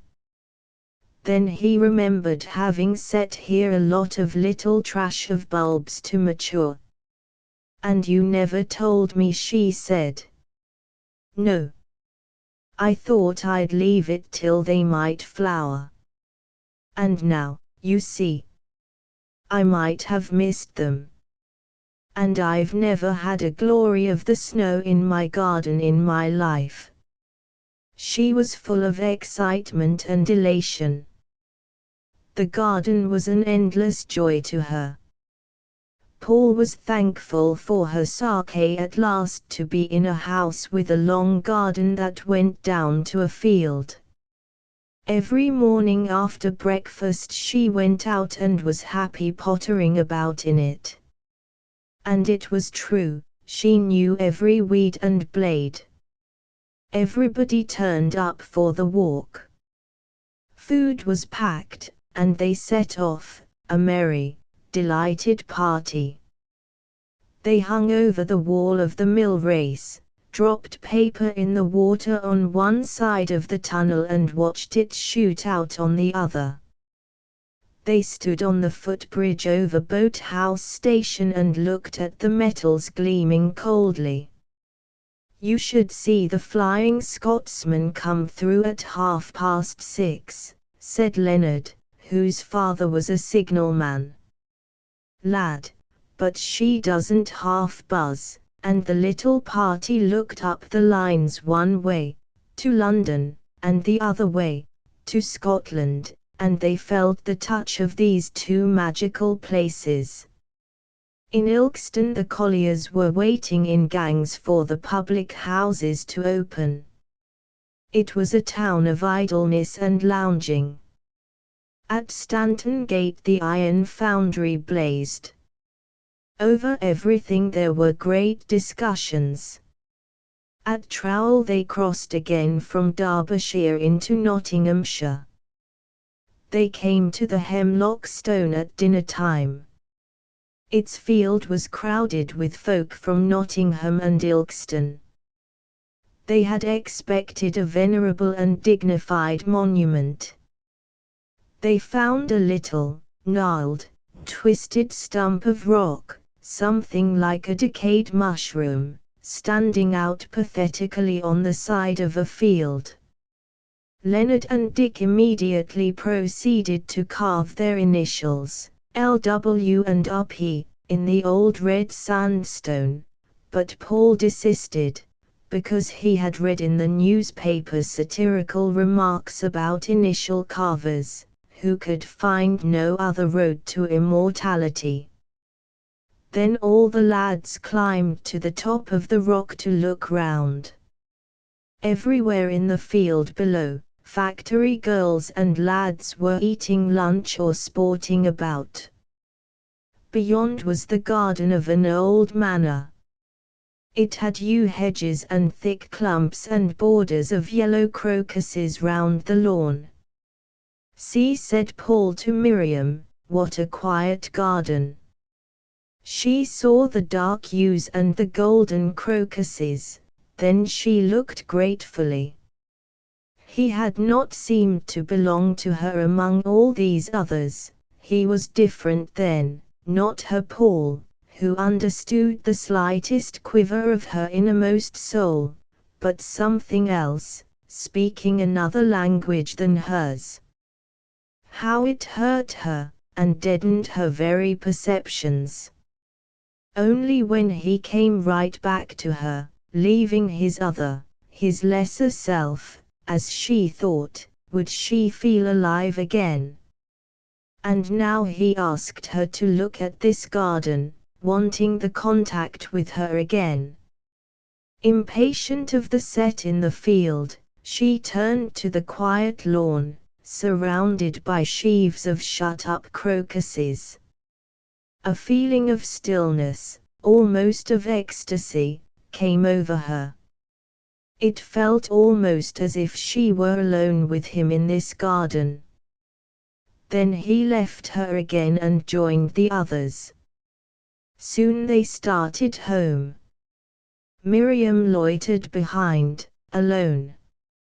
She did not fit in with the others. She could very rarely get into human relations with anyone, so her friend, her companion, her lover, was nature. She saw the sun declining wanly. In the dusky, cold hedgerows were some red leaves. She lingered to gather them, tenderly, passionately. The love in her fingertips caressed the leaves, the passion in her heart came to a glow upon the leaves. Suddenly she realized she was alone in a strange road, and she hurried forward. Turning a corner in the lane, she came upon Paul, who stood bent over something, his mind fixed on it, working away steadily, patiently, a little hopelessly. She hesitated in her approach, to watch. He remained concentrated in the middle of the road. Beyond, one rift of rich gold in that colorless gray evening seemed to make him stand out in dark relief. She saw him, slender and firm, as if the setting sun had given him to her. A deep pain took hold of her, and she knew she must love him. And she had discovered him, discovered in him a rare potentiality, discovered his loneliness. Quivering as at some annunciation, she went slowly forward. At last he looked up. "Why," he exclaimed gratefully, "have you waited for me?" She saw a deep shadow in his eyes. "What is it?" she asked. "The spring broken here," and he showed her where his umbrella was injured. Instantly, with some shame, she knew he had not done the damage himself, but that Geoffrey was responsible. "It is only an old umbrella, isn't it?" she asked. She wondered why he, who did not usually trouble over trifles, made such a mountain of this molehill. "But it was William's, and my mother can't help but know," he said quietly, still patiently working at the umbrella. The words went through Miriam like a blade. This, then, was the confirmation of her vision of him. She looked at him. But there was about him a certain reserve, and she dared not comfort him, not even speak softly to him. "Come on," he said. "I can't do it," and they went in silence along the road. That same evening they were walking along under the trees by Nether Green. He was talking to her fretfully, seemed to be struggling to convince himself. "You know," he said, with an effort, "if one person loves, the other does." "Ah," she answered. "Like mother said to me when I was little, love begets love." "Yes, something like that, I think it must be." "I hope so, because, if it were not, love might be a very terrible thing," she said. "Yes, but it is, at least with most people," he answered. And Miriam, thinking he had assured himself, felt strong in herself. She always regarded that sudden coming upon him in the lane as a revelation. And this conversation remained graven in her mind as one of the letters of the law. Now she stood with him and for him. When, about this time, he outraged the family feeling at Willey Farm by some overbearing insult, she stuck to him, and believed he was right. And at this time she dreamed dreams of him, vivid, unforgettable. These dreams came again later on, developed to a more subtle psychological stage. On the Easter Monday the same party took an excursion to Wingfield Manor. It was great excitement to Miriam to catch a train at Sethley Bridge, amid all the bustle of the bank holiday crowd. They left the train at Alfreton. Paul was interested in the street and in the colliers with their dogs. Here was a new race of miners. Miriam did not leave till they came to the church. They were all rather timid of entering, with their bags of food, for fear of being turned out. Leonard, a comic, thin fellow, went first. Paul, who would have died rather than be sent back, went last. The place was decorated for Easter. In the font hundreds of white narcissi seemed to be growing. The air was dim and colored from the windows and thrilled with a subtle scent of lilies and narcissi. In that atmosphere Miriam's soul came into a glow. Paul was afraid of the things he mustn't do, and he was sensitive to the feel of the place. Miriam turned to him. He answered. They were together. He would not go beyond the communion rail. She loved him for that. Her soul expanded into prayer beside him. He felt the strange fascination of shadowy religious places. All his latent mysticism quivered into life. She was drawn to him. He was a prayer along with her. Miriam very rarely talked to the other lads. They at once became awkward in conversation with her. So usually she was silent. It was past midday when they climbed the steep path to the manor. All things shone softly in the sun, which was wonderfully warm and enlivening. Celandines and violets were out. Everybody was tip-top full with happiness.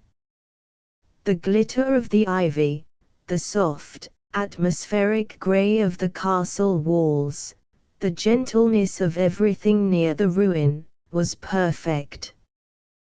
The manor is of hard, pale grey stone, and the other walls are blank and calm. The young folk were in raptures. They went in trepidation, almost afraid that the delight of exploring this ruin might be denied them. In the first courtyard, within the high broken walls, were farm carts, with their shafts lying idle on the ground, the tires of the wheels brilliant with gold-red rust. It was very still.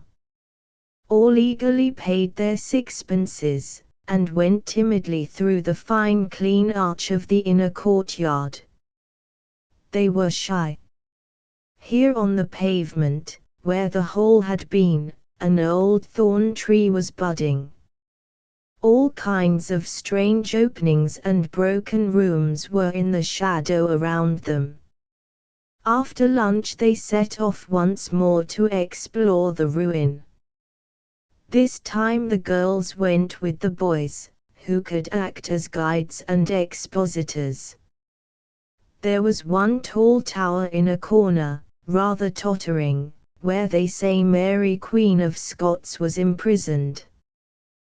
"Think of the Queen going up here," said Miriam in a low voice, as she climbed the hollow stairs. "If she could get up," said Paul, for she had rheumatism like anything. "I reckon they treated her rottenly." "You don't think she deserved it?" asked Miriam. "No, I don't. She was only lively." They continued to mount the winding staircase. A high wind, blowing through the loopholes, went rushing up the shaft, and filled the girl's skirts like a balloon, so that she was ashamed, until he took the hem of her dress and held it down for her. He did it perfectly simply, as he would have picked up her glove. She remembered this always. Round the broken top of the tower the ivy bushed out, old and handsome. Also, there were a few chilgillivers, in pale cold bud. Miriam wanted to lean over for some ivy, but he would not let her. Instead, she had to wait behind him, and take from him each spray as he gathered it and held it to her, each one separately, in the purest manner of chivalry. The tower seemed to rock in the wind. They looked over miles and miles of wooded country, and country with gleams of pasture. The crypt underneath the manor was beautiful, and in perfect preservation. Paul made a drawing, Miriam stayed with him.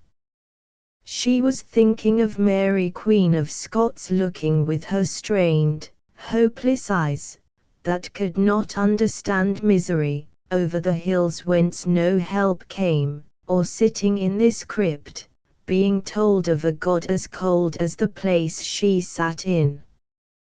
They set off again gaily, looking round on their beloved manor that stood so clean and big on its hill. "Supposing you could have that farm," said Paul to Miriam. "Yes. Wouldn't it be lovely to come and see you?"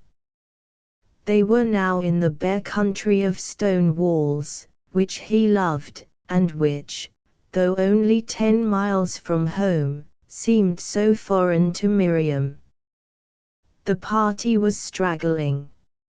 As they were crossing a large meadow that sloped away from the sun, along a path embedded with innumerable tiny glittering points, Paul, walking alongside, laced his fingers in the strings of the bag Miriam was carrying, and instantly she felt Annie behind, watchful and jealous. But the meadow was bathed in a glory of sunshine, and the path was jeweled, and it was seldom that he gave her any sign. She held her fingers very still among the strings of the bag, his fingers touching, and the place was golden as a vision. At last they came into the straggling grey village of Critch, that lies high. Beyond the village was the famous Critch stand that Paul could see from the garden at home. The party pushed on. Great expanse of country spread around and below. The lads were eager to get to the top of the hill. It was capped by a round knoll, half of which was by now cut away, and on the top of which stood an ancient monument, sturdy and squat, for signalling in old days far down into the level lands of Nottinghamshire and Leicestershire. It was blowing so hard, high up there in the exposed place, that the only way to be safe was to stand nailed by the wind to the one of the tower. At their feet fell the precipice where the limestone was quarried away. Below was a jumble of hills and tiny villages, Mattock, Ambergate, Stony Middleton. The lads were eager to spy out the church of Bestwood, far away among the rather crowded country on the left. They were disgusted that it seemed to stand on a plain. They saw the hills of Derbyshire fall into the monotony of the Midlands that swept away south. Miriam was somewhat scared by the wind, but the lads enjoyed it. They went on, miles and miles, to Wat Standwell. All the food was eaten, everybody was hungry, and there was very little money to get home with. But they managed to procure a loaf and a currant loaf, which they hacked to pieces with shut knives, and ate sitting on the wall near the bridge, watching the bright Derwent rushing by, and the brakes from Matlock pulling up at the inn. Paul was now pale with weariness. He had been responsible for the party all day, and now he was done. Miriam understood, and kept close to him, and he left himself in her hands. They had an hour to wait at Ambergate station. Trains came, crowded with excursionists returning to Manchester, Birmingham, and London. "We might be going there, folk easily might think we're going that far," said Paul. They got back rather late. Miriam, walking home with Geoffrey, watched the moon rise big and red and misty. She felt something was fulfilled in her. She had an elder sister, Agatha, who was a school teacher. Between the two girls was a feud. Miriam considered Agatha worldly, and she wanted herself to be a school teacher. One Saturday afternoon Agatha and Miriam were upstairs dressing. Their bedroom was over the stable. It was a low room, not very large, and bare. Miriam had nailed on the wall a reproduction of Veronese Saint Catherine. She loved the woman who sat in the window, dreaming. Her own windows were too small to sit in, but the front one was dripped over with honeysuckle and Virginia creeper, and looked upon the tree-tops of the oakwood across the yard, while the little back window, no bigger than a handkerchief, was a loophole to the east, to the dawn beating up against the beloved round hills. The two sisters did not talk much to each other. Agatha, who was fair and small and determined, had rebelled against the home atmosphere, against the doctrine of the other cheek. She was out in the world now, in a fair way to be independent. And she insisted on worldly values, on appearance, on manners, on position, which Miriam would fain have ignored. Both girls liked to be upstairs, out of the way, when Paul came.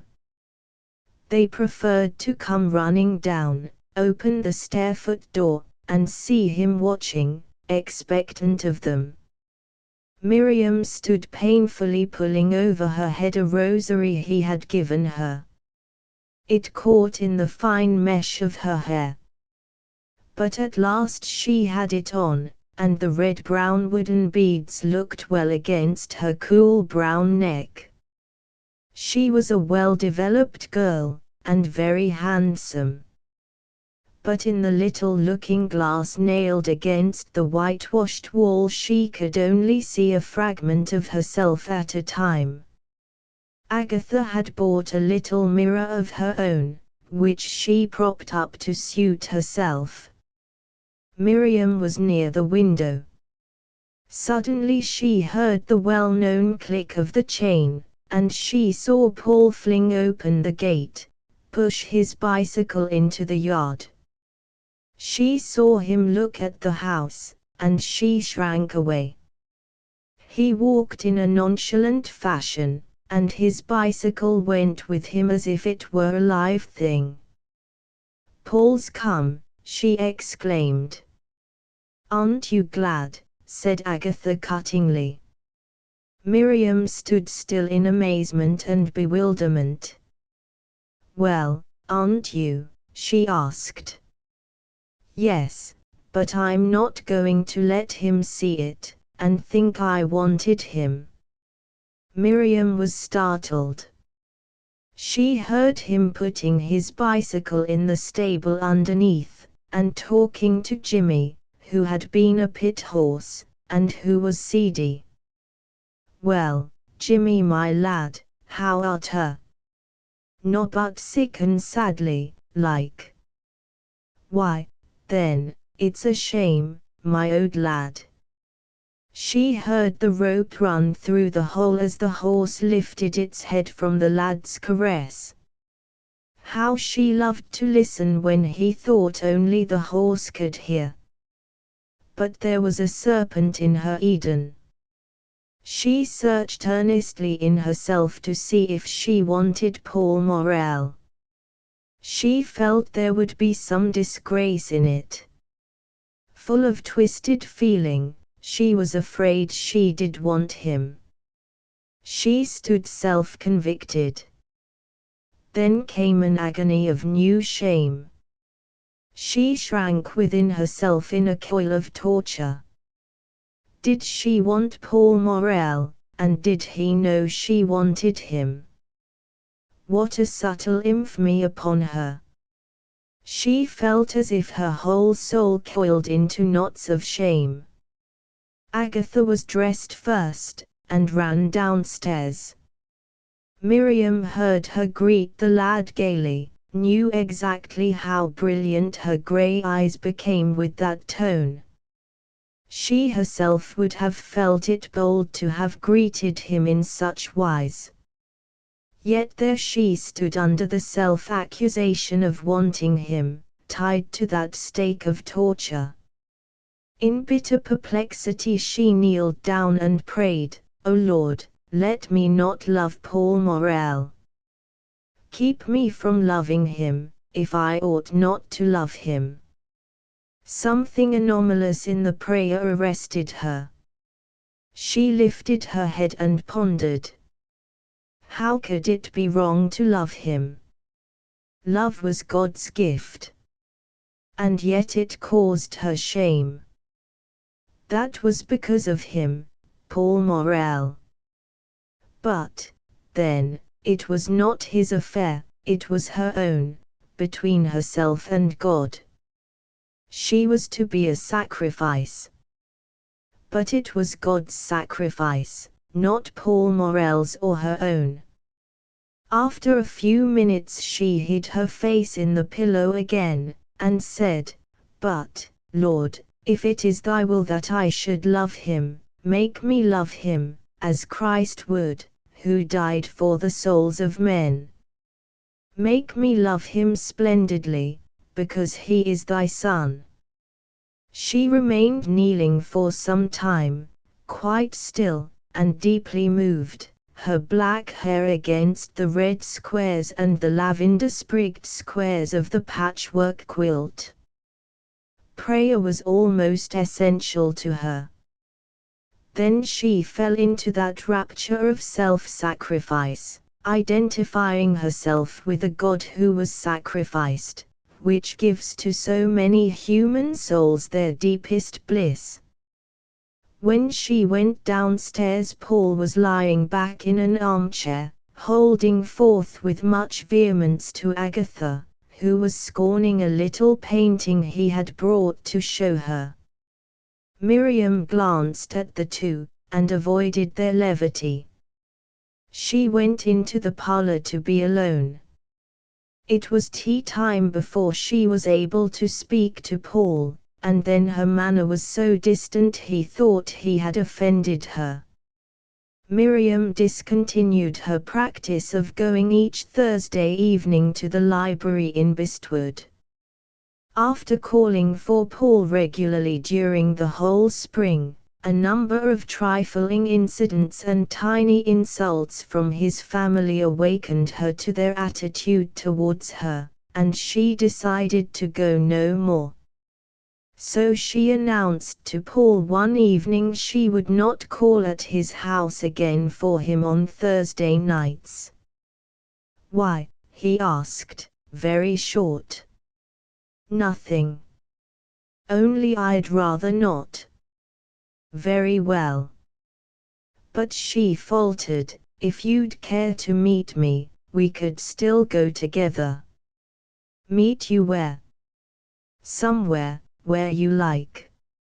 "I shan't meet you anywhere." "I don't see why you shouldn't keep calling for me."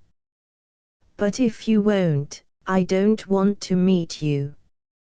So the Thursday evenings which had been so precious to her, and to him, were dropped. He worked instead. Mrs. Morel sniffed with satisfaction at this arrangement. He would not have it that they were lovers. The intimacy between them had been kept so abstract, such a matter of the soul, all thought and weary struggle into consciousness, that he saw it only as a platonic friendship. He stoutly denied there was anything else between them. Miriam was silent, or else she very quietly agreed. He was a fool who did not know what was happening to himself. By tacit agreement they ignored the remarks and insinuations of their acquaintances. "We aren't lovers, we are friends," he said to her. "We know it. Let them talk. What does it matter what they say?" Sometimes, as they were walking together, she slipped her arm timidly into his. But he always resented it, and she knew it. It caused a violent conflict in him. With Miriam he was always on the high plane of abstraction, when his natural fire of love was transmitted into the fine stream of thought. She would have it so. If he were jolly and, as she put it, flippant, she waited till he came back to her, till the change had taken place in him again, and he was wrestling with his own soul, frowning, passionate in his desire for understanding. And in this passion for understanding her soul lay close to his, she had him all to herself. But he must be made abstract first. Then, if she put her arm in his, it caused him almost torture. His consciousness seemed to split. The place where she was touching him ran hot with friction. He was one internecine battle, and he became cruel to her because of it. One evening in midsummer Miriam called at the house, warm from climbing. Paul was alone in the kitchen, his mother could be heard moving about upstairs. "Come and look at the sweet peas," he said to the girl. They went into the garden. The sky behind the townlet and the church was orange-red, the flower garden was flooded with a strange warm light that lifted every leaf into significance. Paul passed along a fine row of sweet peas, gathering a blossom here and there, all cream and pale blue. Miriam followed, breathing the fragrance. To her, flowers appealed with such strength she felt she must make them part of herself. When she bent and breathed a flower, it was as if she and the flower were loving each other. Paul hated her for it. There seemed a sort of exposure about the action, something too intimate. When he had got a fair bunch, they returned to the house. He listened for a moment to his mother's quiet movement upstairs, then he said, "Come here, and let me pin them in for you." He arranged them 2 or 3 at a time in the bosom of her dress, stepping back now and then to see the effect. "You know," he said, taking the pin out of his mouth, "a woman ought always to arrange her flowers before her glass." Miriam laughed. She thought flowers ought to be pinned in one's dress without any care. That Paul should take pains to fix her flowers for her was his whim. He was rather offended at her laughter. "Some women do, those who look decent," he said. Miriam laughed again, but mirthlessly, to hear him thus mix her up with women in a general way. From most men she would have ignored it. But from him it hurt her. He had nearly finished arranging the flowers when he heard his mother's footstep on the stairs. Hurriedly he pushed in the last pin and turned away. "Don't let Mater know," he said. Miriam picked up her books and stood in the doorway looking with chagrin at the beautiful sunset. She would call for Paul no more, she said. "Good evening, Mrs. Morel," she said, in a deferential way. She sounded as if she felt she had no right to be there. "Oh, is it you, Miriam?" replied Mrs. Morel coolly. But Paul insisted on everybody's accepting his friendship with the girl, and Mrs. Morel was too wise to have any open rupture. It was not till he was 20 years old that the family could ever afford to go away for a holiday. Mrs. Morel had never been away for a holiday, except to see her sister, since she had been married. Now at last Paul had saved enough money, and they were all going. There was to be a party, some of Annie's friends, one friend of Paul's, a young man in the same office where William had previously been, and Miriam. It was great excitement writing for rooms. Paul and his mother debated it endlessly between them. They wanted a furnished cottage for 2 weeks. She thought 1 week would be enough, but he insisted on 2. At last they got an answer from Mablethorpe, a cottage such as they wished for 30 shillings a week. There was immense jubilation. Paul was wild with joy for his mother's sake. She would have a real holiday now. He and she sat at evening picturing what it would be like. Annie came in, and Leonard, and Alice, and Kitty. There was wild rejoicing and anticipation. Paul told Miriam. She seemed to brood with joy over it. But the Morels' house rang with excitement. They were to go on Saturday morning by the 7 train. Paul suggested that Miriam should sleep at his house, because it was so far for her to walk. She came down for supper. Everybody was so excited that even Miriam was accepted with warmth. But almost as soon as she entered, the feeling in the family became close and tight. He had discovered a poem by Jean Ingelow which mentioned Mablethorpe, and so he must read it to Miriam. He would never have got so far in the direction of sentimentality as to read poetry to his own family. But now they condescended to listen. Miriam sat on the sofa absorbed in him. She always seemed absorbed in him, and by him, when he was present. Mrs. Morel sat jealously in her own chair. She was going to hear also. And even Annie and the father attended, Morel with his head cocked on one side, like somebody listening to a sermon and feeling conscious of the fact. Paul ducked his head over the book. He had got now all the audience he cared for. And Mrs. Morel and Annie almost contested with Miriam who should listen best and win his favor. He was in very high feather. But interrupted Mrs. Morel, "What is the Bride of Enderby that the bells are supposed to ring?" "It's an old tune they used to play on the bells for a warning against water." "I suppose the Bride of Enderby was drowned in a flood," he replied.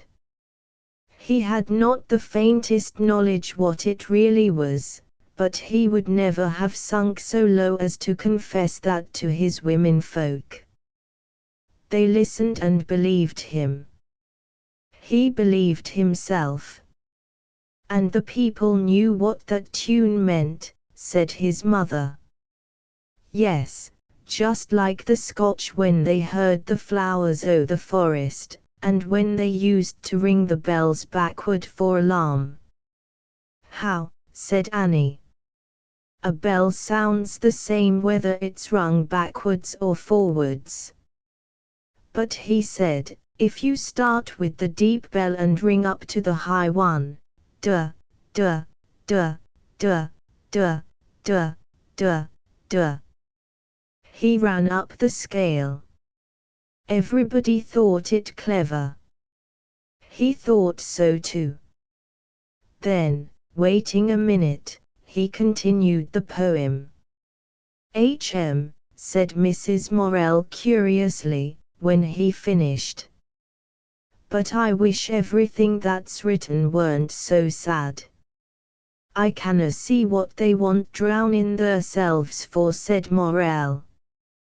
There was a pause. Annie got up to clear the table. Miriam rose to help with the pots. "Let me help to wash up," she said. "Certainly not," cried Annie. "You sit down again. There aren't many." And Miriam, who could not be familiar and insist, sat down again to look at the book with Paul. He was master of the party, his father was no good.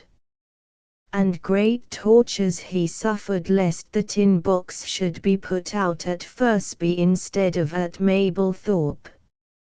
And he wasn't equal to getting a carriage. His bold little mother did that. "Here," she cried to a man. "Here." Paul and Annie got behind the rest, convulsed with shamed laughter. "How much will it be to drive to Brook Cottage?" said Mrs. Morel. 2 shillings. "Why, how far is it?" "A good way." "I don't believe it," she said. But she scrambled in.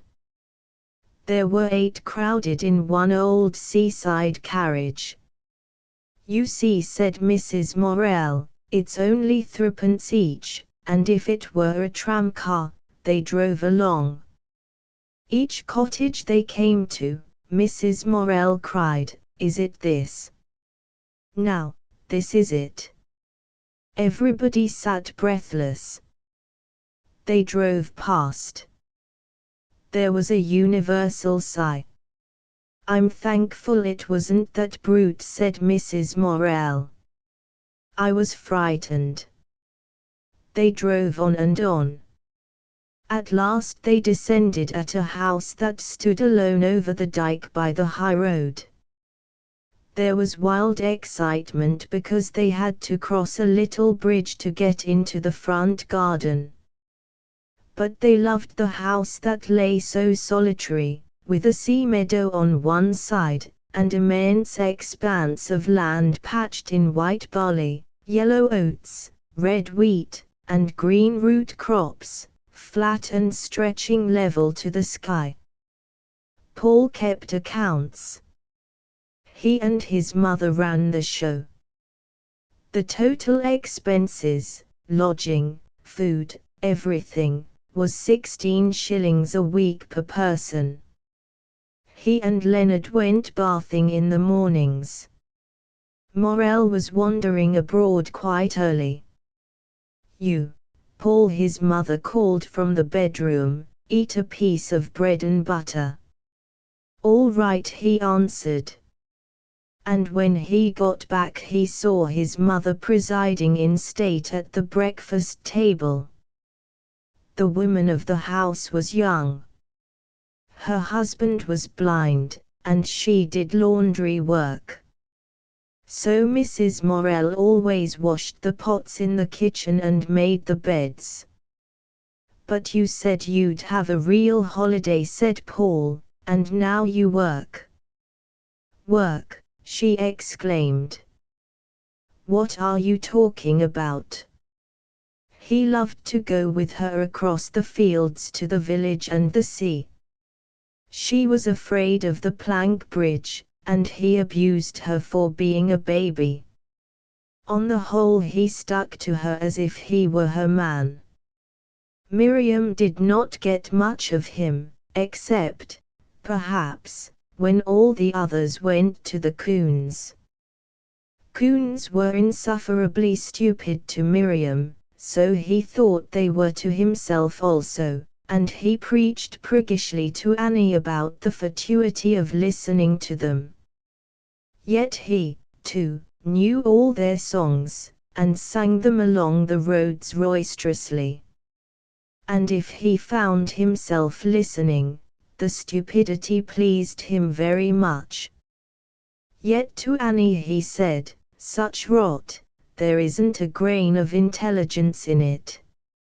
Nobody with more gumption than a grasshopper could go and sit and listen."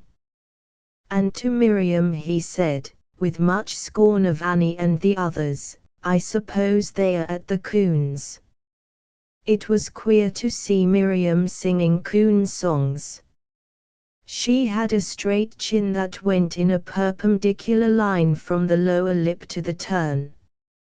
She always reminded Paul of some sad Botticelli angel when she sang, even when it was, "Come down Lover's Lane for a walk with me, talk with me." Only when he sketched, or at evening when the others were at the Coons, she had him to herself.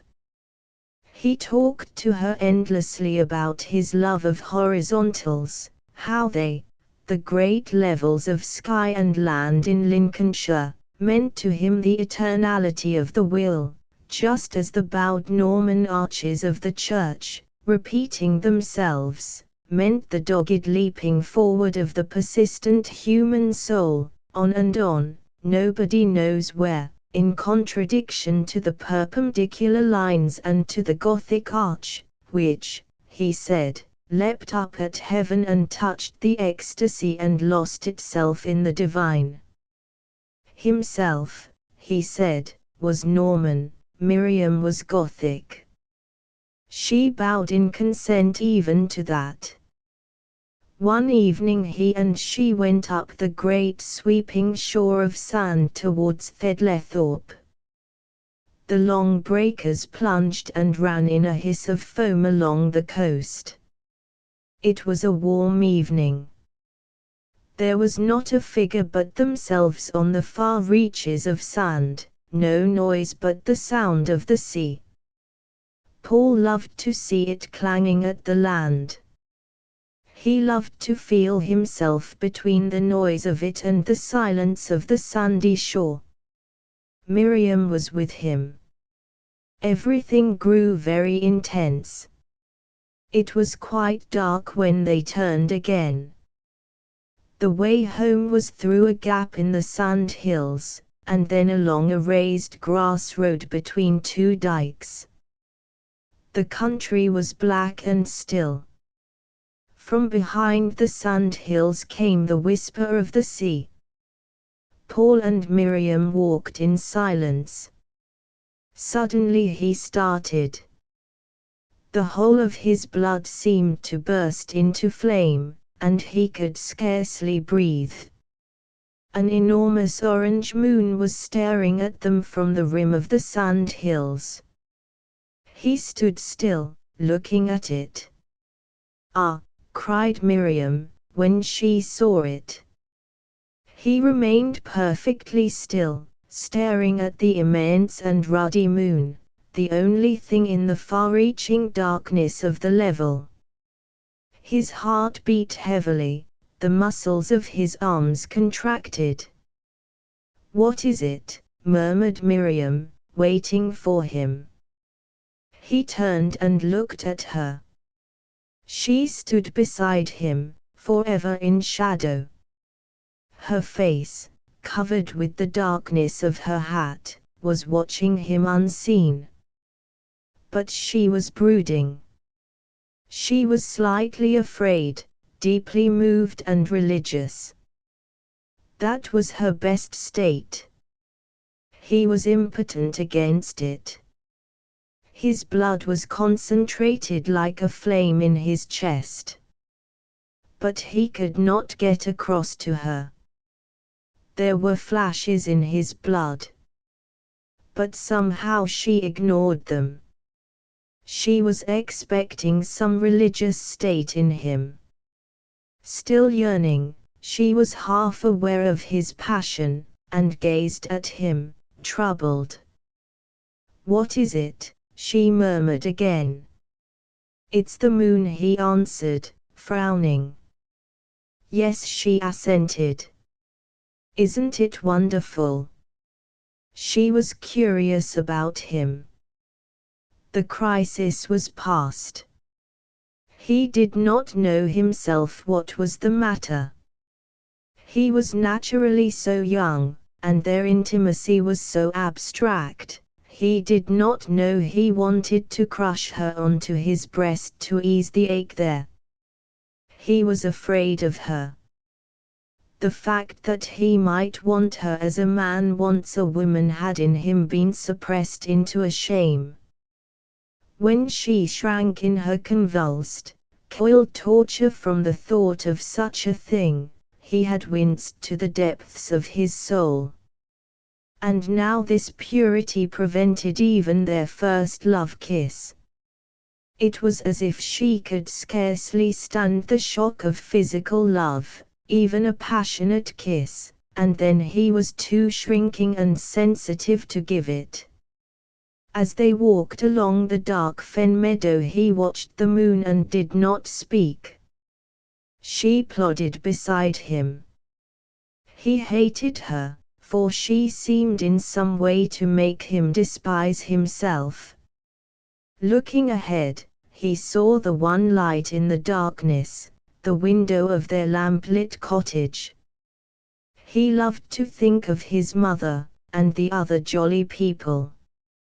"Well, everybody else has been in long ago," said his mother as they entered. "What does that matter?" he cried irritably. "I can go a walk if I like, can't I? And I should have thought you could get into supper with the rest," said Mrs. Morel.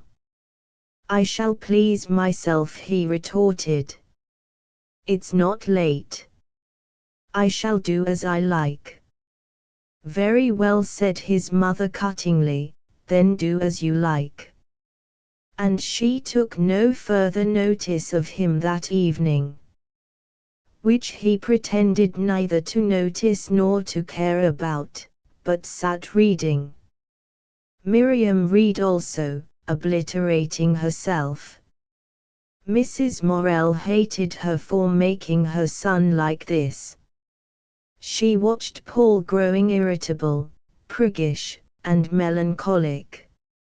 For this she put the blame on Miriam. Annie and all her friends joined against the girl. Miriam had no friend of her own, only Paul. But she did not suffer so much, because she despised the triviality of these other people. And Paul hated her because, somehow, she spoiled his ease and naturalness. And he writhed himself with a feeling of humiliation. Chapter 8 Strife in Love. Arthur finished his apprenticeship, and got a job on the electrical plant at Minton Pit. He earned very little, but had a good chance of getting on. But he was wild and restless. He did not drink nor gamble. Yet he somehow contrived to get into endless scrapes, always through some hot-headed thoughtlessness. Either he went rabbiting in the woods, like a poacher, or he stayed in Nottingham all night instead of coming home, or he miscalculated his dive into the canal at Bestwood, and scored his chest into one mass of wounds on the raw stones and tins at the bottom. He had not been at his work many months when again he did not come home one night. "Do you know where Arthur is?" asked Paul at breakfast. "I do not," replied his mother. "He is a fool," said Paul. "And if he did anything I shouldn't mind. But no, he simply can't come away from a game of whist, or else he must see a girl home from the skating rink, quite proprietously, and so can't get home. He's a fool. I don't know that it would make it any better if he did something to make us all ashamed," said Mrs. Morell.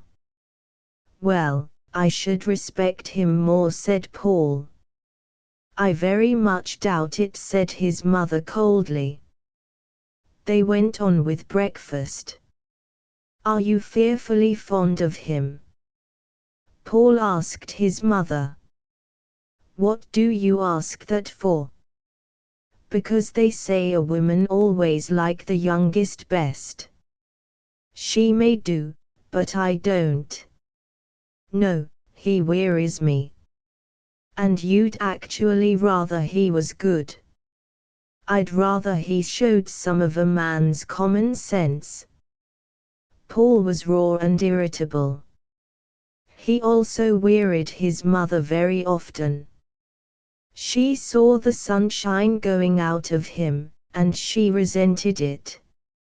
As they were finishing breakfast came the postman with a letter from Derby.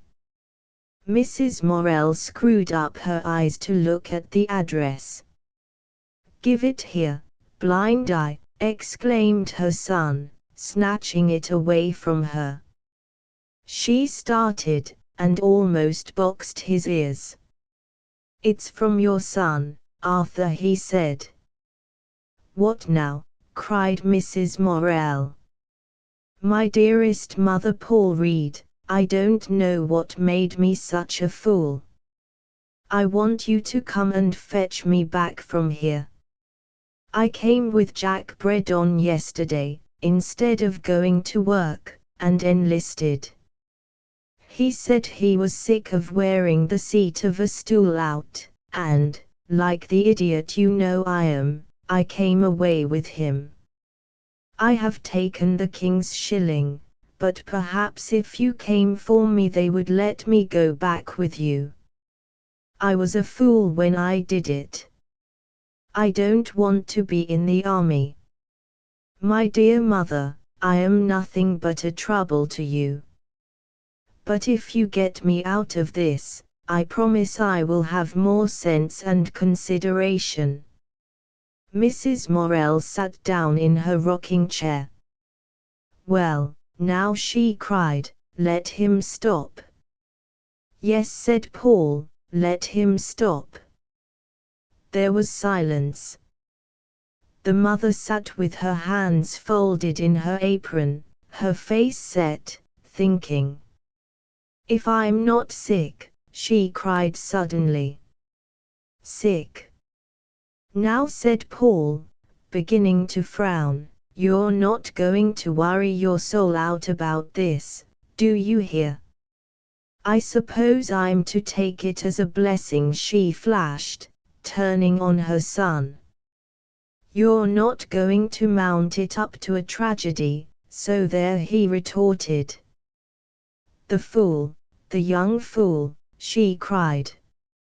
He'll look well in uniform, said Paul irritatingly. His mother turned on him like a fury. Oh, will he? She cried. Not in my eyes. He should get in a cavalry regiment, he'll have the time of his life, and will look an awful swell. Swell, swell, a mighty swell idea indeed, a common soldier. Well, said Paul, what am I but a common clerk? A good deal, my boy, cried his mother, stung. What?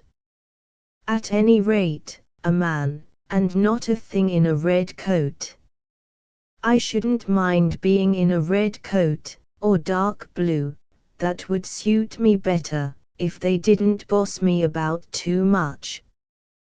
But his mother had ceased to listen. Just as he was getting on, or might have been getting on, at his job, a young nuisance, here he goes and ruins himself for life. What good will he be, do you think, after this? It may lick him into shape beautifully, said Paul. Lick him into shape, lick what marrow there was out of his bones. A soldier, a common soldier, nothing but a body that makes movements when it hears a shout. It's a fine thing. I can't understand why it upsets you, said Paul. No, perhaps you can't.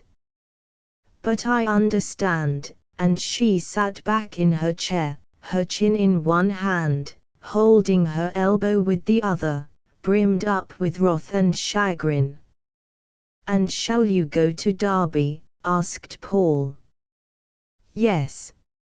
It's no good. I'll see for myself. And why on earth don't you let him stop? It's just what he wants.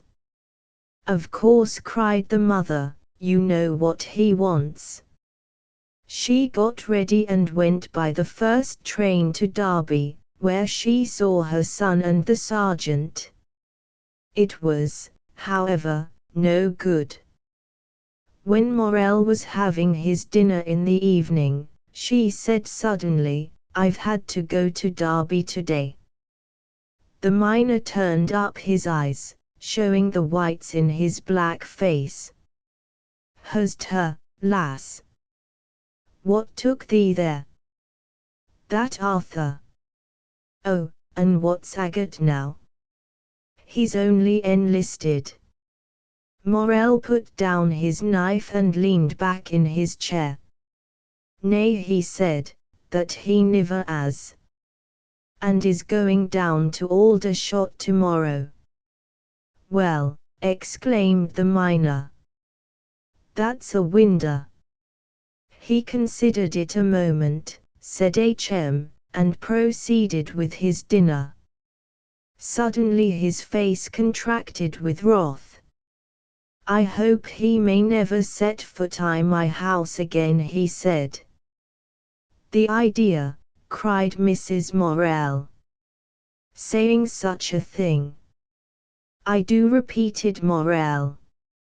A fool as runs away for a soldier, let him look after his'n, I'll do no more for him. A fat sight you have done as it is, she said. And Morel was almost ashamed to go to his public house that evening. Well, did you go? Said Paul to his mother when he came home. I did. And could you see him? Yes. And what did he say? He blubbered when I came away. H.M. And so did I, so you needn't H.M. Mrs. Morel fretted after her son. She knew he would not like the army. He did not. The discipline was intolerable to him. But the doctor, she said with some pride to Paul, said he was perfectly proportioned, almost exactly, all his measurements were correct. He is good looking, you know. He's awfully nice looking. But he doesn't fetch the girls like William, does he? No, it's a different character. He's a good deal like his father, irresponsible. To console his mother, Paul did not go much to Willey Farm at this time. And in the autumn exhibition of students' work in the castle he had 2 studies, a landscape in watercolor and a still life in oil, both of which had first prize awards. He was highly excited. "What do you think I've got for my pictures, Mother?" he asked, coming home one evening. She saw by his eyes he was glad. Her face flushed. "Now, how should I know, my boy? A first prize for those glass jars, H.M. And a first prize for that sketch up at Willey Farm." "Both first?" "Yes. H.M." There was a rosy, bright look about her, though she said nothing. "It's nice," he said, "isn't it?" "It is." "Why don't you praise me up to the skies?" She laughed. "I should have the trouble of dragging you down again," she said. But she was full of joy, nevertheless. William had brought her his sporting trophies. She kept them still, and she did not forgive his death. Arthur was handsome, at least, a good specimen, and warm and generous, and probably would do well in the end. But Paul was going to distinguish himself. She had a great belief in him, the more because he was unaware of his own powers. There was so much to come out of him. Life for her was rich with promise. She was to see herself fulfilled. Not for nothing had been her struggle. Several times during the exhibition Mrs. Morell went to the castle unknown to Paul. She wandered down the long room looking at the other exhibits. Yes, they were good. But they had not in them a certain something which she demanded for her satisfaction. Some made her jealous, they were so good. She looked at them a long time trying to find fault with them. Then suddenly she had a shock that made her heart beat. There hung Paul's picture. She knew it as if it were printed on her heart. Name, Paul Morell, first prize. It looked so strange, there in public, on the walls of the castle gallery, where in her lifetime she had seen so many pictures. And she glanced round to see if anyone had noticed her again in front of the same sketch. But she felt a proud woman. When she met well-dressed ladies going home to the park, she thought to herself, "Yes, you look very well, but I wonder if your son has 2 first prizes in the castle." And she walked on, as proud a little woman as any in Nottingham. And Paul felt he had done something for her, if only a trifle. All his work was hers. One day, as he was going up Castle Gate, he met Miriam. He had seen her on the Sunday, and had not expected to meet her in town. She was walking with a rather striking woman, blonde, with a sullen expression, and a defiant carriage. It was strange how Miriam, in her bowed, meditative bearing, looked dwarfed beside this woman with the handsome shoulders. Miriam watched Paul searchingly. His gaze was on the stranger, who ignored him. The girl saw his masculine spirit rear its head. "Hello," he said, "you didn't tell me you were coming to town." "No," replied Miriam, half apologetically. "I drove into Cattle Market with father." He looked at her companion. "I've told you about Mrs. Dawes," said Miriam huskily. She was nervous. "Clara, do you know Paul?" "I think I've seen him before," replied Mrs. Dawes indifferently, as she shook hands with him. She had scornful grey eyes, a skin like white honey, and a full mouth, with a slightly lifted upper lip that did not know whether it was raised in scorn of all men or out of eagerness to be kissed, but which believed the former. She carried her head back, as if she had drawn away in contempt, perhaps from men also.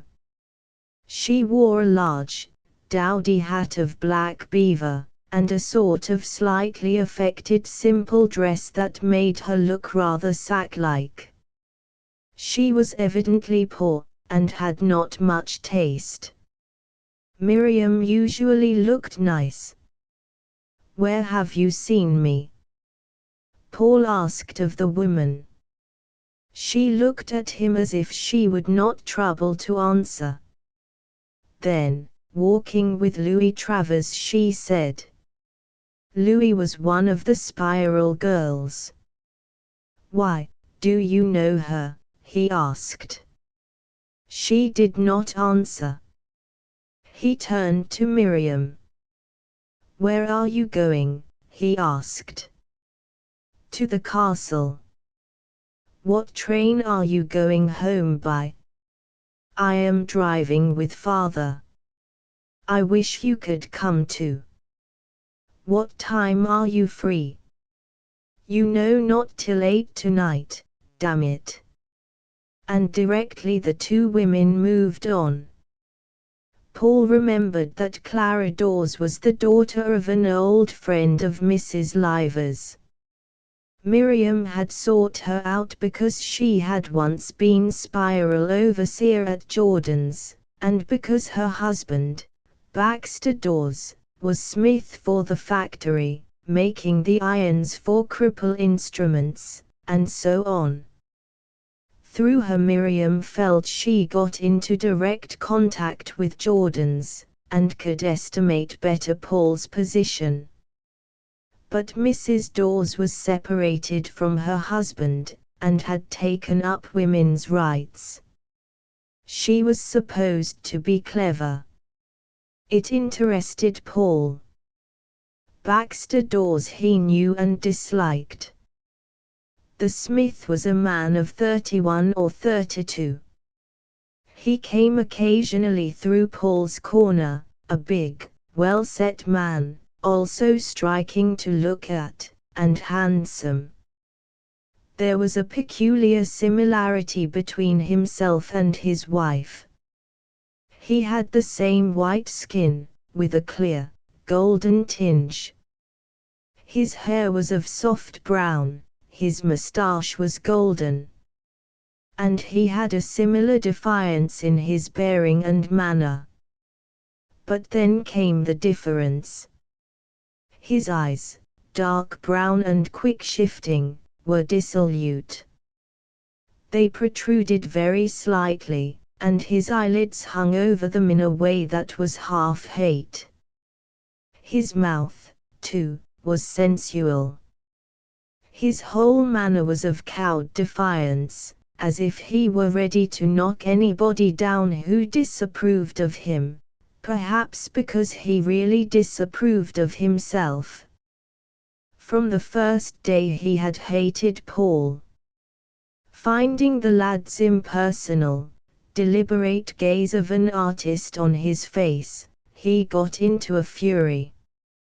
"What are you looking at?" he sneered, bullying. The boy glanced away. But the smith used to stand behind the counter and talk to Mr. Pappleworth. His speech was dirty, with a kind of rottenness. Again he found the youth with his cool, critical gaze fixed on his face. The smith started round as if he had been stung. "What are you looking at, 3/2 orthopap?" he snarled. The boy shrugged his shoulders slightly. "Why you're," shouted Dawes. "Leave him alone," said Mr. Pappleworth, in that insinuating voice which means, "He's only one of your good little sops who can't help it." Since that time the boy used to look at the man every time he came through with the same curious criticism, glancing away before he met the smith's eye. It made Dawes furious. They hated each other in silence. Clara Dawes had no children. When she had left her husband, the home had been broken up, and she had gone to live with her mother. Dawes lodged with his sister. In the same house was a sister-in-law, and somehow Paul knew that this girl, Louis Travers, was now Dawes's woman. She was a handsome, insolent hussy, who mocked at the youth, and yet flushed if he walked along to the station with her as she went home. The next time he went to see Miriam it was Saturday evening. She had a fire in the parlor, and was waiting for him. The others, except her father and mother and the young children, had gone out, so the two had the parlor together. It was a long, low, warm room. There were 3 of Paul's small sketches on the wall, and his photo was on the mantelpiece. On the table and on the high old rosewood piano were bowls of colored leaves. He sat in the armchair, she crouched on the hearthrug near his feet. The glow was warm on her handsome, pensive face as she kneeled there like a devotee. "What did you think of Mrs. Dawes?" she asked quietly. "She doesn't look very amiable," he replied. "No, but don't you think she's a fine woman?" she said, in a deep tone. "Yes, in stature, but without a grain of taste. I like her for some things." "Is she disagreeable?" "I don't think so. I think she's dissatisfied." "What with?" "Well, how would you like to be tied for life to a man like that?" Why did she marry him, then, if she was to have revulsions so soon? Why did she?" repeated Miriam bitterly. "And I should have thought she had enough fight in her to match him," he said. Miriam bowed her head. She queried satirically.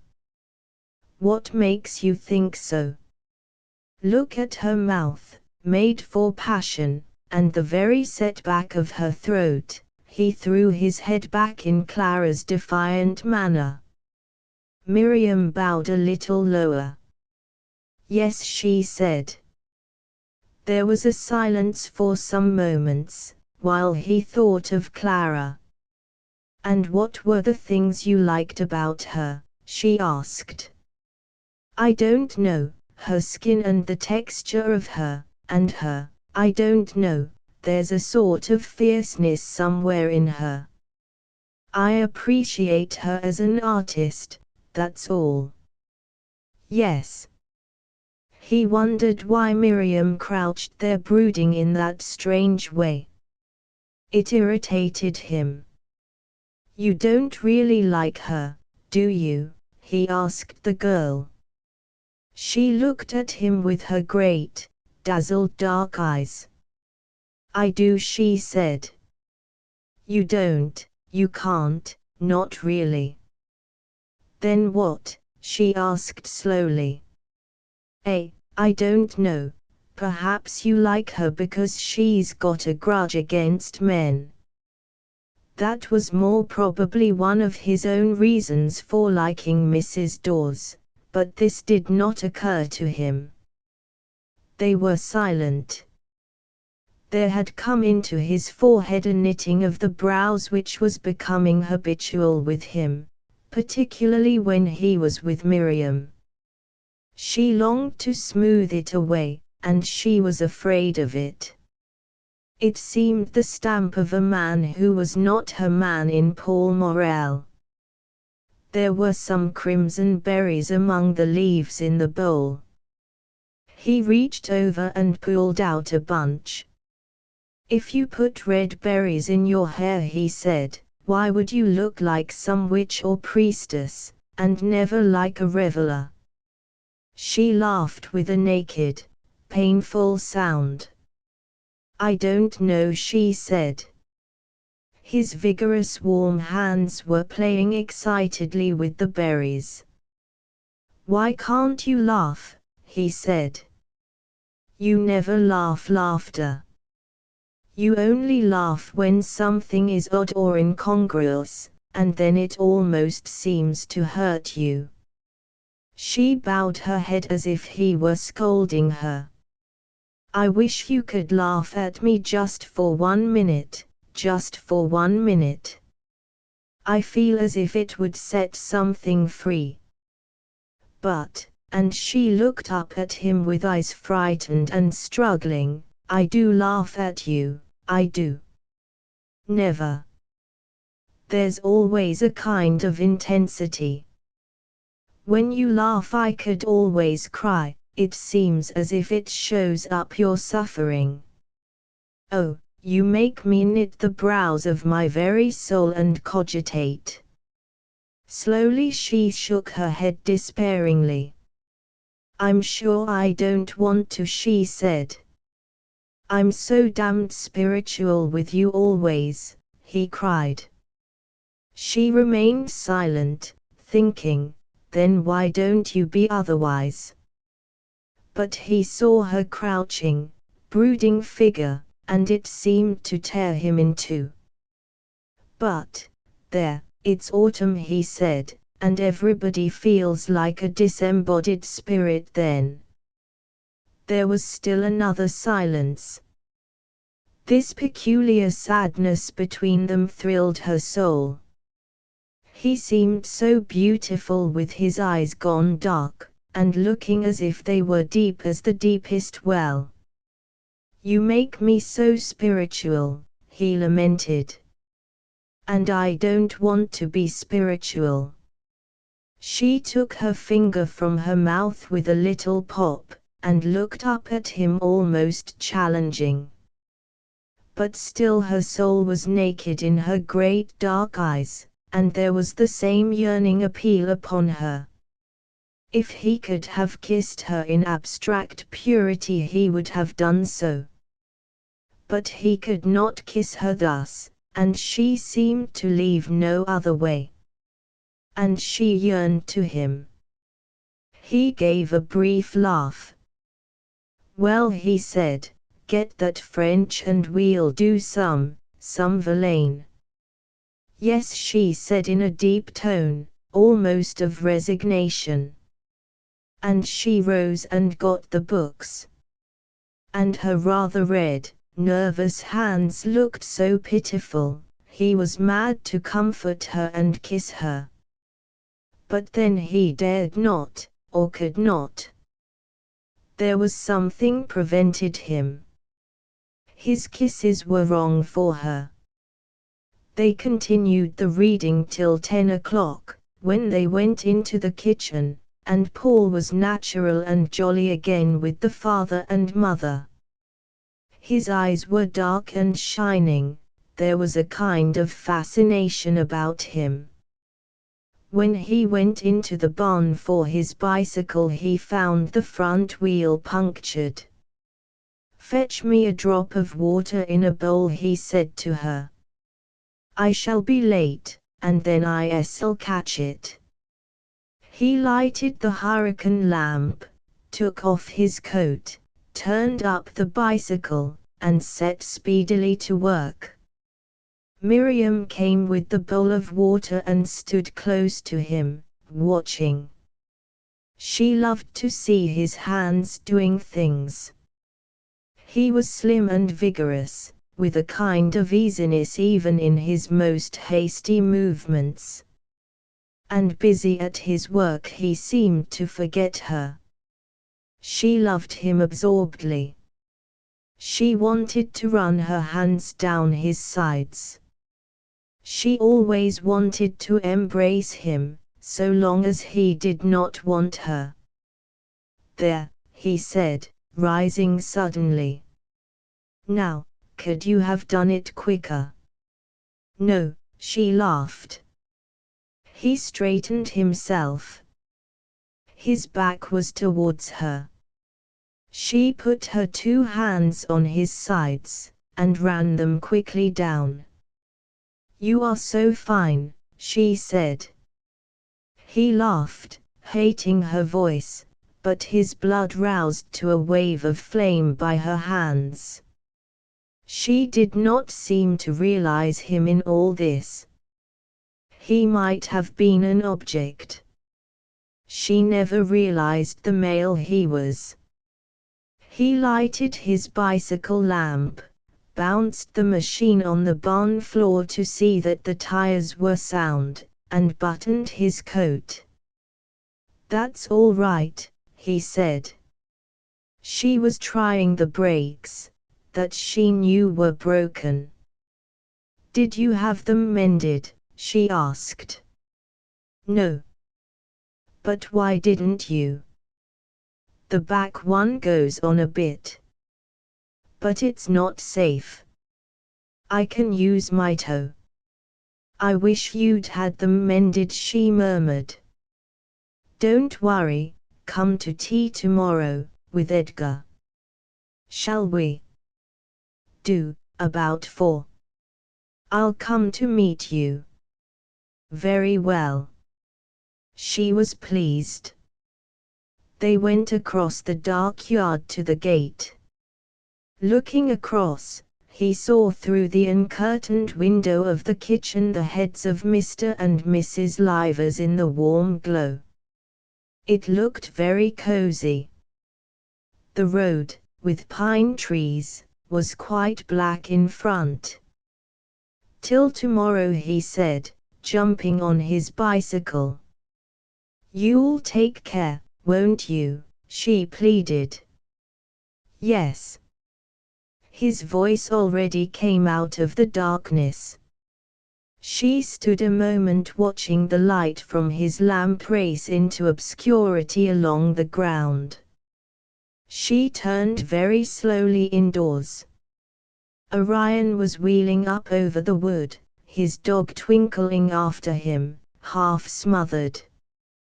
For the rest the world was full of darkness, and silent, save for the breathing of cattle in their stalls.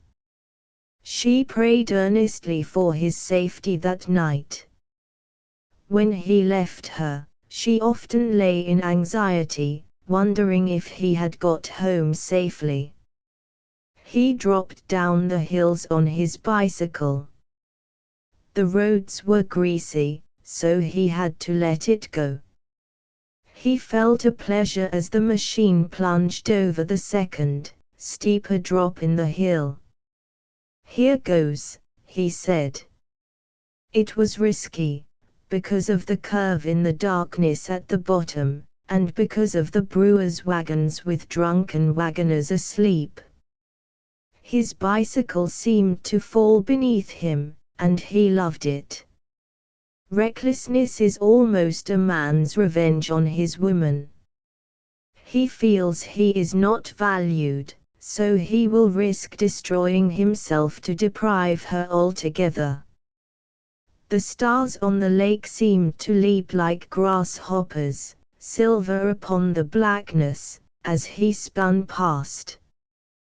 Then there was the long climb home. "See, Mother," he said, as he threw her the berries and leaves onto the table. She said, glancing at them, then away again. She sat reading, alone, as she always did. "Aren't they pretty?" Yes. He knew she was cross with him. After a few minutes he said, "Edgar and Miriam are coming to tea tomorrow." She did not answer. "You don't mind?" Still she did not answer. "Do you?" he asked. "You know whether I mind or not." "I don't see why you should.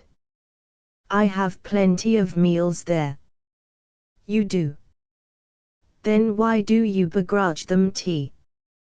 "I begrudge whom tea? What are you so horrid for?" "Oh, say no more. You've asked her to tea, it's quite sufficient. She'll come." He was very angry with his mother. He knew it was merely Miriam she objected to. He flung off his boots and went to bed. Paul went to meet his friends the next afternoon. He was glad to see them coming.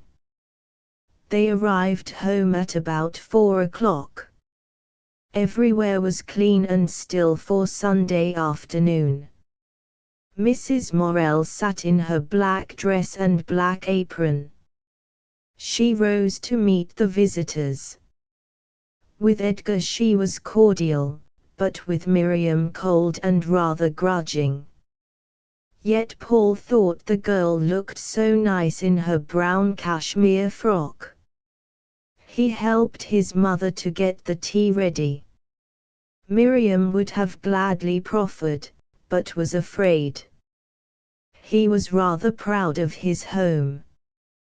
There was about it now, he thought, a certain distinction. The chairs were only wooden, and the sofa was old. But the hearthrug and cushions were cozy, the pictures were prints in good taste, there was a simplicity in everything, and plenty of books. He was never ashamed in the least of his home, nor was Miriam of hers, because both were what they should be, and warm. And then he was proud of the table, the china was pretty, the cloth was fine. It did not matter that the spoons were not silver nor the knives ivory-handled, everything looked nice. Mrs. Morel had managed wonderfully while her children were growing up, so that nothing was out of place. Miriam talked books a little. That was her unfailing topic. But Mrs. Morel was not cordial, and turned soon to Edgar. At first Edgar and Miriam used to go into Mrs. Morel's pew. Morel never went to chapel, preferring the public house. Mrs. Morel, like a little champion, sat at the head of her pew, Paul at the other end, and at first Miriam sat next to him. Then the chapel was like home. It was a pretty place, with dark pews and slim, elegant pillars, and flowers. And the same people had sat in the same places ever since he was a boy. It was wonderfully sweet and soothing to sit there for an hour and a half, next to Miriam, and near to his mother, uniting his two loves under the spell of the place of worship. Then he felt warm and happy and religious at once.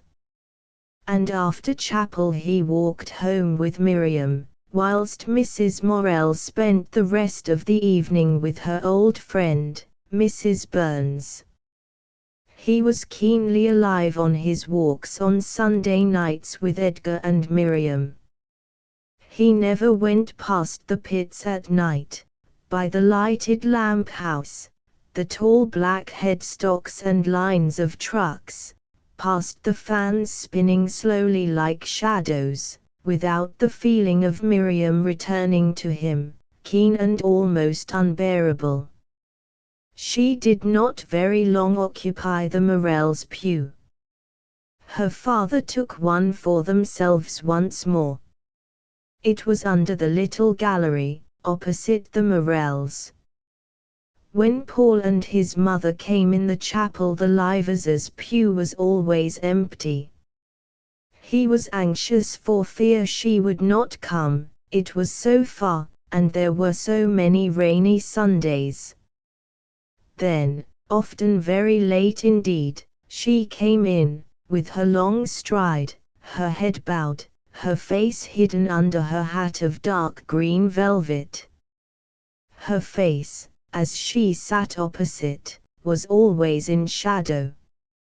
But it gave him a very keen feeling, as if all his soul stirred within him, to see her there. It was not the same glow, happiness, and pride, that he felt in having his mother in charge, something more wonderful, less human, and tinged to intensity by a pain, as if there were something he could not get to. At this time he was beginning to question the Orthodox creed. He was 21, and she was 20. She was beginning to dread the spring, he became so wild, and hurt her so much. All the way he went cruelly smashing her beliefs. Edgar enjoyed it. He was by nature critical and rather dispassionate.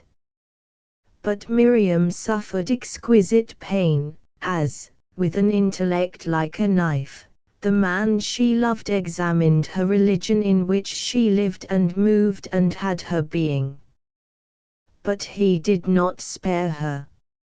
He was cruel. And when they went alone he was even more fierce, as if he would kill her soul.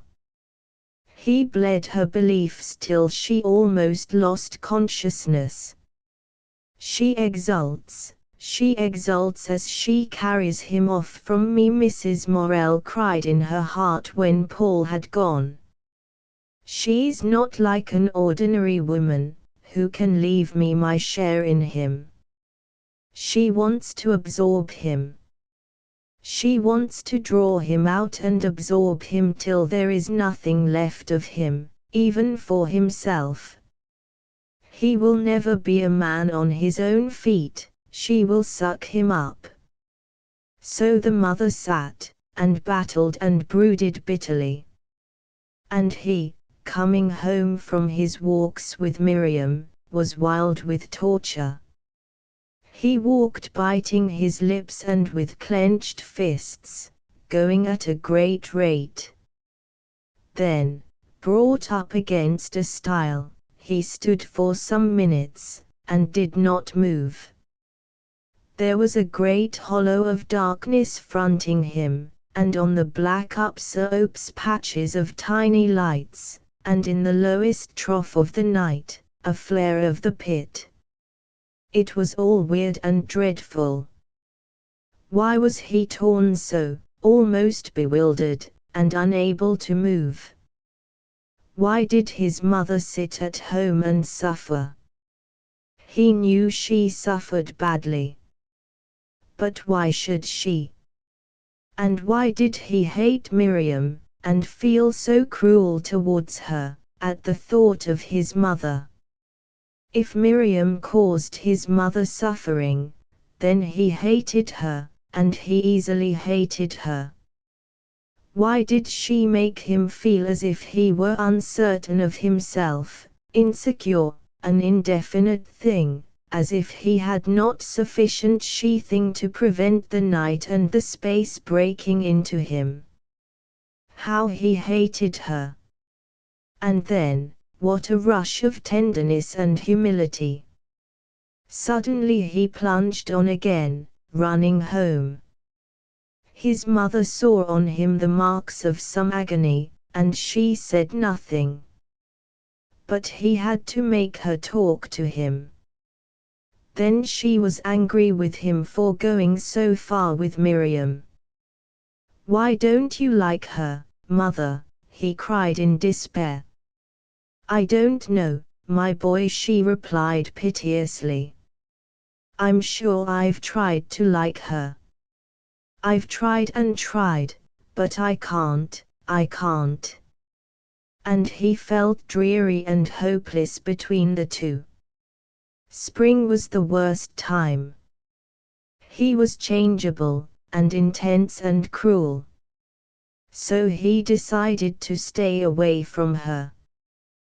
Then came the hours when he knew Miriam was expecting him.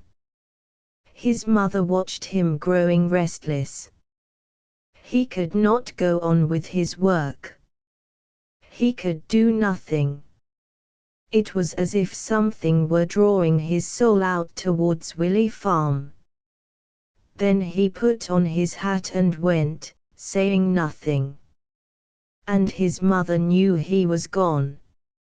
And as soon as he was on the way he sighed with relief. And when he was with her he was cruel again. One day in March he lay on the bank of Nethemia, with Miriam sitting beside him. It was a glistening, white and blue day. Big clouds, so brilliant, went by overhead, while shadows stole along on the water. The clear spaces in the sky were of clean, cold blue. Paul lay on his back in the old grass, looking up. He could not bear to look at Miriam. She seemed to want him, and he resisted. He resisted all the time. He wanted now to give her passion and tenderness, and he could not. He felt that she wanted the soul out of his body, and not him. All his strength and energy she drew into herself through some channel which united them. She did not want to meet him, so that there were two of them, man and woman together. She wanted to draw all of him into her.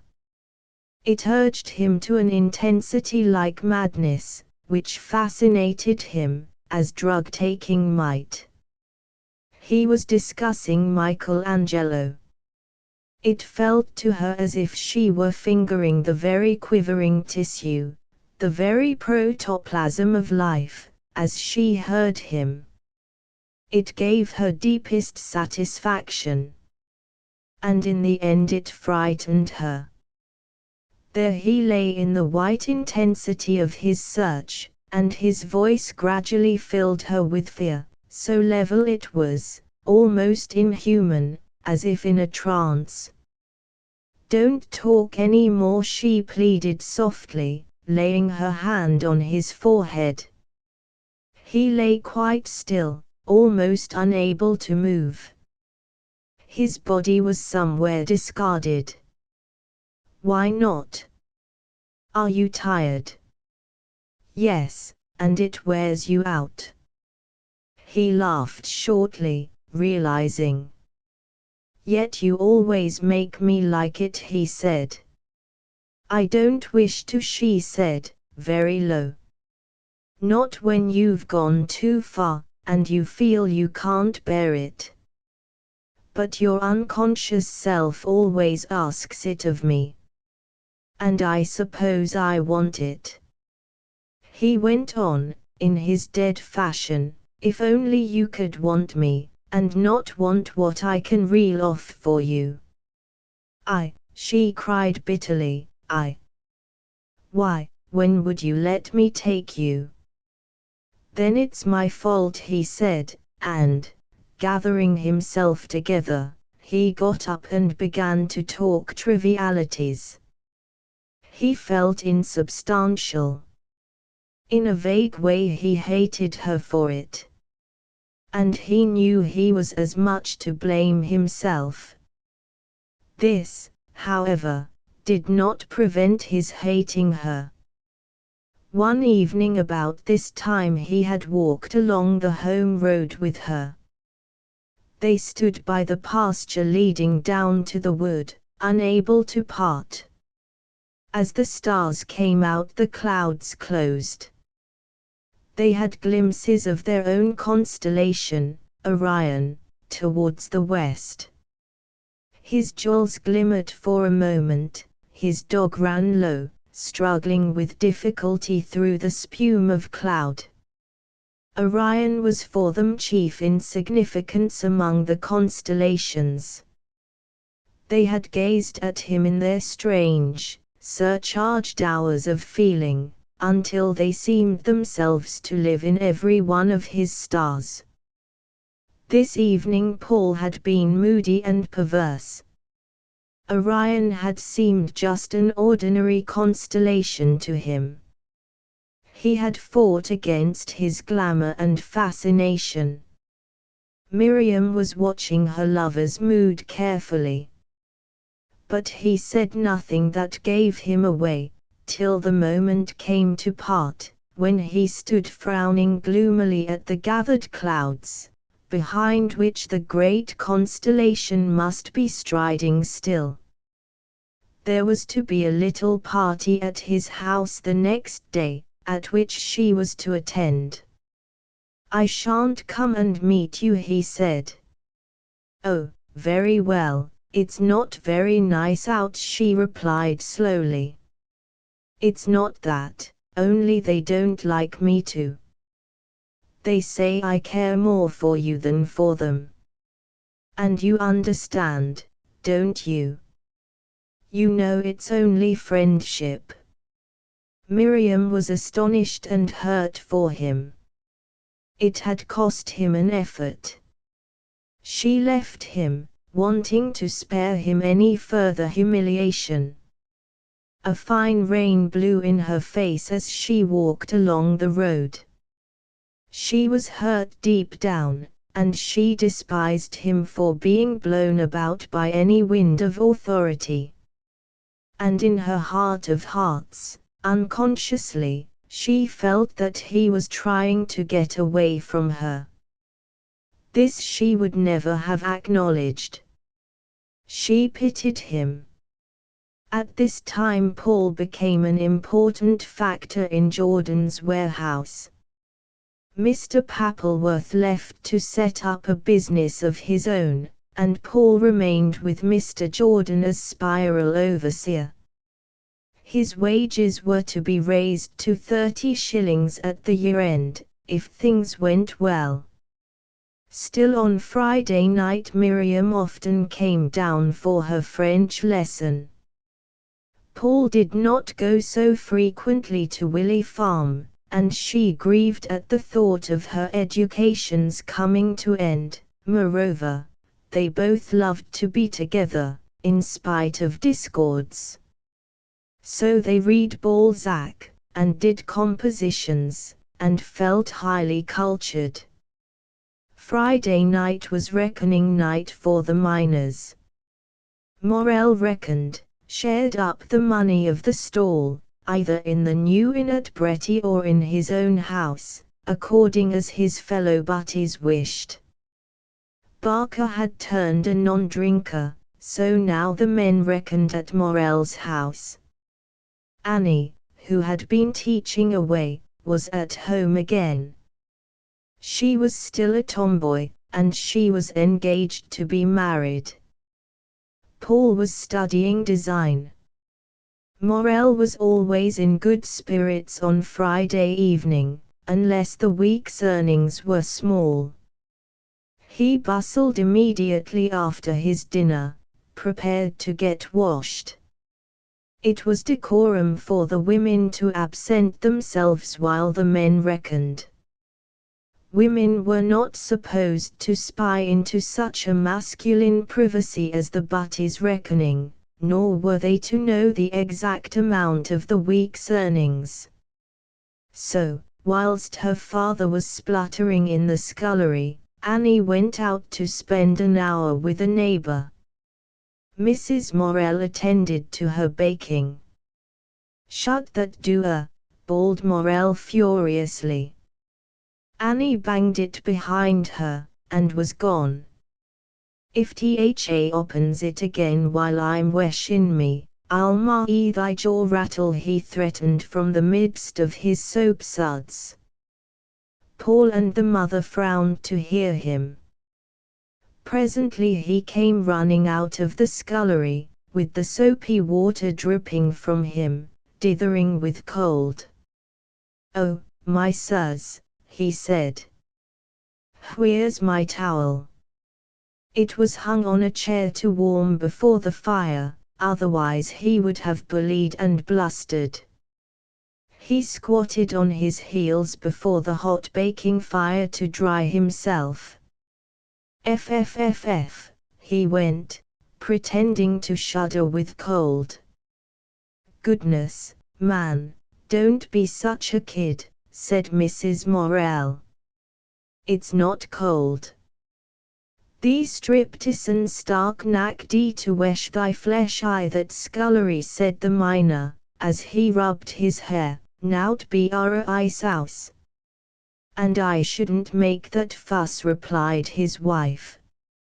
"No, thad drop down stiff, as dead as a doorknob, with thy nesh sides."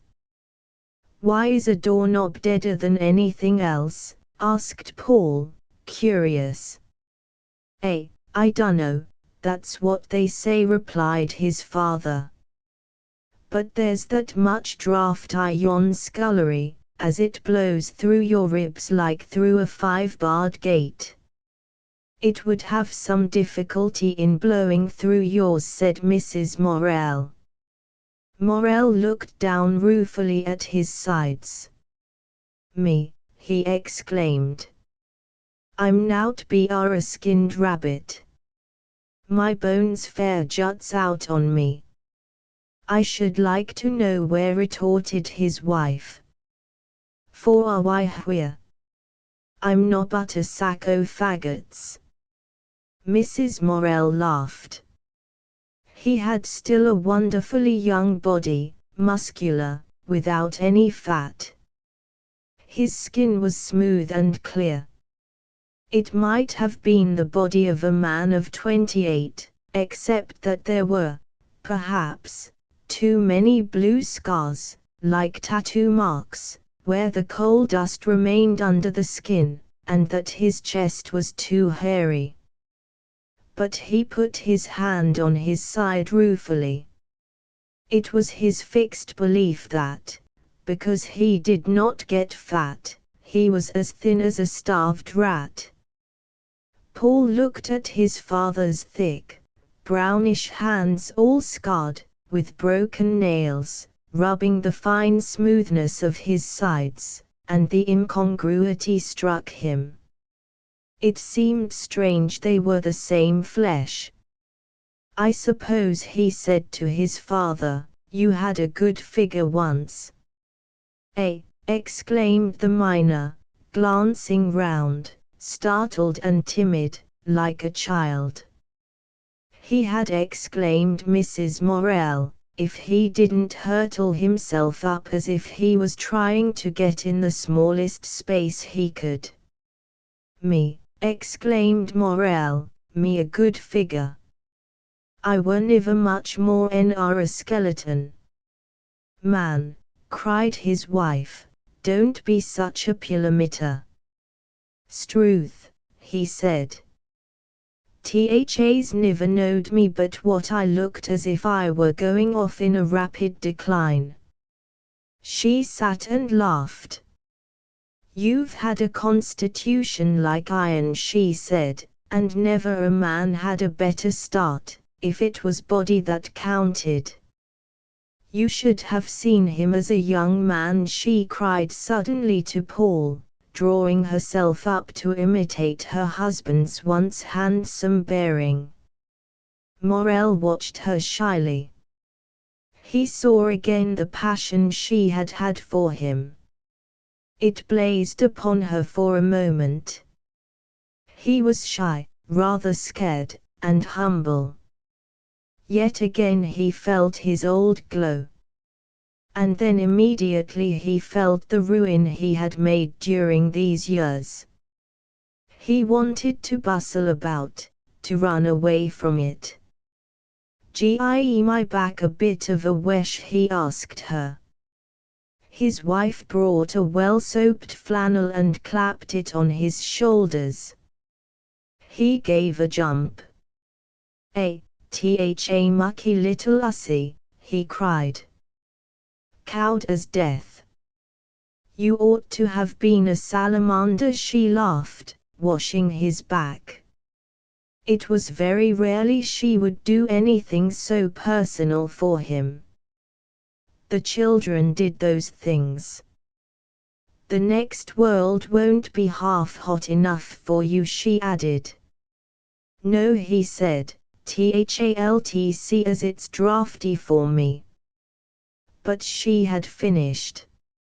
She wiped him in a desultory fashion, and went upstairs, returning immediately with his shifting trousers. When he was dried he struggled into his shirt. Then, ruddy and shiny, with hair on end, and his flannelette shirt hanging over his pit trousers, he stood warming the garments he was going to put on. He turned them, he pulled them inside out, he scorched them. "Goodness, man," cried Mrs. Morel, "get dressed. Should thee like to clap Tyson into breeches as cowed as a tub o' water," he said. At last he took off his pit trousers and donned decent black. He did all this on the hearthrug, as he would have done if Annie and her familiar friends had been present. Mrs. Morel turned the bread in the oven. Then from the red earthenware panchion of dough that stood in a corner she took another handful of paste, worked it to the proper shape, and dropped it into a tin. As she was doing so Barker knocked and entered. He was a quiet, compact little man, who looked as if he would go through a stone wall. His black hair was cropped short, his head was bony. Like most miners, he was pale, but healthy and taut. "Evening, Mrs." He nodded to Mrs. Morel, and he seated himself with a sigh. "Good evening," she replied cordially. "Thas made thy heels crack," said Morel. "I dunno as I have," said Barker. He sat, as the men always did in Morel's kitchen, effacing himself rather. "How's Mrs.?" she asked of him.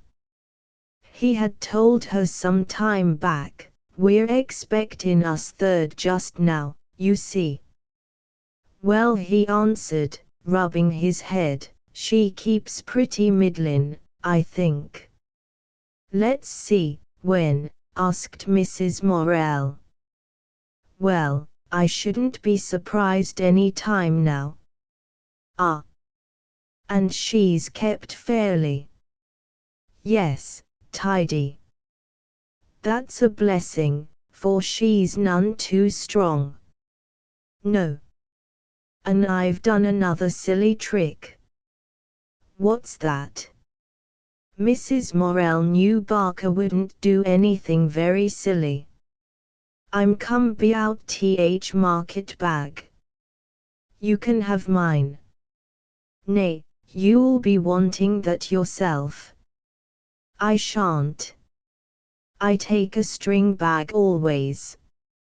She saw the determined little collier buying in the week's groceries and meat on the Friday nights, and she admired him. "Barker's little, but he's 10 times the man you are," she said to her husband. Just then Wesson entered.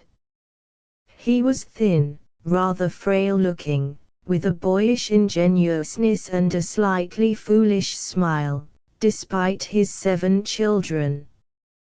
But his wife was a passionate woman. "I see you've casted me," he said, smiling rather vapidly. "Yes," replied Barker. The newcomer took off his cap and his big woolen muffler. His nose was pointed and red. "I'm afraid you're cold, Mr. Wesson," said Mrs. Morell. "It's a bit nippy," he replied. "Then come to the fire." "Nay, I'll do where I am." Both colliers sat away back. They could not be induced to come on to the hearth. The hearth is sacred to the family. "Go thy ways, ith armchair," cried Morell cheerily. "Nay, thank you, I'm very nicely here." "Yes, come, of course," insisted Mrs. Morell. He rose and went awkwardly. He sat in Morell's armchair awkwardly. It was too great a familiarity. But the fire made him blissfully happy. "And how's that chest of yours?" demanded Mrs. Morell. He smiled again, with his blue eyes rather sunny. "Oh, it's very middlin'," he said. "We a rattle in it like a kettle drum," said Barker shortly. "T, went Mrs. Morell rapidly with her tongue. "Did you have that flannel singlet made?" "Not yet," he smiled. "Then, why didn't you?" she cried. "It'll come," he smiled. "Ah, and doomsday!" exclaimed Barker. Barker and Morell were both impatient of Wesson. But, then, they were both as hard as nails, physically. When Morell was nearly ready, he pushed the bag of money to Paul. "Count it, boy," he asked humbly. Paul impatiently turned from his books and pencil, tipped the bag upside down on the table. There was a £5 bag of silver, sovereigns and loose money. He counted quickly, referred to the checks, the written papers giving amount of coal, put the money in order. Then Barker glanced at the checks. Mrs. Morell went upstairs, and the 3 men came to table. Morell, as master of the house, sat in his armchair, with his back to the hot fire. The 2 butties had cooler seats. None of them counted the money. "What did we say Simpson's was?" asked Morell, and the butties cavilled for a minute over the Damon's earnings. Then the amount was put aside. "And Bill Naylor's?" This money also was taken from the pack. Then, because Wesson lived in one of the company's houses, and his rent had been deducted, Morell and Barker took 4 and 6 each. And because Morell's coals had come, and the leading was stopped, Barker and Wesson took 4 shillings each. Then it was plain sailing. Morell gave each of them a sovereign till there were no more sovereigns, each half a crown till there were no more half-crowns, each a shilling till there were no more shillings. If there was anything at the end that wouldn't split, Morell took it and stood drinks. Then the 3 men rose and went. Morell scuttled out of the house before his wife came down. She heard the door close, and descended. She looked hastily at the bread in the oven. Then, glancing on the table, she saw her money lying. Paul had been working all the time. But now he felt his mother counting the week's money, and her wrath rising. T, went her tongue. He frowned. He could not work when she was cross. She counted again. A measly 25 shillings, she exclaimed. How much was the cheque?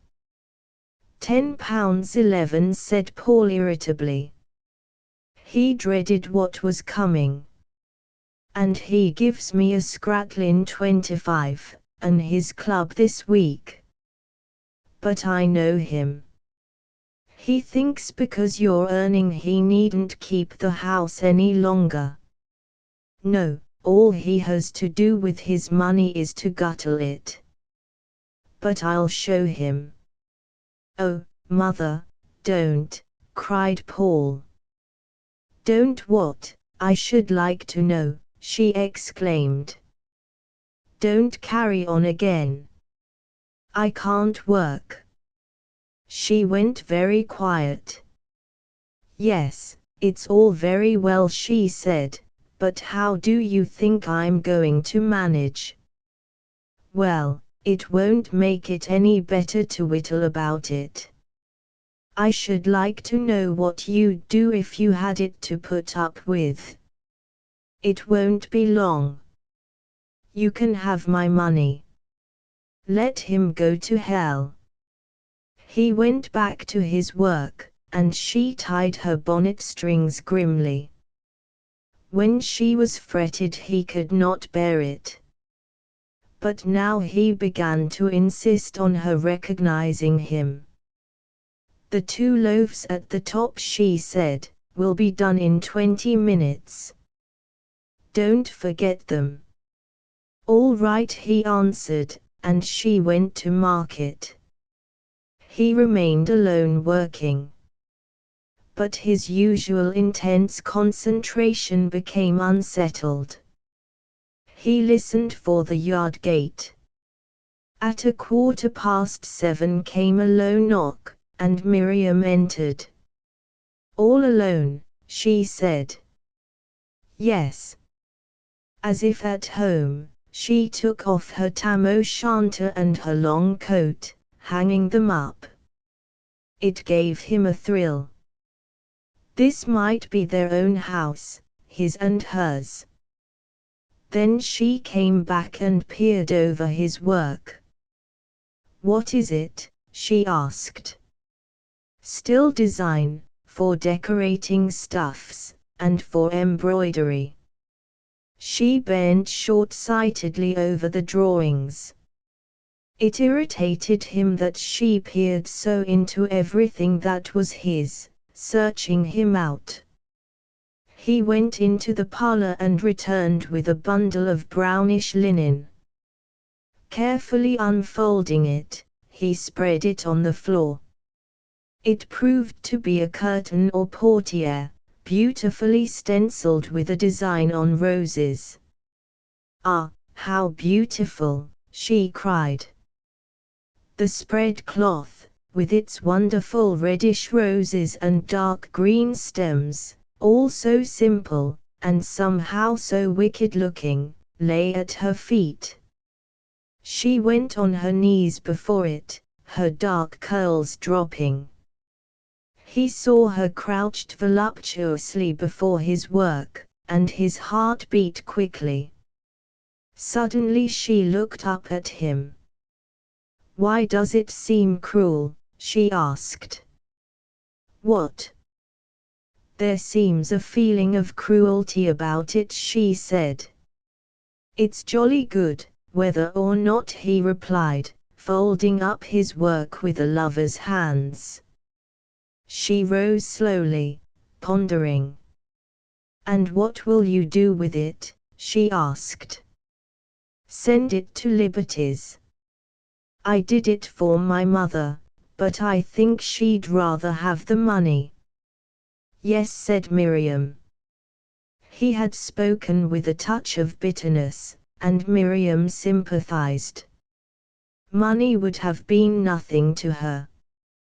He took the cloth back into the parlor. When he returned, he threw to Miriam a smaller piece. It was a cushion cover with the same design. "I did that for you," he said. She fingered the work with trembling hands, and did not speak. He became embarrassed. "By Jove, the bread!" he cried. He took the top loaves out, tapped them vigorously. They were done. He put them on the hearth to cool. Then he went to the scullery, wetted his hands, scooped the last white dough out of the puncheon, and dropped it in a baking tin. Miriam was still bent over her painted cloth. He stood rubbing the bits of dough from his hands. "You do like it?" he asked. She looked up at him, with her dark eyes one flame of love. He laughed uncomfortably. Then he began to talk about the design. There was for him the most intense pleasure in talking about his work to Miriam. All his passion, all his wild blood, went into this intercourse with her, when he talked and conceived his work. She brought forth to him his imaginations. She did not understand, any more than a woman understands when she conceives a child in her womb. But this was life for her and for him. While they were talking, a young woman of about 22, small and pale, hollow-eyed, yet with a relentless look about her, entered the room. She was a friend at the Morels. "Take your things off," said Paul. "No, I'm not stopping." She sat down in the armchair opposite Paul and Miriam, who were on the sofa. Miriam moved a little farther from him. The room was hot, with a scent of new bread. Brown, crisp loaves stood on the hearth. "I shouldn't have expected to see you here tonight, Miriam Livers," said Beatrice wickedly. "Why not?" murmured Miriam huskily. "Why, let's look at your shoes." Miriam remained uncomfortably still. "If tha dosna tha gisna," laughed Beatrice. Miriam put her feet from under her dress. Her boots had that queer, irresolute, rather pathetic look about them, which showed how self-conscious and self-mistrustful she was. And they were covered with mud. "Glory! You're a positive muck heap," exclaimed Beatrice. "Who cleans your boots?" "I clean them myself." "Then you wanted a job," said Beatrice. "It would ha taken a lot of men to ha brought me down here tonight. But love laughs at sludge, doesn't it, Postle my duck?" "Inter alia," he said. "Oh, Lord, are you going to spout foreign languages?" "What does it mean, Miriam?" There was a fine sarcasm in the last question, but Miriam did not see it. "Among other things, I believe," she said humbly. Beatrice put her tongue between her teeth and laughed wickedly. "Among other things, Postle," she repeated.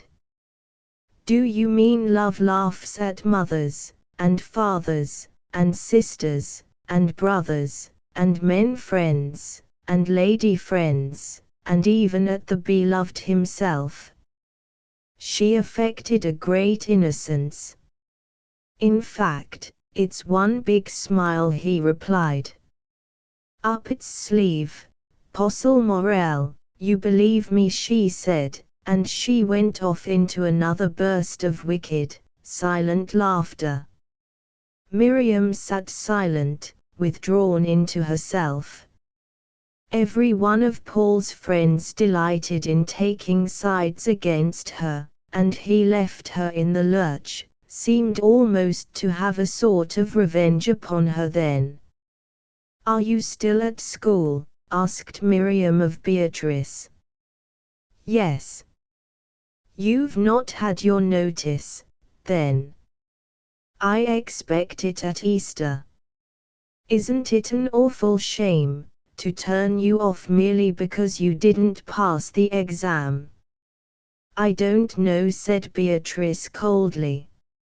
"Agatha says you're as good as any teacher anywhere. It seems to me ridiculous. I wonder why you didn't pass." "Short of brains, eh, Postle?" said Beatrice briefly. "Only brains to bite with," replied Paul, laughing. "Nuisance!" she cried, and, springing from her seat, she rushed and boxed his ears. She had beautiful small hands. He held her wrists while she wrestled with him.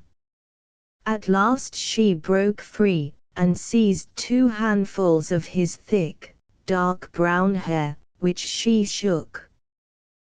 "Beat," he said, as he pulled his hair straight with his fingers. "I hate you." She laughed with glee. "Mind," she said.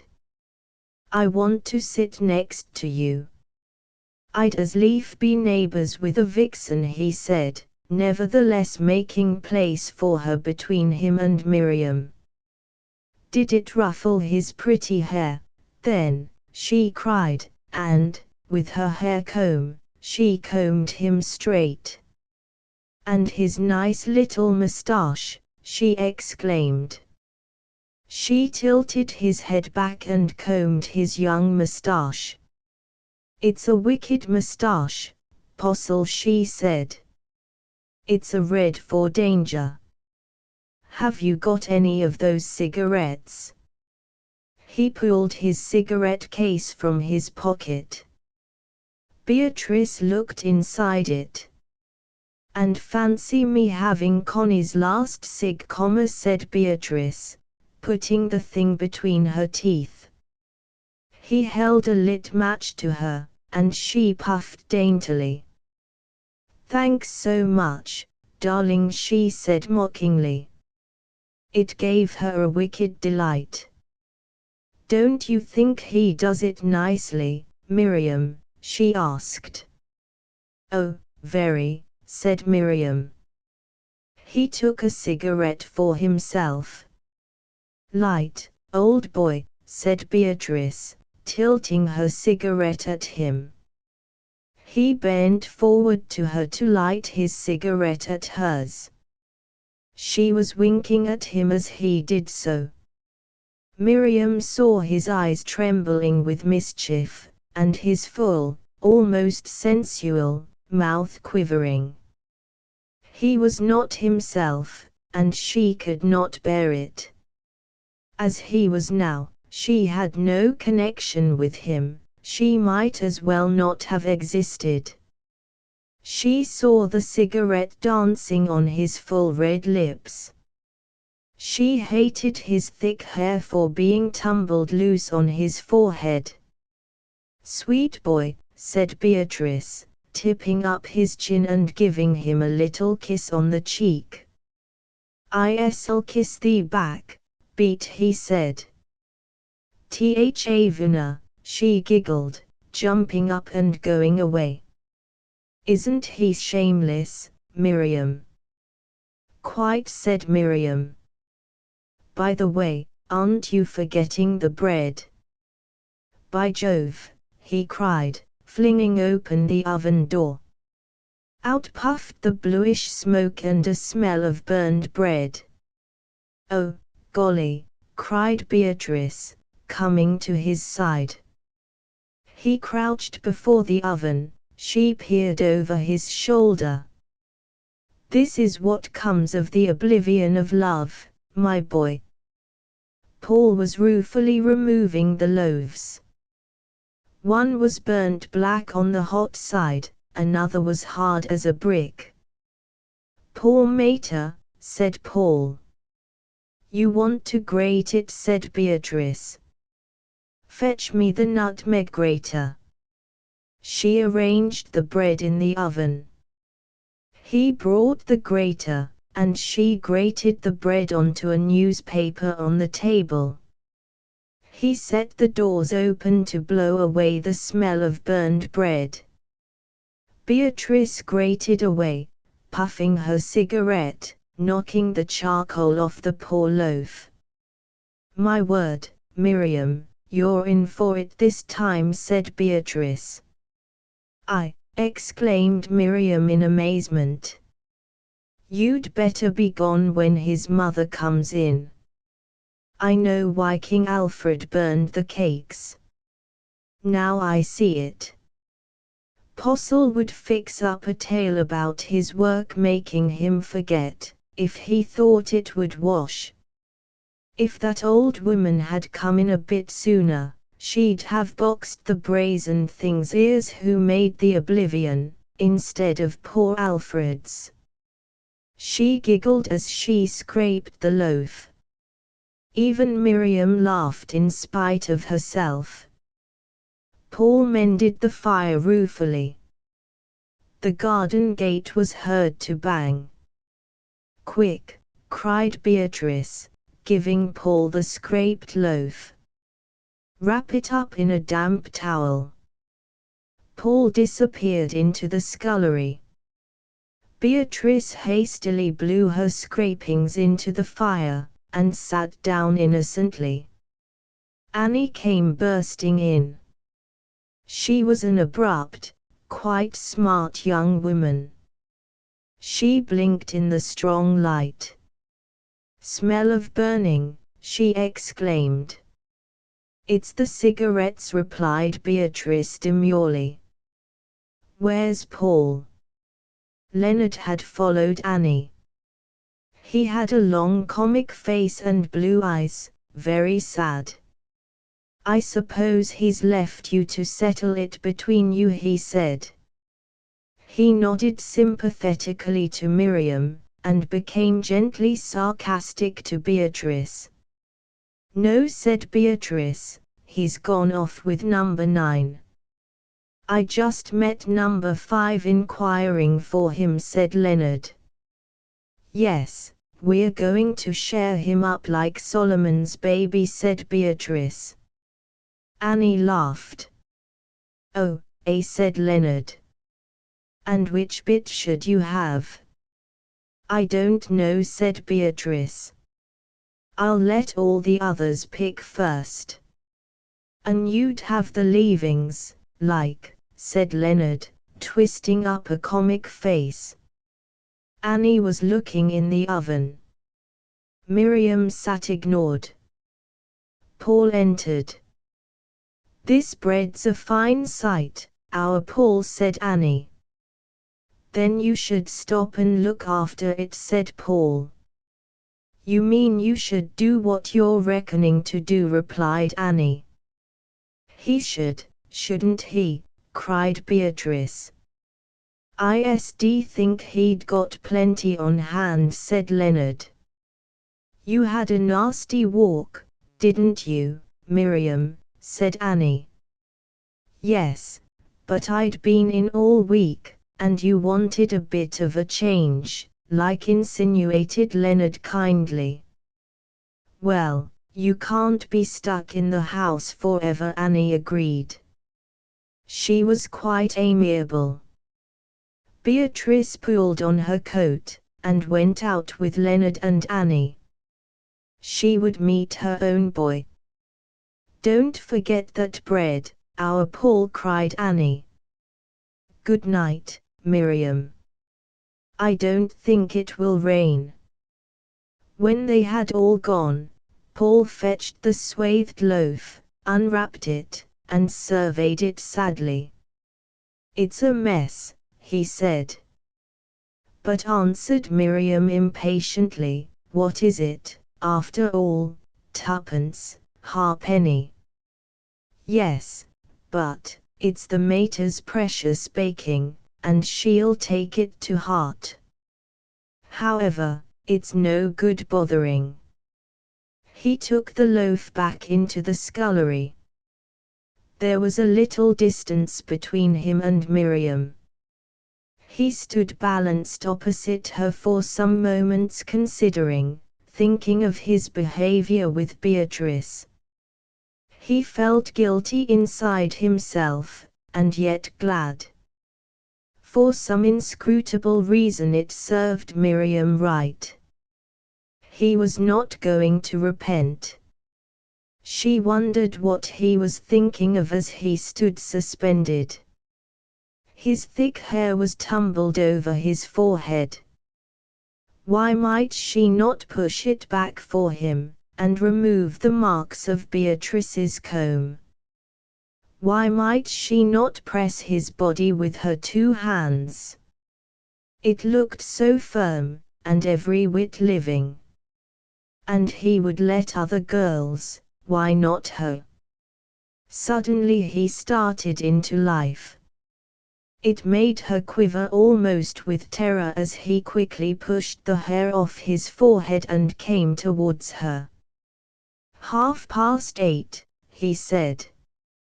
We'd better buck up. Where's your French? Miriam shyly and rather bitterly produced her exercise book. Every week she wrote for him a sort of diary of her inner life, in her own French. He had found this was the only way to get her to do compositions.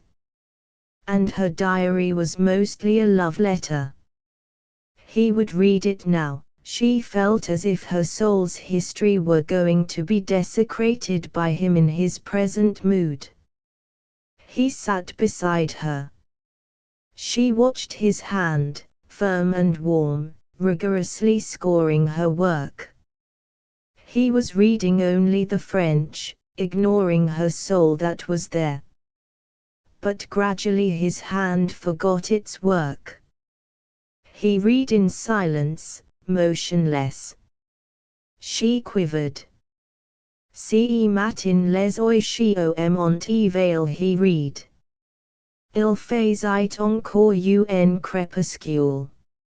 Mais la petite fenêtre de ma chambre était blême, it puis, jaune, it tous les oiseaux du bois claterant dans une chanson vif et résonnante. Tout à l'aube tressaillit. J'avais rêve de vous. Est ce que vous voyez aussi à l'aube? Les oiseaux m'éveillent presque tous les matins, et tu il y a quelque chose de terrible dans le cri des graves. Il est si clair, Miriam sat tremulous, half ashamed. He remained quite still, trying to understand. He only knew she loved him. He was afraid of her love for him. It was too good for him, and he was inadequate. His own love was at fault, not hers. Ashamed, he corrected her work, humbly writing above her words. Look, he said quietly, the past participle conjugated with avoir agrees with the direct object when it precedes. She bent forward, trying to see and to understand. Her free, fine curls tickled his face. He started as if they had been red hot, shuddering. He saw her peering forward at the page, her red lips parted piteously, the black hair springing in fine strands across her tawny, ruddy cheek. She was colored like a pomegranate for richness. His breath came short as he watched her. Suddenly she looked up at him. Her dark eyes were naked with their love, afraid, and yearning. His eyes, too, were dark, and they hurt her. They seemed to master her. She lost all her self-control, was exposed in fear. And he knew, before he could kiss her, he must drive something out of himself. And a touch of hate for her crept back again into his heart. He returned to her exercise. Suddenly he flung down the pencil, and was at the oven in a leap, turning the bread. For Miriam he was too quick. She started violently, and it hurt her with real pain. Even the way he crouched before the oven hurt her. There seemed to be something cruel in it, something cruel in the swift way he pitched the bread out of the tins, caught it up again. If only he had been gentle in his movements, she would have felt so rich and warm. As it was, she was hurt. He returned and finished the exercise. "You've done well this week," he said. She saw he was flattered by her diary. It did not repay her entirely. "You really do blossom out sometimes," he said. "You ought to write poetry." She lifted her head with joy, then she shook it mistrustfully. "I don't trust myself," she said. "You should try." Again she shook her head. "Shall we read, or is it too late?" he asked. "It is late, but we can read just a little," she pleaded. She was really getting now the food for her life during the next week. He made her copy Baudelaire's Le Balcon. Then he read it for her. His voice was soft and caressing, but growing almost brutal. He had a way of lifting his lips and showing his teeth, passionately and bitterly, when he was much moved. This he did now. It made Miriam feel as if he were trampling on her. She dared not look at him, but sat with her head bowed. She could not understand why he got into such a tumult and fury. It made her wretched. She did not like Baudelaire, on the whole, nor Verlaine.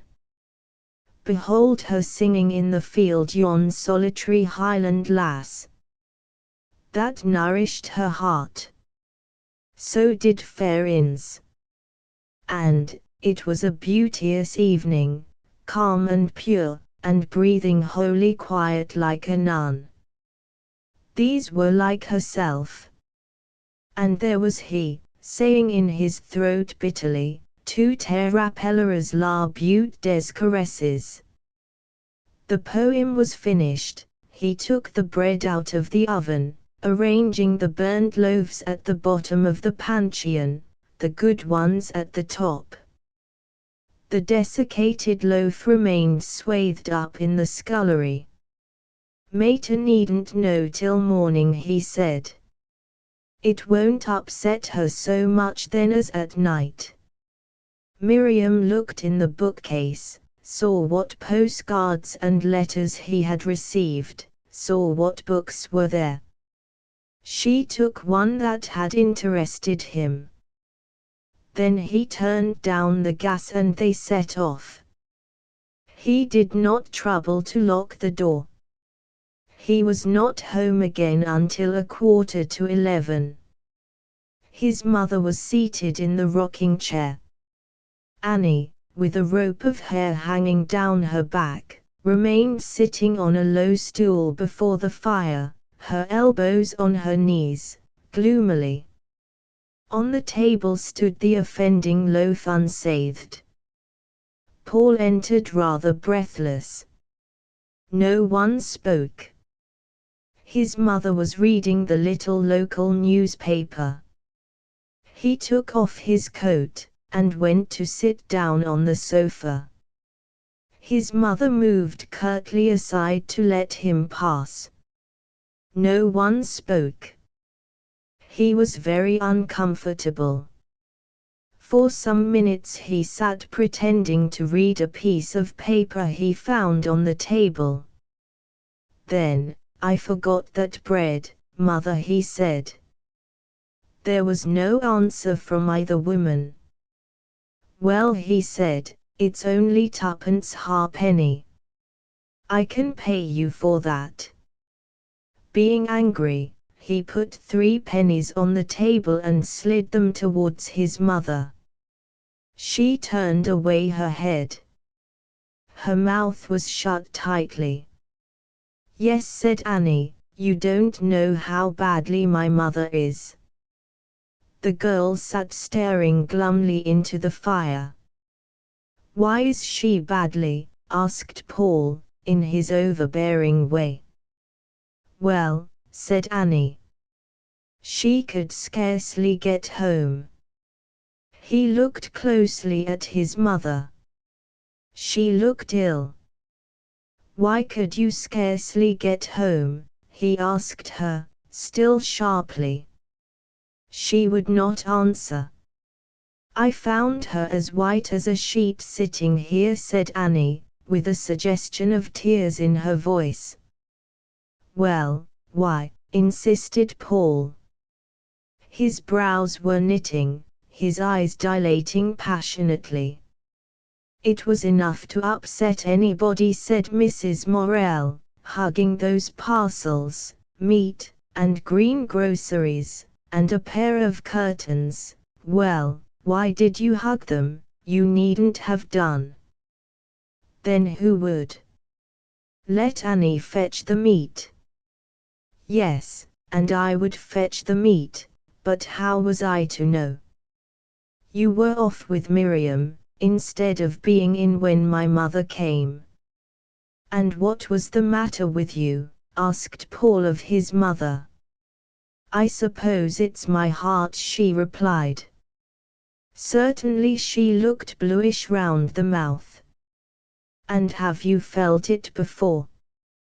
"Yes, often enough." "Then why haven't you told me, and why haven't you seen a doctor?" Mrs. Morel shifted in her chair, angry with him for his hectoring. "You'd never notice anything," said Annie. "You're too eager to be off with Miriam."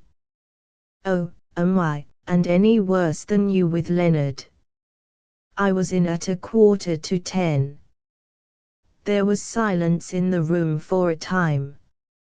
"I should have thought," said Mrs. Morel bitterly, "that she wouldn't have occupied you so entirely as to burn a whole ovenful of bread." "Beatrice was here as well as she." "Very likely. But we know why the bread is spoilt." "Why?" he flashed. "Because you were engrossed with Miriam," replied Mrs. Morel hotly. "Oh, very well, then it was not," he replied angrily. He was distressed and wretched. Seizing a paper, he began to read. Annie, her blouse unfastened, her long ropes of hair twisted into a plait, went up to bed, bidding him a very curt good night. Paul sat pretending to read. He knew his mother wanted to upbraid him. He also wanted to know what had made her ill, for he was troubled. So, instead of running away to bed, as he would have liked to do, he sat and waited. There was a tense silence. The clock ticked loudly. "You'd better go to bed before your father comes in," said the mother harshly. "And if you're going to have anything to eat, you'd better get it." "I don't want anything." It was his mother's custom to bring him some trifle for supper on Friday night, the night of luxury for the Colliers. He was too angry to go and find it in the pantry this night. This insulted her. If I wanted you to go to Selby on Friday night, I can imagine the scene, said Mrs. Morel. But you're never too tired to go if she will come for you. Nay, you neither want to eat nor drink then. I can't let her go alone. Can't you? And why does she come? Not because I ask her. She doesn't come without you want her. Well, what if I do want her? He replied. Why, nothing, if it was sensible or reasonable. But to go trapseeing up there miles and miles in the mud, coming home at midnight, and got to go to Nottingham in the morning, if I hadn't, you'd be just the same. Yes, I should, because there's no sense in it. Is she so fascinating that you must follow her all that way? Mrs. Morel was bitterly sarcastic.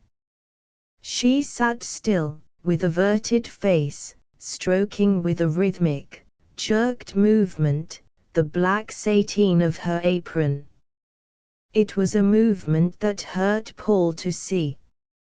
I do like her, he said. But, like her, said Mrs. Morel, in the same biting tones. It seems to me you like nothing and nobody else. There's neither Annie, nor me, nor anyone now for you. What nonsense, mother, you know I don't love her, I tell you I